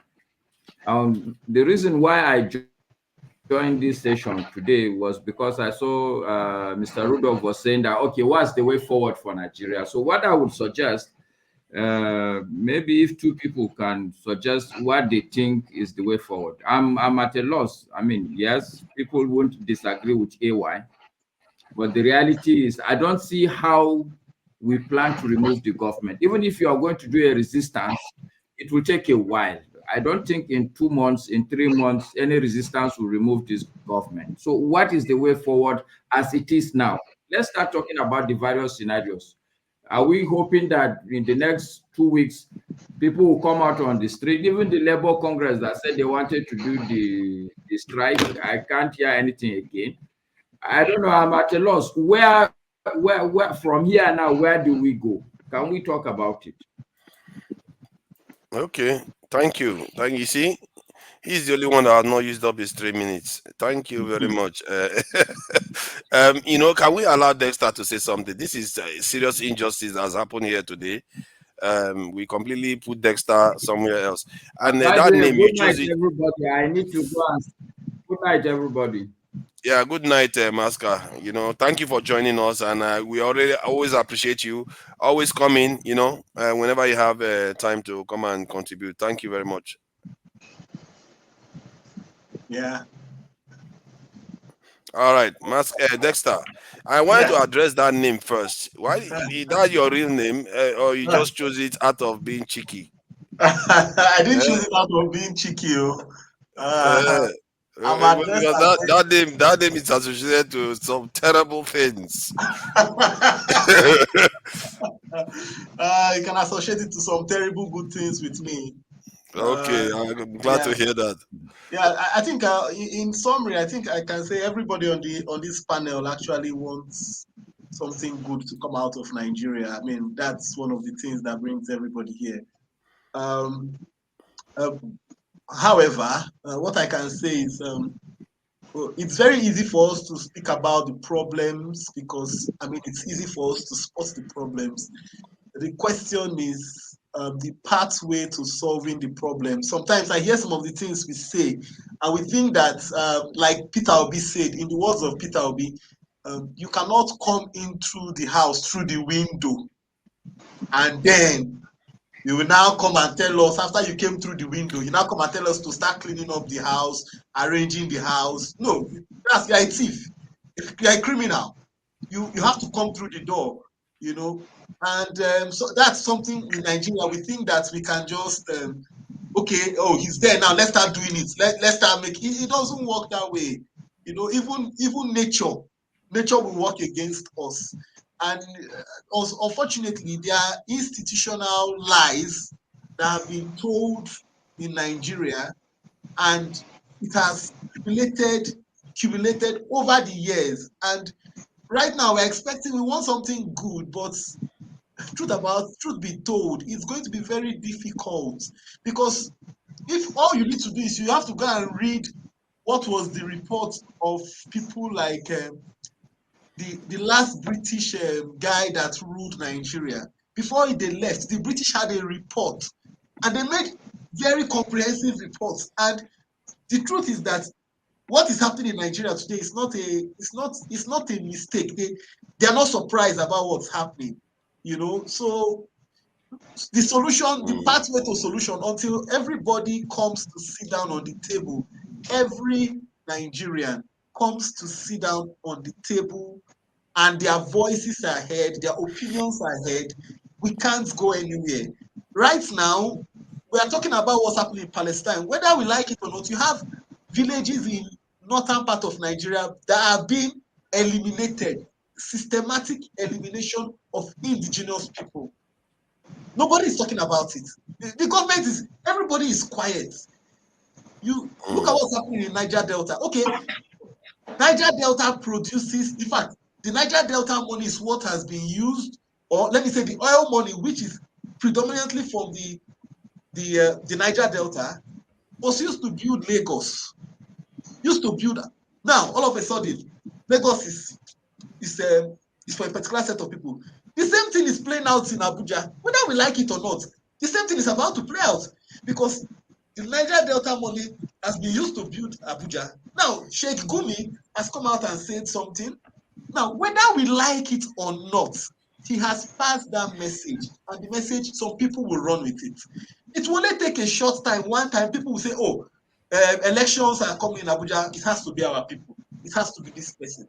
And until everybody comes to sit down on the table as Nigerians, people that call themselves Nigerians agree they are Nigerians. In fact, there was a senator, is it a senator or a House of Rep member that was saying something recently? He's from the Middle Belt. He says Nigeria has not arrived. That what we call Nigeria today has not arrived. It really has not arrived. Because I'll be rounding up. The people in the Middle Belt, and we are talking people, there are people that are not even considered at all. We don't think about them. And so all these solutions we are talking, institution, it can't work. It can't work. No matter how, in fact, if Peter Obi entered there, it will not still work. Unfortunately, it will still work until the people that are called Nigerians sit down on the table and determine how they want to run their country. What we have now is state capture. And what we can be praying for is, oh, let a man with good intentions capture the state. And that's what maybe people were expecting from Peter Obi. Oh, let a man with good intentions capture the state. Then maybe we'll start from there. But what we need is not state capture. What we need is the nation belongs to everybody. And the citizens are the ones that determine who their leaders will be. I think until we get to that point, we will just be, is this forward and backward, forward and backward? That's how the nation, and we will keep on having all these talks and having good intentions. And unfortunately, maybe our great-grandchildren will use the same system, but God forbid. Sorry, Thank you. A question for him, just a simple question. I am sorry. No, this is not the time for a question. I think you had a lot of interjection. It's like the line is growing. We have 3 people that haven't said anything. Okay. I'm sorry. I want it to get to a point where everybody is free to just interject and stuff. So, free Nigeria. Father, who are those 3 people? Who are those three people? There is Free Nigeria, there is Oga Ike, there is the Blackstone, which we I haven't said anything. I know you won't count we know me. the Black Phone. I just know it. I know you won't Alaba, count haven't me. you not spoken? I thought you've spoken now. Alaba, I thought you've spoken. Hi. How did that happen? I think they took you backstage. Yeah, they took you backstage. Now they took you backstage. They took me backstage as well. They took me back. Since I've come back, I haven't spoken. Man, this 3 minutes talk, you know what has happened? Almost 20 people have spoken 3 minutes. That's the problem. They take people out, bring more people out. So they just keep rotating. So it's hard to come back to jargon again. I'm trying to run everybody through so that they'll allow it to be free. So that it can be more self-regulating conversation that we can have amongst each other. Sorry about that, Alaba. Okay, do you want to go ahead first before we go to Tone? Yeah, I just all right. want Please to go say, ahead. Yes, I want to go ahead. I want to keep focusing on solution. I am on the side that whatever we have now has not worked. It will not work. It will not bring change. And those who continue to participate in it are just enabling it. We all need to burn or cut our voters' card and start marching. But before we start marching, we need a coordinated media house to hear our own version of the story. Dexter is on point until we all sit down as Nigerians and talk. All this sweep under the rug. Let us move on. Election is over. Only mad people, only insane people do the same thing over. Alaba, can I ask you something, Alaba? Before you do, let me run my 3 minutes there, because I don't want you to worry, I'll pause it. So if the question is, after you have that conversation, people will still come out and disagree with the conclusions. So what happens? I agree. If the conversation does not, they don't put limits to it. Let them have. If they want to go their way, let them go. If they want to stay, let them stay. Whatever they want, that's what is called democracy. Yeah, but what I'm saying is that if everybody agree, you come out of that meeting, then some people that were not a part of that conversation will disagree with it, and they will start agitating you make sure again. every language is represented in that meeting. They said they've had it before, like a conference. Every tribe don't have every opinion in there. You will still have people that disagree with their conclusion. That is the problem. Don't go to that extreme. There will be. Look, we have right now the forefathers. Right now, they're not even letting people speak.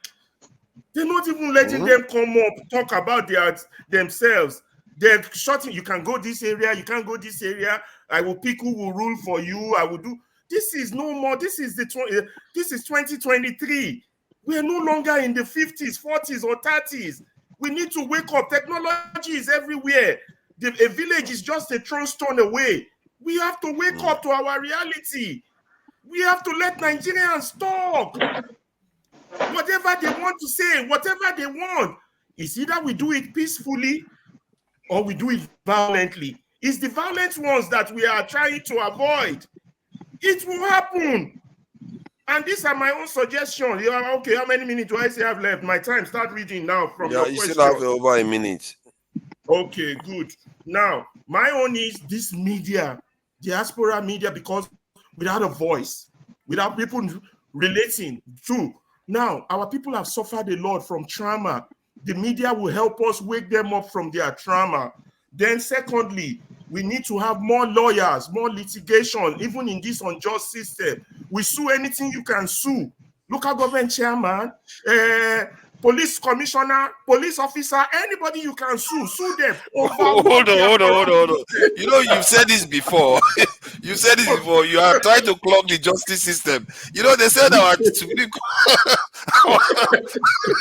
It's to make their evil Court, they said our Supreme Court is exhausted because of everybody's bringing every case. They've not seen anything yet. If they want to keep sitting on just rule, you keep suing them. You don't get tired of suing.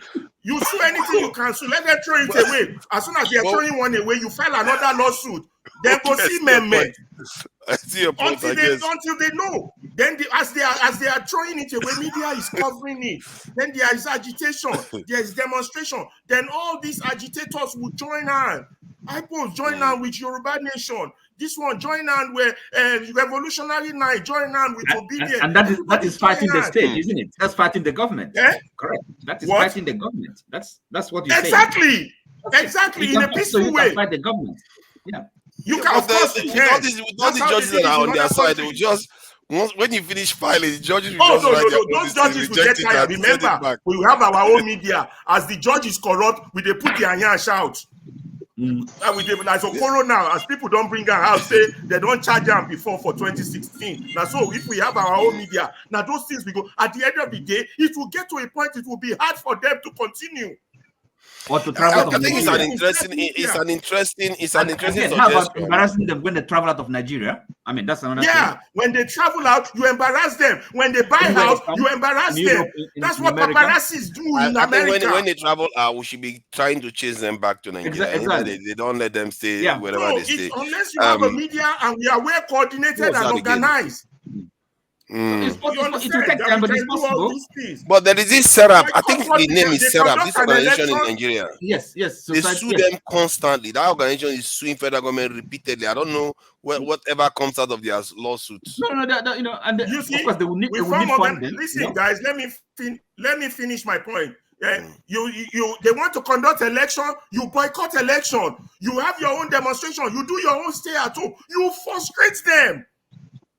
All these are Nigerian people that are going to tell them, give me money. That they give you position to go and work for INEC. They go, the INEC staff go to the police and tell them, settle me.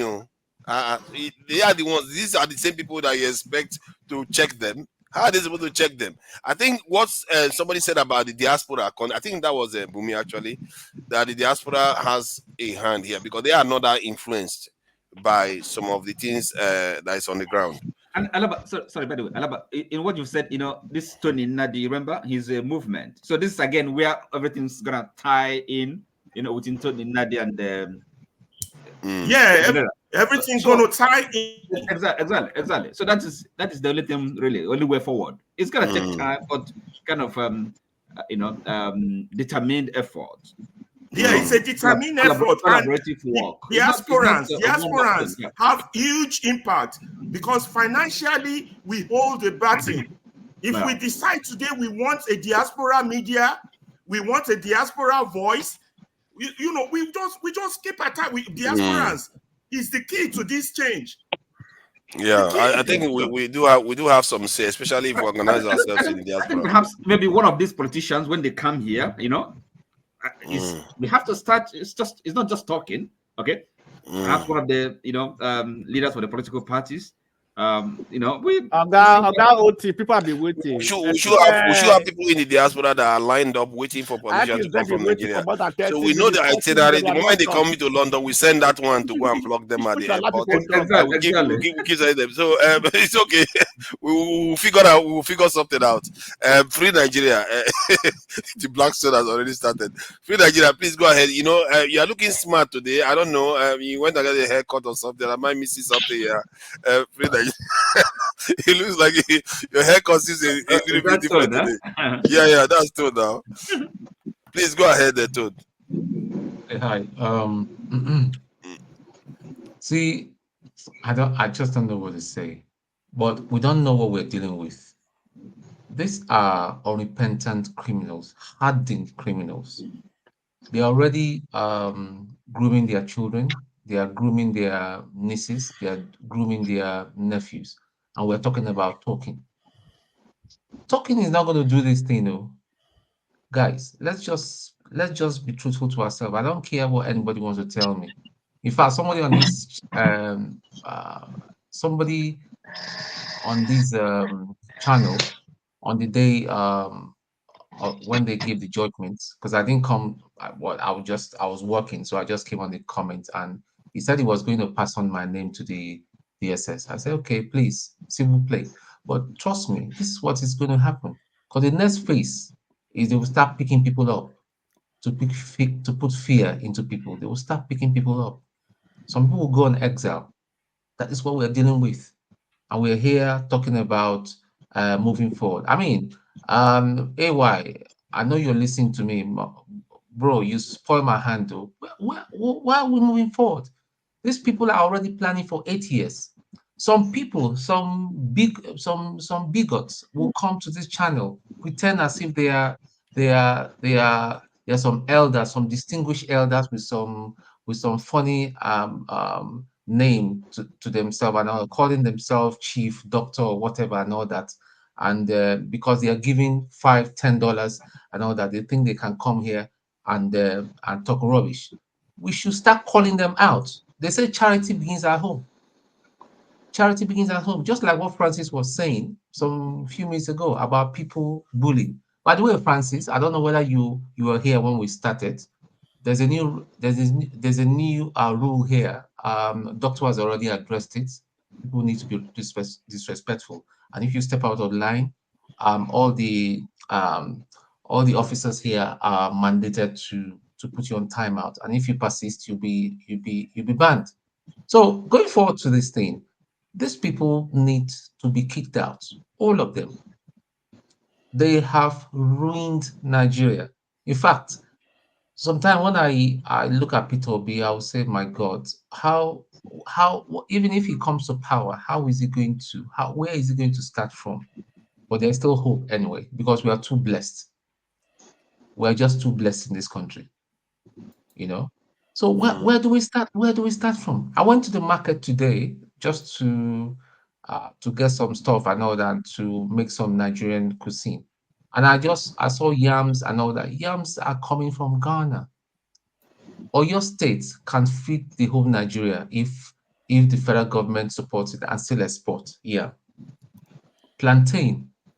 We have a lot of plantain in Nigeria. Let's even forget the natural resources. Let's talk about food. We can feed Nigeria and export as well. But yet, all we're hearing every day is loan for what? Oil theft. Yeah. Yep. Or $4 billion loan, and that's their first birthday it's cake. just that they're telling me that they are getting 4x4s because the roads are not good. They cannot access their wards and all that. Whose responsibility is for the road to be built? Is it not their responsibility?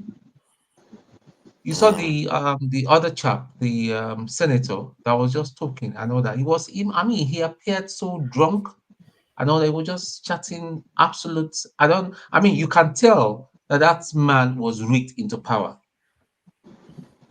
Most of us here are very, very intelligent people and all that. I'm sure if most people here are given the opportunity to go into government and all that, we will do 100 times better than most of us. Tone. See, one of the most baffling things that I've noticed in government, this last government, which is very weird, because when Tinubu was a candidate, he sounded very obnoxious and, uptight, and he kind of like, looking down on everybody else.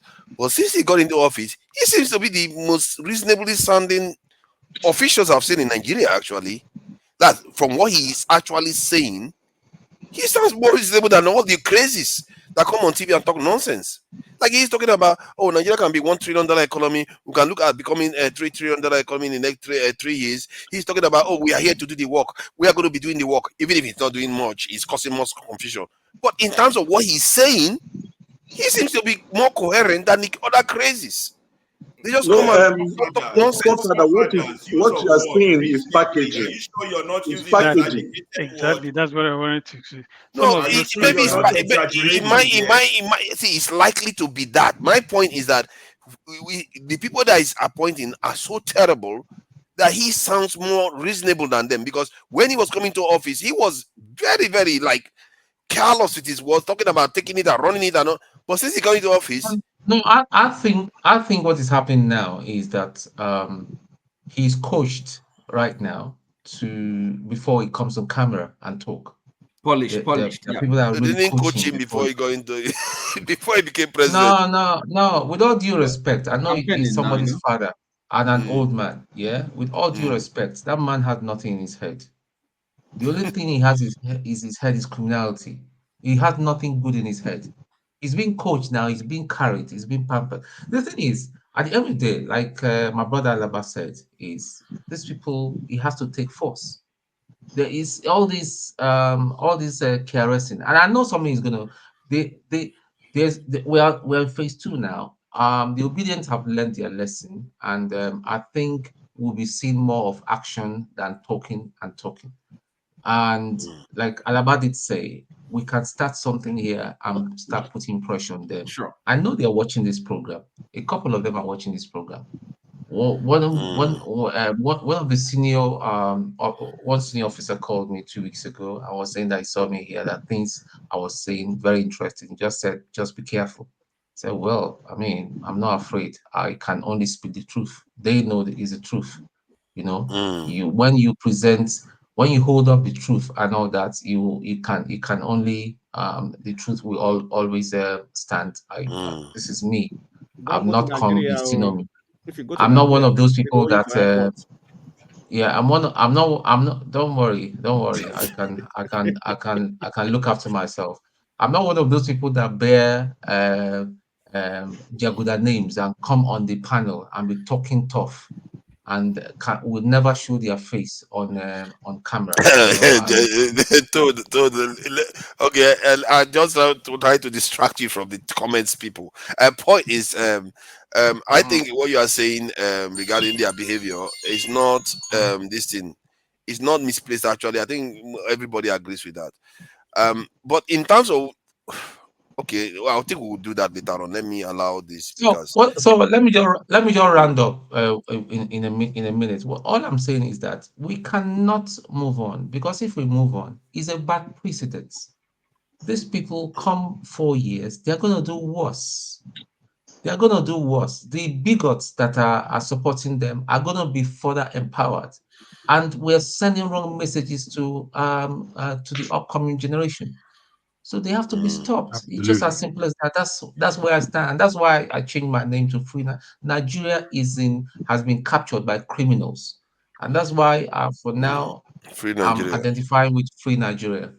Yeah, that's a fair point. That's a fair point. That we will remember that. Welcome. This in Oga Ike. Please go ahead. Yes.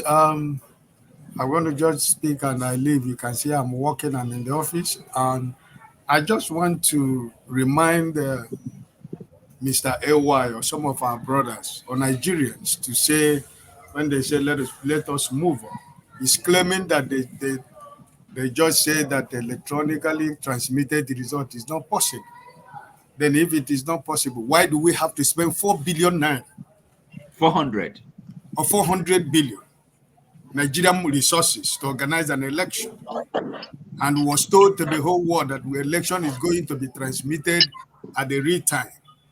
And AY, at his level of understanding, living in a Western world where things work, is trying to tell us that we should move on because the Supreme Court have said, the Supreme Court that has no credibility. It's not just now. It's not just because of what they did last week. The judiciary in Nigeria is already dead for so many years. And that's what my first contribution here, when the retiring Chief Justice was talking about the corruption in the system. And I was asking a question here, where has he been for the past 47 years that he was in the bench? He spoke against what he spoke about Hope Uzodinma's victory. He spoke about the former president of the Senate, and he spoke about Ababio. But he was in the bench. What did he do? What was his contribution? He was there for 47 years. What impact did he create for Nigerians to know, oh, you are different from the other people? He never did anything. So now he's looking for us to clap hands for him. No. And I am one of those people who do not believe in moving on, like my Free Nigeria said and Dexter said. I am not moving on to anything. But this is the beginning of the revolution. This is the beginning of the struggle for a better Nigeria. Anybody that is telling me that I'm going to move on to where? Where am I moving to? Which platform am I going to move on? For the first time, my grandson, we were talking with them over Skype last night.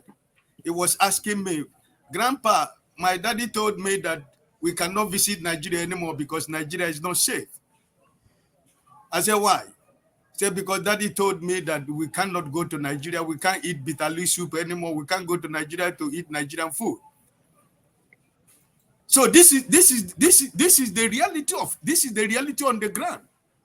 So for anybody that is telling me to move on, listen, we have said it here. I said it here from the beginning when I joined this platform. I don't care who wins this election. But what I want in this election is a free and fair and credible election. If Tinubu has won this election credibly without any problem, I don't think me and you is going to be here. Nobody is going to be in this platform talking about the election. But this is a bright day robbery that everybody saw it. And that's why they say go to court. INEC say go to court. APC say go to court. So this is a script that has been written already. And we have gone to the court. And the court has already buried themselves already. We know that they buried themselves already. But this is the final straw. They put hammer onto their grave. Because if Hope Uzodinma could do 4 years as governor in Nigeria, if Abio is the president of the Nigerian Senate today, where are you moving on to? Which country? We don't have a nation. We don't have a country. Where are you moving to? If the former president of the Senate could still be in the Senate today, what are you talking about? I mean, can't we just be honest ourselves? So what I'm saying finally is this. I'm waiting for Mr. Peter Obi to make a comment. He has not spoken to Nigerians since after the court. We want to hear what he's going to say. And when we hear what he's going to say, what I am saying is that instead of honest and patriotic and credible Nigerians to run away from their country, these politicians must run away from that country. Supported. Genuine Nigerians, hard-working Nigerians should not abandon this country for these few criminal elements in Nigeria. Rather, they are the people that we are going to chase away from that country. And there is no country that is going to welcome them. And any country that welcomes them becomes an enemy of Nigeria. Because this is it. Because I've been saying here that Nigeria, if Nigeria has not happened to you, we have seen the final straw. So I am waiting for Mr. Peter Obi to speak. When he speaks, then Nigerians themselves will be able, he will give us, because he is the figure we are looking at. Whether you support with Labour Party, your APC, you whatever you are, this is the man that is standing. This is the only man standing right now. I am not talking about political party, but I am talking about a Nigerian who is ready to stand. And Thank you. He says is the truth. So Thank you. I'm not moving on. When he speaks, then Nigerians, people like me, who has children and grandchildren, I will make sure that I fight for my children. Oh, that's my point. My children must have a place they call home. My grandchildren should not be denied to go to Nigeria and eat bitter leaf instead of buying from Amazon. They should go to Nigeria and enjoy the village, but they cannot do it. And you're telling me we should move on because move on. The election is over. Let's move on. Let's unite. Let's heal. What are you healing? Healing from what? I don't have a wound in my body. I don't have any problem. I'm not healing from anything. All I want is the truth. All I want is my country. I want to take my country back. So Nigerians themselves should stand up and take their country back. That is where I stand. So anybody who is telling me, the Supreme Court have said, Abati is looking for appointment. Listen, these people. Abati has lost his credibility. He doesn't have any credibility anywhere anymore. He's looking for power. He's looking for position. So he can say anything that arises. Who cares? Who cares what Abati says? I don't care what he says because I know what he's looking for. Because a politician why is he putting on suit? He's putting on suit every day because he's looking for a job at Tinubu's office. He wants a new job because he doesn't have a job. So these people are not the voice that are speaking for Nigerians. We know the people that are speaking for Nigerians. Thank you, Oga. And let's Sorry, I allow. want to leave you guys because I have to go, and I wish everybody the best of the new week. Okay, God bless you all. Thank you for coming in, sir. All right, the Blackstone, we appreciate you for coming in, and yes, you know, we know our mischievous guests. We always know the troublemakers when they come in. It's very good. It's a good Please, sign. the Blackstone, please go ahead. Please go ahead. Your 3 minutes. Thank you, and a good day to everybody wherever you are. Anyway,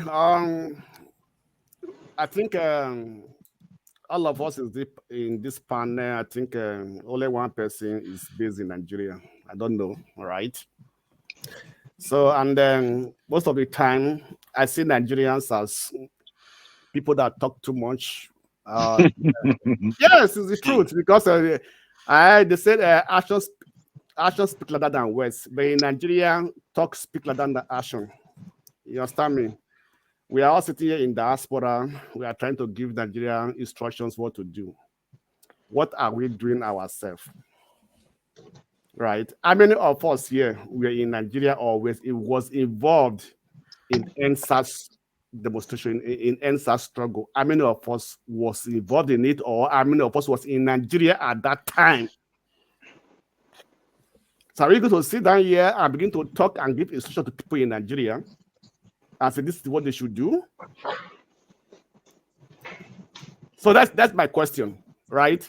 So because when we are talking here, because we are sitting in a place that is very comfortable, and we now can stay here and talk and give instruction, we should do this, we do. And I know that Nigeria is bad. Nigeria is very, very bad. But our talk will not change anything. Sorry, the last, I will give them. let me finish. Let me finish. Yes, when people says, yeah, we're not giving them instructions. No, what you are saying is like an instruction. You are giving opinions what they should do, right? There are many Nigerians in Nigeria. You think they shouldn't do anything? Let me finish. You are interjecting. Let me finish. There are so many Nigerians in Nigeria there that are fighting for Nigeria, not we here in diaspora, who are really involved trying to make things change. There are people who were involved in that election who were the people like Asha Yusuf and other people who are talking. They are trying to find a change, to make a pathway, to make a positive change. They are all there in Nigeria. They are all there. They have not run away from Nigeria. So if we are sitting down here and talking and say this is what we should do, or what they should do, this is what we expect, what it should take place and everything, I think that you're just like talking too much. You're just talking and talking and talking. You understand me? Because that's the way I see it. Because none of us here today, if anything go to take place in Nigeria, that we buy a ticket and go back and go to Nigeria and go and fight. None of us. And what's the point? No. Wait. Before further we go, the Prime Minister. We should shut up, is it? I'm not saying you shut up. No, I'm not saying you shut up. So when we are talking, let us also realize that the people in Nigeria are fighting hard and also they are suffering, you understand me? So because like we are trying to say, okay, this is what should be done. Who will take the initiative? Is it we in the diaspora or those in Nigeria? That's my question. Who will take the initiative? You know, the Blackstone. You just asked a question. 3 minutes has gone. How did that happen? No. How does he do it? How does he do this? I don't know. Why is your bell ringing so loud? He's making a point. I don't know. The bell is partial too. Some people it rings low, other people it rings loud. I don't know why he's doing that. I'm sure there must be a reason. I don't know why. No, this is the truth.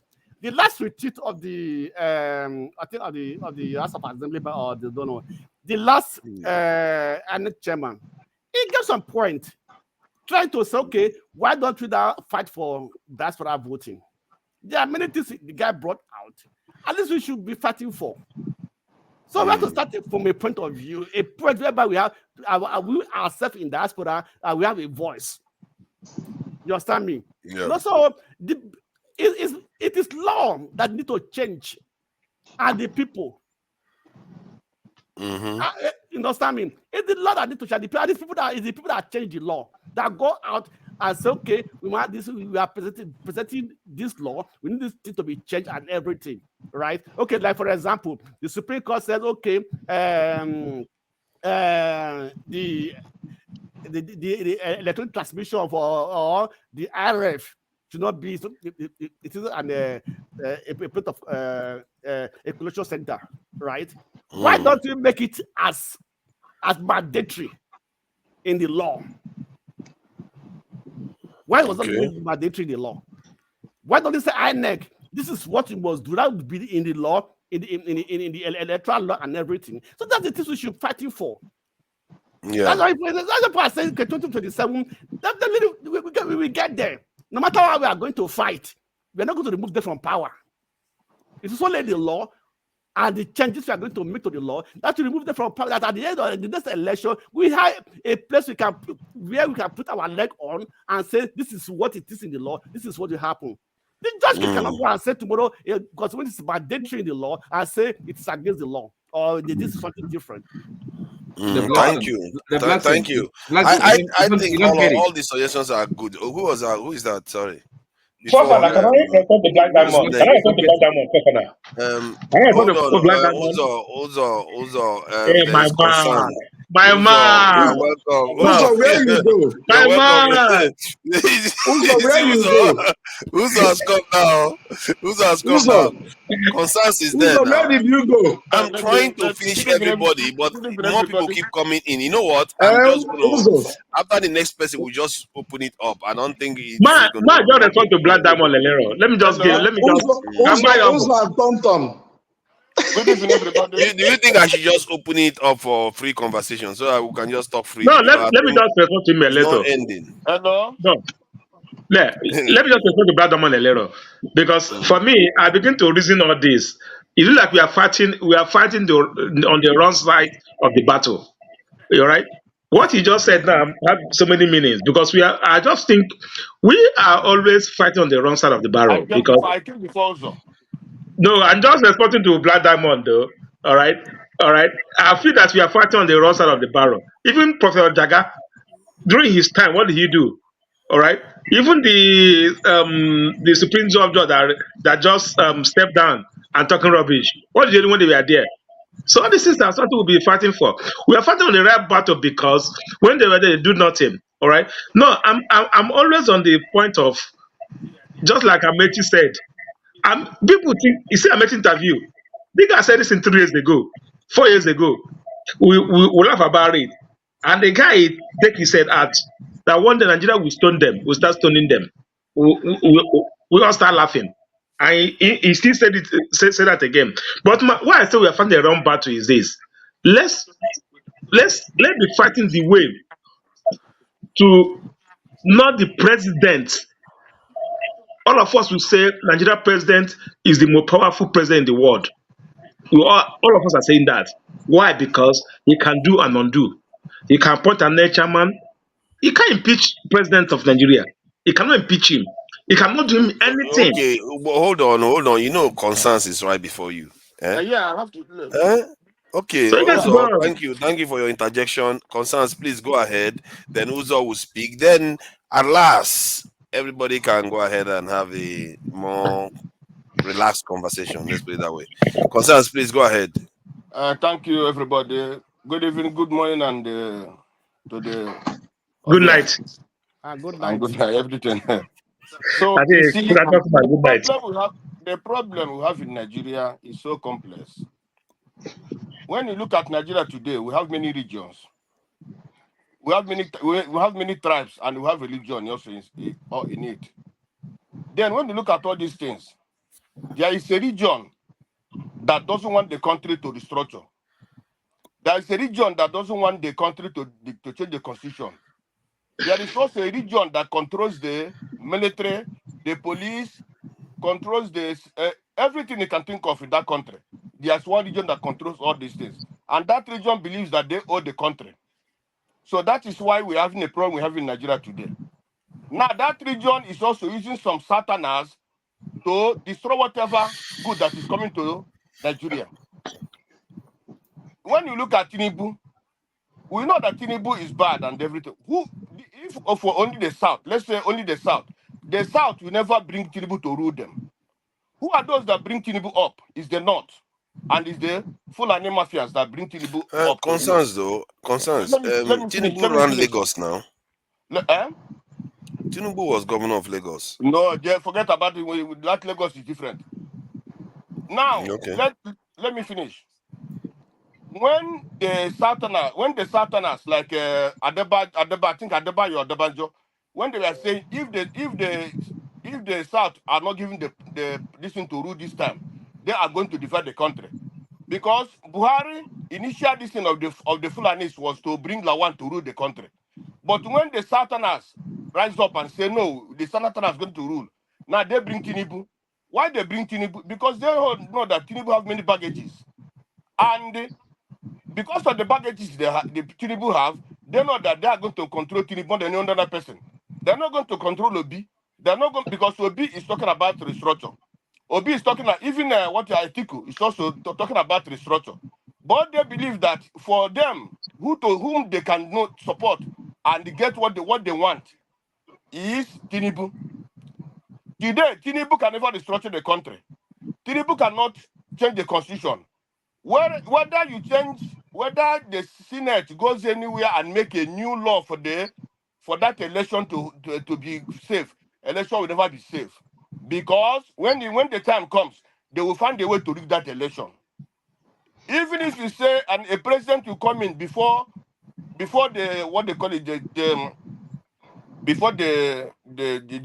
judicial system we finish before the president can be sworn in.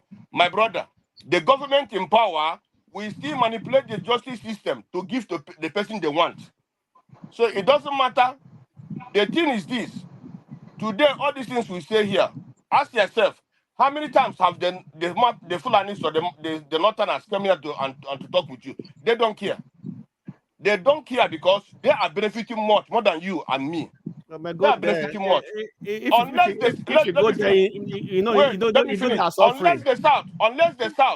the Southerners rise up and say, let's change the country. Unless they rise up, other protests, other this thing. If not, my brother, we are not going anywhere. Right from since 1960, who have been ruling you? Which people have been ruling you? Which people have been controlling the country? Which people have been controlling all the institutions? And they tell you they are not ready to change the constitution. They are not ready to restructure. So if you don't restructure, if you don't change the constitution, how do you move forward? If Tinubu is there today as the president of Nigeria, how do you move forward? You see a man that even the nation, everybody in the world knows that Tinubu is a bad person. How do you restructure the country? How do the country move forward? All those that say, let's move forward.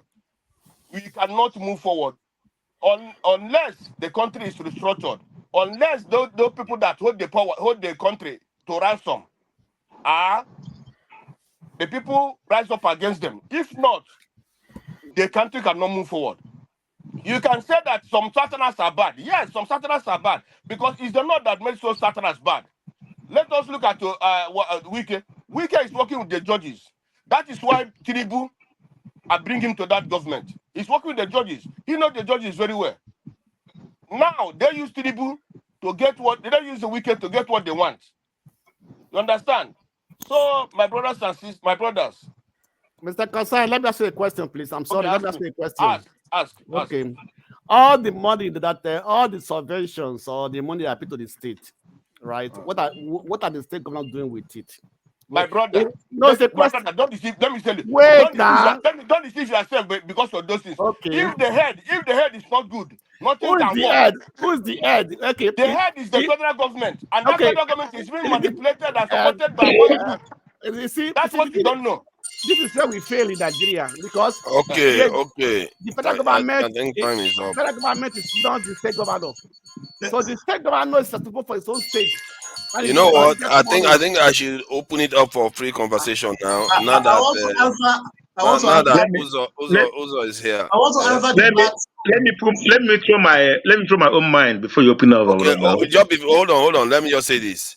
When I open it up, we have to be cordial, like people that are in a town hall or a beer parlor, or a canteen, I like that or a discussion. canteen. You know, we don't want to encourage consumption of alcohol only. That's why I have to say canteen, the town hall, or church. We have to conduct ourselves. This is self-regulating. I don't want to do a lot of contribution. Absolutely. And I will interject now and again, but very rarely. Okay, so Can I just add that if somebody is going on too long or just hardcore rambling, please come in and just ring that bell for them. Yeah, that's when I was stepping. Thank you. All right, I'll let you guys get on with it. Well done. Okay, it's my turn, Mr. Consign. I will start from your last statement. All right, I didn't follow up from the beginning of this conversation, but I know that my people are here to do the injustice or justice of whatever comes on the way. But as I said, I was saying something. We are fighting. We always fight the wrong battle. Just like everything you said right now, right? The Northerners, the Fulanis have benefit. How they benefit? The average of 5% of people person in the north. Average of 5% of people Yoruba people in the north. Average of 5% of Hausa Ijaw in the north. If the road is good, they enjoy it. If the road is bad, they also be part of it. So the average Nigeria are not enjoying anything. It's only the elite. According to Mama H.O., he says the battle is between the elite and the oppressor. So average Northerner doesn't enjoy the benefits of Nigeria. Just like average Easterner doesn't enjoy the benefit of Nigeria. It is centered all over Nigeria. So now I say we are fighting the wrong battle because all of us are just blaming our region, not even blaming the people that is in charge. That I think about this all night. I said, what's going on? Because we keep on blaming our region. We don't even blame who's in charge. Right? Okay. People in charge. Miss Luzo, let me tell you now. Let me tell you one thing now. Yeah, tell me. I'm listening. Let me tell you now. Do you know that in that country today, the resources are coming from the south and the southeast. The more of the resources are coming from there and the southwest. Okay? Now, that, for example, the oil wells are being controlled by who? Do you know who controls the oil wells in that country? No, just wait. Give it to them. Who gave it to excuse them? me. Let me finish. Who gave it to them? Answer that one first. Who gave it to them? Hold on, let him finish now. He have a point. Let him finish. And I have a response to him. Who have been ruling? You asking me who gave it to them? Who have been ruling? Who is in charge of who is in charge of the military? Excuse me, who is in charge of the military today? Who is in charge of the security system in Nigeria? Who is in charge of the DSS? Is it you? Is it the Southerners? Is it the Yorubas? Is it the Igbos? No. Do you know how many oil wells that Obasanjo gave to the Northerners? He asked me a question. He asked me a question, Abi. Let me tell you. So, wait. My issue is this. He asked me a question, Abi. Yes. I know that according to history.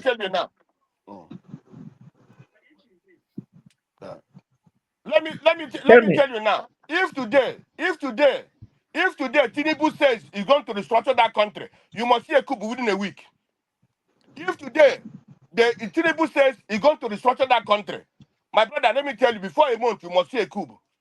Because these people don't want the country to be structured. When the country is restructured, it will favor everybody. But they don't want the country to be structured. Okay, he done. It's wasting my time, It's wasting my time. Okay, now we'll try to listen to the truth. That's the problem. Let me put this in place. If Tinubu says today the country must be restructured, you must see a coup. And why there's no coup now? Because they are getting what they want. They are getting what they want. Mr. Consign, that is your own truth. Can I ask this? Can I ask this? All of us follow B2B. We follow his campaign train. We follow his ideology. What does he tell you? Do a Northerner buy bread cheap? No. Do a Southerner buy bread cheap? No. Do a Northerner go to a different market? The same market? Do we all listen? I'm a liberal guy, all right. I live in the north. I live in the south. I know how this will work. Let me just plan. in the Uzo. voting, who's cutting the whole thing? Uzo, my brother. Sorry, Please, concern. Can you allow Uzo please. to just wrap up? Sorry, go to someone else. The subsequent No, hold on. interjections. Please, just a minute. Just a minute. My data is finished. Can I make my last I contribution? go subscribe to you. I go subscribe. Give me and I go subscribe to you. That I finish. No wahala. You will subscribe. Uzo that want to buy Tonton. Uzo disappear. No, I don't disappear. Total 2 for $5. Big business. Okay. But what I'm saying, Okay. let me finish what I'm saying. What I'm saying is this. Okay, Uzo, take my number, subscribe my data now. I hold your number. When I hold your number. When I get ready, I will give you a call. You see me now. So what I'm saying is this, all right? We are fighting. We will always fight the wrong battles. That's one thing we are not winning it. We will always fight the wrong battle. We fight ourselves, not the elite. Because as I said earlier on, the market in I would say second Gary market, is it the only northerners that go there to buy something for cheap? No, everybody goes there. All right. Now, if you want to talk about Oyinwe belongs to the elite. Not to the masses. As much as we, the Easterners, are complaining, the Northerners are also complaining. All right. But the problem is that as when they are coming out to condemn it, that's why we have the differences. We from the South will come out to complain, but they die on whatever complaint their grudges they have. That's the problem. Now we are fighting the wrong battle because we are fighting ourselves. When the riches, the elites are enjoying themselves. Also, Kano, the man from my own side, they are all enjoying themselves. Going from wedding to wedding, going to bed to London, and with the elite, we are with the masses, we are dragging. When you say Oyinwe well or not Oyinwe well, all right, it doesn't matter, all right. But the issue is this: a Sataner, example like Andoba is a Satanist, all right. Andoba is a Sataner. He joined APC right now. Why did he jump to APC? Because of his allegations of whatever he has done. He had to go to APC to cover himself. Now, the issue is this. If the certain politicians, they are corrupt as much as the northern politicians. The northern politicians are corrupt as much as the western politicians. Now, Buhari ruled the nation for 8 years. Insecurity in his own town is no-go area. All right? The northerners are tell military. Even to Kaduna, where we have the whole military base, they still attack Kaduna and move away with everything. So it's not about who is in charge. Now it's about we are attacking ourselves too much. Let's have to come together, East, West, North, and South, to fight this injustice because it's affecting everybody. That's my concern. I said we are fighting the wrong battle. Uzo. So, okay. Uzo. Excuse me. If you said the Lord to show come and fight with you, are they not fighting with you? No, what I mean is we are fighting the wrong battle by fighting people that doesn't even have nothing to do with what's going on in Nigeria. I'm asking you. Okay, let me answer you. Let me answer you now. Uzo, let me ask you a question. Uzo, can I ask you a question? Ask me. Oh yes. Okay, Uzo, in the US, what brought about the change that the US became the most prosperous country on earth? What brought about the change in France? What brought about the change in Rwanda and in Ghana and in South Africa? How did they turn around 360 degrees and become a prosperous country? Can you tell me? Who told you that turn 360 degrees is a prosperous country? Who told you that? Everybody had their own problems. Come on. We're here in the United States. No. My question is this. That's what you don't understand. That's what you understand. Okay, let me country. Uzo, let me simplify my question. Let me simplify my question. There was a civil war in the United States. There was French Revolution. There was civil war in Rwanda. There was Ghana Revolution. There was a fight between the black and the white in South Africa. Now, Nigeria has never, hold on. And the white, they built South Africa, not the blacks. Hold on. The white built it. Nigeria has never had a revolution. Nigeria has never had a war. The war that they had in 1960 something was The rest of Nigeria fought a little geographical area of Nigeria. That's not a war. That's not a national war. So when you are talking of change, we've not actually done what will bring change in Nigeria. We've not done it at all. Mr. Righteous might have You know what I'm saying? You guys don't allow me to finish. You always interject me, always cut me off guard, all right? My point, bringing United States, every other country to this scene. None of these states, all right? None of these states are also free from everything. There's so many crime here. We are not talking of being free from everything. But it is a prosperous country. That is why we are there. Let's leave those in place and talk about our own town, our own Nigeria, which we belong, which we know what is going on. So my point is this, and I always stand in that.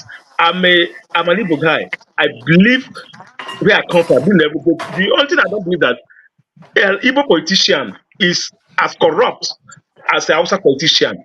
An Hausa corrupt politician is as corrupt as a Fulani politician. As a Fulani politician is as corrupt as a Yoruba politician. They all eat and die in the same plate. And the masses like us that don't know what's going on will suffer. And we start blaming ourselves. We're supposed to come together to fight this. We allow them to be together and fight the masses. That's why Mama Echo will tell you that Nigeria is our back. The oppressors and the non-oppressors is two ways of Nigerian life. All right. So my point is this: where I'm landing is this: if you can go to the northern state and buy a bread, I got to all of follow P2B. We follow P2B ideology. If you go to Sabongari and buy a loaf of bread for 200, and you come to Udumota, Lagos, and buy a bread for 1,000, they will start complaining. The same suffering, everybody is suffering the same thing. So how do we make this change? That's my point. Okay. Uzo, forget about the cost of bread in the market. We are looking at the national policies. For example, let me tell you, Uzo, listen. Uzo, can you listen? Uzo, listen. Right now, Aspanda markets have been shut down. Aspanda market, trade fair have been shut down. Why? Can you tell me the reason? The judge or the justice that made validatory statement said he had been asking why the Southeast have been denied the position that the Constitution has given to them to have people representing them in the Supreme Court. The Southeast have not. It's a policy that is created to marginalize on certain people. No go there, listen. Before you even talk about trade fair, I get for trade fair. Alaba International, not even go there. Problem of trade fair started from not today. It started from the market union. Let's not even go to the politics of trade fair. Alaba International Market. Those two markets have their own politics of their own with the Lagos state government. No. Uzo, you are wrong. Uzo, the trade fair politics about electing who is the president and chairman, they have no problem. My immediate junior brother. No, what I said, the politics of trade fair and the Lagos state government, you can't put it in like to every Nigeria, what I said. It's a different politics. Is that what I mean? It's a different politics of agreement of who ownership or who this, who that, agreement of this or that. So let's not use it to even talk about things here. Okay. Thank you. Something that the Can you let Dexter say something? There's a question that the Blackstone asked about what have the governors done with the money? Give it to them. Give it to them. Yes, that's the question. Nigeria can never go forward with the sharing formula. It's very simple. If you listen if we last up from somewhere, at least. No. Wait, let me land on the point. No. Let me land. No, in this point, I will counter you. You are being paid. You are working. They pay you. And let him air his opinion. Why Nigeria cannot work. You know one thing. Every team. Wait, excuse me. Every team. Let me ask you. Can I ask you a question, sir? Yes, ask me a question. Let me ask you a question. Do you own your own business? I don't have my business. Are you working for someone? I have my own business. I work for someone. I have my business. Okay, good. Now, when you work from someone, do they give you free cash or you have to put in the hard work? Do you just? I don't have to put in I said no. I have to put in the hard work. Yeah, definitely. Good, you have to now. Okay, good. Now, so you've just validated what I'm saying. Yes, Look, but let me tell you. No, let me tell you where you are wrong at that point. Let me tell you. The state government of the state have some rights. Have some right to their natural resources. That's have some rights. What rights? What rights? They don't have any rights. Can you tell me what rights they have? Wait. Wait.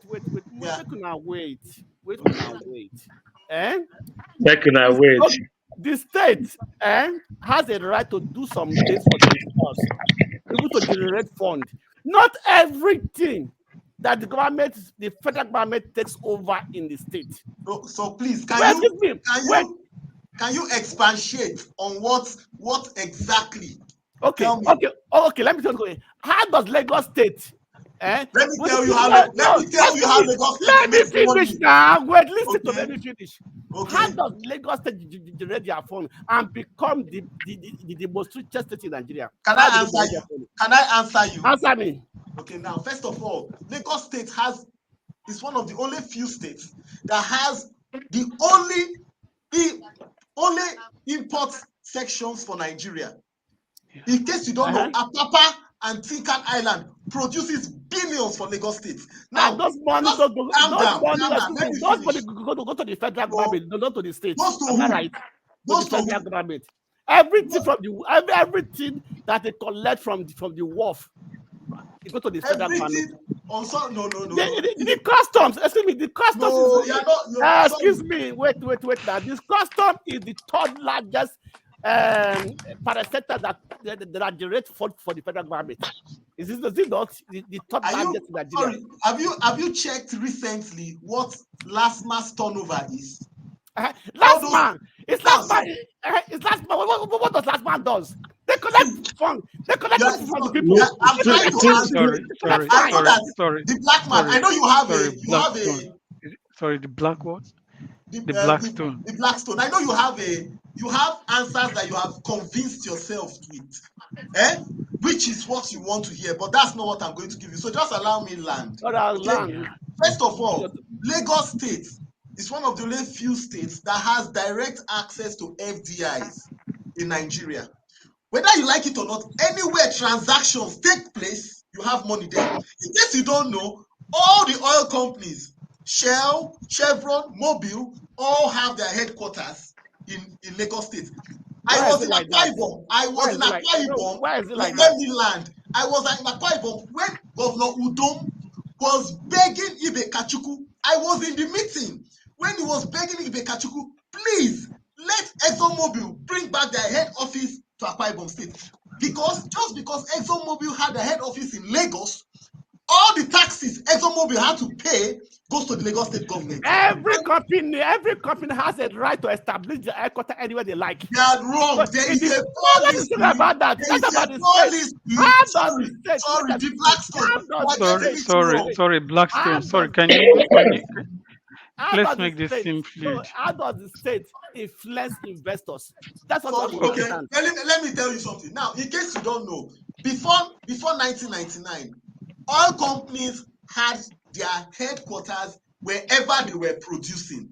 Shell had their headquarters in Warri before they moved to Port Harcourt. ExxonMobil had their headquarters in Akwa Ibom. Eket used to be called Eket America because white people were coming there to invest. Calm down. Now, at the turn of democracy, we started having all these militancy that were sponsored by let me land. All the militancy acts were sponsored by politicians. Politicians sponsored all that. Insecurity was spread everywhere, and all these companies started moving to Lagos. Now, let me land. Now, let me land. But let's be straightforward. Let's be straightforward ourselves. You're talking about how revenue is generated. I said I was in the meeting. Udom guaranteed security to ExxonMobil. And Ibe Kachuku, do you know what Ibe Kachuku said? Ibe Kachuku said, look, what you're asking me to do, I would love to do it, but it is beyond me. Lagos has a lot of ways of generating funds. Oh, the oil majors, just ExxonMobil and Chevron in Lagos, will triple the taxes they get there. So when you say, oh, I agree sorry, with you. now sorry, so now I agree with you. What I'm trying to tell you, what I'm trying to say, I want to every answer your state, question. excuse me, every state have a way of investing to their states. No, let's not forget that one. You know, even in America there, you understand me? Each state fights to influence investors to come and invest in their state.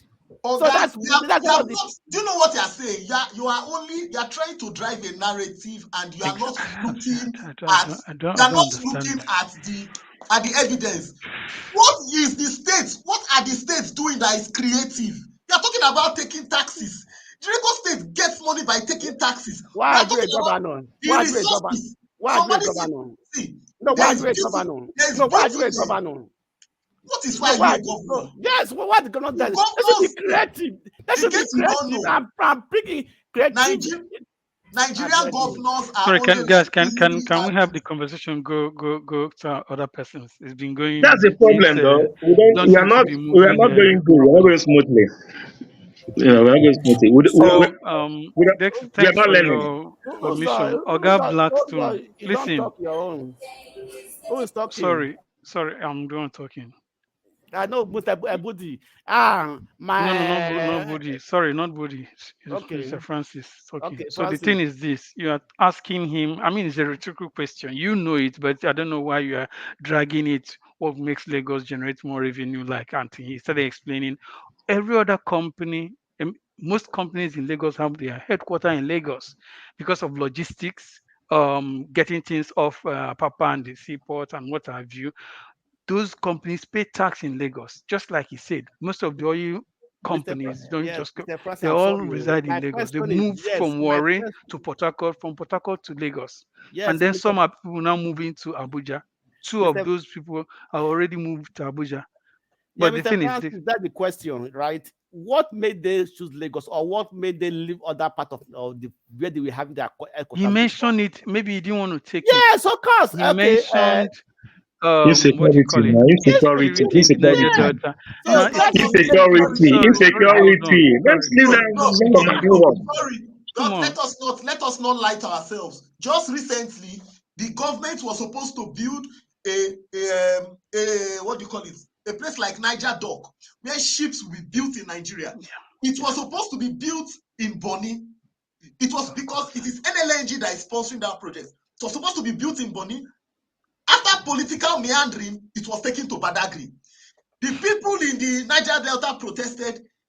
They stopped the contract, and all of a sudden, last, it was still moved to Badagry. Is it that there was insecurity in Bonny? Is there no Calabar? Is there no Edo? There are waterways all around. Why would you now take the money that comes from NLNG? 90% of Nigeria's gas comes from Escravos. The gas we want to pipe to Europe comes from Escravos in Warri. You take away the opportunities those people will have, the skills that they will get to become shipbuilders, and you take it to Badagry. What are we talking about? Let us not deceive ourselves. There is a concerted effort in Nigeria. You have power players, you have stakeholders who decide where they want these investments to go to, where they feel. If you listen to what you told me recently, my brother, listen. Let us say the truth, all right? And the truth are set us free. You have been to every part of Nigeria. I also been. I work with so many places in Warri. Let me tell you something. I will start my business where I'm secured. It's a private business. I wonder. Let me tell something. Let me tell you something that happens. Uzo, sorry, you're getting it wrong. Let's be frank. Let's be frank with ourselves. Okay, there is what do you call it? There is a generational gap. I mean, when I listen to the older folks who witnessed this war from the East, you see the way they come from. They are not forgiving because of the experiences or the stories and other. We, the younger ones, we don't seem to have that, what do you call it, exposure, even though we heard and saw. And just like you mentioned, the Gen Zs don't know anything about all this tribe we talk about. They were born as Nigerians. They know themselves as Nigerians and what have you. But if you want to go into the nitty-gritty of why economic nexus is within the Southwest or Lagos, it is, what do you call it? I wouldn't say premeditated, but it's been there because of one. Lagos was once, what do you call it, the nation's capital. So a lot of commercial activity were set. It was even the seat of power before it moved to Abuja, but it still holds, what do you call it, the economic power. Now, the incidences in the south, like from oil company moving from Warri, they were to Port Harcourt, and then from Port Harcourt to Lagos. Yes, you might say these things were orchestrated. The thing is, there's a thin line there. If someone is orchestrating a problem within your family, your household, to disenfranchise your citizens or your wards from gaining the benefits of what naturally belongs to them, then you should have been smart enough to prevent that in-house implosion so that those assets will not go out.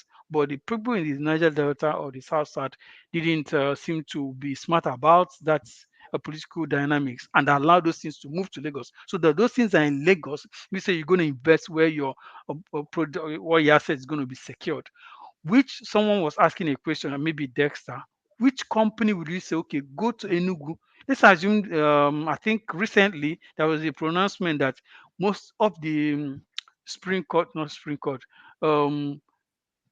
cases results coming after this governorship election, something like that, will now be handled in Lagos and Abuja. There's a ruling somewhere, like one of the justices mentioned it. What do you get from that? Whether the issue is in Calabar or Akwa Ibom or Well, good morning. Maiduguri, it's either going to be resolved in the north You know, it's a worry level. Lagos. It's going to create, excuse me, it's going to create some kind of work for. You know, don't show. Okay, so it's going to create some kind of work, or what do you call it, job for people within these two locations, Lagos and Abuja. Okay, can we My continue? brother, you're talking to more story. What I always said is this: Paul can tell us, Paul and backyard everything day. He goes everything to grandpapa and papa. Actually, what I know, if you are even a businessman, you not even invest in a place whereby you know your investment not be secured. Why are there no investors going to Nigeria today? They said there's no security and their investment is not secured. That is simple business. Listen. I will say this. I will say this. If I'm a multi-billionaire, hold on. Let me say this. If I'm a multi-billionaire investor, right? I work in Warri, McDonald's Road, Efuru, all that area. I work in so many companies there. Let me tell you what happened there. If I have the money, I will take my company out. All right. I was involved of like, you bring like, for you, you see specialists, technicians, everything. All right. You see somebody, the chief will tell you, hey, 10 of my youth, they don't even know what they're talking about. Employ them. Let them just sit and collect salary. He paid them. Sorry, I was in Warri as well. You know what I'm talking about? But at the end of the day, insecurity is what makes companies start moving out. We all know that. What is all So we can't do ourselves. Then Paul will tell us more. Paul will tell us more in his backyard. Paul will tell us more. He don't show. Maybe not trouble ourselves. Let's hear what the forces part. Sorry, excuse me. You don't just say that chiefs tell the people to employ my youth or 10 of them, even when they don't have a technical know-how. What resulted for those guys not to have the technical know-how? They were 17 when you wanted them to be employed? From when they were 3 to when they were 15, did you train them? My brother, is it my fault? Who trained me? Who trained me? You didn't just evolve from nothing. I served in Warri, so you can't say that, incidences in Port Harcourt or South that made everything to move to Lagos is nobody's fault. Wait, in LMA, the refineries wanted to give a light to the community. The chief collect the money. He say, you must go through us before you do anything. To develop the community. The chief is the chiefs are also the problem. Allow Paul to say Let something. He's more authoritative on this one. me use credit abeg. It's too much. Trying to one of the insinuate that reasons it's why we politics have now. Hold on now, because the next time he's Let saying me that use story. Our people are also the ones suffering the masses. Our chiefs are the ones suffering the masses. I think we want to solve the problem in Nigeria. Let me turn my volume up. Peter Obi highlighted it. He said you must move from consumption to production. Now that's where I have a problem with what the Blackstone is saying. That sharing formula is consumption. The state governors sit down and wait for money for them to consume.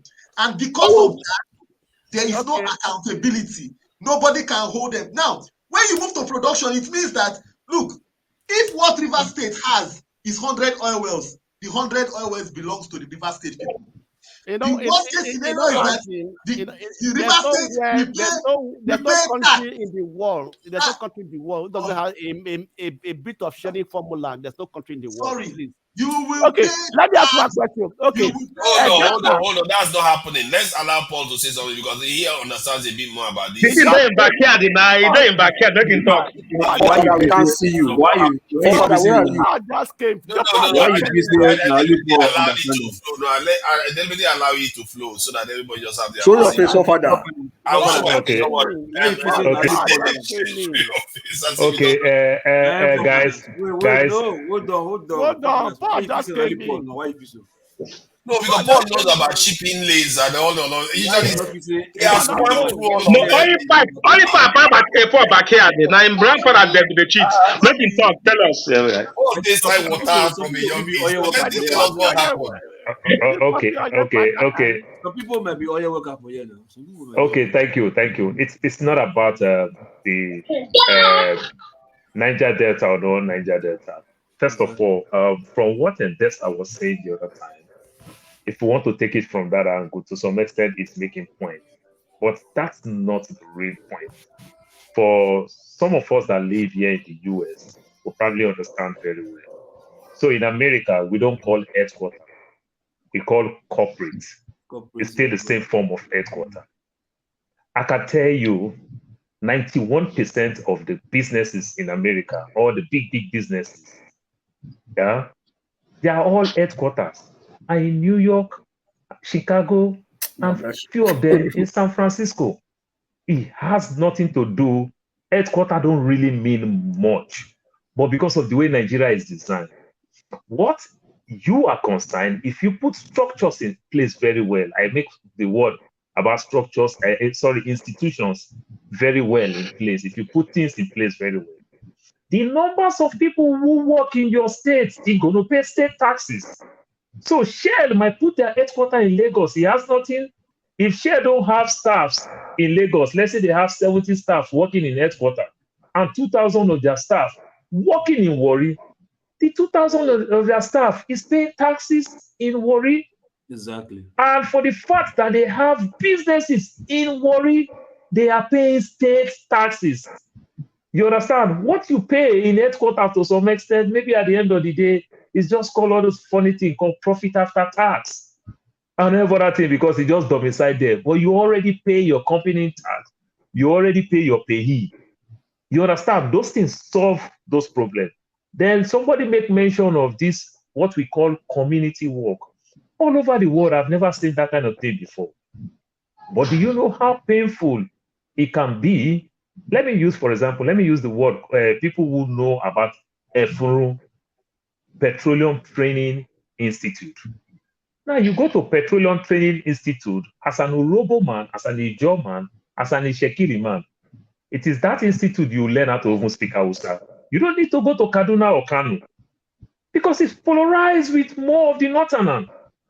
It's polarized. You see Yorubas, you see Yoruba there.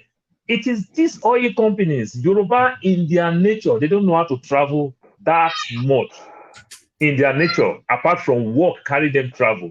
It is because of these big businesses makes you see Yoruba in places like River State, in places like Delta State, in places like Bayelsa. You understand? And the so-called local people, they don't have these opportunities. So over time, when they start fighting back, they now introduce what they call community work. That if the work comes to your community, they give you the work. Then let me tell you how painful it could be. So when people started understanding that, oh, I'm doing security, I'm doing divers, I'm doing these little petty jobs, and they are paying me as effort.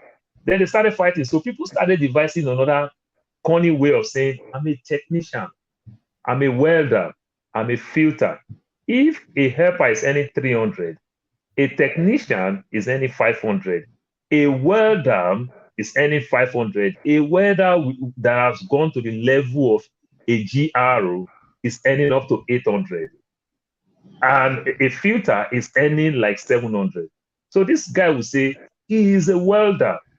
Take the position of a welder and go look for that Yoruba boy will be welder to take his position, because that Yoruba boy is willing to pay him 500 and be going home with 200. He is the welder. He's still making money. So that other boy will stay in town, put his 190 beds, at the same time pregnant 3 women. How about One this time. Badagry stuff that Dexter was talking about, that they moved some contract that was supposed to be going to Bonny to Badagry? You know anything about that? I don't really know, because nothing is going on in Badagry. So when Dexter talked that one, nothing is going on in Badagry. Badagry is Sorry, go and check online. Nigeria is supposed, NLNG is supposed to build a place like Niger Dock. If you know of Niger Dock. My brother, I know Fofana want to make me laugh. I walk in Niger Dock, Igbologun, back of Tinkan water. It's a piece of land surrounded by water. So I want to use it again. So when you tell me, you go online, we are all connected now. You go online and go Google that place that you talk in Badagry. If anything has started. No. These are the things that whether anything has started or not is inconsequential. That's why I told you. That's why I told you. Buhari left office. That's why I told you. That's why I said politics. It will be built. The port for building ships in Nigeria will be built in Badagry. That is a fact. That's time. So that is a fact. On the tax issue, you missed the point completely. I'm not talking. Mobile does not pay tax of workers. I'm talking about Mobile as a corporation. You are looking about tax of workers. That's peanuts. That's peanuts. I just make mention. I just make mention. I just use the US because your company domicile there. I'll use the same thing for you when you understand very well. See, I work here in the US. If you put a warehouse, you have, say, Amazon. Now, Amazon is scattered in America. You understand? You put a warehouse in any city, the city will design their own plan of how you pay taxes there. I'm not talking about you are paying employee tax, what Nigeria will fondly call PE, the PEF and whatever. You are also paying companies. You see, some cities have a lot of Amazon, a lot of Walmart. Do you know why? Because some of these people, the city will attract them to say, put your warehouse in my city, we'll give you 20 years tax waiver. Because when you put your warehouse there, it attracts jobs and it brings development. You understand? Amazon headquarters is in only 2 states. You understand? Amazon headquarters is only 2 states. You understand? But everywhere they put their businesses, they pay taxes there. Please, I think Dexter said something. I don't think you are getting this.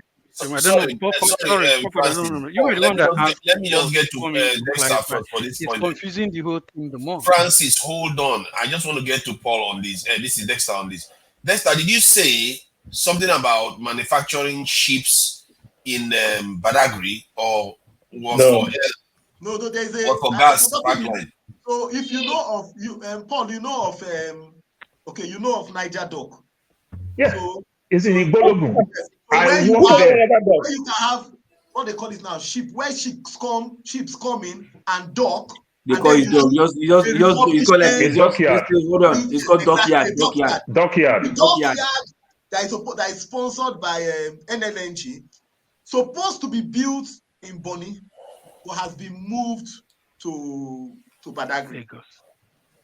So now they do all their refurbishment and all those things there. They would build they would. So when you have hold on, please. Yeah. For the what No, go ahead. I really want to Paul said, understand what no, he's saying. listen. What So Paul said that project have not started. When you So have my a statement, Let him finish, Dexter. Francis, Dexter, let him finish. I please, want yeah, to finish. please, so when you sometimes have you a relax. ship Let person operating, finish. example, if you have a ship operating in the Nigerian waters, after a certain period of years, that ship has to go for dry dock. Now, when that ship goes for dry dock, you are going to have a turnaround maintenance of the ship. Yeah. Now, there are very few places. I think it's Domalong, Niger Dock, very few places in Nigeria. So then I said, okay, let the Nigerian government, NLNG now said, let us have, because you have big ships coming into Bonny, let us have a place where you can dry dock your ships in Bonny. They move that contract, they move the location. That is some serious stuff there. Acquisition scheme for the people of Bonny. That was one of the reasons, so that the people of Bonny will get involved in the shipbuilding business. Yes, that's wrong. They shouldn't do that. Is Niger dock the only docking in Southwest?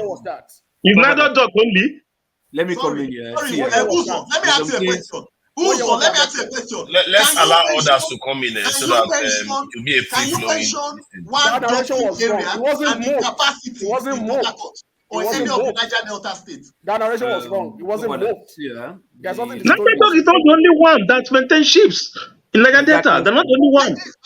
Sorry, Uzo, please get my point. Listen to me and understand me. Regardless when I say Niger dock, I said the Nigerian government is building something similar to Niger dock. Okay, similar. Now, I just said Niger dock is in Lagos. Niger dock is in Lagos. So the Nigerian government said, okay, NLNG said, let us build something where you can have dry docks for ships. It was supposed to be in Bonny. It has been moved to Badagry. That is taking away the acquisition from the local Bonny people and putting it somewhere else that is already congested.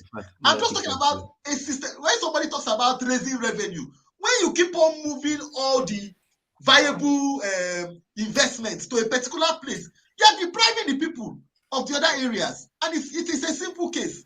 And you have this all over Nigeria. That is not nice. If that's what it did, we have to confirm that we don't really have real evidence for this. That is wrong. This thing started in Goodluck's time. It started in Goodluck's time. And the communities fought against it. That contract LNG is a private company, Abi. It's a private company. Yeah. NLNG is not a private company. It's owned by federal government. No, wait. It's owned by federal government with some affiliated with the. No. Don't say that. It's owned by federal government. Shell has a share. BP has a share there, right? The government has a share. And no matter. LNG government, no worry. Wait, it's a shareholding company, right? Let us not try to Blackstone. That's not what we are talking about. You ask LLNG, talk about LLNG. No, I'm talking about that, but I want to say every company has a right to move. It is not the company of the Blackstone. The Blackstone. Let me give you a typical example. Let me give you a typical example. I was working on a contract in Mobile. You have a space. 1% of the contract goes to development of the community, development of skills and all that. 1% of the contract. This contract was $40 million. 1% of the contract goes to development of skills. They are supposed to develop the local people around. We've done a plan for the local people. At the end of the day, somebody calls and says, no, that money that is supposed to go there, no, you take it somewhere else. My brother, that's you're wrong. I'll tell you why you are wrong. Why? I will tell you why you are wrong. Paul, no. I'll tell you why. Can I tell you? Can I please tell you why you are wrong? Paul, listen. See, man, give you a simple example. I think Uzo said something just not like that because but a typical example is in LMA, right? Okay. LMA, you see that project that Indorama is doing or is there right now. The project is supposed to give 247 lights to the 3 communities that has land housing in Indorama. right? Give 247 light to, you understand? Then give them standard healthcare center, good hospital. Then tar the whole road, the whole road for them, right? Then also with maintenance, so every we see the maintaining. Then build school for them, schools in the 3 community. I think Eleme, Akpajo, and the others are going to Abia at the Port Harcourt Aba Road. They are going to Abia State. Forgot the name of the community. Those 3 communities. But you know what happened? The community chiefs there, they came. They said, we know our problem. We know what we want. That those things that you are promising us, convert it to financial cash. Give to us. We know how to solve our problem. Local P, thank you. And what happened? Instantly, they took the stress off their hand. And politics from inside Indorama also came out like, okay, since the value is supposed to be, let's say, maybe 100 billion, that's supposed to be the value. Okay, and you're not asking us to give you cash. And we must say, okay, no problem now. Let's give you 50 million. You understand? 50 billion. And we keep 50 billion and share. You understand? Then, but in the federal government, it's supposed to be 100 billion. You understand? So they now put those chiefs, put them in payroll. As they gave them that, they said that whatever illegal contract, all the head chiefs, whatever, left LML, left this area. They now went to Abuja and bought houses or built houses in Abuja. They are not living in Abuja. So every salary or monthly when collecting time, they come to River State, collect their small thing, go back. That's the reason why you always see blockage in front of Element Petrochemical because of this money issue. By the time the people are aggrieved, money not shared, they come out, give us money to the entire. But those things that they promised to build, they never did. So local. That's why I said Dexter is wrong. And at the same time, I'll tell you this thing. This lie has been an age-long lie. No.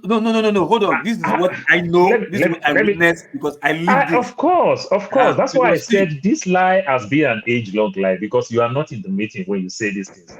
We also have others. I say, hold on, not in the meeting. I'm telling you. I said you are not in the meeting when this chief tell you all those things. No, you understand? Okay, oftentimes, local. Let me put it in a way you understand. Listen, see. Let me put it in a way you understand. Normally, you see in element, the flaring, that's what they call. Hold on. You see the flaring that they do in element and refinery, petrochemical and refinery. They pay all of us living around there. They pay us. Because I'm not from there. But all the family living in there, they pay them money for flaring. They pay them money for flaring because they came and said no, whatever they're doing there is polluting the air and whatever. They used to pay them money for flaring. Because me, I received the money, even if I'm not from that community. Yes, I'm receiving the money too. Yes. So the one for the say because you say you're not there, the chief said the chief is not supposed to be lying against himself. You understand? The part of the contract for Element Petrochemical is to do those things. Element Petrochemical will not be lying against himself. I've seen the issue several times. Even I'm not there in the meeting. So I will still tell you again. It's an age-long lie. It is the multinationals, you understand, gather these chiefs to bribe them than for them to spend those money. No. You can't hold on. What you are saying is not. I'm talking of a contract. Let me land now. Can you let me land? Let me land. You might always want to say this way, and if you say it this way, it's like killing of twins. You will say this way. Look, it is the multinationals don't want these things to work. No, and they bribe this chief because when I tell you they bribe this chief, when you talk 1%, you talk 5%, you talk 10%, you talk 13%, and every other thing. My brother, let me land. If you want to bribe, let me tell you what you do, right? You will not bribe with 0 projects. My brother, let me land. My brother, let me land. You will bribe with 50% projects and it's the 50%. That's exactly why I'm telling you that it's an age-long lie. Not saying if the multinationals want to bribe, right? They will only do like, okay, we'll just give you like 2 schools, 1 hospital, and that's it. I'm saying nothing. That's why I say with 0 projects. You understand? So this is what I'm telling you, that the multinationals give people money and don't have any documents to back the money that they give to chief. Companies will give you money, no documents to no document to show that we give the king of this community 100 billion. These are the receipts. It's a deal.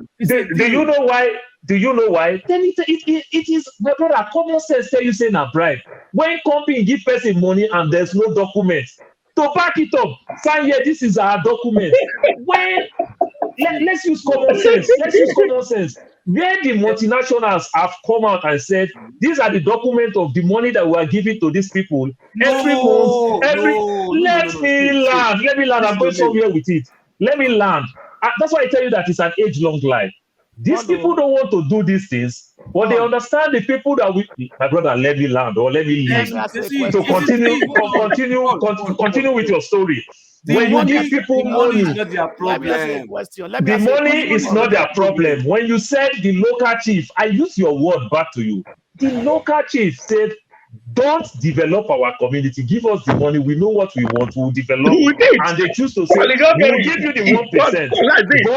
But there is a document. Sign here, sign here, sign here. This is the money we'll give to you. The multinationals who beat their hand on their chest have said, we give them 100 billion. This is the account. These are the documents and everything. But when you give people money, like the way they will call it in journalists, brand envelope, there is no receipt, there is no document. My brother, let me laugh with it. It's called pride. It's called payroll. They put them on payroll and no documents. The multinational never come one day to say these are the documents. So you put some certain. There is never a document. If there's a document, tell me, let's share. This is the money we spend in this community. These are the people we give to. Wait. You said you polisher? Polisher? Yeah, I am very sure. Something I know that if you have 50 workers, you have 80 workers, 30 is on payroll. They're not working. They're not working. Uzo, my brother, God bless you. Let me tell you something. In Shell, let me tell you now, in Shell quarter. Do you know what they call share quarter? The Yoruba people call share quarter. They call it Kosi Wala quarter. That is quarter where there's no this thing. My sisters, our sisters, some of the young people, mothers, boys will send their sisters to shell quarter. If they enter shell quarter, come back, they don't hammer. We deliberately make our sisters become prostitutes. I come back weekend like this. They deliberately make them prostitutes. Let me share something now. Let me share something interesting. I beg you, please. I'm just sharing the screen now. Father, I beg you. Let me just land with this. Okay, please. Let me just. I beg you, Father. Let me land with this. Go ahead. So now we talk shell quarter. The light in shell quarter is working 24 hours. The surrounding village, you give them transformer, you give them everything. But some youth will come outside and say, no, give us transformer. Let us use the same light together. Because when our light goes off, you say, oh, we should not offer. But if we share the same light, if we offer for 1 o'clock, the light go on for 1:01. The light will come up back. Because shell quarter light don't go off. Why are you giving us separate thing from you? You understand? Shell estate of Blackcoat. The Shell estate of Blackcoat. So loco, when I'm telling you this thing, it's an age-long thing. The people does not want to develop that place. They choose to put certain people on payroll. Petrochemical. When look at the top, they want to develop the place. They will develop the place. Let me just add something to this. Hold on, Loco. I think you will carry on. I'll just interject and disappear. See, the idea, this thing, what Dexter was talking about. I've not found any evidence of Badagry here. However, we do. Hold on, I think there's one. No, this is the Badagry one here. Hold on, now this is the Badagry one here. To be fair, Koi makes 300 billion naira investment in Badagry. This is dockyard project. So, and there's another one for May to the same, almost the same year, but this one is. It looks like it's a different ones. And I find it disturbing because if you look at this year here, this is 2015. They started talking. Yes. Feasibility study, and they still haven't built it. Even 2013. This is what I keep talking about. That These people just keep slow walking us. 2013, they are still talking about feasibility studies. It's campaign. Let's see what they said they're going to do now in this one. It's to even make project. It's a private project. This one is a private one. It's the same thing our Sylvester was talking about. It's the same project. Wednesday said it had invested $1.5 billion on the dry docks project in Badagry. So this one seems to have already put money down. Yeah, so I think this is the one he's talking about. That's the one I'm talking about. You see what I mean? This is something concrete here. While the other ones, they are slow walking it from 2015. Forefather, trying to make people also look stupid. That's where they'll say, "Oh, we would have put this in Bonny Island, but we want to take it to Badagry." Maybe I think it wasn't Bonny Island. It was Bayelsa actually. It was somewhere maybe in Bayelsa. Maybe some of us that have not been to all these places that will saying it. Bonny Island is a very tiny piece of land surrounded by water. Yep. You understand? It's a very small piece of land. I have been to Bonny. Sorry, Paul, you live in the US. I do. You live in the US. I do. And so you think Bonny Island cannot have any major infrastructure? Can you listen? Telling people that you want to put this dock in Bonny Island, but because of you people are not serious, we will take it to Badagry. It makes sense to put it in Badagry. Paul, I didn't say anything like that. It makes sense. Don't use it like a form of demonizing one people, blame one people. It makes very good sense to put it in Badagry. You understand? It makes sense. There's nothing wrong in putting it in Badagry. It appears both of them, they are looking to go ahead. That's what it is. If this is this year, this one is this year, and it's not Bonny, it's Brass Island in Yenegua. I keep saying it, look at that. It's Brass Island, not Bonny. That's where they want to do it. But what I find peculiar in this one is that this one, they're talking about feasibility study, while the other one has put $1.5 billion down. And I think, to an extent, well, when some Southeasterners say people are being manipulated, people are playing politics with the area that are getting developed in Nigeria, there is some truth there.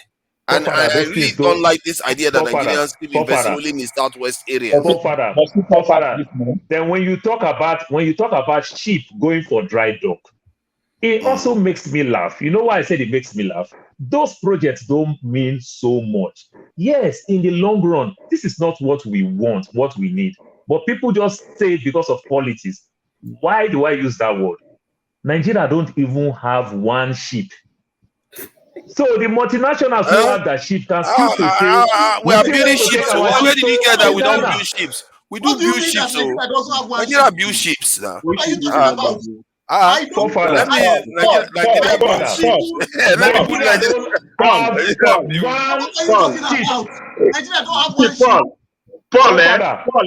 one, Paul, on this one, I don't agree with you. I was in Morogu, but aside, he ways we build 2 oil ships in a year. So no time to build ships. A Nigerian from Edo State. Go and check Project Masters Nigeria Limited. These ones are Nigerian built warships. So Nigeria we are building aircraft carriers. You should stop it. You are trying to analyze. I got to be aircraft carriers. Don't worry. We are going to be just finish. We do build some things, so it's not like we do build some things. Tell me the company that have all this shit that you are talking about. You are talking about this one is Navy. Navy built it in Nigeria. No, it's it's the same place they are building the nuclear power plant. What nuclear power plant? Nigeria is building nuclear power plant. They've not even started the ground. Oh, you don't know. You see Nigeria finish, eh? Okay, let me see. Let me check the Nigerian nuclear. Nigeria haven't started building. Google for us now. Stop googling for us now. I don't want to Google everything. Oh, mind your business. We are trying to find out the truth now. We're planning one for AY, are you serious that Nigeria has started building? No, I'm no, man, where? I don't get electricity. Which power plant?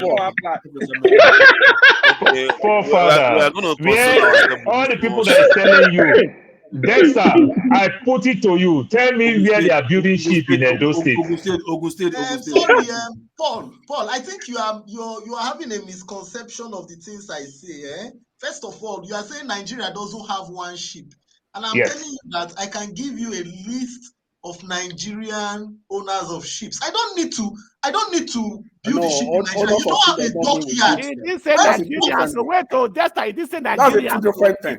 What they are building, I don't remember now. What they are building is oil tank, not ship. Nigeria is a small oil tank. Oil tank, I remember now. Only oil tank, I remember now. Oil tank, not ship. Oil tank. The Navy built a warship. What is wrong with you people? We don't have one. They built something. That carry gas. That carry energy. We don't not ship. have one. Sorry, Paul. Oil tank, not ship though. Oil tank, not ship. Nigeria, I don't need to build a ship in Nigeria. How are you? What you need, you can have a ship built in Singapore, you can have a ship built in Panama, but you need to have a dockyard. You need to have a dockyard so that when you want to maintain the ship, you can go for a dry dock. Don't forget Nigeria own ships. And they do. So I will tell you why I said Nigeria don't have ship, because I used to be a maritime boy before I become an aviator. One Nigeria is having oil tanks. Oil tanks to steal oil. Even when you said oil tank, Nigeria still don't even have oil tank. You know why I will tell you Nigeria don't even have that oil tank? I put it to you clearly. See, every Nigerian plane. Look at every Nigerian plane. Every country registered their ship and their plane. Every Nigerian plane is called 5th November. Look, every Nigerian plane, you see 5th November. You see 5N. You understand? If a Nigerian man, if Dangote... We need to allow Ed to say something, because Ed doesn't like to interject. And Bonnie is very quiet. You live... The difference between when you build a ship, you have to register where you build Dexter. Let me land with this one. I tell you, I said Nigeria don't have ship.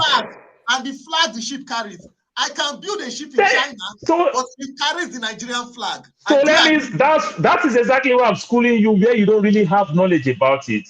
If Dangote have 100 of vessels, 100 ships, and register those ships in Ghana, will you still call that ship Nigerian ship?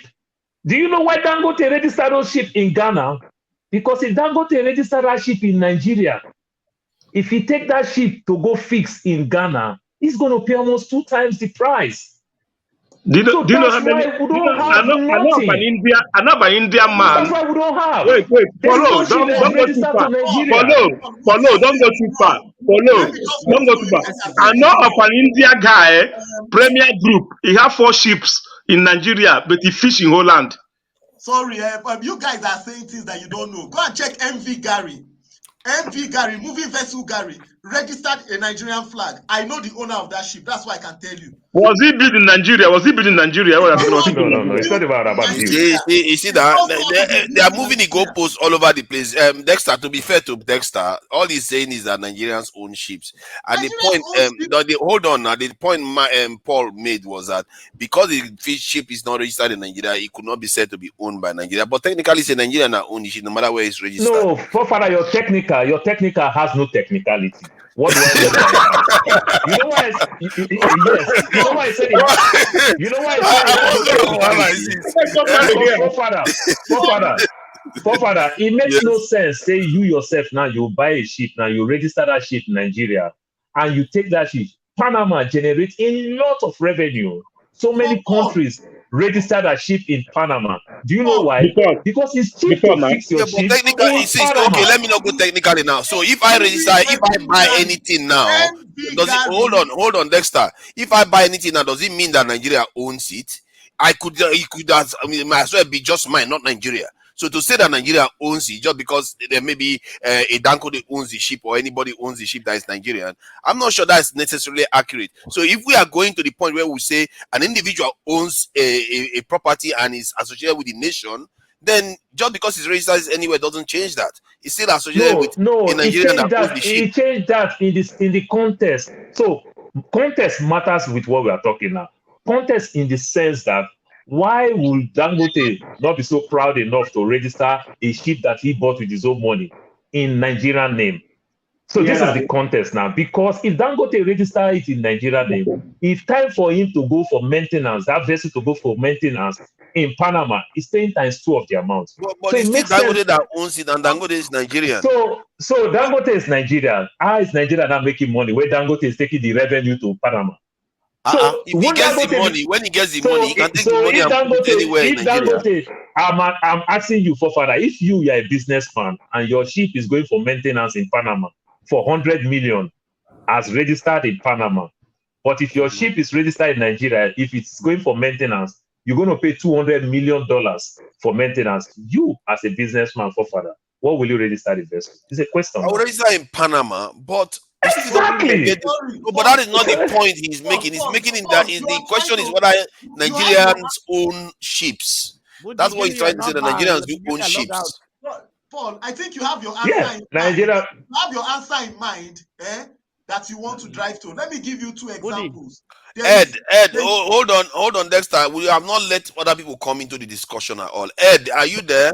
Dexter, please just tell me the vessel again, the name again. MV Gary, owned by Project Masters Nigeria Limited, registered in Nigeria, carrying the Nigerian flag. I can give you another ship, Soft Supporter, registered. It's not. I don't know the country is registered, but it did its dry dock in Nigeria, in Niger Dock. In fact, what they did was that the vessel dry docks in Niger Dock, and they flew in experts to refurbish the ship in Niger Dock. I can give you another example. Badge Venture. He did his dry dock in One. They flew in Looks like we have another water boy here. Oh. This guy knows water too, Paul. They flew in experts to do the dry dock in One. So all these things you are telling me Nigeria does not own ship. In fact, NCDMB, there's a new law in NCDMB that compels people to register their ships right now in Nigeria. So maybe you worked in the marine industry back in 1990s. The laws have changed. See, that's just some petty hits now. Why are you saying he worked in the 1990s? No, Forefather, he has nothing to say, because when he's talk about Niger, if he's talk about Niger Dock, I know Niger Dock up to date. Niger Dock that he's talking about, Niger Dock can't carry any jumbo. I've worked in that dock. Niger Dock have only 2 small docks. You understand? So if they've so when you're talking about all these things, so let me hold on. I'm telling you that a ship just, I'm telling you of a ship that just recently left Niger Dock as just my brother, when you talk, send a link and show me the capacity of that ship. I should send you a link. Yes, send a link. Put it here, left over and display it. The capacity of that ship. What is the capacity? What is the metric ton that ship can carry? Niger Dock takes small ship. And when Niger Dock takes small ship, hold on, let me tell you something. So when Niger Dock capacity is 25 tons. My brother. I don't know what that means. Yeah, so you see how small.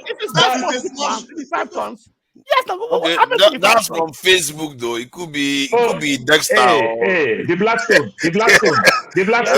Blackstone. No big ship. 25 big ship. Ship. A very small ship. It's a very small. It's a very small ship. No big ship can access. No big ship can even access Nigerian water. Those super jumbo silent ship like that. What are you talking about, Paul? Just recently, one of the biggest ships, biggest rigs in the world was at One. What are you talking about? What is this guy talking about? What is Paul? Paul, please stop.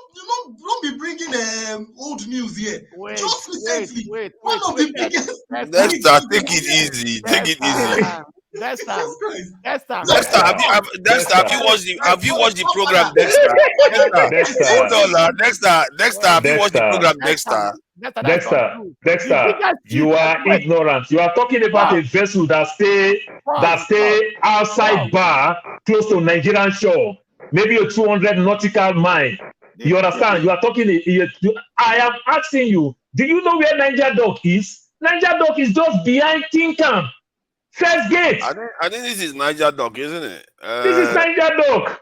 It's just behind Tinkham first gate. So Niger, they Google Niger Dock. You know, please follow. What do you They want me can't to blame do them. They now? don't know where it is. Google Then they follow Google. Then they follow What do you Google. want me to do? They It's not talk Niger forward. Dock. What do you want me to do? This is Niger Dock Google now. search. 20 tons is what Niger Dock can do. He can't do more than that. So let's take it easy on that one. Forefather, there are ships. Forefather, there are ships that can carry 400 containers. In those ships, if we put a car, if we put container in those ships, one of the biggest transshipment centers in the world is in Spain. Those ships will get to Spain and offload. That's why it takes time to bring some of those things to Nigeria. To a smaller ship. You understand? So when you get to Nigeria, you see, because of you've not seen big ship before in your life, you see ship in Nigeria that carry 200 container, that carry 100 container. In your eye, it sounds good. It looks big. It's not big. Paul, what you are talking about and what I'm talking about are complete different things. Of course, you see so. Paul, I was involved in bringing vessels that work in the offshore, so offshore supply vessels. I'm not talking about vessels that are carrying containers. I'm talking about vessels that have that do dive vessels. That is the kind of vessels I'm talking about. Dive support vessels, offshore supply vessels that go and work offshore. Many of them, and I've sent. Looks like we have fishermen here today.